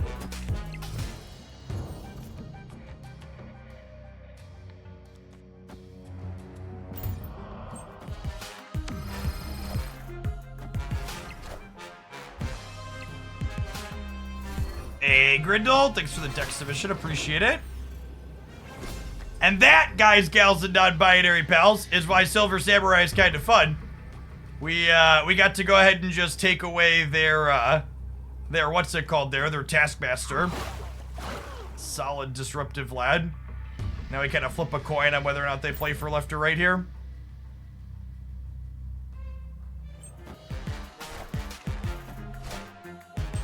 Hey, look, we won the coin flip. Got him.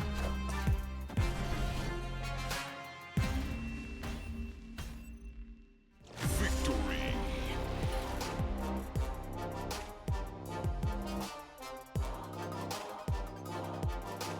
Oh, discard Zabu.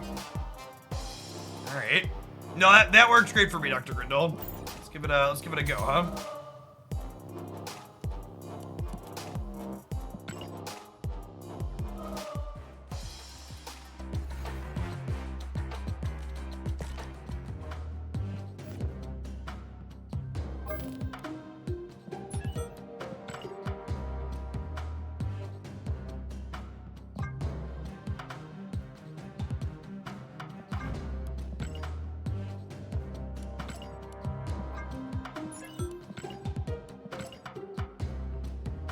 We've got some Zabu, some X-23, Swarm Colleen, Deck and Killmonger, and then Drac, Samurai, Hellcow. Okay, so Samurai's our only stature enabler here. What are we doing with Odin? Odin is, what's the, Grindle, you're hanging out. What's the idea with Odin, dear?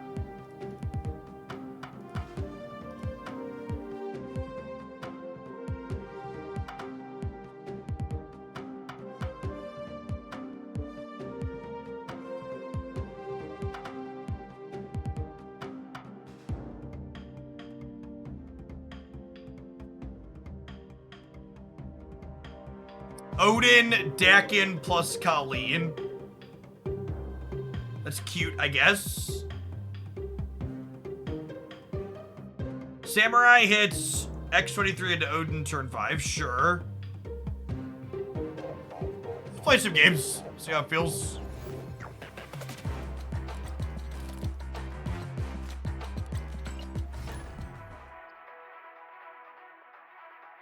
My favorite artist or variant style in Snap. I don't think there's a single artist in Snap where I like absolutely every piece of art they have in the game.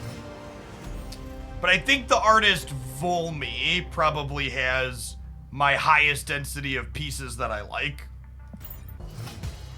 if I had to pick.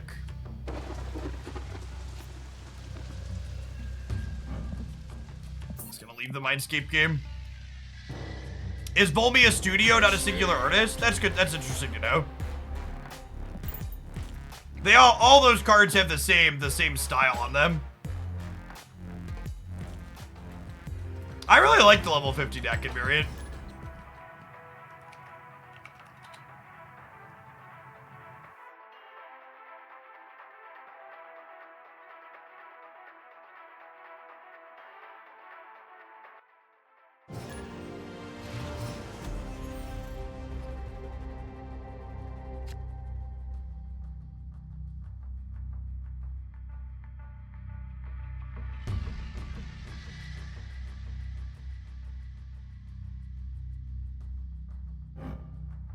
Benjamin.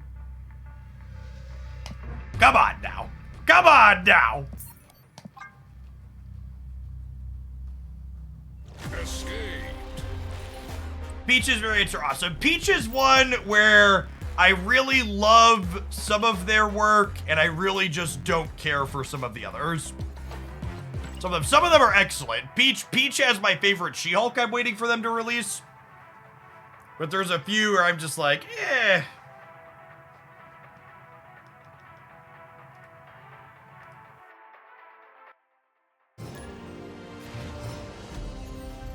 Fiona's a good shout. They have some consistently excellent ones too.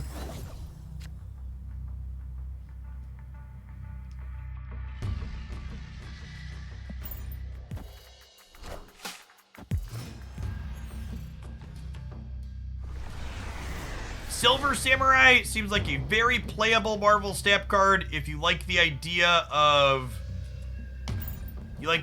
playing stature, and seems kind of whatever otherwise. She's a really good upgrade to stature decks, though.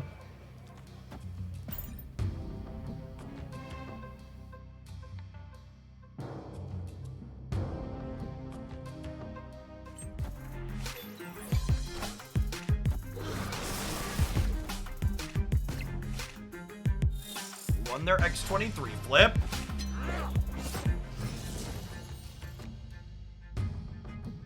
Hell Cow. I mean, we're not playing this deck to not slam Hell Cow, right?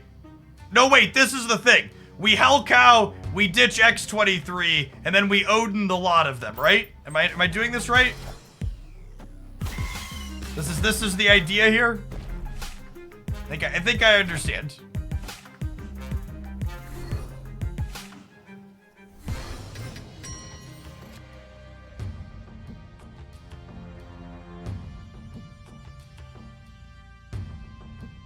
We had 4 cards we wanted to discard out of 6.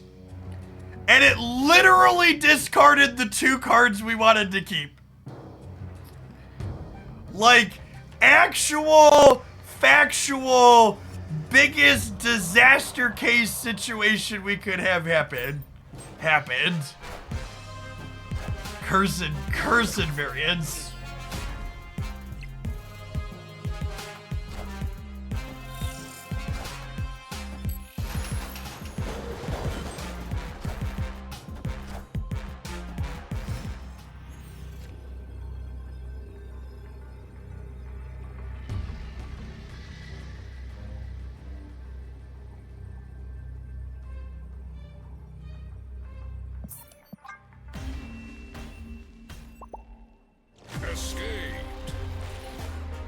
It's okay. We're gonna give it a fair shake, Grindle.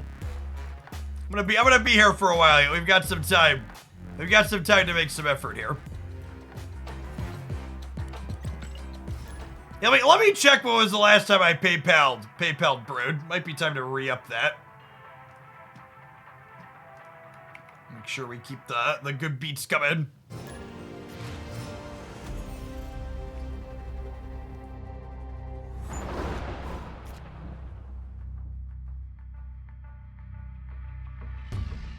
Am I supposed to play this out? I don't think we are, right? I think we're supposed to keep it in hand.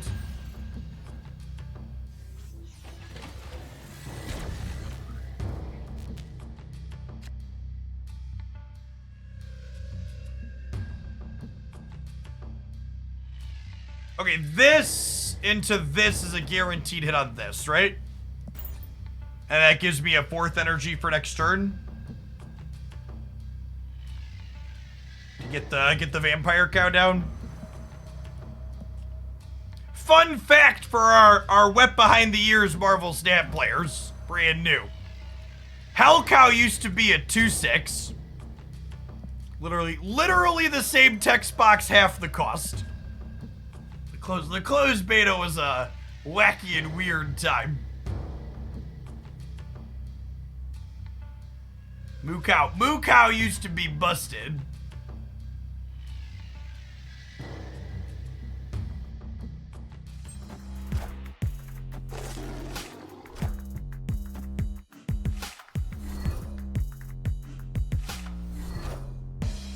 Face the might of Asgard.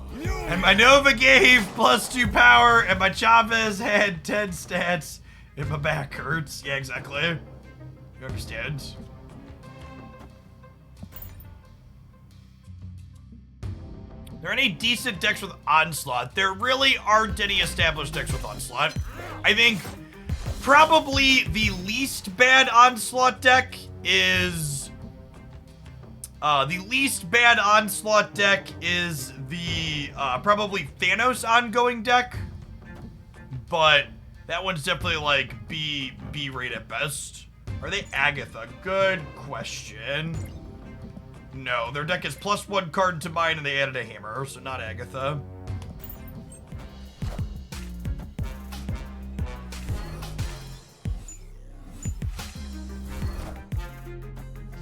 Small interaction thing that's good to know if you're playing a deck like this. Hell Cow's discard 2 starts or picks from the cards in your starting hand only. Which is another way to say, Hell Cow can't discard Swarm and then discard Swarm again if you start with 1 Swarm.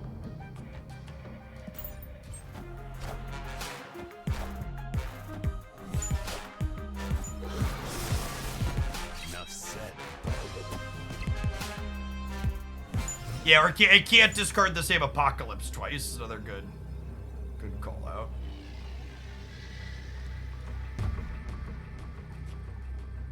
Oh, I have to put a Sentinel in my hand. Yikes. Okay, Drac. Okay, Drac. It's fine. My Dracula never misses, chat. He's a consummate professional.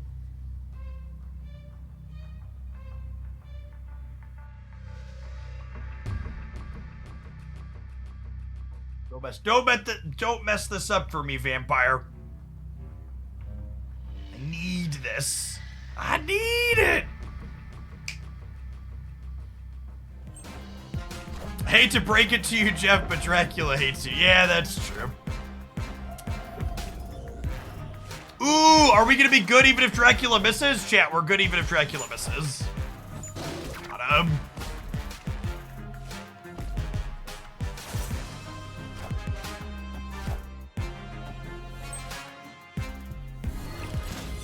See, when there's no pressure, he hits every time. No fear. Victory.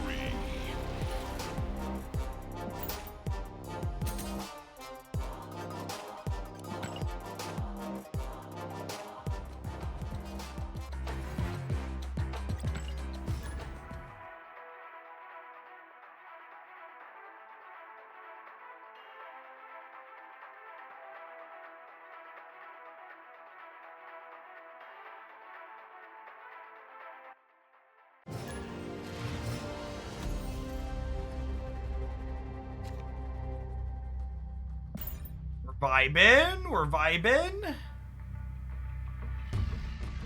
I suppose Khalid Wig X23 is kind of like a baby Zabu in a way. It lets us play a 4-drop on 3.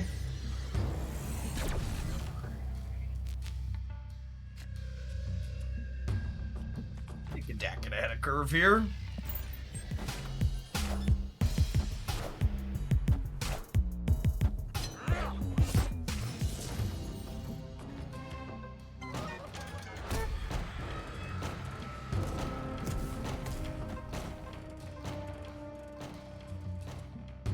I don't need the X23 next turn, right?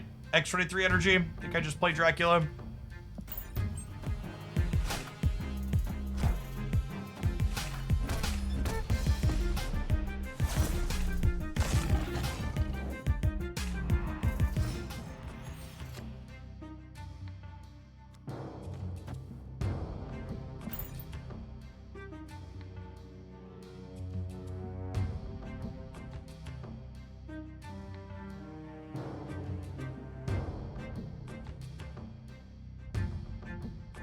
Yeah, Colleen X23 is kind of like a 2/6 Psylocke. It's a little less consistent, right?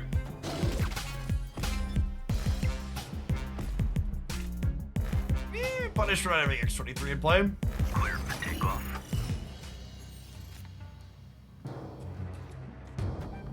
Alright, so Hellcow's looking good here. We'll discard Statue and Zabu, cry ourselves to sleep.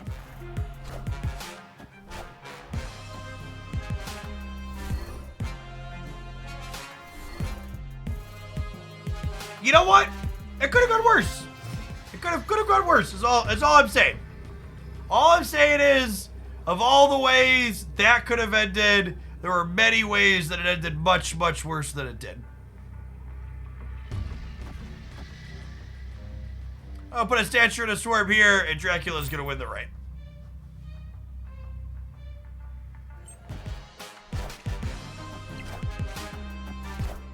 Yo, 8 power null.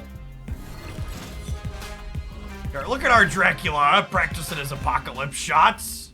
Things you love to see. It.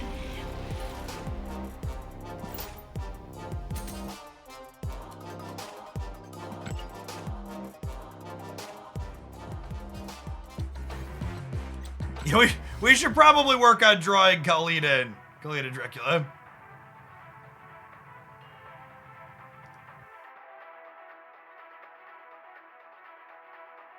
Work on improving that.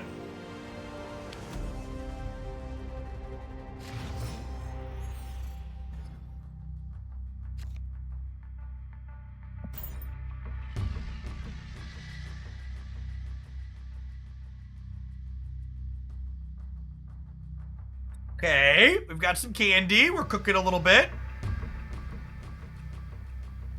Let's draw X23 next turn. Go Colleen into Silver Samurai. See what we've got baked up.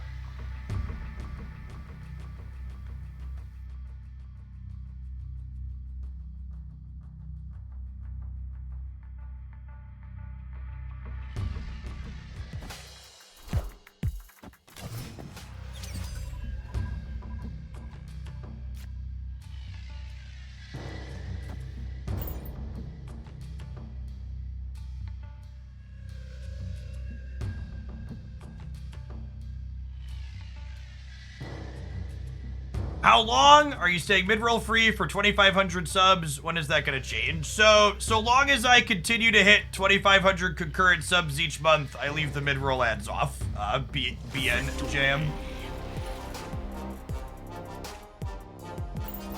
The TLDR is, that's the threshold for, like, this makes me a reasonable amount of money to be a job, but I don't need more from ad revenue on top of it, so I don't milk it for extra, I think. Constant ads make the content a little bit worse and they're annoying to keep track of for me. So, if I can do what I do here without needing to do that. No plans to increase the threshold. I think that's really scummy when people, like, set a goal and then, like, they hit the goal and they, like, immediately just make the number bigger. So, I'm leaving it. I'm leaving it at the 2,500 because that's the line.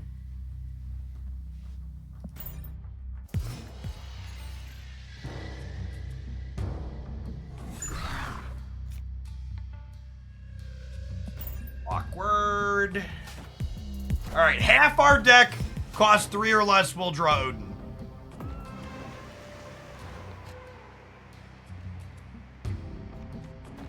Sometimes lucky.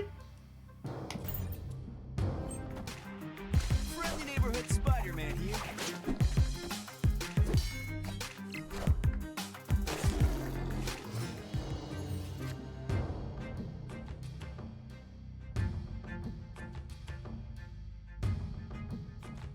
Okay, I think this is a Drac middle into like a Colleen Hellcow angle or like a Colleen Samurai angle, depending on what we draw.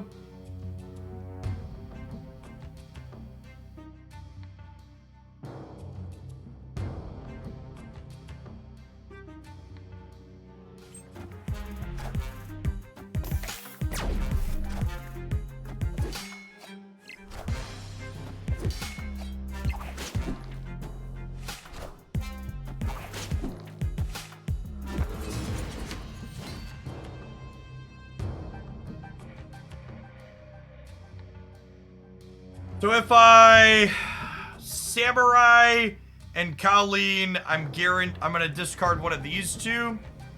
So I think this is Hellcow in this, right?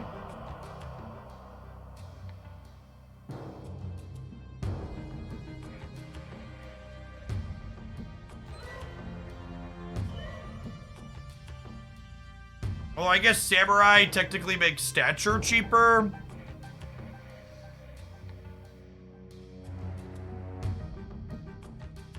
No, it doesn't, because if I play both of these, I bin the Hellcow, then this is guaranteed to bin this, because it's the lowest power. Alright, yeah, this is the play. Mr. Pulley, thanks for the primer, appreciate the support. Hopefully we kick Silk over to die. Rip.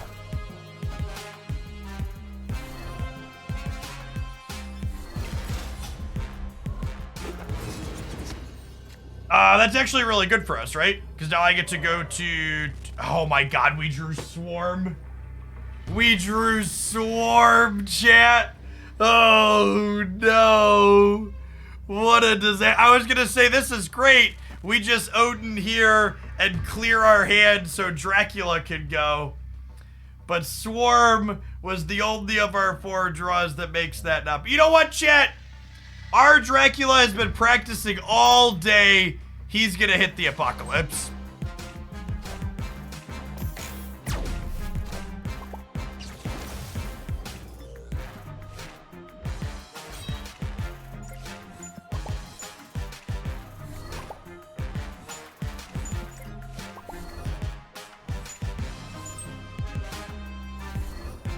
I told you, Chad, he always cracks under the pressure. He can't help himself. It's just too much. It's too much.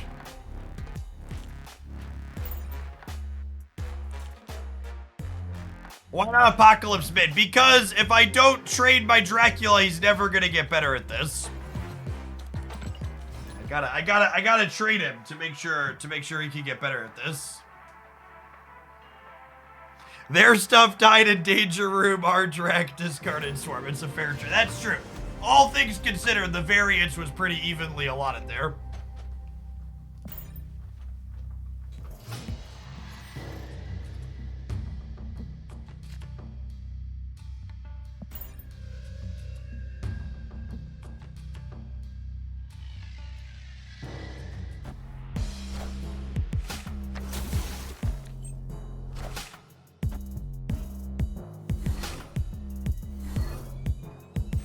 Okay, speaking of even variance allotment, this is not even variance allotment, okay?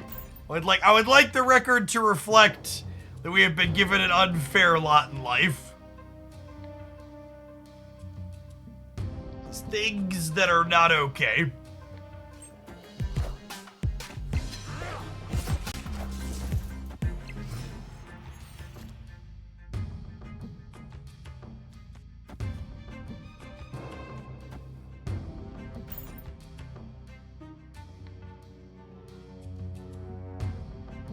Hazmat negative. Some spicy cooks in the kitchen.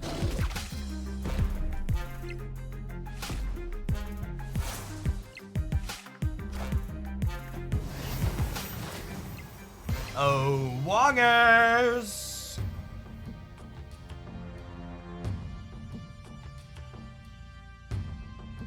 I think it's just like Apocalypse here. Or here? And then we just like play the 3 of these out next turn, right?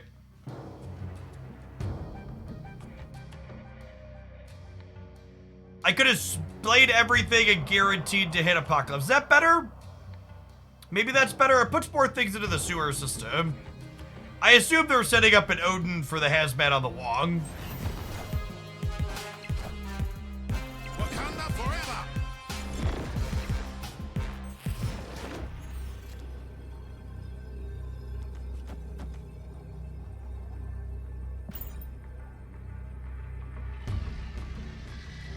Some kind of Zola? Sure. We'll let them have their fun. Do what you gotta do, opponent.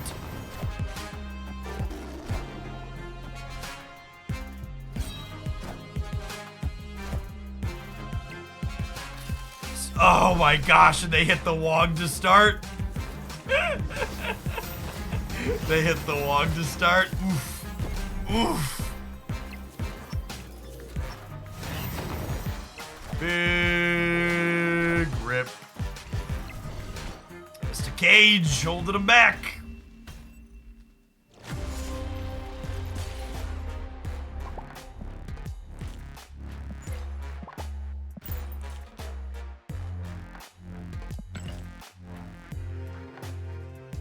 I will say I'd somewhat forgotten the silliness that is the post-infinite ladder.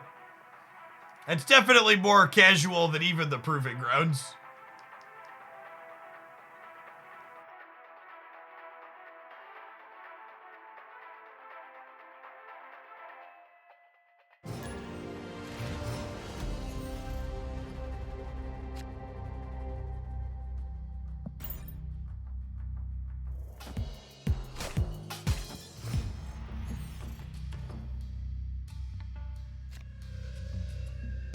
People snapping post-infinite ladder have never had fun in their lives. That's true. I think there's possibly an accurate statement.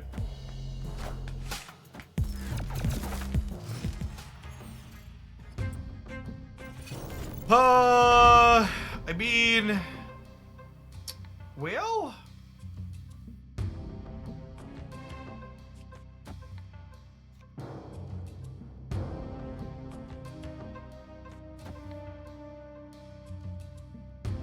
guess I just want to clear my hand a little bit, I think.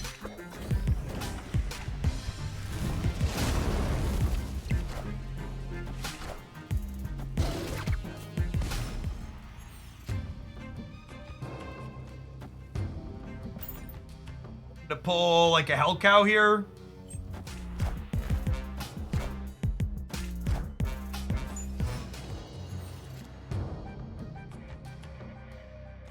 This Twitch stream, pre-recorded, etc., etc.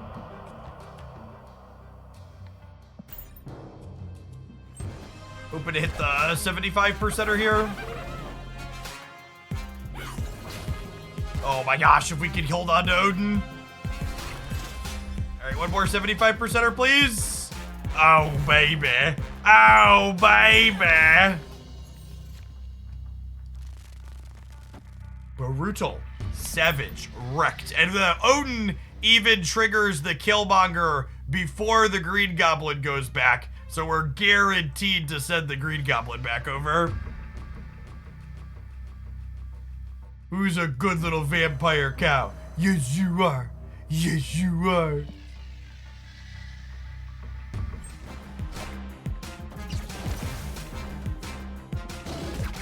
It's beautiful. Do-do-do.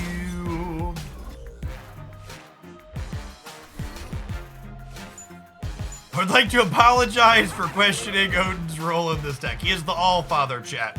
That is his job. Harsh, but fair.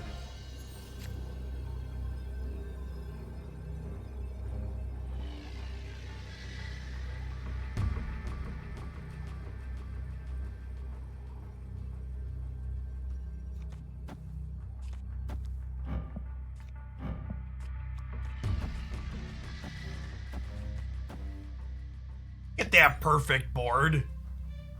Victory! So pretty. So pretty.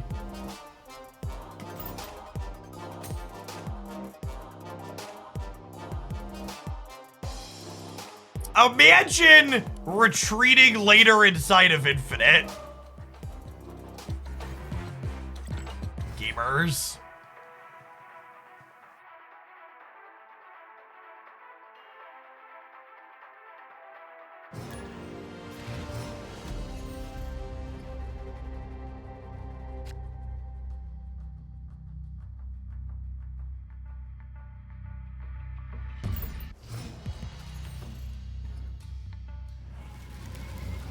Breaking Or news. Apocalypse, all dressed up with nowhere to go.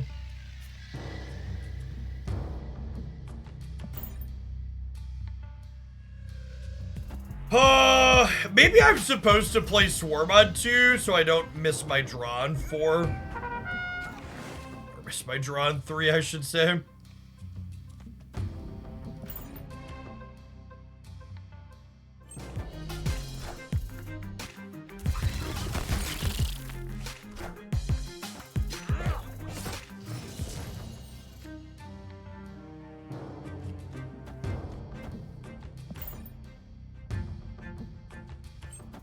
Is it worth it to buy the deck in Season Pass? Is the card really worth it?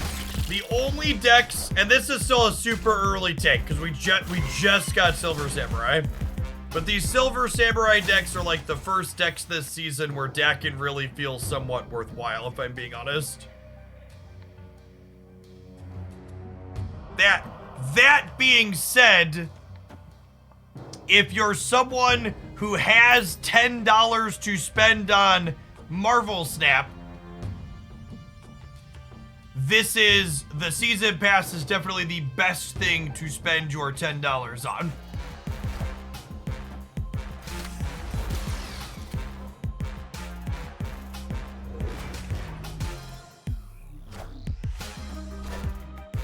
All systems go.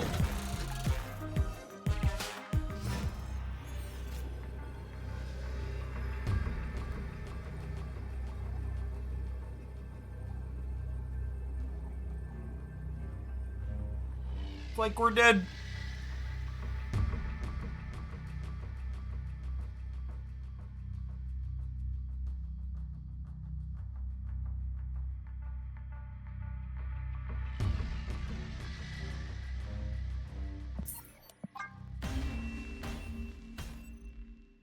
Escaped.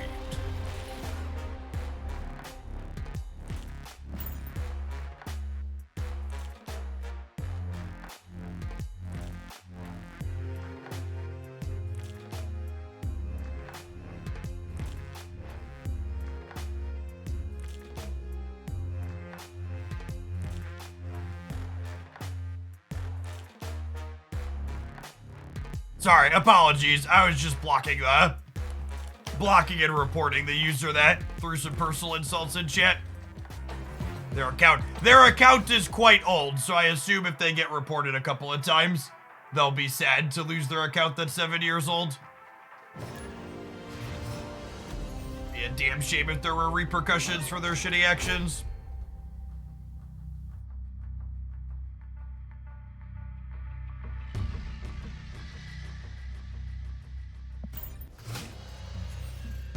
Yeah, I mean, anybody judging any kind of cards inside of a vacuum isn't someone worth listening to. Context is key.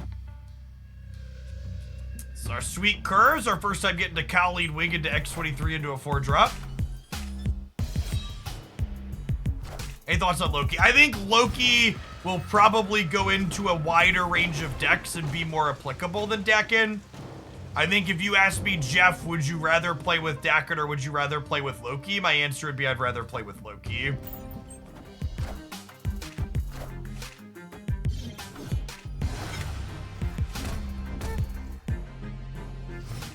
I can't imagine being mean and rude to other people online for just no reason. Well, I mean, the blunt truth of a lot of those types of folks is that, like, people who are randomly mean to others online like that, like unprompted coming into their space like this, their lives probably aren't that great to begin with, and they're lashing out at strangers on the internet to try and make other people feel crap like themselves.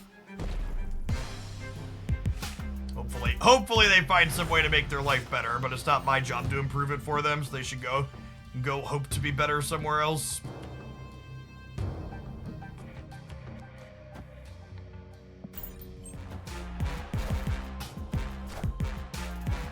Crossbones Gaming.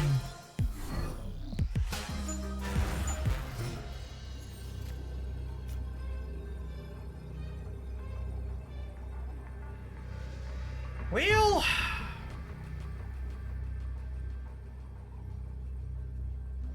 I think we're gonna lose to the booster farmer, chat.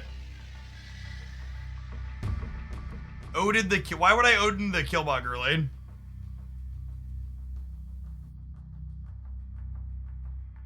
Even if I could, why would it be? Why would that be a good play?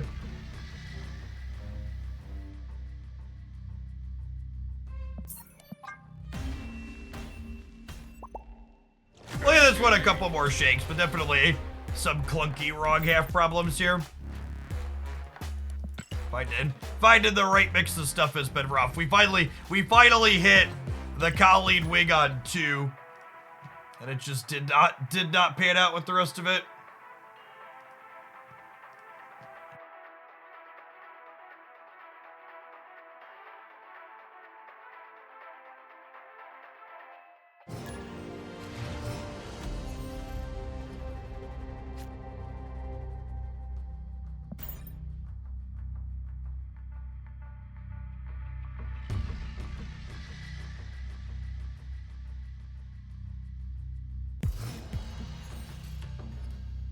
Favorite samurai deck so far? I think the Ghost Rider Iron Man Reanimator is my favorite. That's gonna be the highlight tomorrow, I think.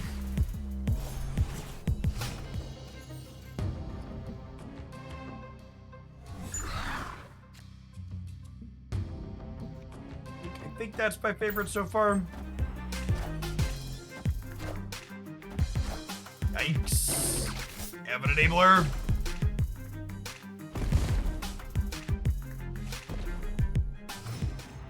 Samurai would I'm also, after playing this deck too, I'm really not convinced I ever want to play Silver Samurai and Dracula in the same deck ever again. We tried another one of these earlier and it's just like incredibly clunk.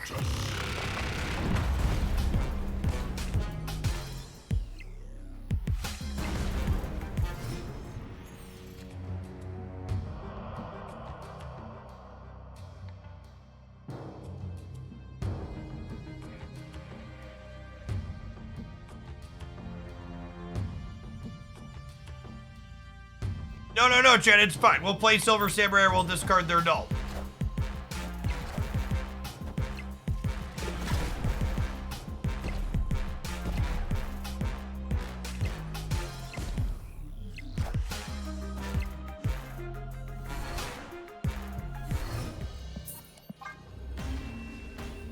Null done, that's correct. They've talked about how they want to re-template null at some point.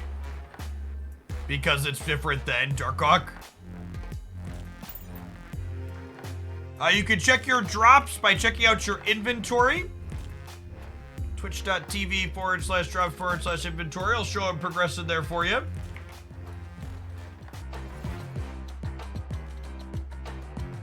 All right, shall we take let's take another scroll through.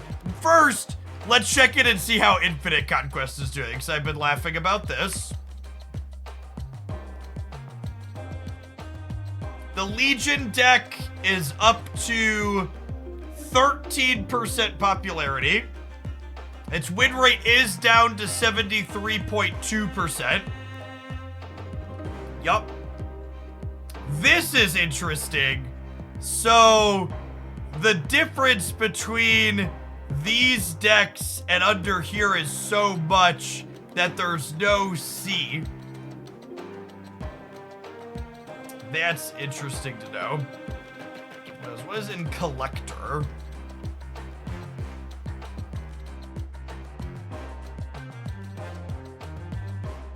Just like Little Angela, Collector, Mirage Kitty stuff?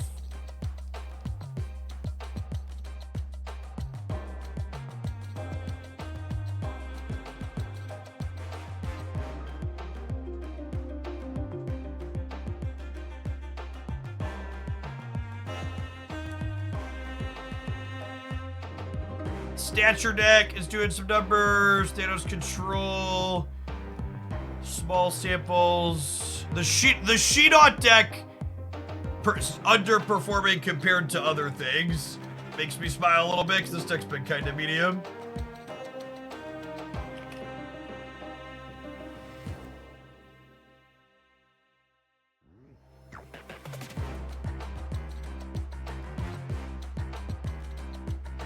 Gems down here in low battle volume. Thanos Zoo. Someone's crushing people with this pile of cards. Is this all Series 1 and 2 Thanos?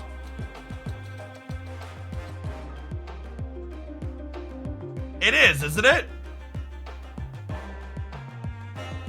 That's kind of wild. Neat.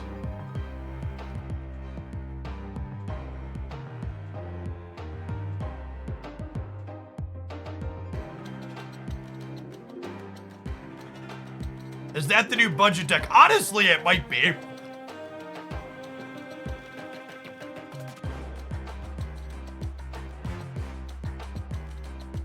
Honestly, might be. Alright, let's refresh here. Look for Silver Samurai piles of cards again.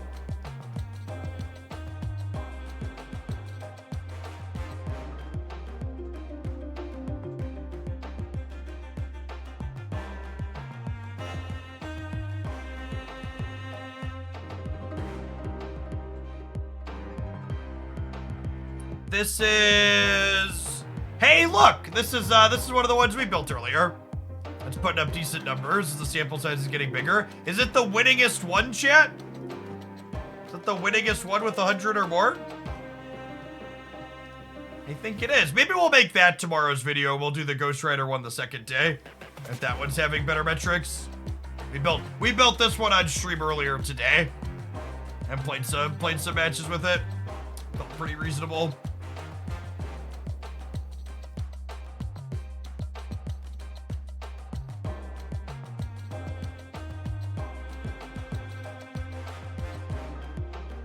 This Darkhawk build looks solid.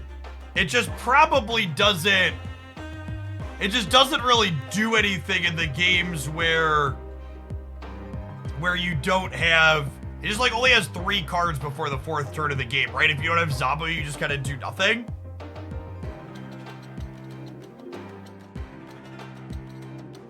Why Lad, though? So, the addition of the Ghost Rider package actually kind of makes Lad a bit better. Because you have Darkhawk and Iron Man as great hits, and Rockslide and Black Bolt and Samurai aren't terrible either.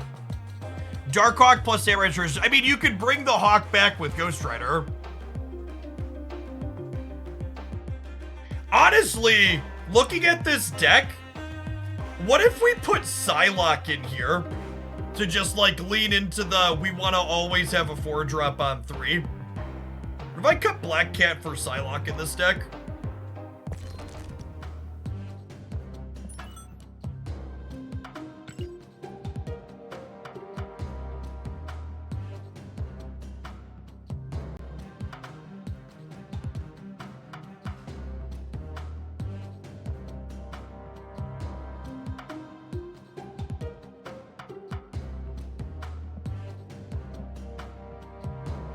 Right, let's try this.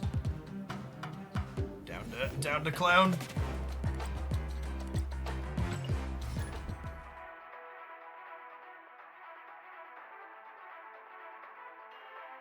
Yeah, we tried a build of the Ghost Rider Samurai with Black Cat and decided I definitely didn't like her.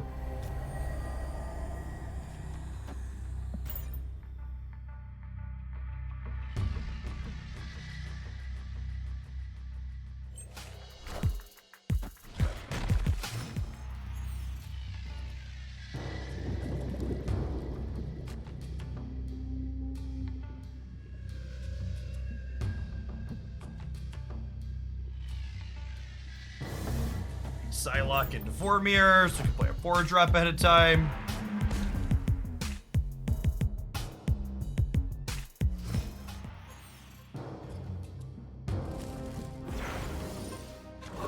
Overroom is a little sad. That makes our Hawk smaller. What are my hits? Stature, Iron Man, Silver Samurai, Ghost Rider. Stature and Ghost Rider are bricks. I think I'd rather Rock Slide than Iron Lad this turn.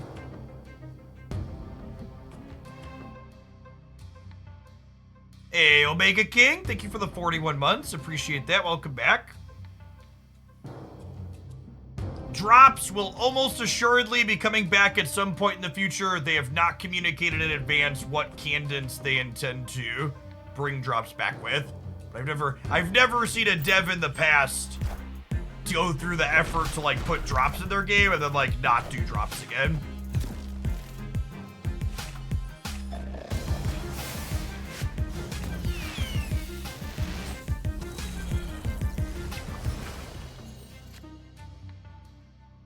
Is there a more peak Twitch chat suggestion than someone telling me they think my deck gets better if I cut Jeff the baby land shark and add Howard the duck to it?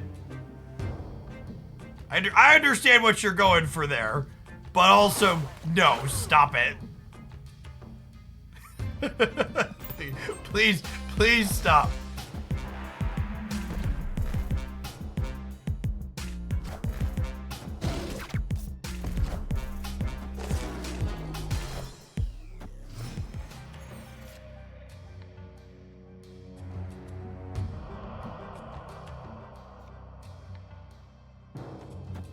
Black Bolt the right.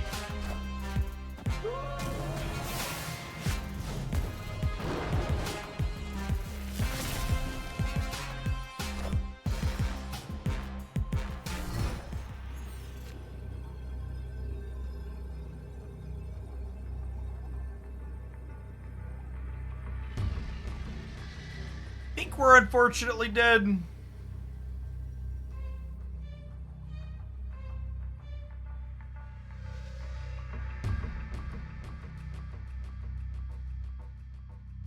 You can play combinations of 2 of these cards, but I don't think any of them get me out of it.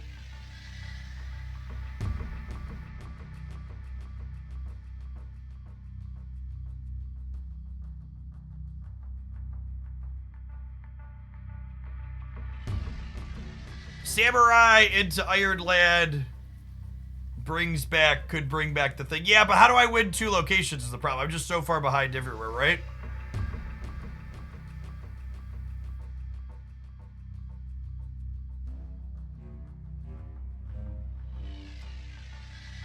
This is probably the play to win line. And it's still not great.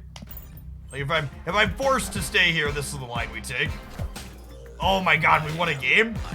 That's unreal. What is their hand? What is their hand?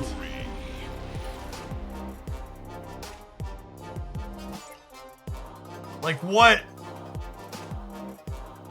Cracked in half. Deck's broken.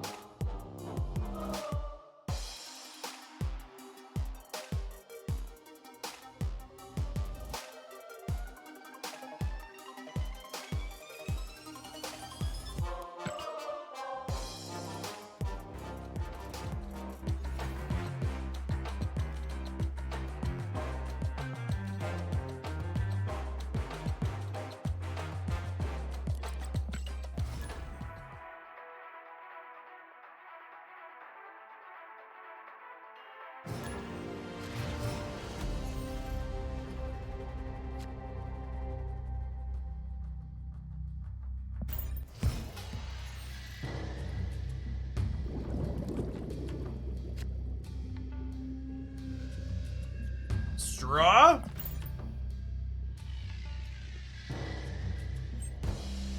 For a professional, we'll pick up Iron Man here so we can Samurai, or Rock Slide so we can play something else. Dark Hawk. Do I want to Hawk proactively here? I think I'm just gonna Samurai.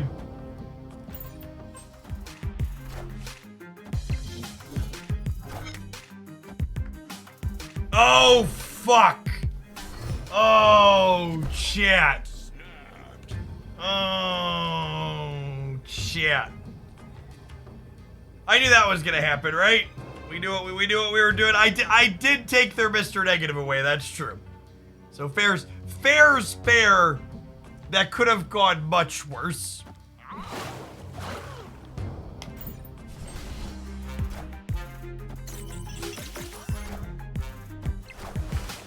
Is this a bot?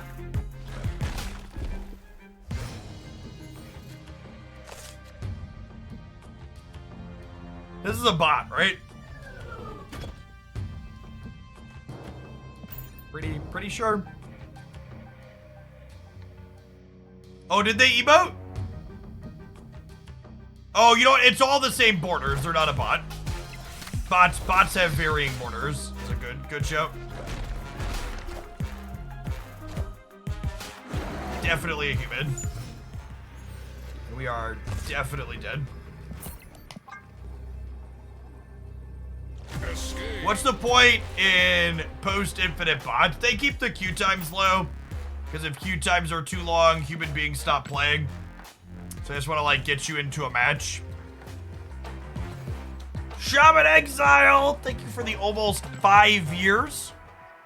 I appreciate the 58 months. Welcome back.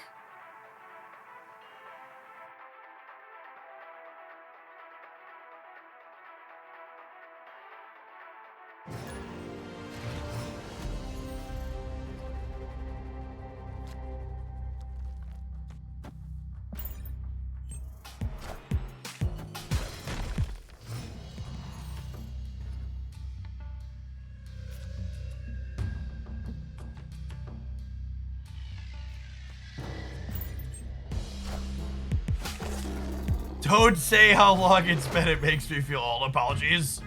Noted for the future. Well.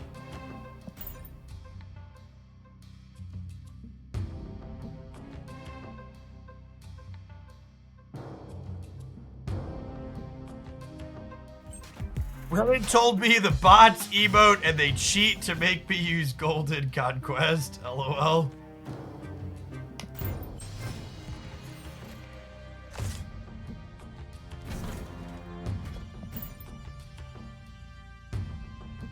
I was gonna leave the rickety bridge alone, chat. Can hang out right there.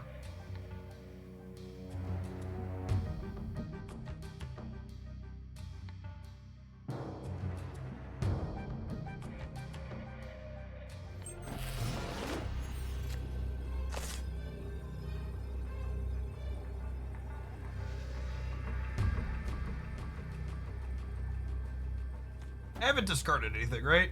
Nope.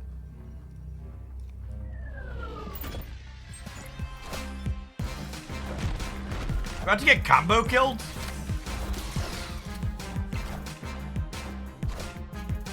I am Iron Man. Yes. Yes is the answer to the question.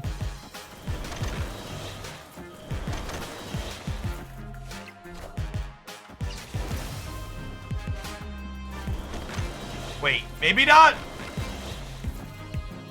Oh my god, we get extra killed because of the Iron Man. LOL. We lose because of Iron Man, right? No, wait, are we good? Victory. Are we good? I think we're good. I don't understand what happened, but we won the game, so I'm gonna accept. Claim rewards.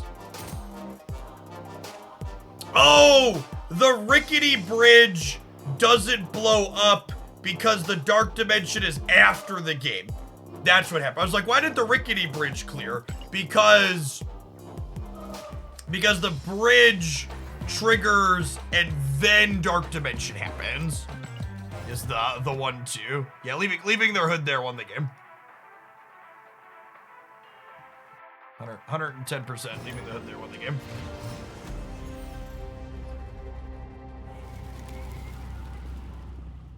Live from the Daily Bugle.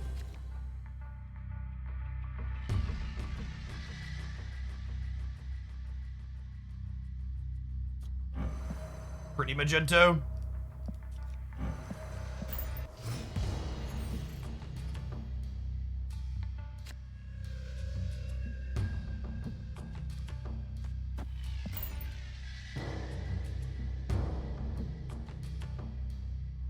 Watch out, they can count to 12. They're counting the cards.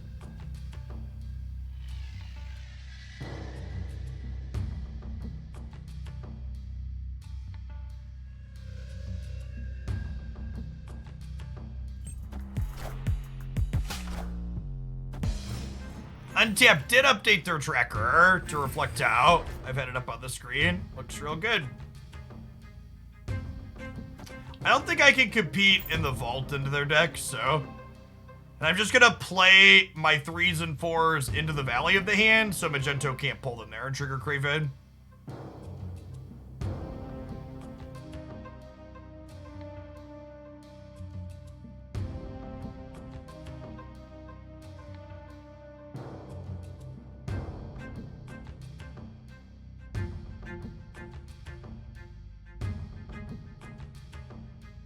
You might think the opponent's playing slowly, chat, but really they're just counting the cards, okay?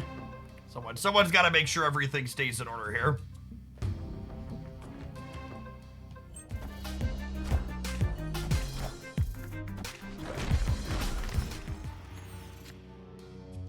They're counting deliberately. Yes, exactly.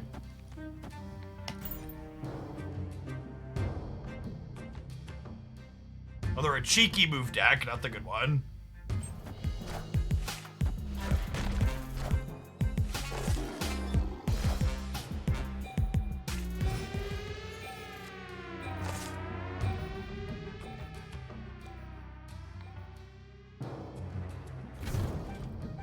And then I think I just Iron Man here. So that way... I don't have stats. We're gonna like play 2 3s next turn. Opponent snapped. I have trouble counting with all the rocks, it's true, you know.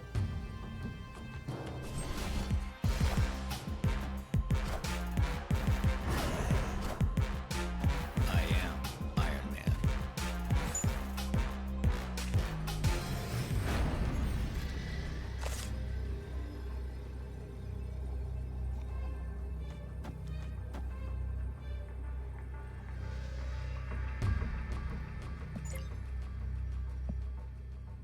It's 12. Let's do this. Switch me to 24. This is 10. Puts them to 16. This is 7, which puts them to 23.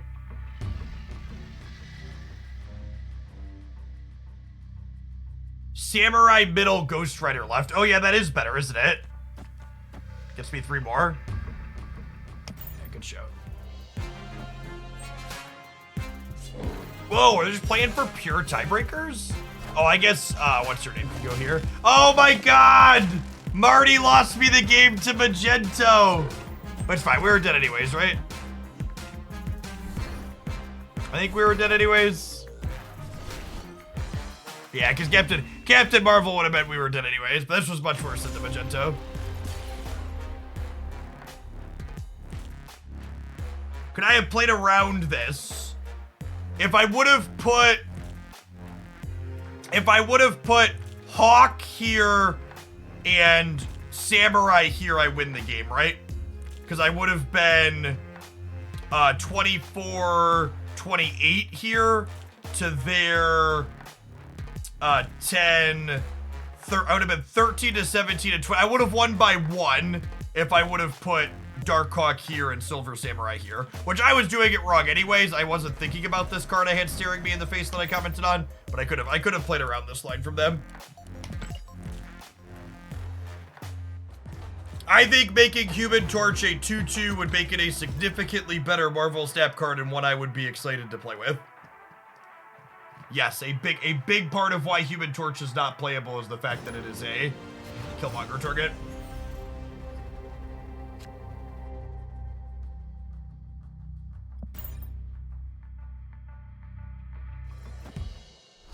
Alright, open to draw one of our 2 accelerants here, Zabu or Psylocke. Zabu's preferred, but Psylocke would be fine as well. A 2/3 Torch be too strong? I don't know.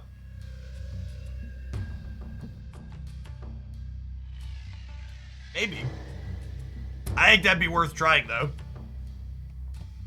Honestly, low-key 2-3 Human Torch would be a big buff to Phoenix Force too.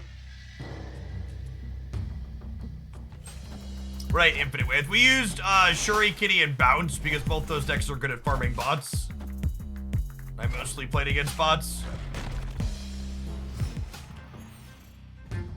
Yeah, 2-3 give it a bonus to doubling its power. Nah, doubling its power is sweet. It's very thematic. Yeah, I agree. I think a 2-3 Human Torch and then pull it back to 2-2 if it goes crazy would be great. Just give us a week of fun.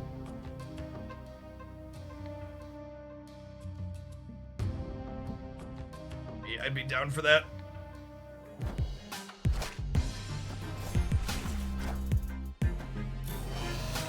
Alright, we're not winning Gamma Lab.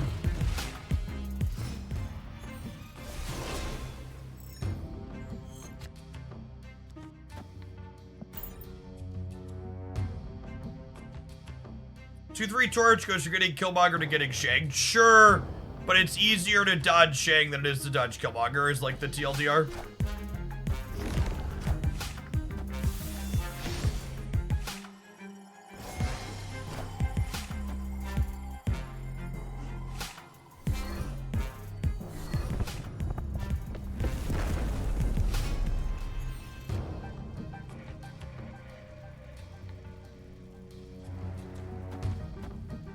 I'm gonna do this, and then we're gonna tie their claw and lose the tiebreaker.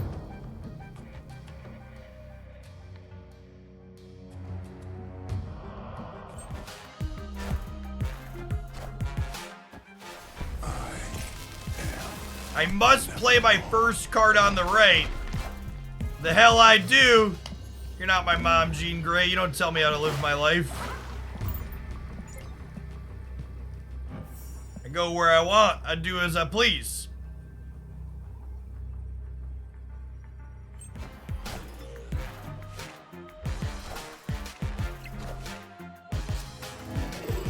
Well, to be fair, game, set, match. We said we were going to lose to the claw. It's just how it be sometimes. This game has strong pay to win. It does not. You don't, unlike games like Clash and other mobile games, you don't upgrade your cards individually. In Marvel Snap, when you click upgrade a card, it just changes the cosmetic on it. Everything went exactly according to plan.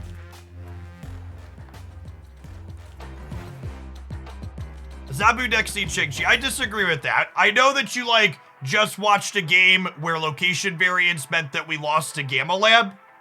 And then we lost by 1 single point after Gamma Lab happened. But I actually think Shang-Chi is in the worst spot it's been maybe ever in Marvel Snap. All of the really good decks in Marvel Snap right now are defined by their ability to dodge Shang-Chi. And Shang-Chi makes our Iron Lad worse. But you're right, games like that one are why people continue to play Shang-Chi when they shouldn't be anymore. Because Shang-Chi is a card that lets you win in impossible spots that you get into via variance sometimes.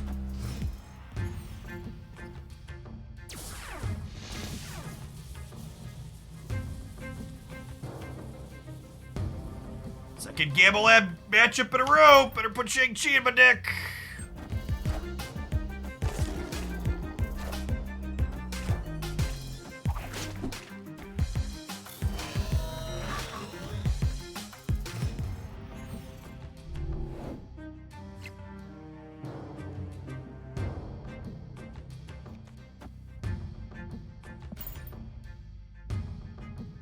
What specifically made Shang-Chi worse? The fact that it's been so popular for so long. Again, the thing that makes Shang-Chi awkward right now is that all of the good decks know that he's a thing. Okay, so we Black Bolt to get rid of their Raft card, and then next turn we go Iron Man, Ghost Rider back, or Ghost Rider back to Iron Man, our 6-drop pluses. Plus, this deck has, that's hilarious. This deck has, Iron Man to go over the top of things we might want to, we might need to Iron Man.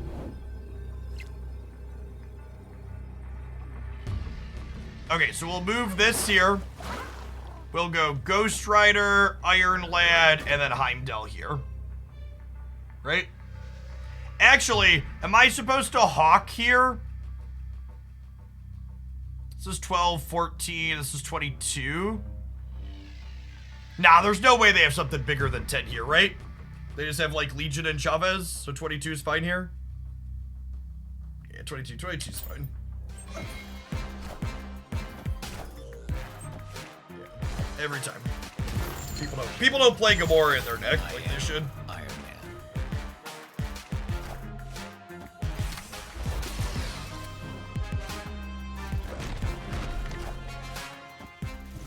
Heimdall first? Nah, I just want to lock up the middle. It's infinite points. Higher, further, faster, baby.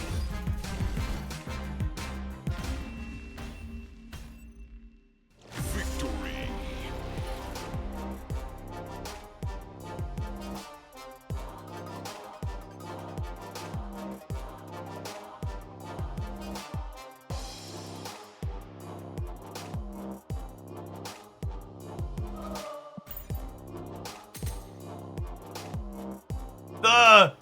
The couple of decks in the metagame that are popular and powerful that have things that are big enough for you to Shang-Chi are only good and popular because of their ability to duck Shang-Chi while manipulating priority. Shuri-Kitty is a deck that almost never has priority, or if they do, it's on a vision that's moving around. And the Infinite, She-Hulk, Moon Girl, whatever decks that are doing that, they also are ducking priority going into the final turns.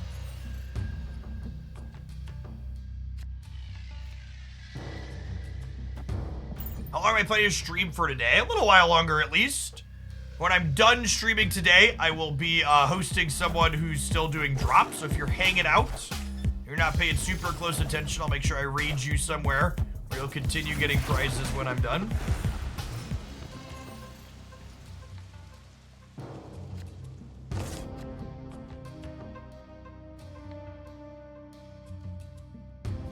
Yeah? Yeah.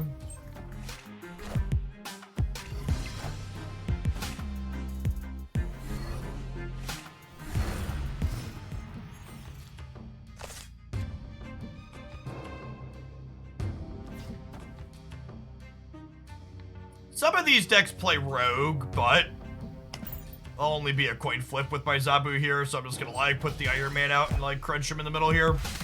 Hey Rex, thanks for re-upping that Prime, welcome back. Nope, not anymore. Good stuff. I am Iron Man. This list feels kind of real, chat. Like, the fact that Iron Man is good with Iron Lad and it's good with Samurai Ghost Rider is like neat overlap in those synergies, right? Like they're kind of generically good cards that work in both those directions.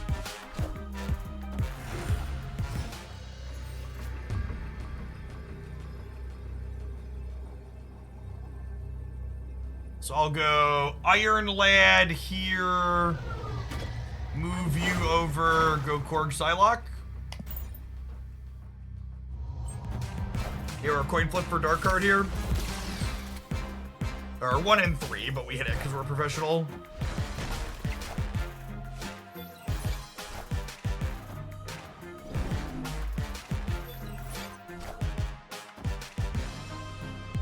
Their deck's not great into the Space Sword regardless. We're 100% there. That was great. Victory.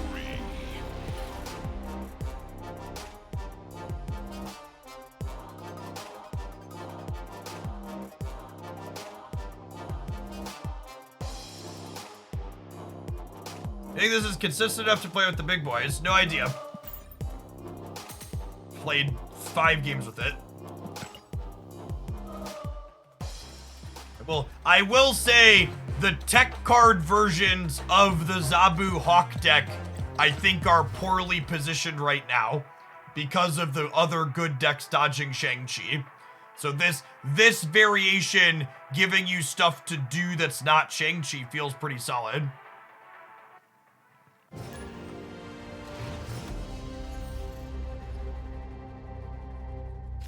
Why have Black Bolt and Korg in the same deck when it makes it likely for Black Bolt to discard a rock? Because you're not playing Black Bolt. You're not playing Black Bolt for the sake of disrupting their hand. That's a bonus that it happens sometimes. You're playing Black Bolt because enabling Stature is good, because Stature is a 1 energy 6 power card.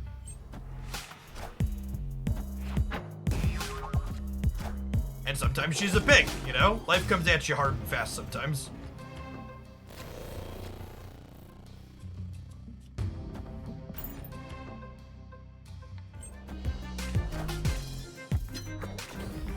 Shang-Chi in this meta is useless. I'm gonna start playing Shuri again. I didn't say people weren't playing Shang-Chi. I said I personally don't want to play Shang-Chi because of that, but there are still plenty of people playing Shang-Chi. The good players are mostly playing decks that duck him, so I would rather have my deck be better into the good players. But there are lots of people still shoving Shang-Chi in every deck.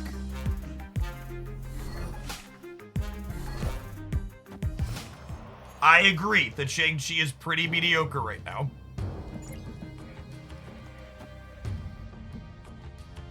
But that doesn't change the fact that people are still playing a bunch of it.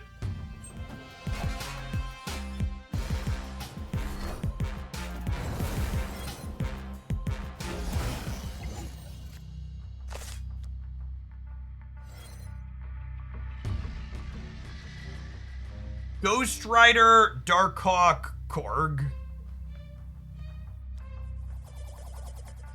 There's some pretty great hits here. I could wait a turn to narrow it down a little bit, too.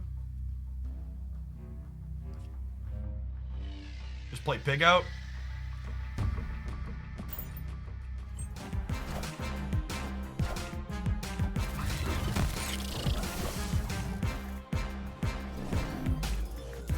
We discarded an Iron Man as our card that we Ghost Rider. Rip.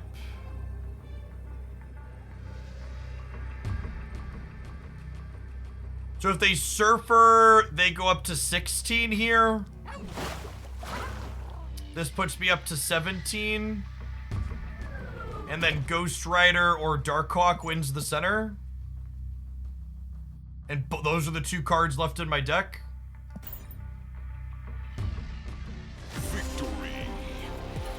Either of those are great.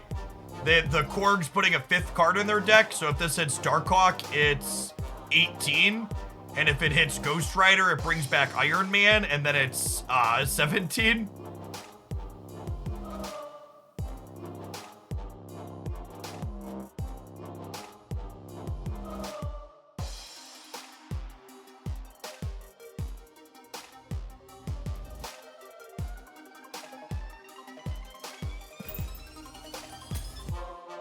This is the best Iron Lad deck. It definitely feels like this is a updated Zabu Hawk for the metagame, where Shang-Chi and tech cards are feeling kind of mid.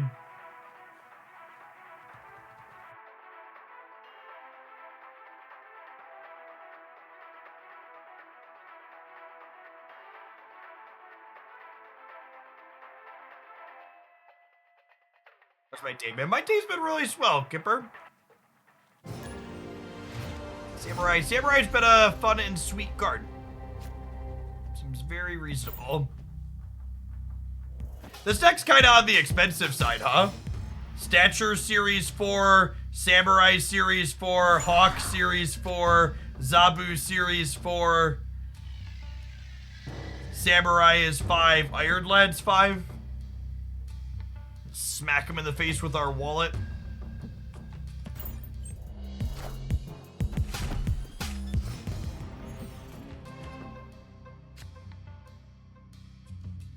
I would be inclined to agree with the idea that Zabu is not amazing in the current metagame.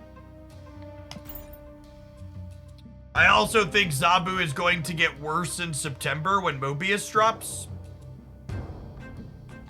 What's the difference between Series 4 and 5? Just the cost and shop for tokens. Yes, Series 4 cards are half the price.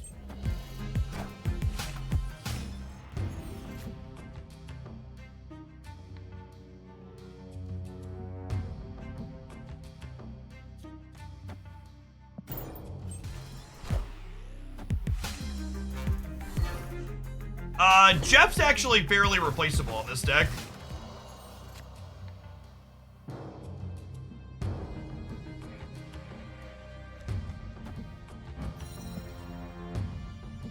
So, he's just like a generic good 2-drop.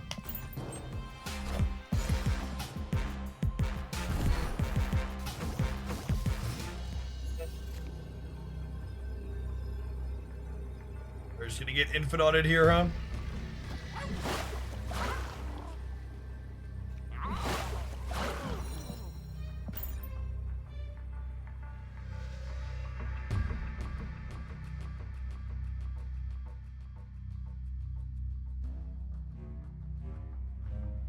Yeah, to be fair, like, all of the expensive cards in this deck are basically format staples, right?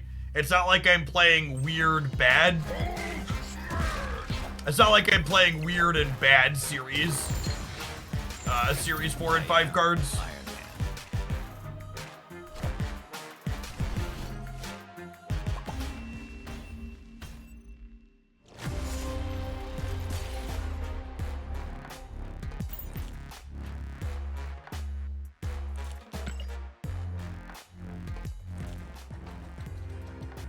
The earliest any Marvel Snap cards will drop series is the beginning of October.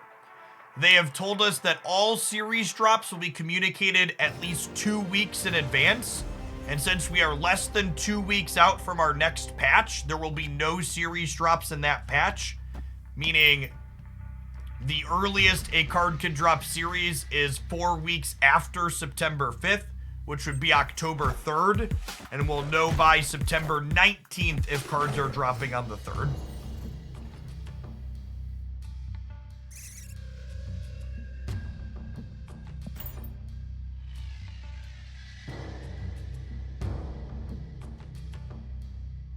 So the 2/3 of a year lead fan, welcome back.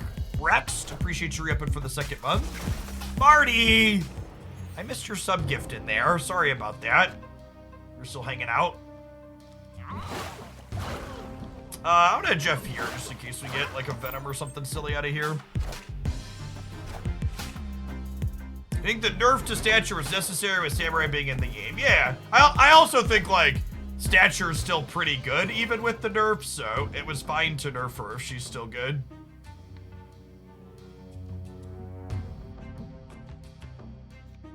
Generally speaking, I think anytime you can take a top tier card and make it 1 point smaller and still let it be good, it's a good nerf.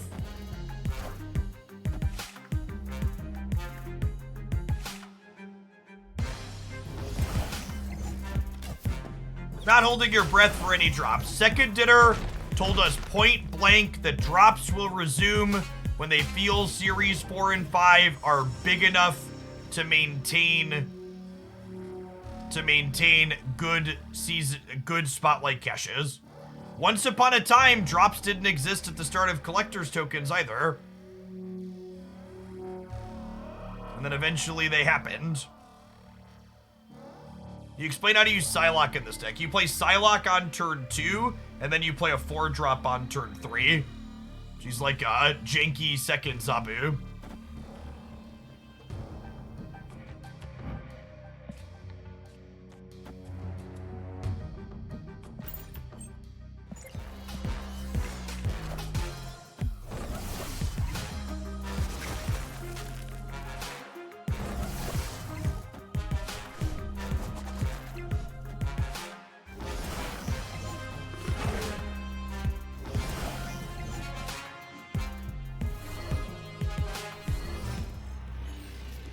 If both players Mobius, what would you assume happened? I would assume nothing would happen.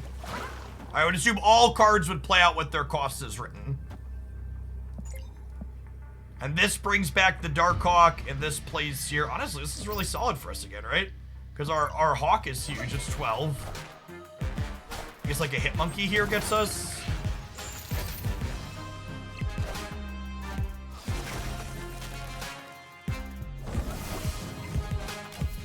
Yeah, I would assume it's like 2 Daredevils, 2 mana figures. Oh, got him.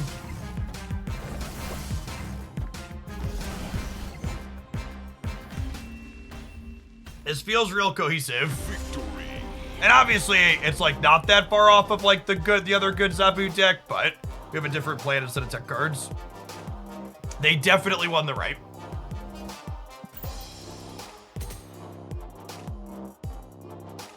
Wasn't their kitty bigger than 3 power when they played best? I don't remember.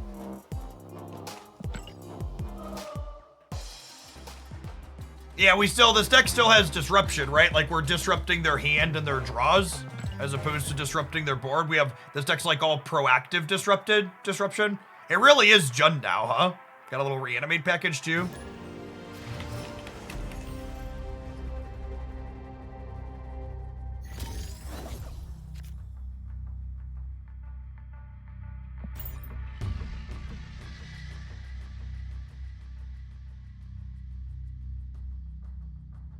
We're doing Cerebro 5 today. Well, if you're interested in sweet Cerebro decks, over on the Hooglandia Snap YouTube channel, we had a Cerebro 0 highlight video posted this morning. That's gas. You should definitely check that out.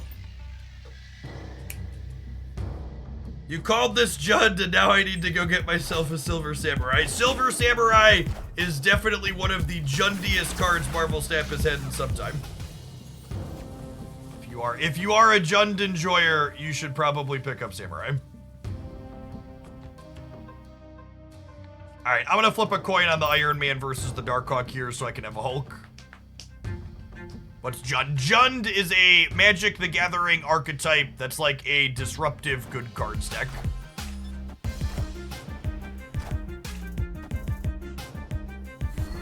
Oh, missed the quick flip.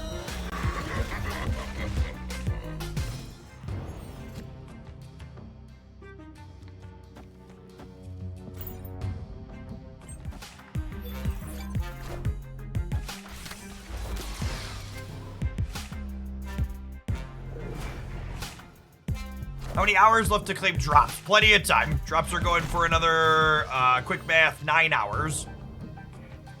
2 a.m. Central, midnight PT. Imagine snapping post-infinite. Have your cube. Escape.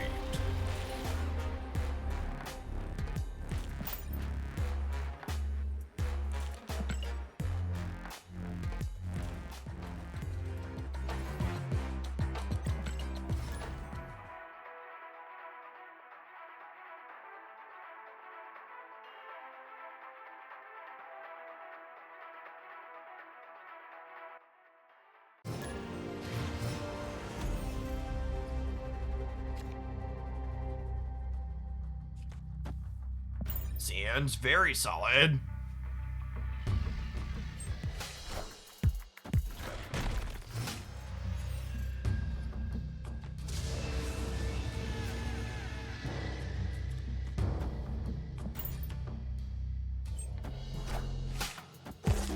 Thought you hated the ladder. I actually prefer the ladder to Conquest. I think getting to play against a wider range of opponents is more fun.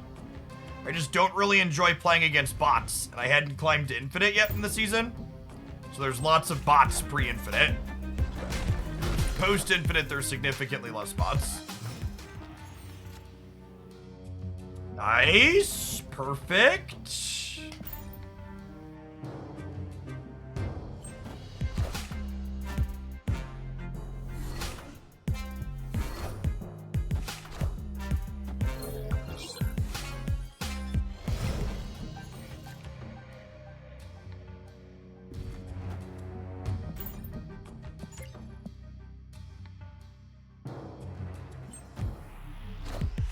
Stature would be an incredible draw. Be able to play all of our cards out.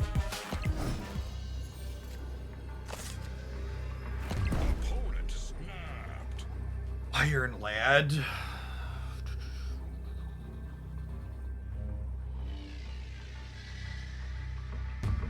This puts me to 20 here, right? I discarded Iron Man. And then I put this here. No, I think they're beat. Because this puts me to 20. And there's no way they get bigger than 20 here while also playing stuff here. Because this is nowhere. I'm pretty sure they're just dead.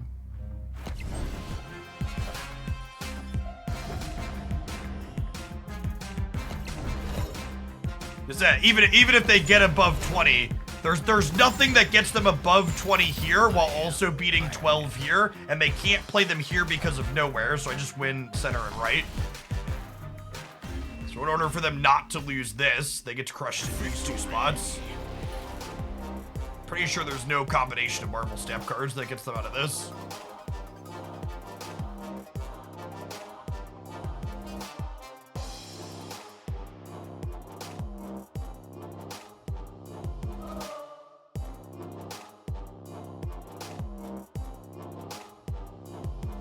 Am I crazy for thinking the fact that every top deck is a top deck specifically because it can play around Shang-Chi means Shang-Chi is the issue? I don't know, honestly. Yes, but also no.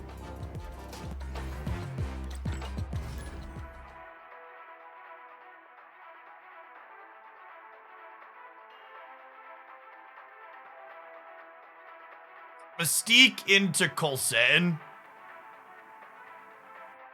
Would it have gotten them there? No, because they would have still only been at 19 on the left. They would have kept their hand the same size it was, meaning my 20 was enough. Oh, because of Collector. Sure, yeah.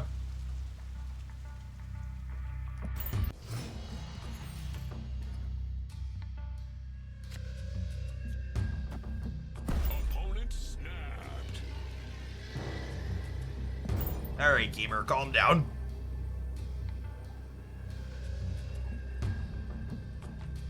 It's like having 4 toughness in modern. I mean, I'm told Lightning Bolt's not modern playable anymore, so. When do you play Psylocke in this deck? When you draw her on 2 and you don't have Zabu. This just in.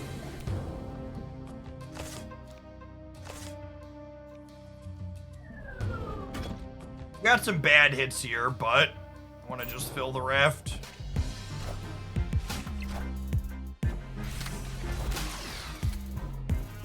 Nice, nice.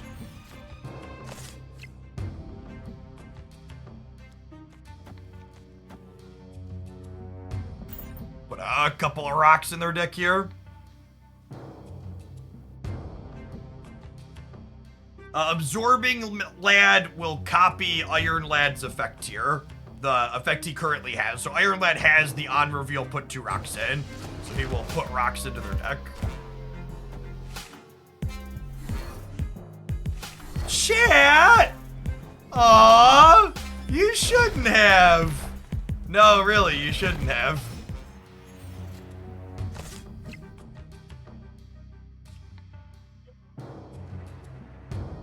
I should play my Hulk out so that way we don't get black bolted, right?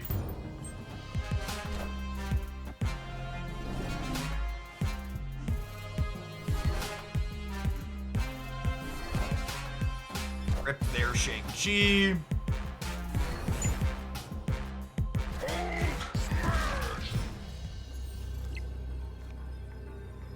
And then this is getting an Iron Man or a Hawk that's massive, so win-win. I am Iron Man.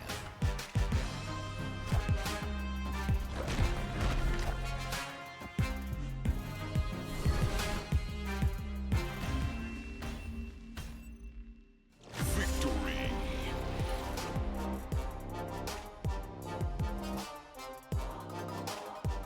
Is Zola a great card to claim as one of your Series 3 cards for the shop? I think if you really like the idea of Zola, it's an alright card. I would not recommend it as one of your first Series 3 cards.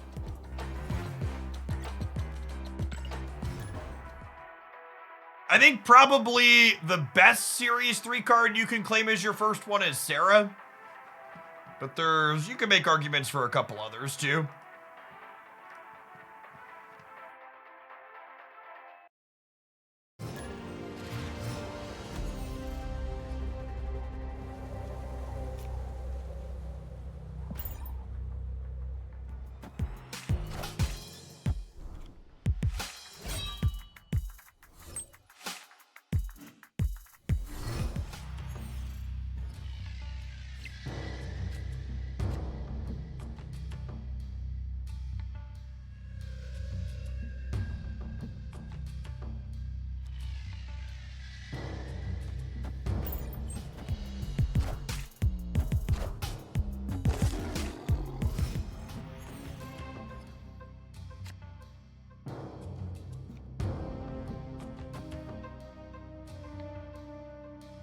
I guess this might be another Jotunheim, so we'll wait for a second.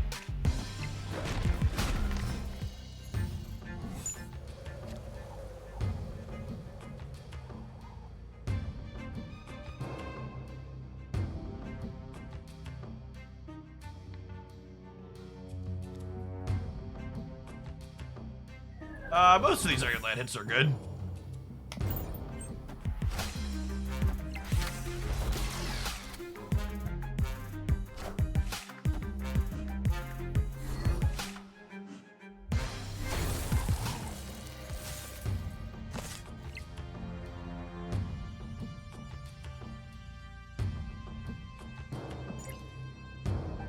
So we'll finish at 10.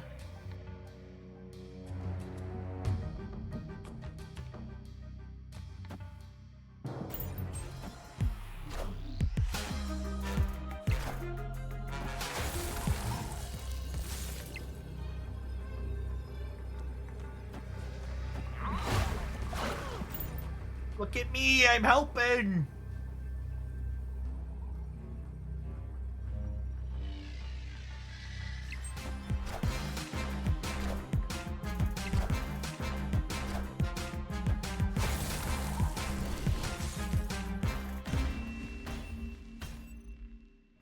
What about the other ongoing beefsteaks? What about them?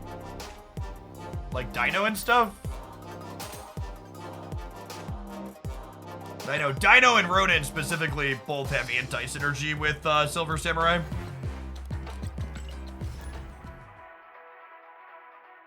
Oh, you're talking to someone in chat? Gotcha.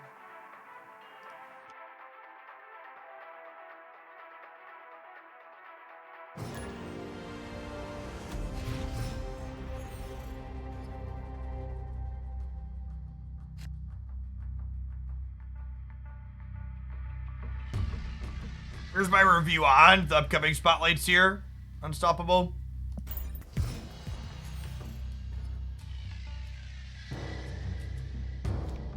Hey, look, Chad, it's finally a Psylocke game. You just hear as like extra redundant Zabu. If you look at the energy costs of cards in our deck, it's very clear that our games without Zabu are going to be rough. So being able to go Psylocke into 4 has a lot of value.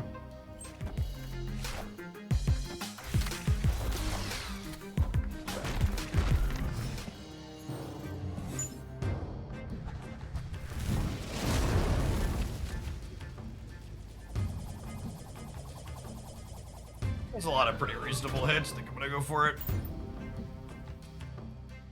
Hey, tips for early decks. Yeah, R squared. Check out this playlist here. The minutes playlist that we all just threw up. It's got a video at the start for all Series 1 decks, one that's all Series 1 and Series 2, and then how to upgrade those Series 1 and Series 2 as you get into Series 3.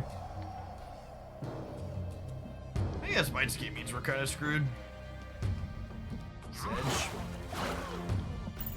Guess I haven't drawn my Hawk yet. Maybe we're fine.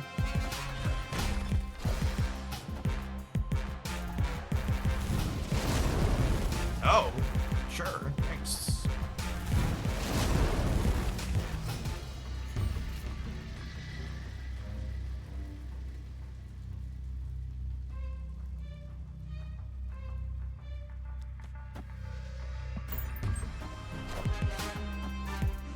"21 turns this game," something like that.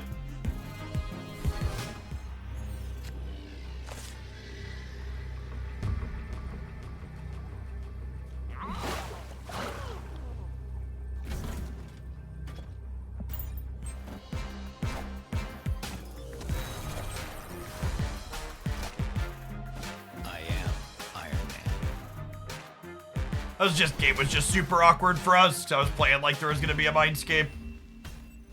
There wasn't. Can you play Jeff into Luke's bar? You can, but he gets bounced back out. You have to play Jeff onto the board and then slide him into the bar.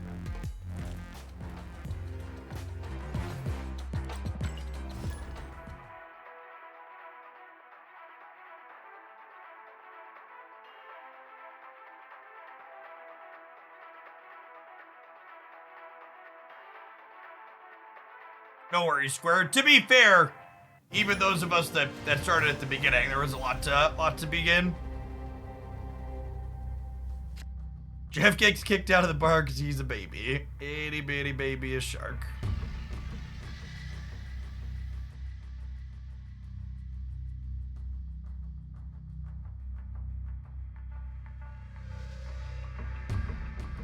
Does Jeff bounce out of Professor X on Luke's bar? He does, yeah.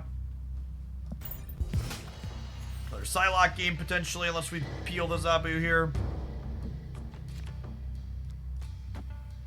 All things considered, Shuri's Lab and Astronym is a pretty solid combo for us.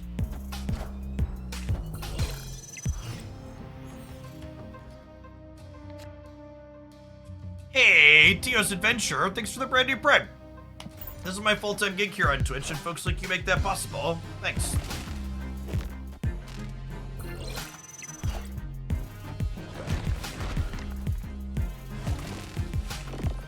Get to duck Cosmo here, thanks to the combo of Shuri's plus Asteroid. Feels good, man. This is Jeff, Samurai, Zabu. I think basically every hit in our deck is good here, right? Korg and Samurai are probably the lower rolls, but most of these are excellent.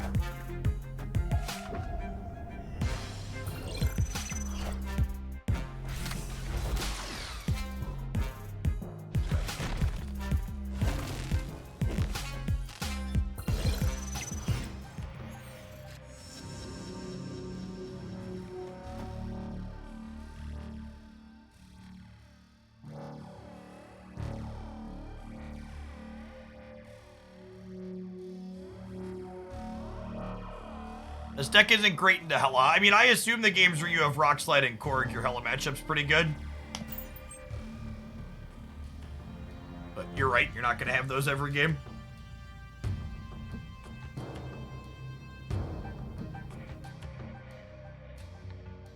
A deck like this one, its game plan for the games where the decks where it doesn't line up necessarily great is simply don't let them play the game.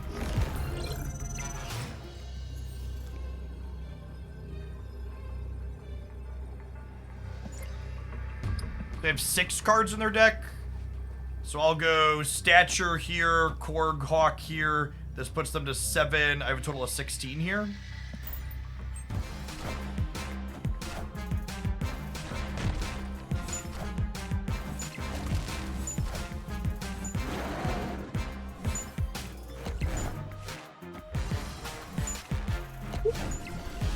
It's lost because of the Forge. Close. Victory.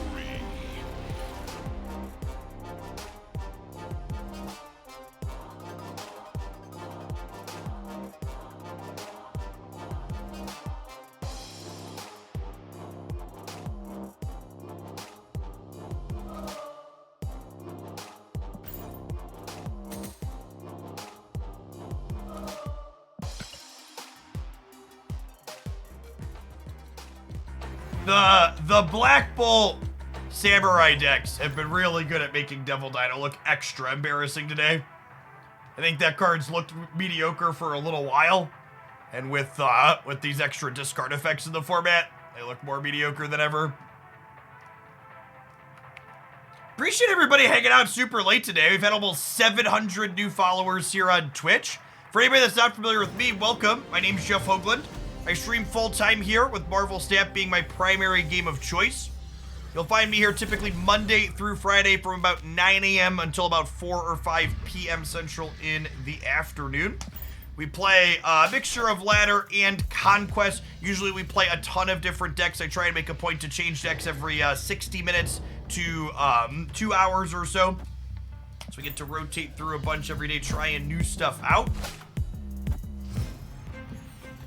You'll notice I always try and do my best to articulate why I am making the plays in different spots when we're pointing and clicking. In a former life, before I was making content full-time here on Twitch, I have a graduate degree and undergraduate degree in mathematics, spent time teaching at both the high school and college level. So the content here tends to have a little bit more of an educationally slanted focus. Been around on Twitch for a long time. My channel's been here for over a decade at this point. Been a partner for the last 8 years. Been doing this as a full-time job for the last 6. Played a lot of Magic the Gathering, as well as a little bit of Runeterra and other various card games and turn-based strategy games before landing on Snap last fall when it released. How do I want to do this turn? My Iron Lad has some spicy hits. Samurai is not bad. I guess Samurai is kind of mediocre. Zabu and Iron Man would both be good hits. I'm 50-50 on that one being good or bad. I think I want to do this just for curve purposes, like spending my energy this turn, though.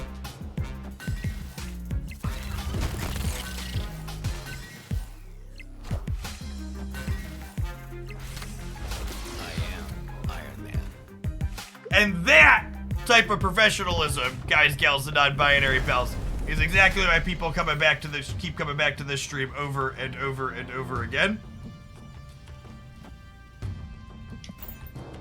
Are the drops only titles? The drops are 3 titles, 3 avatars, 3 variants, and 650 credits. Split up over 6 hours total worth of drops.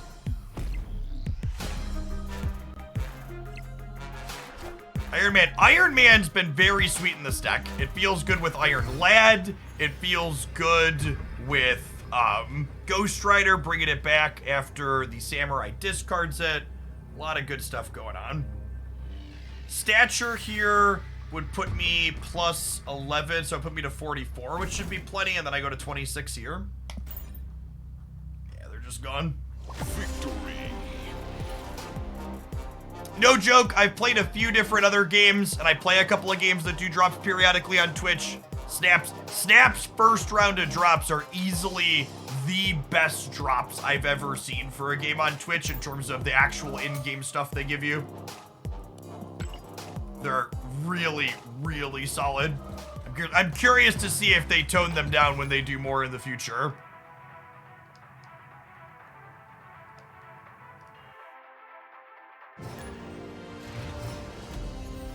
Hey, Hurricane! Thank you for the primer. Appreciate the tree fitty from Jeffrey Bezos.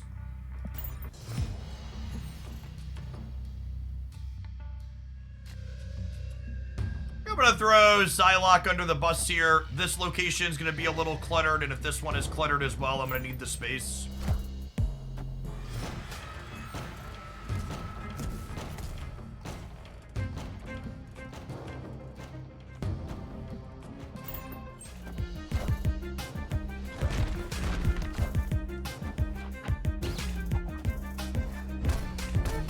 Magus, thank you for the primer.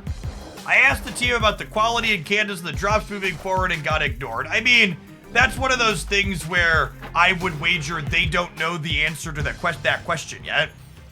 So I don't know that it's fair to say that they ignored you so much as it's fair to say they just like don't have an answer, so they didn't give you one. Which kind of goes back to what we talked about earlier, like the Marvel Snap team never lies to the players. Like, there's never been a thing where, like, we got them and they, like, lied to us. Just, like, they ignore things they're not ready to answer or can't answer at the moment.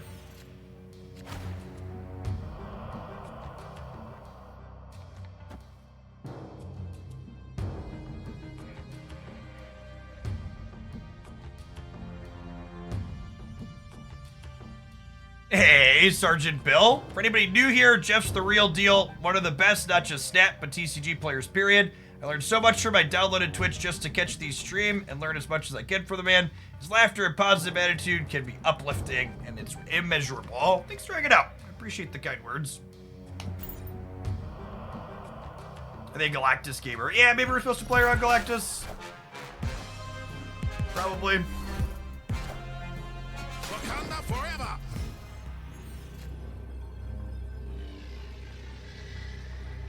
They downloaded Twitch. They did.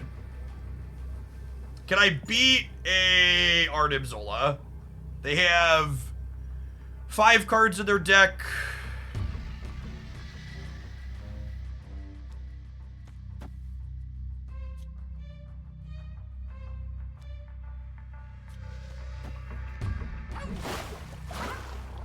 This puts us to 20 here.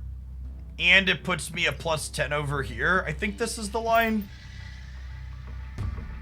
This way, if they Zola the Panther, they end up on 18 to my 20, and then we're winning here because they're at 0.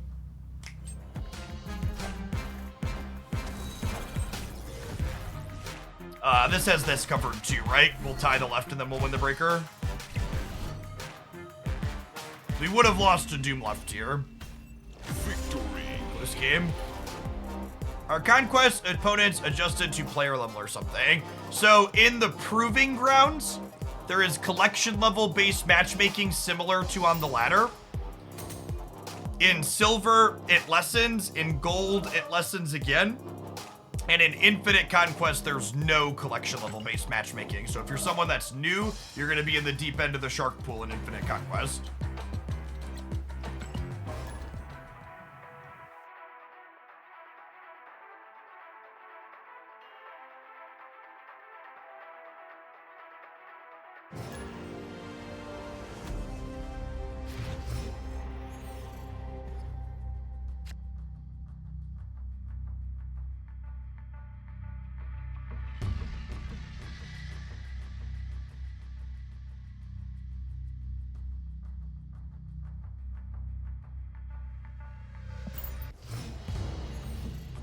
How do you claim your rewards? Check out your Twitch inventory at this URL here. This hand is one of the reasons why we are playing Psylocke in addition to Zabu. I assume we just die in games like this. Okay, Karbar Taj and a little bit late Zabu could maybe pull us through.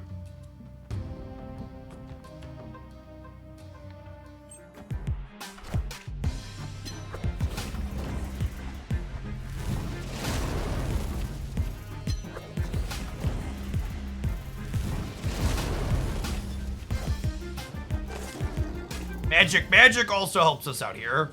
Makes up for our level of clunkiness. We need to get some rocks in their deck here, though, so we can hope to keep them off of Hellang.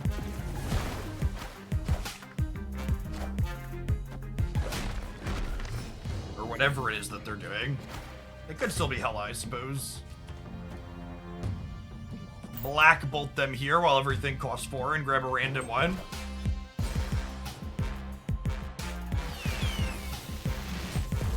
Samurai? No, I want to black bolt them while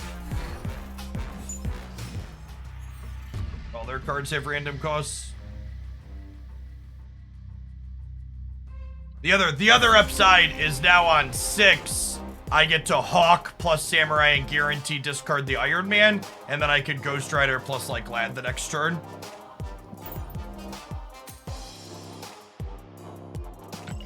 This feels like a really solid innovation on updating the Hawk Zabu list for the metagame with this new card. Because the old list really leaned on Shang-Chi hard, so the fact that we like get Iron Man to give us big numbers when you might need that type of effect, but we're also ducking Shang with all of our stuff. This is the best Samurai deck I've played today. In terms of power level, it might be close. I really liked the Collector deck we played earlier today, but I also love the Collector, so I'm probably a little bit biased.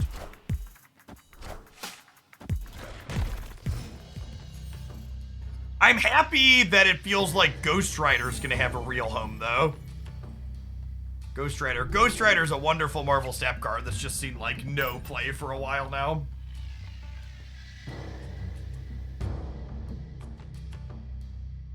We're soft to Cosmo and Enchantress. I don't know that I agree with that. Like, those are... We have 2 good ongoing effects. And, like, if you're getting one of those effects back with Ghost Rider, you're not losing all of your tempo when they happen.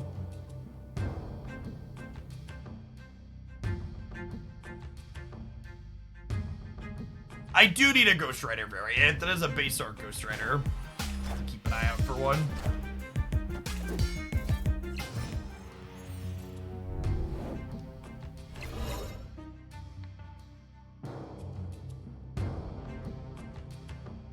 Well, golly. This means I don't get to disrupt them with Rock Slide, but I think that's worth.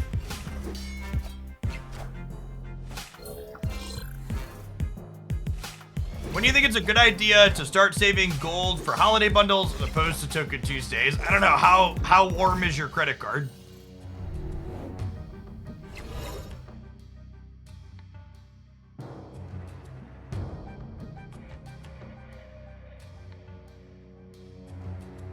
Because, like, realistically, if you're free to play, you probably should have started saving, like, this month or last month. But yeah, I would expect, like, a 6,000 to 8,000 gold bundle coming. Maybe both months, at least one of the months.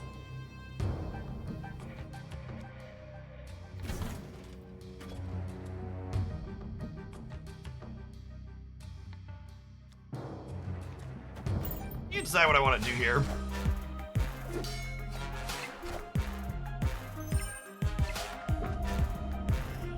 Yeah, Asteroid M is not great for the home team. That is accurate.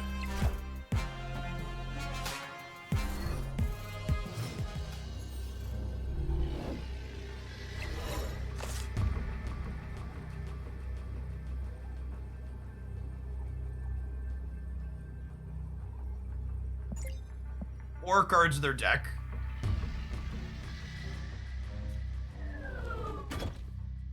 What do we think of this? The Iron Lad hits Silver Samurai, and then Ghost Rider drops the Iron Man in Onslaught Citadel.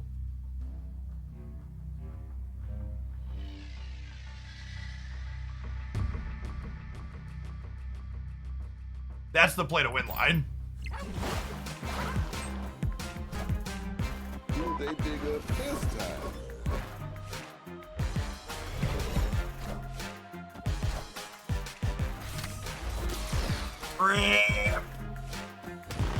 Never lucky, rubber ducky.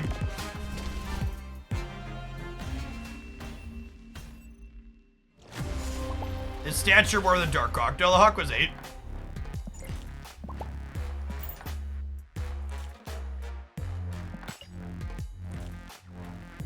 I will say, it being appropriate to retreat a lot of the time at the end of the games does get rid of some of those sweet feel smart moments where you're like, okay, what's my 1 in 10 outer here? How do I play to it? And Conquest does give you some of those moments back a little bit, where it's like, okay, we're all in, so we just have to go for it. That's definitely a little bit different feel than like a normal Marvel Snap game where your cubes matter. The games have a different texture, I think is the word I would use.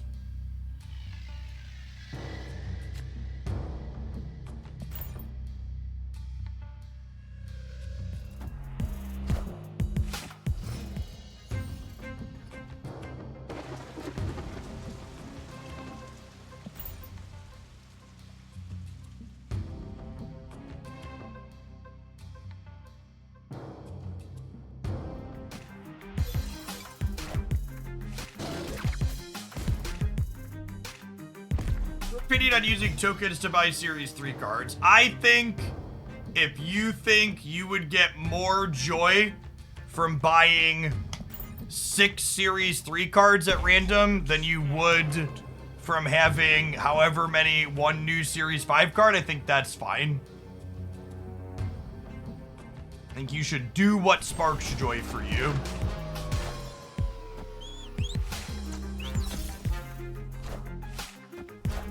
That question depends a bit on like where your collection is at overall.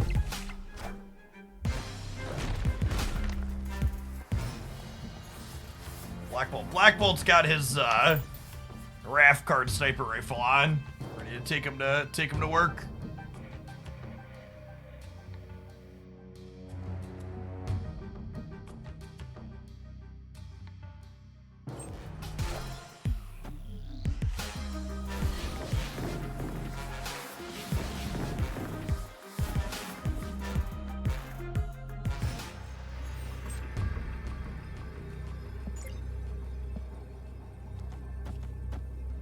Yeah?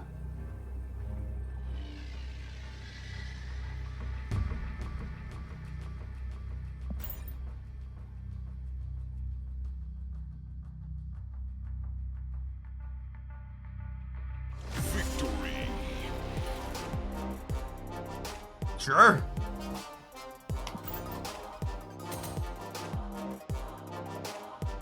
Why not?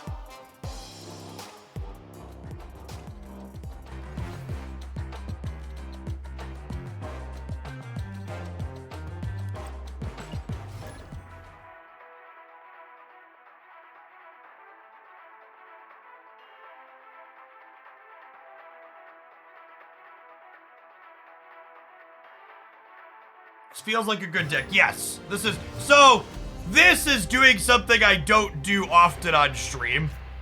I'm not usually spending time like optimizing and tweaking best decks, but that's definitely what this is. But a lot of the good players took this deck and just told people to stop playing it. But I think that's a bad take. With these changes, this feels plenty real. You just have to like innovate a little instead of just giving up.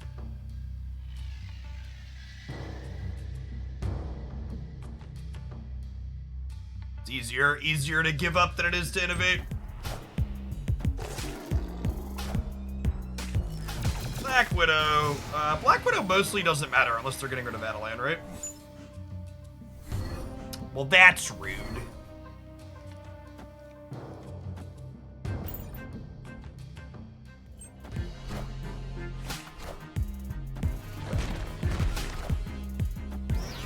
Funny.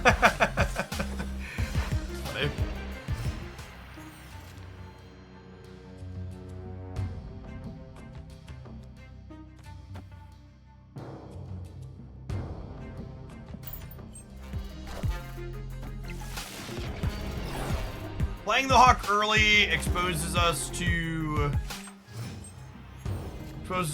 what's it called, but I think that's fine.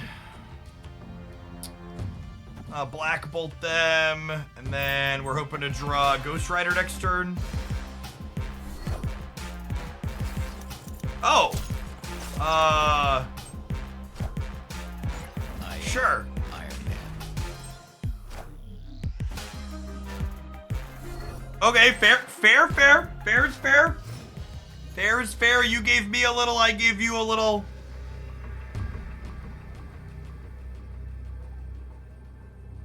Victory. Sorry, man, that Jeff variant. Jeff variant is related to the Marvel character Gwenpool, and this is Gwenpool holding Jeff the baby land shark.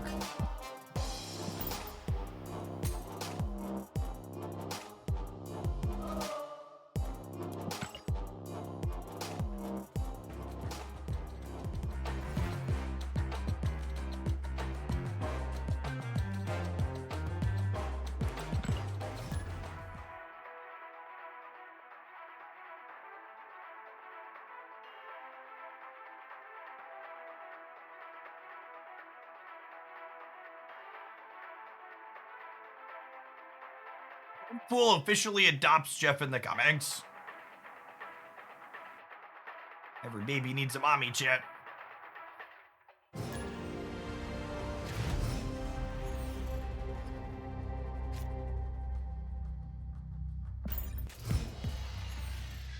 A new player win gold conquest with early cards. Not likely. Not impossible, but definitely improbable. Conquest. Conquest is a competitive tournament mode that is intended for more experienced Marvel stat players with wider collections. It's not to say you can't, but you're definitely going to have an uphill battle trying.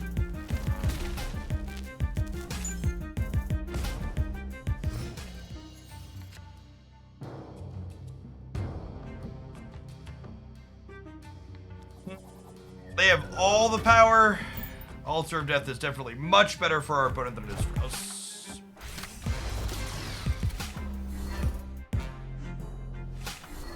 Ooh, we got their null though. Rare.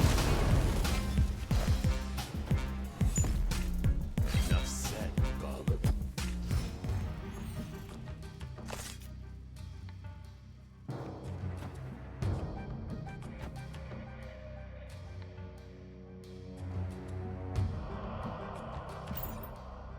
Our Hawk down in the middle of the table.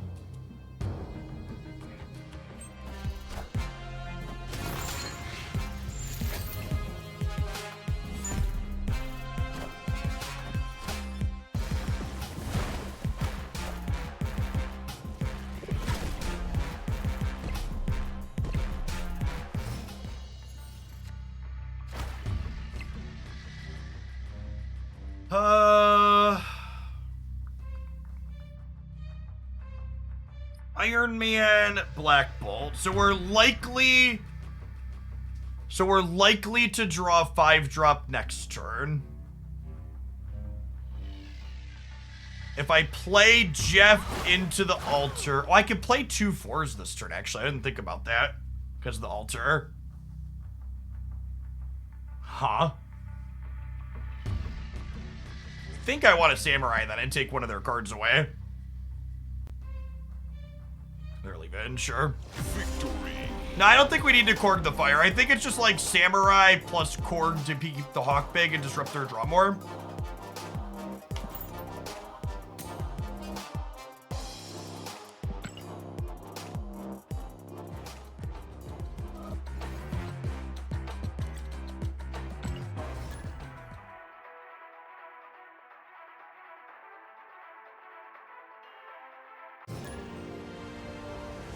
Yeah, I wasn't sure how Ghost Rider was gonna feel with just Samurai. It feels real good.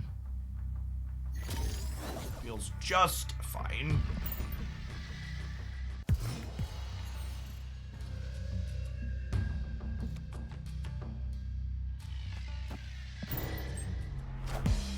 Budget Zabu, I choose you!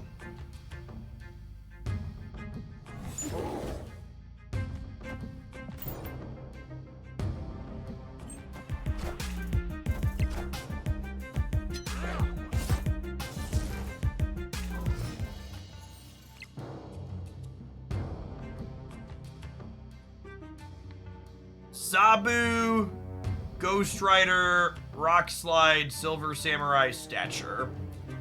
So, Ghost Rider's a brick, Stature's a brick, 3 decent hits. It's Iron Man.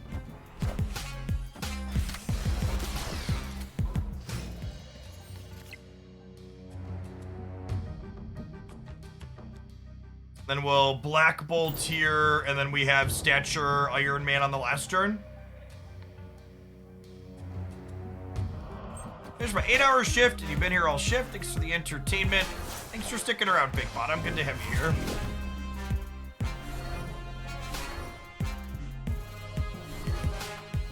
Alright, they've been to Swarm, and then they drew. So their hand is Swarm, Swarm, Chavez. So I like play this here, and then I play Stature here.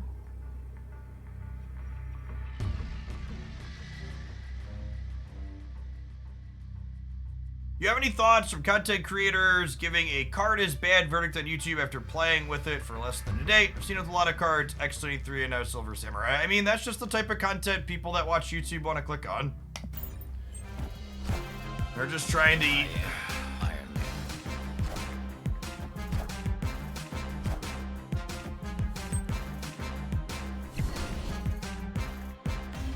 Breaker here. I think if you scroll back through my history, I think the only card I gave an early this card definitely seems bad on was MODOK. And at the time it was a pretty accurate statement, right? That was like in the peak of like Zabu being bullshit, if I recall.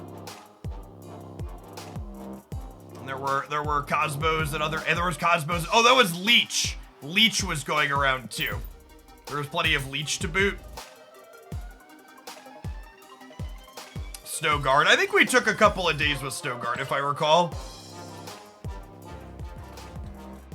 Snowguard had one of those. It's hard to evaluate really cheap cards like that feel like they could go into a lot of stuff, because you got to try them a few different places. Yeah, Snowguard looked like it could have useful applications in theory.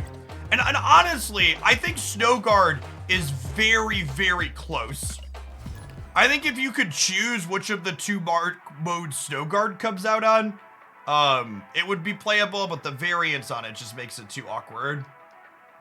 Or, this could also be a good or if they would simply let us,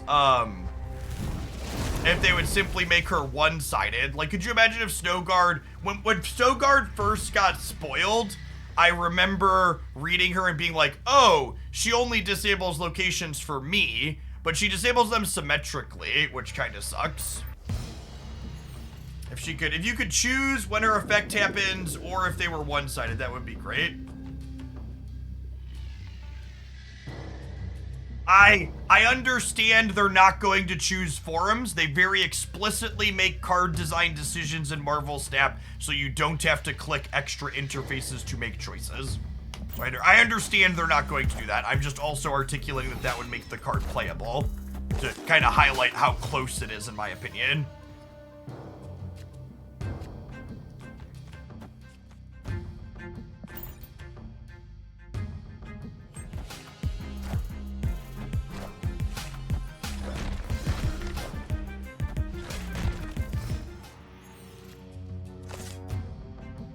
Last night, I was watching a stream, and Samurai had been out for an hour. The streamer and the chat were like, this is dead on arrival after an hour. Yeah, it seemed like people were pretty low on it when I logged in this morning. Like I often talk about, it's easier to just be low on a card than it is to, like, put in the work and figure it out, right?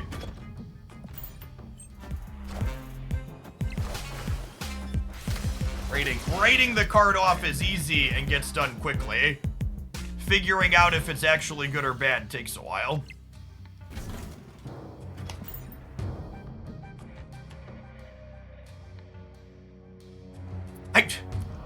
It's such a little thing too, but it really is incredible how just like Iron Lad in this deck always felt like it wanted more good cards to hit, but you just couldn't justify playing other more narrow things with it. And the fact that Iron Man is also good with the Ghost Rider package just like really puts it up over the top.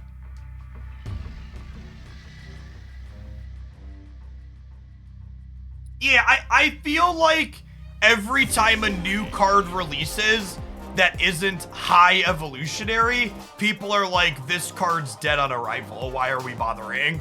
It's like, not every card that releases is gonna redefine the metagame, right? Like, it's not gonna take the existing format and like flip it on its head. All right, chat. I'm not planning to be done streaming because there's still 3,400 of you here, but I'm gonna be honest. I thought we'd have dipped below 3,000 viewers by now, so I was waiting. But I need to go to the bathroom if we're gonna keep going and fill my water bottle. So I'm gonna take a 90-second break. I'm gonna hit an ad because I'm stepping away anyways. Don't go anywhere. My promise to you, if we stay above 3,000 viewers, I'm gonna keep streaming. So if you hang out, I'm gonna be here. Don't go anywhere. BRB.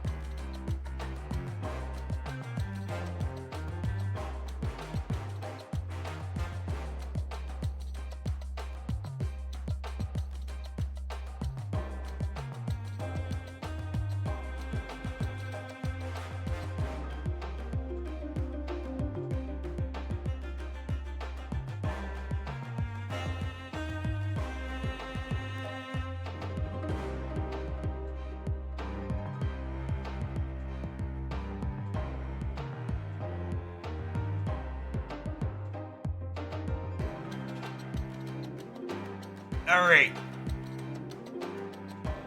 We're back. The viewer count jumping up 500 people is something weird it does when you roll an ad. It like fluctuates positively for a minute. It'll probably equalize back down to just under where we were because people will have left.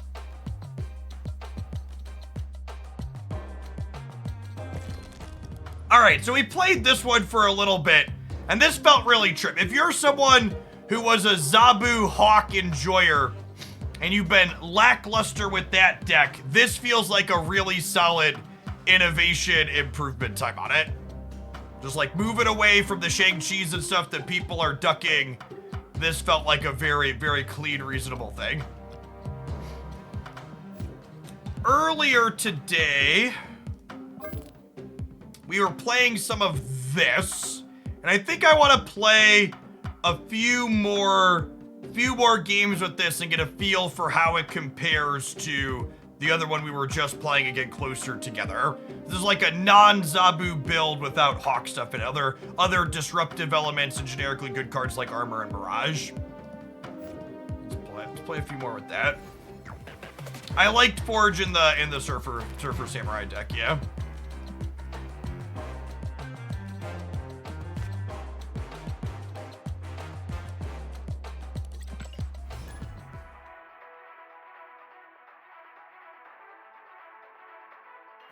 That last deck is just a good, honest Psylocke deck. Psylocke lets you play a 4 energy card on turn 3, play Psylocke on 2 in the games where you don't have Zabu.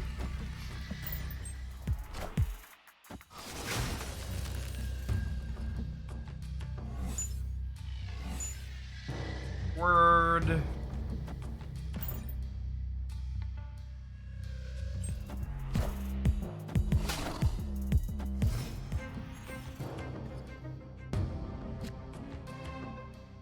Ha! That's kind of funny. I could Lady Sif the Generated Apocalypse. Might actually be super useful.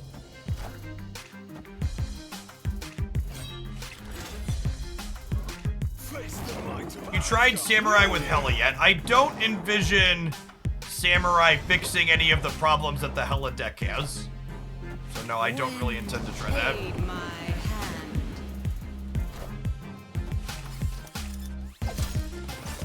Well, that's certainly an expansion. Iron Man. I am Iron Man.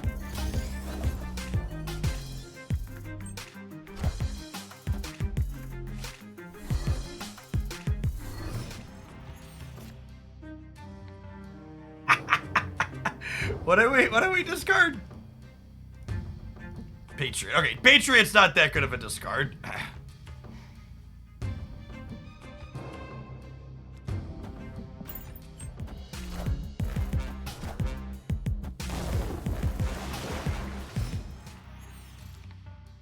We don't really play, it doesn't, not really high roll Hela, it's just tempo Hela, similar to how you're playing Ghost Rider. Why wouldn't I just play Ghost Rider then?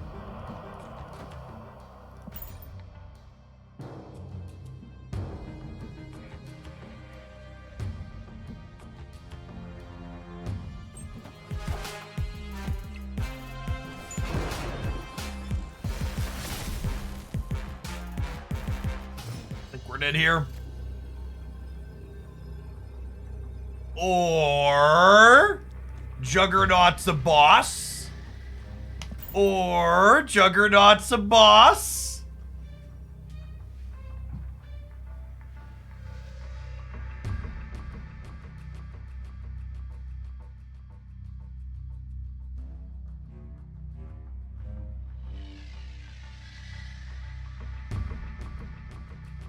Last I checked, none of the Hela decks had good stats on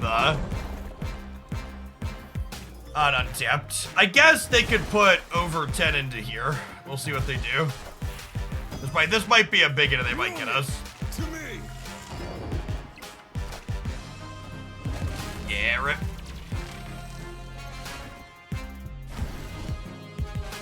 We can take a look. I'm pretty sure all those decks had shit stats though.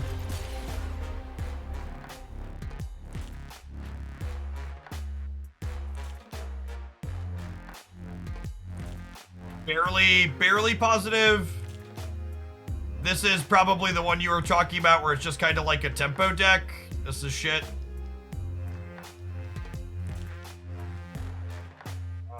This is almost okay. Some cute ideas going on here. Yeah, I don't know. Tempo hella doesn't seem like it. I also definitely don't want to play Dracula with Silver Samurai ever again. We've tried that a few times today and it's felt atrocious every time.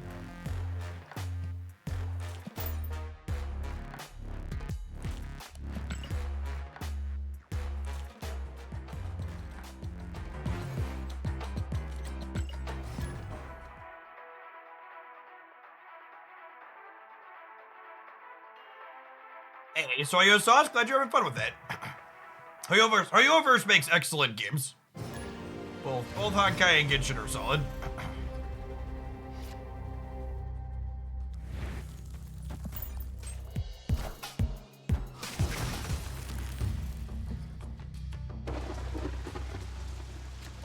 Nice. Get the island all stacked up here.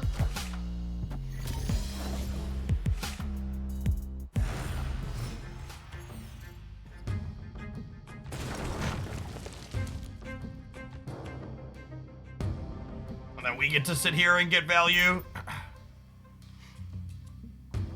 Oh, we pass on the collapse mine.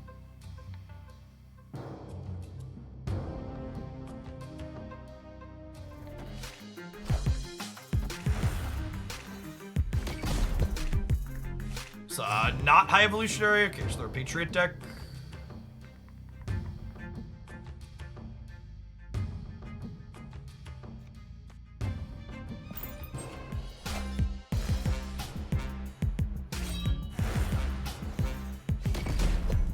Well, Ghost Ride the center here, basically locking this up, and then we'll have Jug plus Lizard on the last turn to hopefully lock down the collapse mine.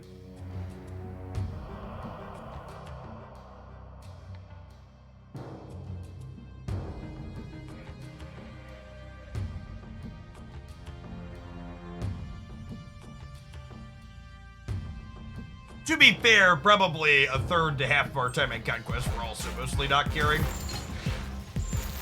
I am Iron Man.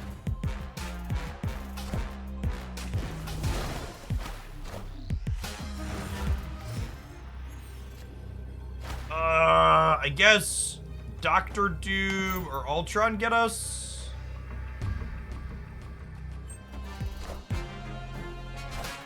Actually, they don't, right? Because we win the breaker? No, we actually just beat that one. If it had been a Dr. Doom, we'd have tied, and then we'd win the breaker. Victory. But weird tech card versions of this deck.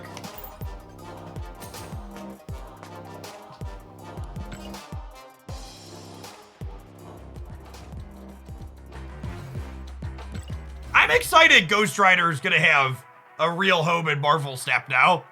Remember when Rock Slide wasn't a playable card, chat? It was sweet when Darkhawk came out and he became playable. It's been a while, I feel like, since we've had an old card like that really get some solid life breathed into it.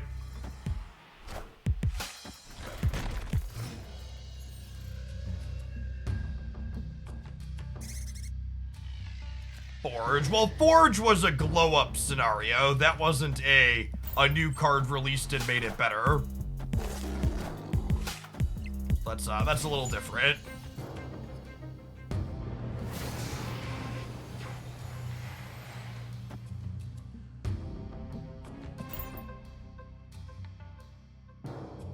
Yeah, Phoenix and Multiple Man didn't quite work out. We had a second there. Yeah, Black Bolt was probably the most recent one before Ghost Rider, where Stature put him on the map. What do you think could give life to Omega Red? Well, I think Omega Red's probably just a bad card. To break some hearts for a minute. Apologies to Juggernaut or Jeff, but one of you must go for the greater good.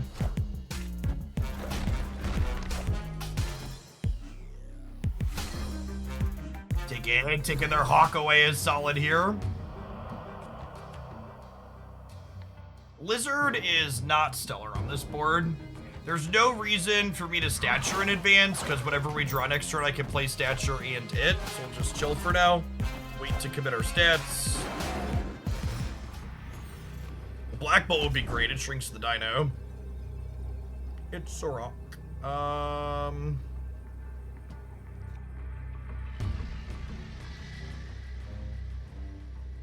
Rip.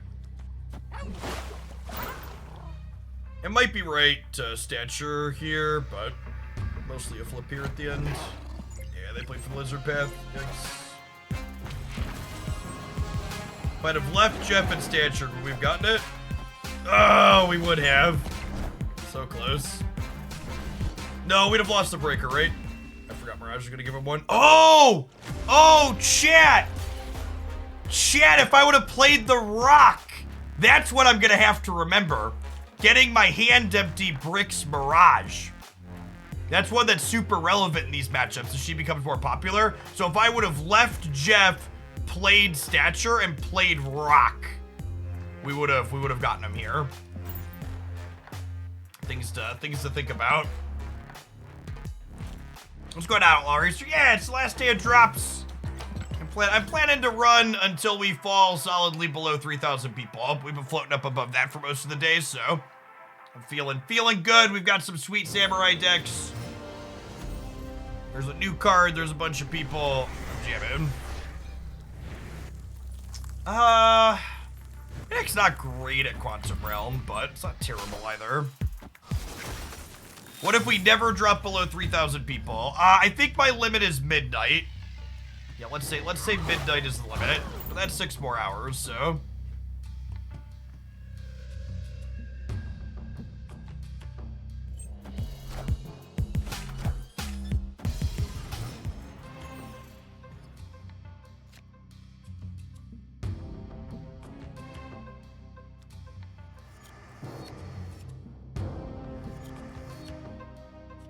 I love this deck almost as much as I love Donald Trump. That's the weirdest thing about that man entering politics, past all of the obvious abhorrent shit him and the GOP do. I don't think anybody on the left that I know loves Joe Biden.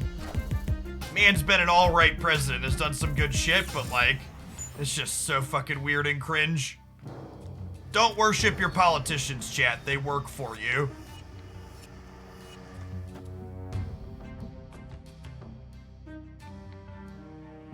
I think we punt the Quantum Realm with them having Luke Cage, and we'll go Mirage here into Black Bolt into Stature Iron Man.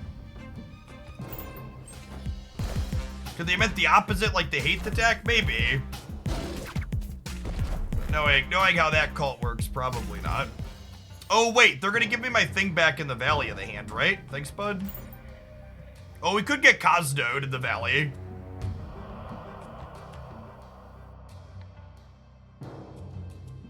Maybe stop talking about politics all the time. Chat, I have been streaming for 10 hours, 43 minutes, and 22 seconds. And that was the first remotely political thing that I said in an almost 11-hour stream. If you think that qualifies as talking about politics all the time, take your lack of reality and fuck on off out of my chat. Good golly.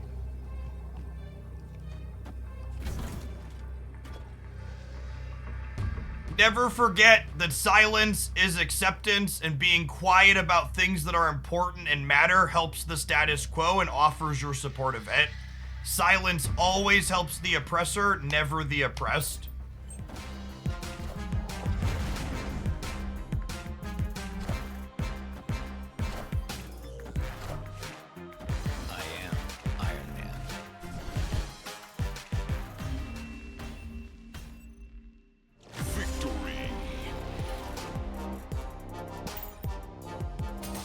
So sometimes in an 11-hour stream, we'll make a comment on the important things.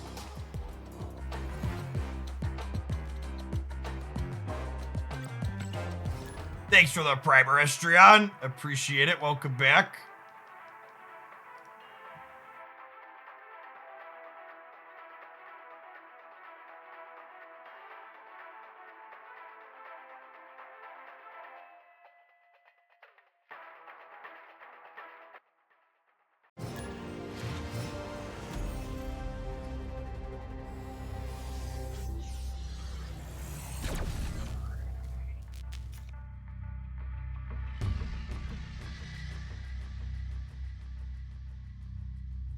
That was a bad ban, Sporadic. That was, I think I don't know if you misunderstood their take, but that's a good take. Sorry, Silent Chicken, we'll fix that.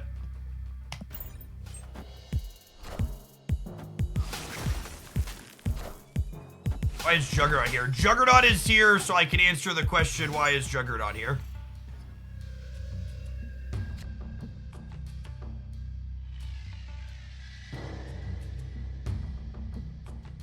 Juggernaut, Armor, Mirage, Iceman. These are all cards at the bottom end of the curve in this deck that are just generically good Marvel Snap cards that offer meaningful disruptive effects in all right stat lines. They're just like decent cards to be playing.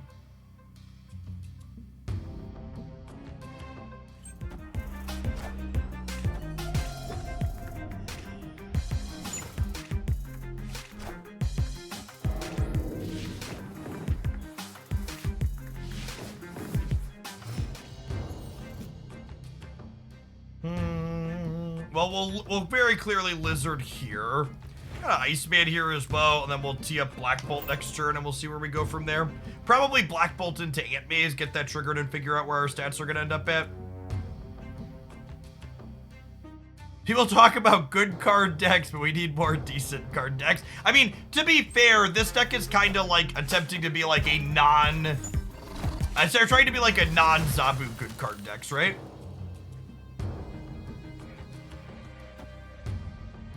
What do you think is the best designed card in the game? Stat ability? Well, before they nerfed him unjustly, I would have said Dr. Doom. To be honest, I really hope they undo Dr. Doom's nerf at some point.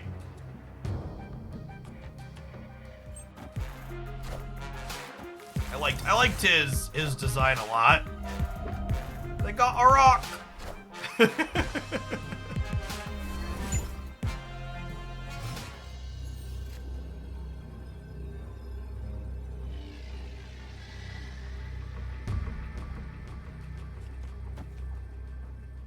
We just do this and hope that 17 holds here on the left.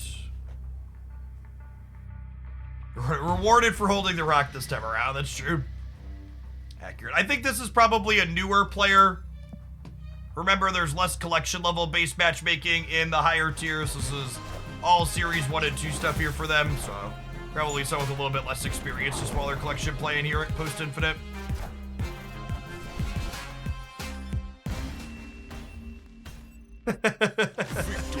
Nerfed him anyways. Before they nerfed Dr. Doom, there's lots of clips of me where you could find me saying, I think Dr. Doom is a well-balanced card, and if he's ever too good, they should balance the rest of the format around him. They shouldn't nerf him. And I think I stand by that.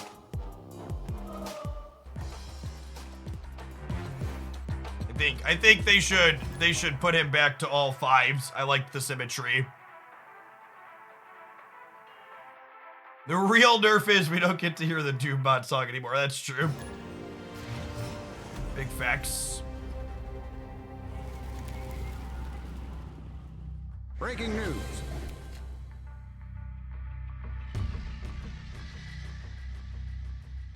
Much time until the drops end. Drops end in approximately 8 hours. So if you're just starting now, you do still have time to finish them. What's going on, Fossey the Snowman? It's a great username.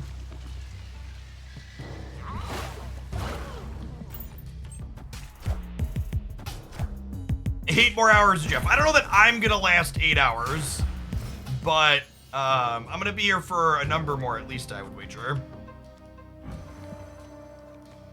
We're gonna do our best.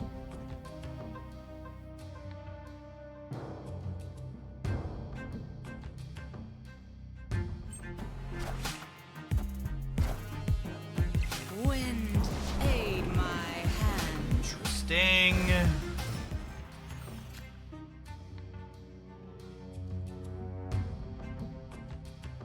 I think it's just Samurai. Really want to compete with the flooding, I don't think. And if we spike the Ghost Rider, I can move the Jeff and Ghost Rider in the middle.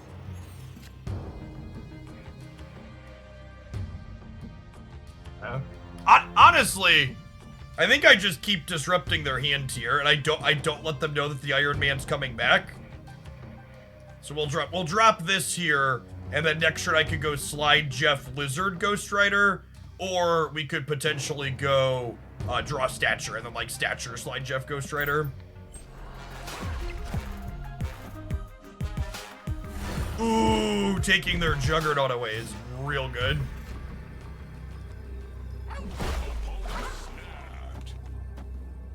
Snapped me?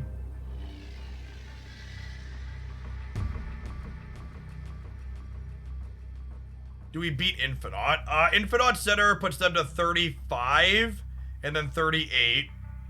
I have a -1 Iron Man. Everything will get +1. I'll be at 12, 15, 18. Oh, I think I lose to their Infinaut by 1. Maybe I should have played the Ghost Rider last turn. I am Iron Man. I think we're 1 short. 2 short? 2 short. Close.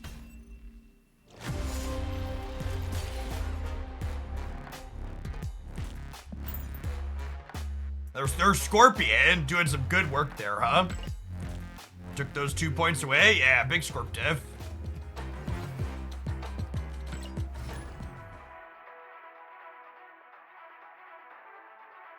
You wanna try other things in the Lizard slot? Sure, I can see that. Juggernaut kinda mitigates Lizard a little.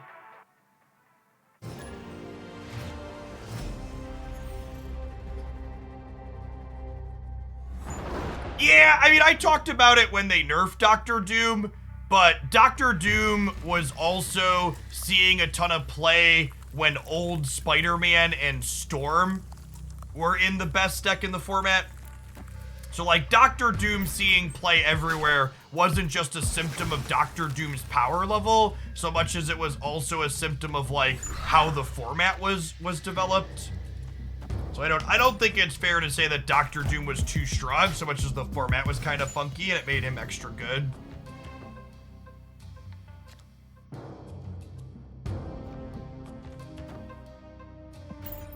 You know what's gonna feel great, chat? When I can put Mobius M. Mobius in my deck and not have to care about Dream Dimension. I would love to be able to tell this location to bugger off.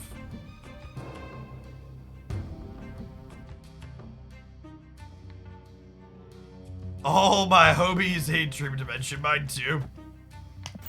Location sucks.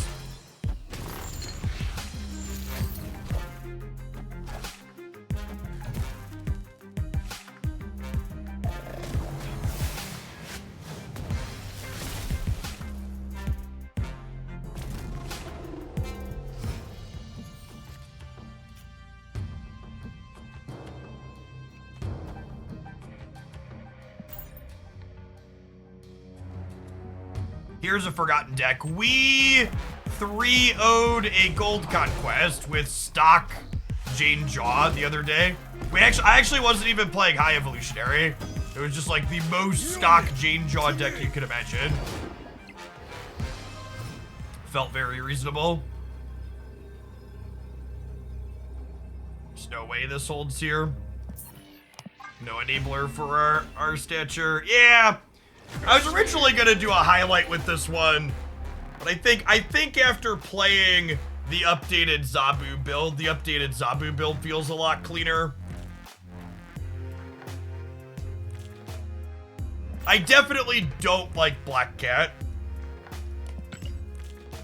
So I think my two favorite Samurai decks that I think are gonna get highlights the next 2 days are this updated take on Hawk Stature felt really good, and then this Collector Samurai felt really good. This is the more interesting of the two for sure. This feels like kind of a new deck. Yeah, it felt really solid. A lot of good overlapping parts that like have synergy with each other and stuff here. Like this one a lot.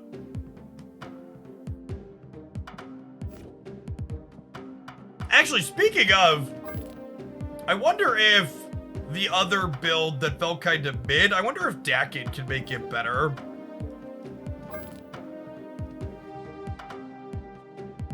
What if I Dakined and Killmongered in here? There's other solid things to do on curve.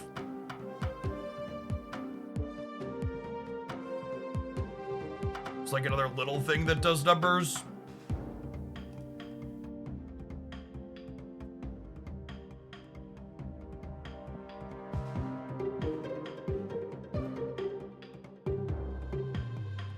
Give it a try. Maybe I gotta give up Jug. I think I probably need at least 4 cheap things. Well, so if I'm adding Dakin and Killmonger, that's more reason to keep Lady Sipping. So I need more enablers for the Hell Rider or the Ghost Rider.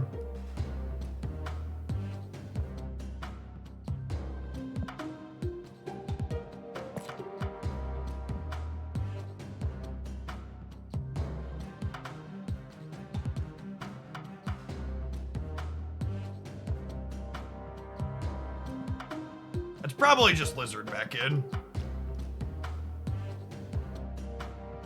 Or maybe even like Medusa or Scorpion. Well, Colleen. Actually, I'm playing Armor. We could play Forge with Dakin if I'm an Armor deck. But I also kind of like dodging. Just like dodging Shang-Chi's altogether. I'm just gonna put Lizard back in. He's a fine lad.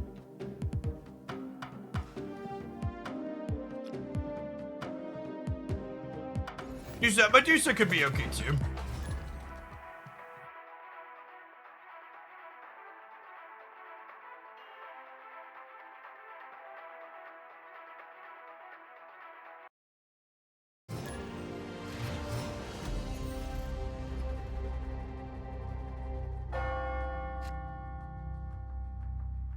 Monthly series drops are currently on pause with the change to Spotlight caches, Maxwell.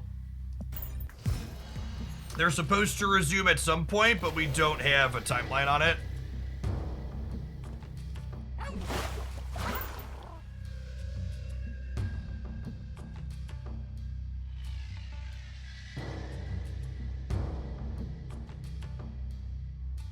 Yeah, the collector build we played leverages Colleen plus Swarm. Felt alright. If you were still climbing up the ladder, or you're playing Conquest, you'd snap them before you armor their Deadpool, obviously, but we're playing Infinite Conquest here, so it's whatever.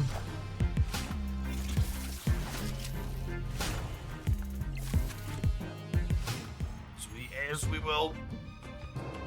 Ooh, that's a piece of candy. I'm honestly just gonna put Lizard right in the danger room here, because it's unlikely that it gets full there. Famous last words.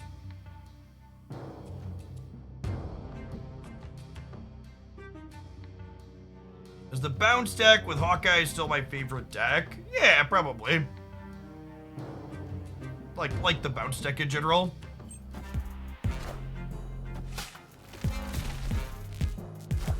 I like how so many initial archetypes can playable over time compared to launch, bounce, move, discard, and stuff. Yeah, I mean, to be fair, I think a big part of that Second Dinner knew that they were kind of waiting to bring those decks into playability. They just like needed to be able to front load content, right? Or have content good to go to release for a little while. Is this a Galactus player? Maybe. I don't think I've seen Deadpool and Galactus in the same deck. This was a Can't Play High Electra, right? Yeah.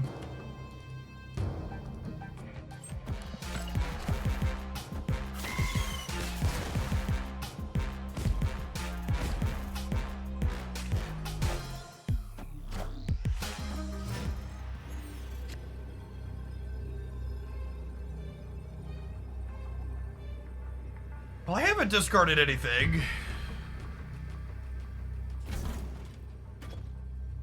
Probably torched.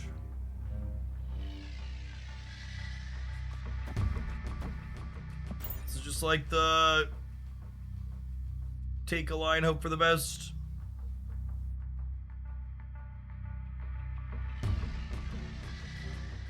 Danger Room never blows up my most destroyable cards. To be fair, that was a mistake on my part. Logan's trained to the Danger Room a good bit. I should have known. He would have been immune to its wily ways.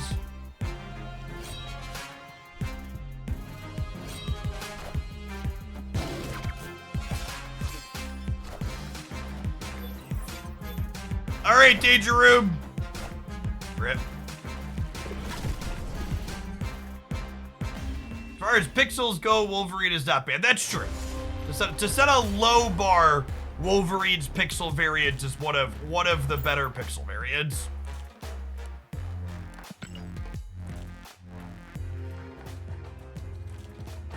Manages to make it across that one.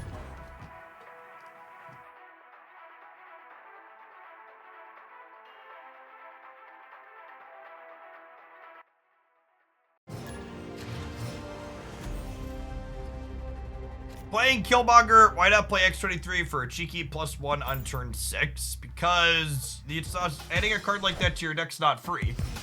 You only get 12 slots in Marvel Snap. You gotta give something up to add a card in.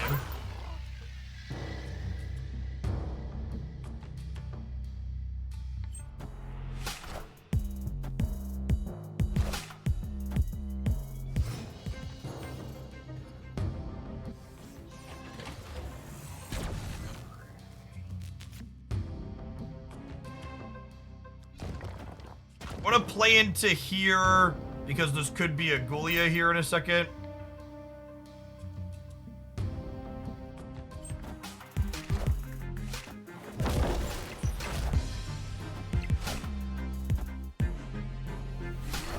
You sub with Amazon Prime. You click this link right here. There'll be a sub option. Appreciate it, Duke. Good evening.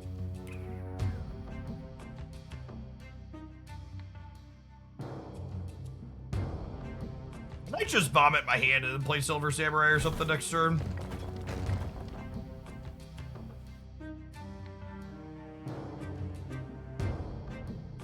Seems fine.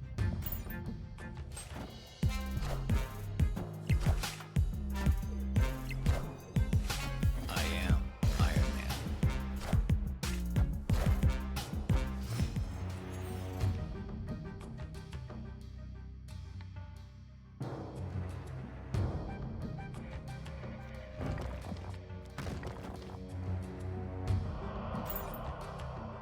Some info here and see what we get.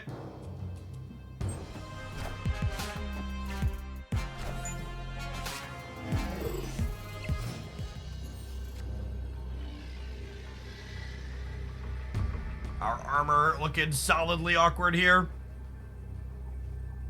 Feels like we're dead.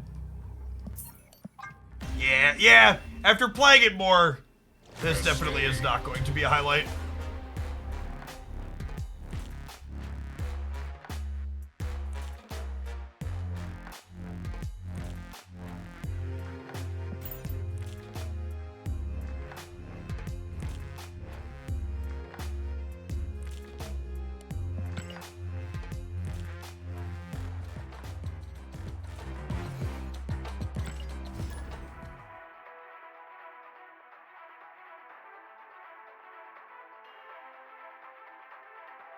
We're going for 12 hours today. Maybe. We'll see. We're trailing off a little bit as we go later. Try to last a little bit longer at least. See where we end up at. Let's give this one more shake and then we'll swap back. Maybe we'll play some of the collector build.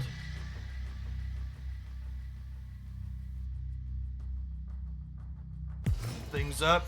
Hey, Duke. Thanks for taking the time to figure out the prime.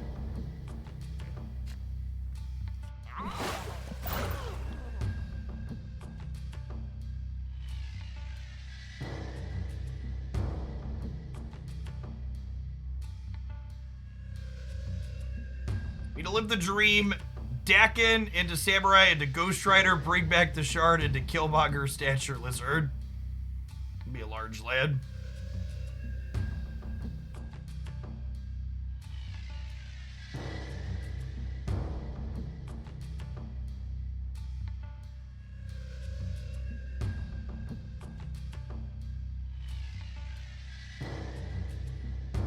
No Conquest today. I'm not planning to play Infinite Conquest until after the OTAs on Thursday. The Little Movers Good Stuff deck is currently is basically dominating everything, so no desire to run into that when we know a patch is coming.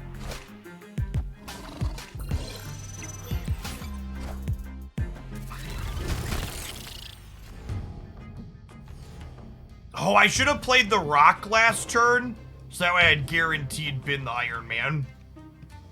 That was a mistake on my part. We got a coin flip now.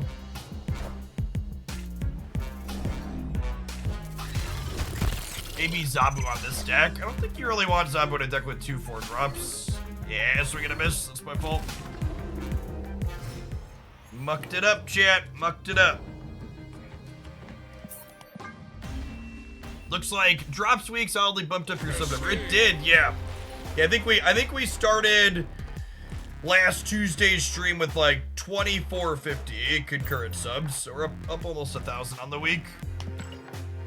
Wild stats. Yeah, I don't think this build's very good. I'm not gonna really think it too hard on the details for people asking for specifics.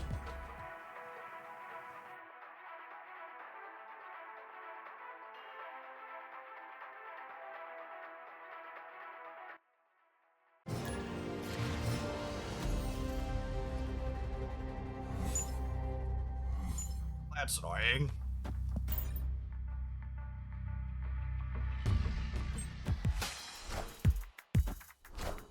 Got a 1-drop out of it.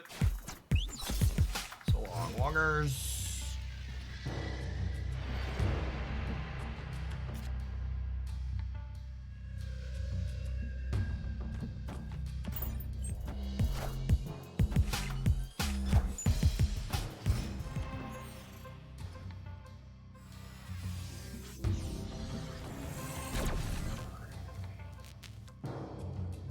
Great, so I can do this, I suppose. It's not bad. Thanks to Tinker's Workshop. You know about Cyclops in this meta? I assume you mean High Evolutionary Cyclops?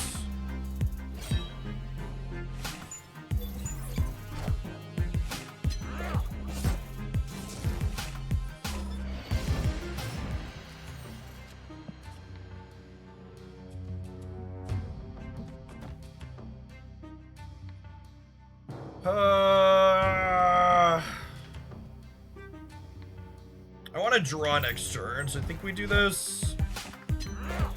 My preferred version of Little Mover is the Jean Grey list you've been messing with. Honestly, I don't know that I have strong opinions on that deck list.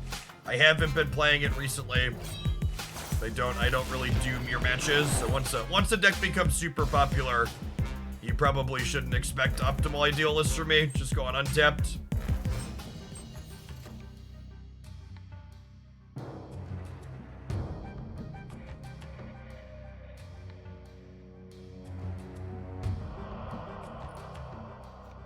Yes, we'll do this. For drops, you need to watch and link an account. That is accurate. Killmonger was not going to be very useful there. Ours might be.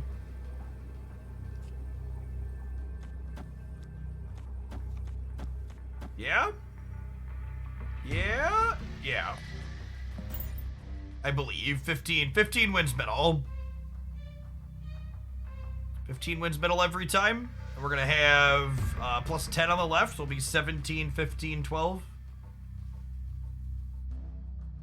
Yes, I evo Cyclops. I don't believe any of the high evolutionary decks currently have great stats. I think the lockout ones are in a little bit medium spot. 13 middle technically. Oh yeah, we're going to be 13, but they're going to be down 2 as well. So it's a wash. You're right. You're right that I missed that, but it's a wash. I guess they could, like, brood here, and then it's not a wash.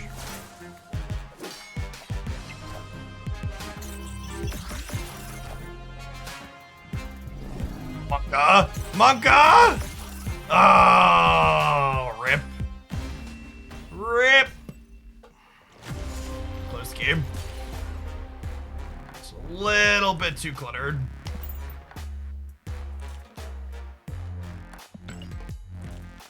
Sucks not having Legion, seems like he's in all the good decks. In my opinion, a lot of people are shoving Legions in decks where he doesn't belong. But they're also doing well with it, so maybe I'm offbeat there.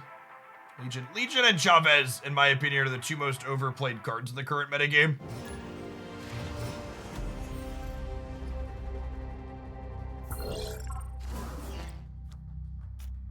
Yeah, Lad's always been played a lot compared to where he should be, in my opinion, but he's a little bit less popular than the other two because he's Series 5.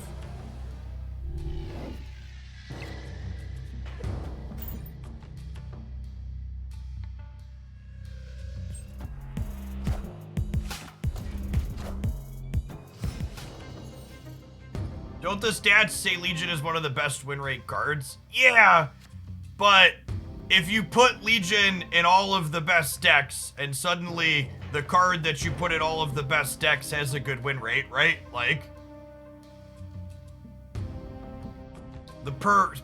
looking at per win rate stats on cards generically doesn't tell a good picture in a type of game that has much context as a card game tends to. Are Hood and Angela not in the way of Silver Samurai here? Well, you get to choose when you play your cards out and how you play them out. So if they're in the way, you can choose the sequence around them. Oh, this is an AI, right? Yeah, looks like it.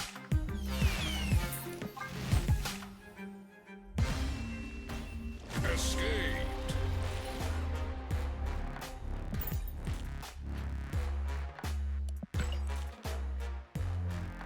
No one has an upgraded Pixel Nakia aside from Dexter.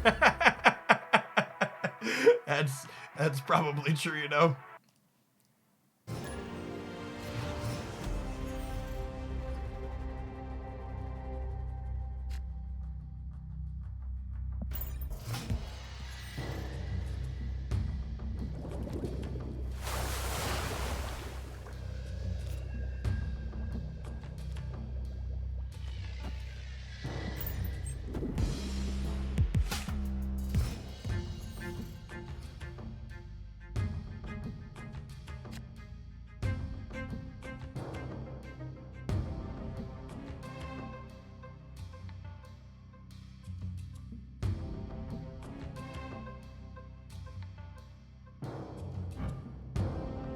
Am I just playing Killmonger on curve? I think I am. Because then Samurai can cleanly bin Swarm next turn. Depending on what Mirage gets. I had to say it, chat. I had to say it.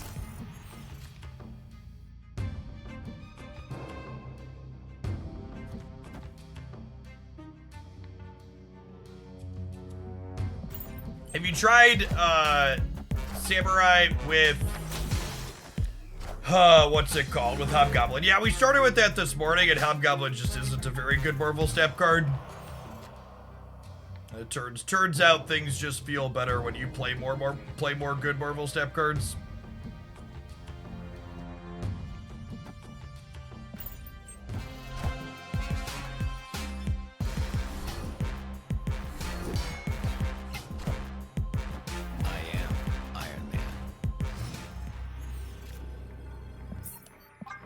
Escaped. It's the first time I've seen Chibi negative. Yeah, negative's not super popular.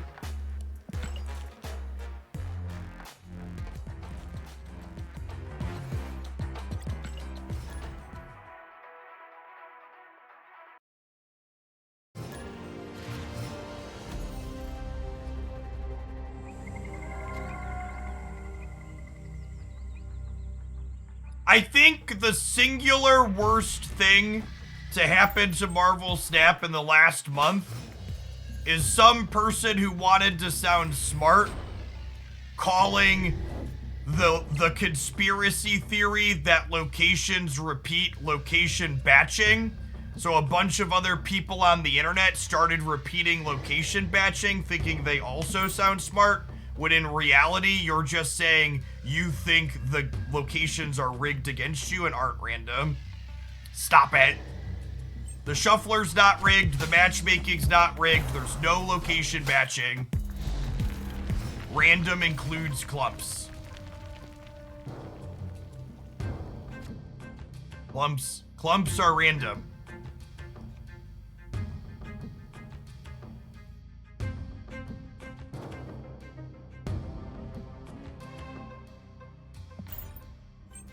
The matchmaking is not pure random. Yes, the matchmaking takes into effect collection level, your visible rating, and your hidden MMR. But like, also, like, honestly, don't actually be. Like, you know what I mean when I say the matchmaking is random. I mean, it's not fucking rigged. Stop it.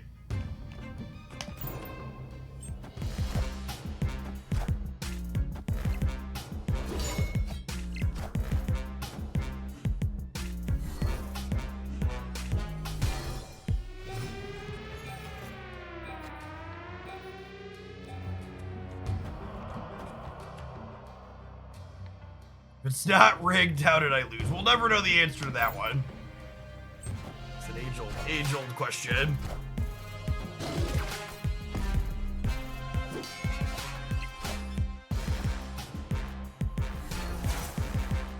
What's going on, Dexter? I'm not quite 24 hours greasy. Last time I attempted one of those a long while ago. We probably win the left tier, huh? Just these friends together. Technically, in terms of tiebreaker optimal, we'll want to put this here and then go this way. So that way the swarm copies before the 2-power Mysterio does.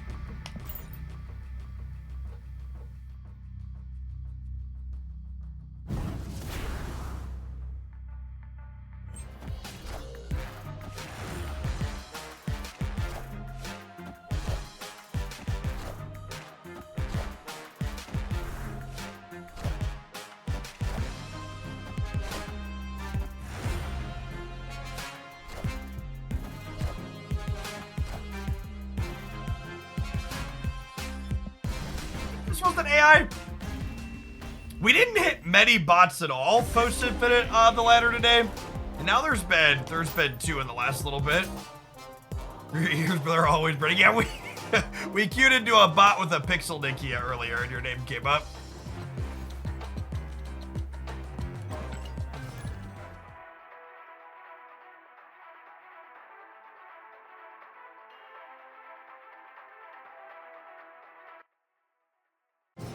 The Nikia Hellcow combo. To be fair, there was a deck in Marvel Snap's history that played both of those cards that was very, very good.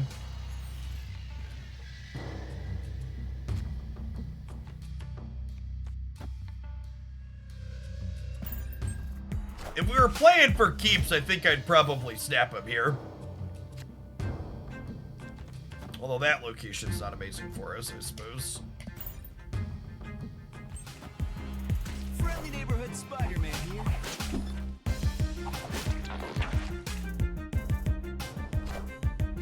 That ends up being fine, right? Because it still triggers Angela, and then I have Killmonger to clean it out either way. I get to fill this in. The one downside here is this means I'm not able to play another card out into here, but I think that's fine. This is going to be 9 plus 4 is our 13 here. Hey, congrats, Undercover.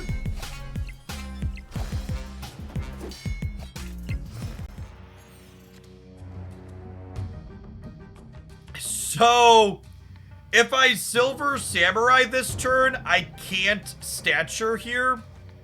So, I think we Stature and then Silver Samurai next turn, right? We're just hoping that the 20 holds mid. And there's a Black Bolt, and we have 9 energy thanks to here.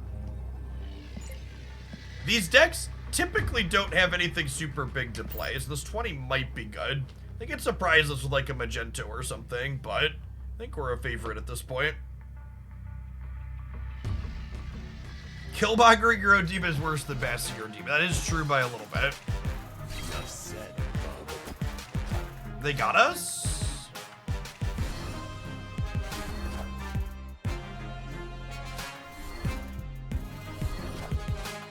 Oh, by this much.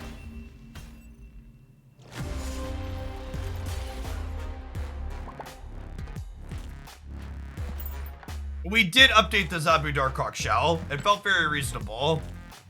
The Zabu Hawk shell on this one, I think, are my two favorites. Mirage is a card that can always be replaced by a different 2 energy card that generates you a card. Pick your favorite.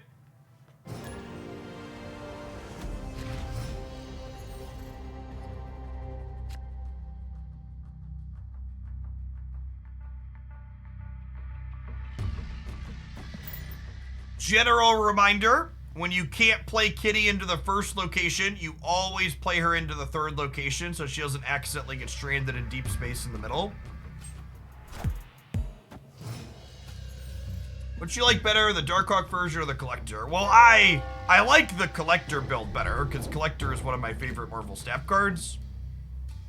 But as for which do I think is more powerful, probably the Darkhawk build.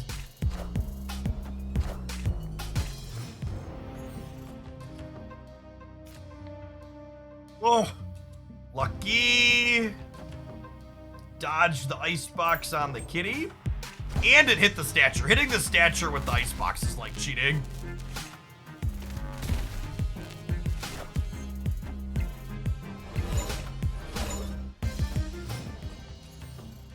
Speaking of cheating, well, golly.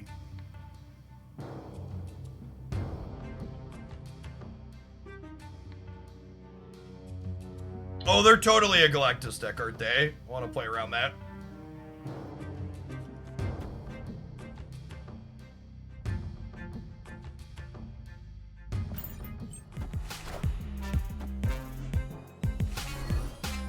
Yep.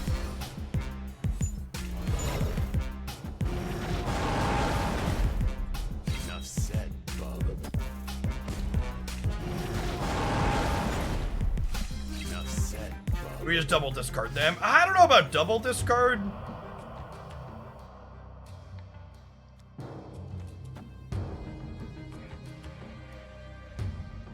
Oh, they could Galactus me now though, right? Because they have the energy from the other thing and I don't have priority. Okay.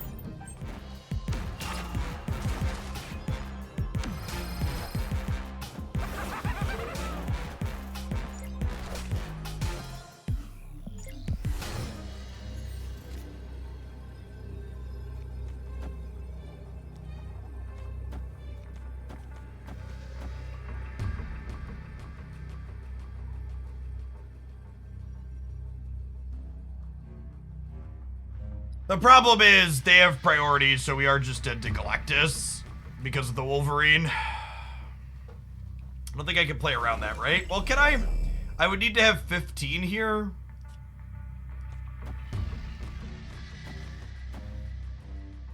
It's 13.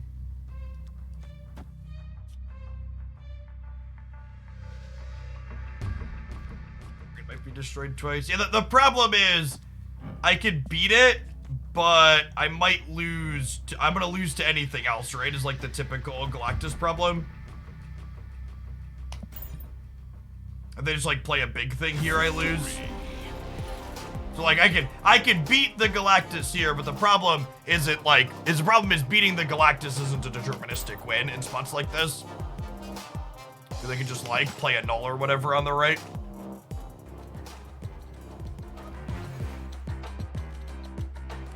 Galactus Gamer retreating later in Infinite. It is a shocker.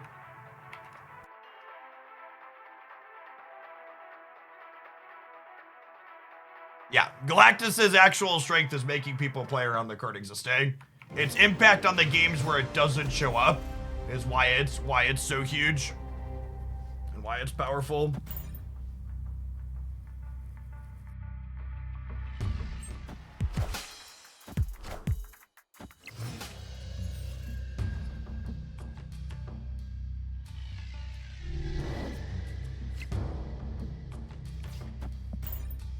Definitely want to just play Angelon 2 in this deck, want to be resource efficient. Would love to draw Collector this turn. Barrage would also be not bad.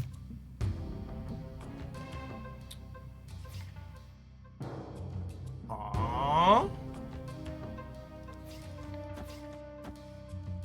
We do this, and then next turn I can go Demon, Kitty, Colleen, discard the Swarm. Yep.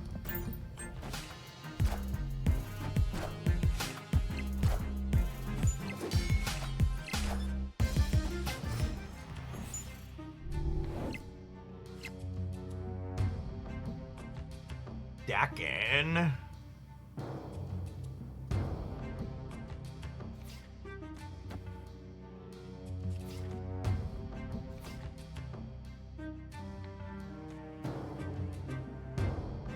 The problem with the Colleen, I kind of just want to Dakin this turn if I'm being honest. Maybe it's just not a Swarm game.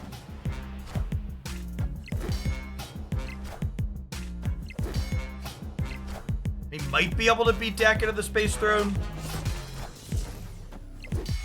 Ideally, we draw a Samurai here.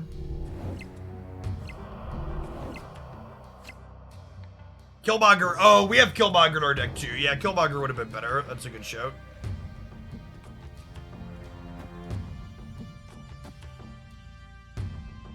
And again, Samurai discards based on lowest power. So we're guaranteed to hit the shard here. Hey, Red for life. Thank you for the 63 months. I appreciate the over 5 years. Welcome back. Yeah, we don't really have space for swarms, is accurate.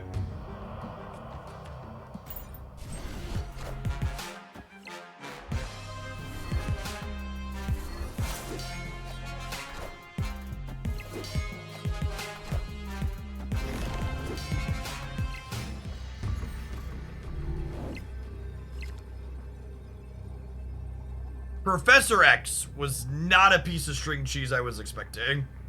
I suppose they just have something big for the Space Throne then? They must, right?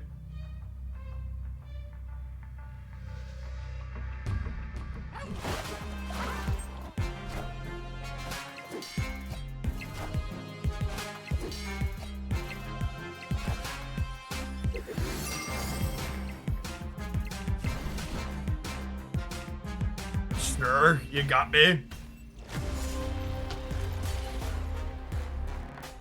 That's,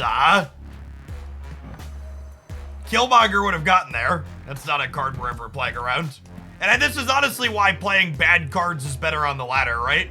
Like, in Conquest, this is never working, because in the future we get to play around it. But on the ladder, they get to, like, they like to, get us and then move to their next opponent who they could maybe get as well. Dingy Hero, thanks for the primer, welcome back. You'll have time to get all 60 hours of drop room, Mellow.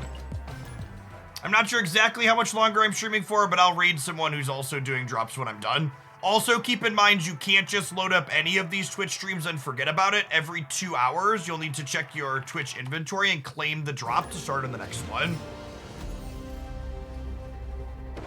So you'll need to be somewhat keeping in mind that the stream is going on. So you can check in periodically.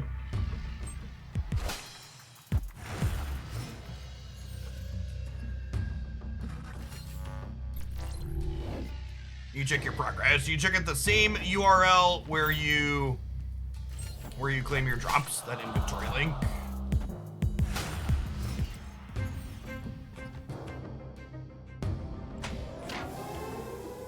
Well then, it's just this, just in case the island goes away. Get that bonus one more time around. Friendly neighborhood Spider-Man here.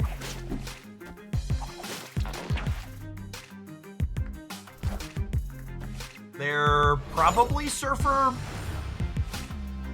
which means I need to play around a Killmonger out of them in theory.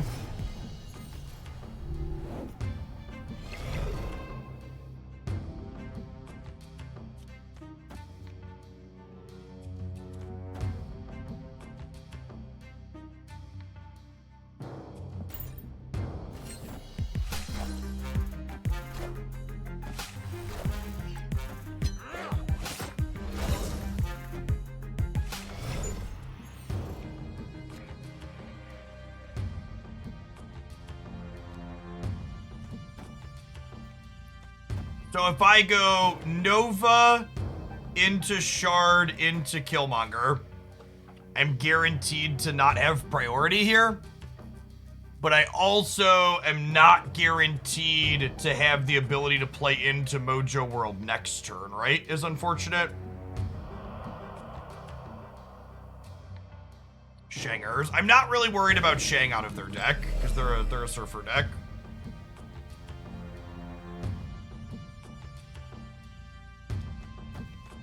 I think this is the play still. Oh, I need to do that the other order, though. So the problem with playing Killmonger mid is if they don't play a third card mid, I'll have priority, meaning my 1-drops die to their Killmonger.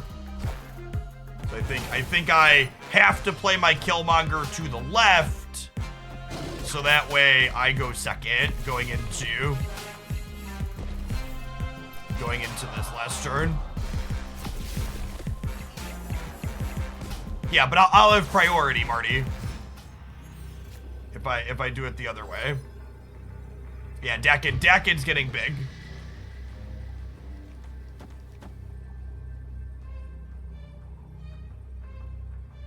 And then I'm just like hoping that this holds.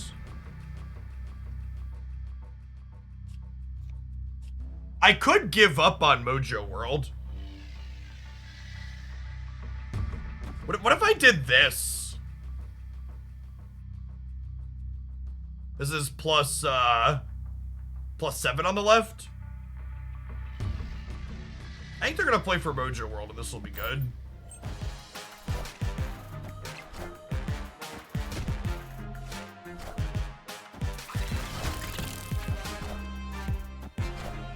Oh no, it's only exactly enough though, right? And then we lose the breaker. Shit. So close. Yeah, the people that were talking about Shadow King, I don't really have the bandwidth to play around that card. They got it, you got it.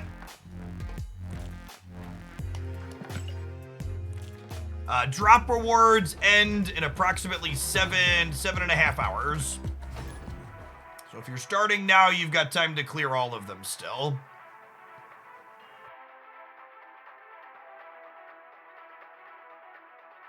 Demon left wins, sure, but like, reflecting on a game like that isn't about saying Demon left wins. It's asking, should I have played Demon to the left and why? And if your answer is Shadow King Mr. Fantastic, stop it. Ain't nobody playing around Mr. Fantastic in their deck.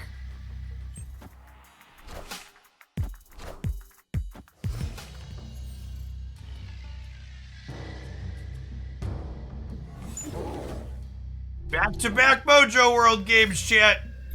There's that location batching. Everybody knows that random means you can't have 2 things in a row. Random means uniformly distributed. Wake up, sheeple, the truth is out there.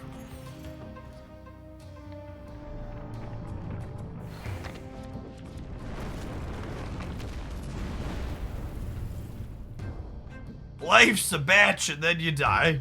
Truer words. Truer words. How the hell am I winning this game? What does my sequencing look like?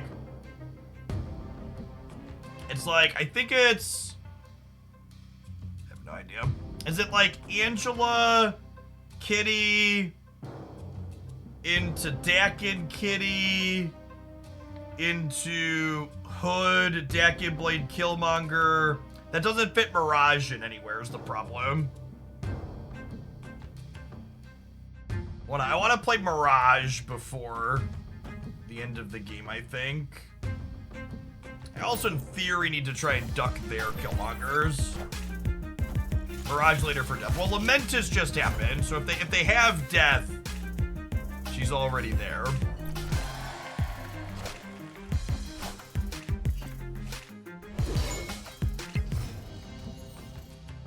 The death is already 0.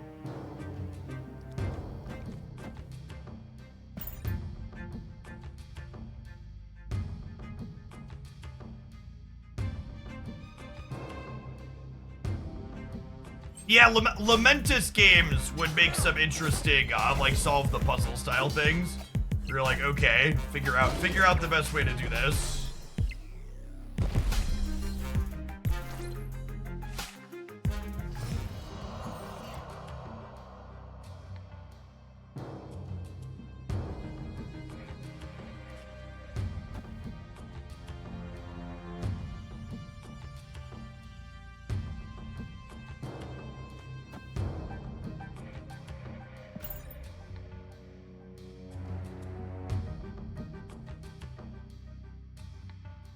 I probably shouldn't have played into Mojo World to try and duck priority.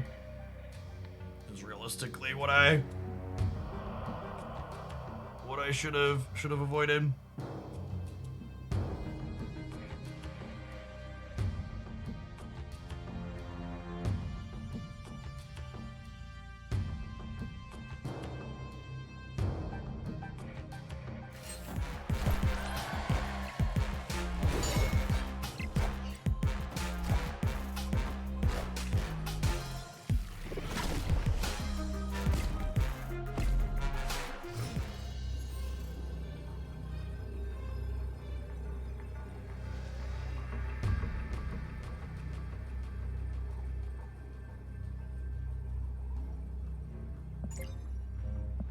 They only have 3 cards in their hand.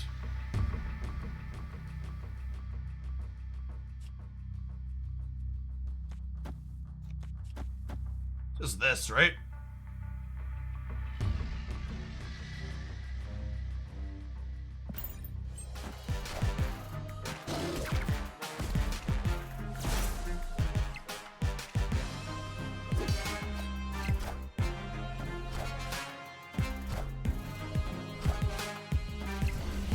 Fuck me. Maybe I'm supposed to read that they can't contest this. Maybe I'm supposed to read that they can't contest Mojo World and just play to beat death on the right.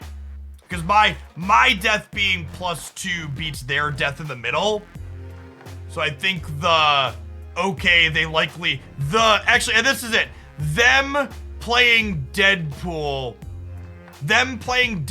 on turn 5 means they definitely have null to play turn 6. It's the only reason to expose the Deadpool like they did. And if they're playing null, it means they can't play for Mojo World, which means I should set up to beat death in both of these locations, and then I win Mojo World plus whichever location death is at here. So we can deterministically beat this. If I just play to beat death in both of these locations, then we lose to null the opposite, win the other 2.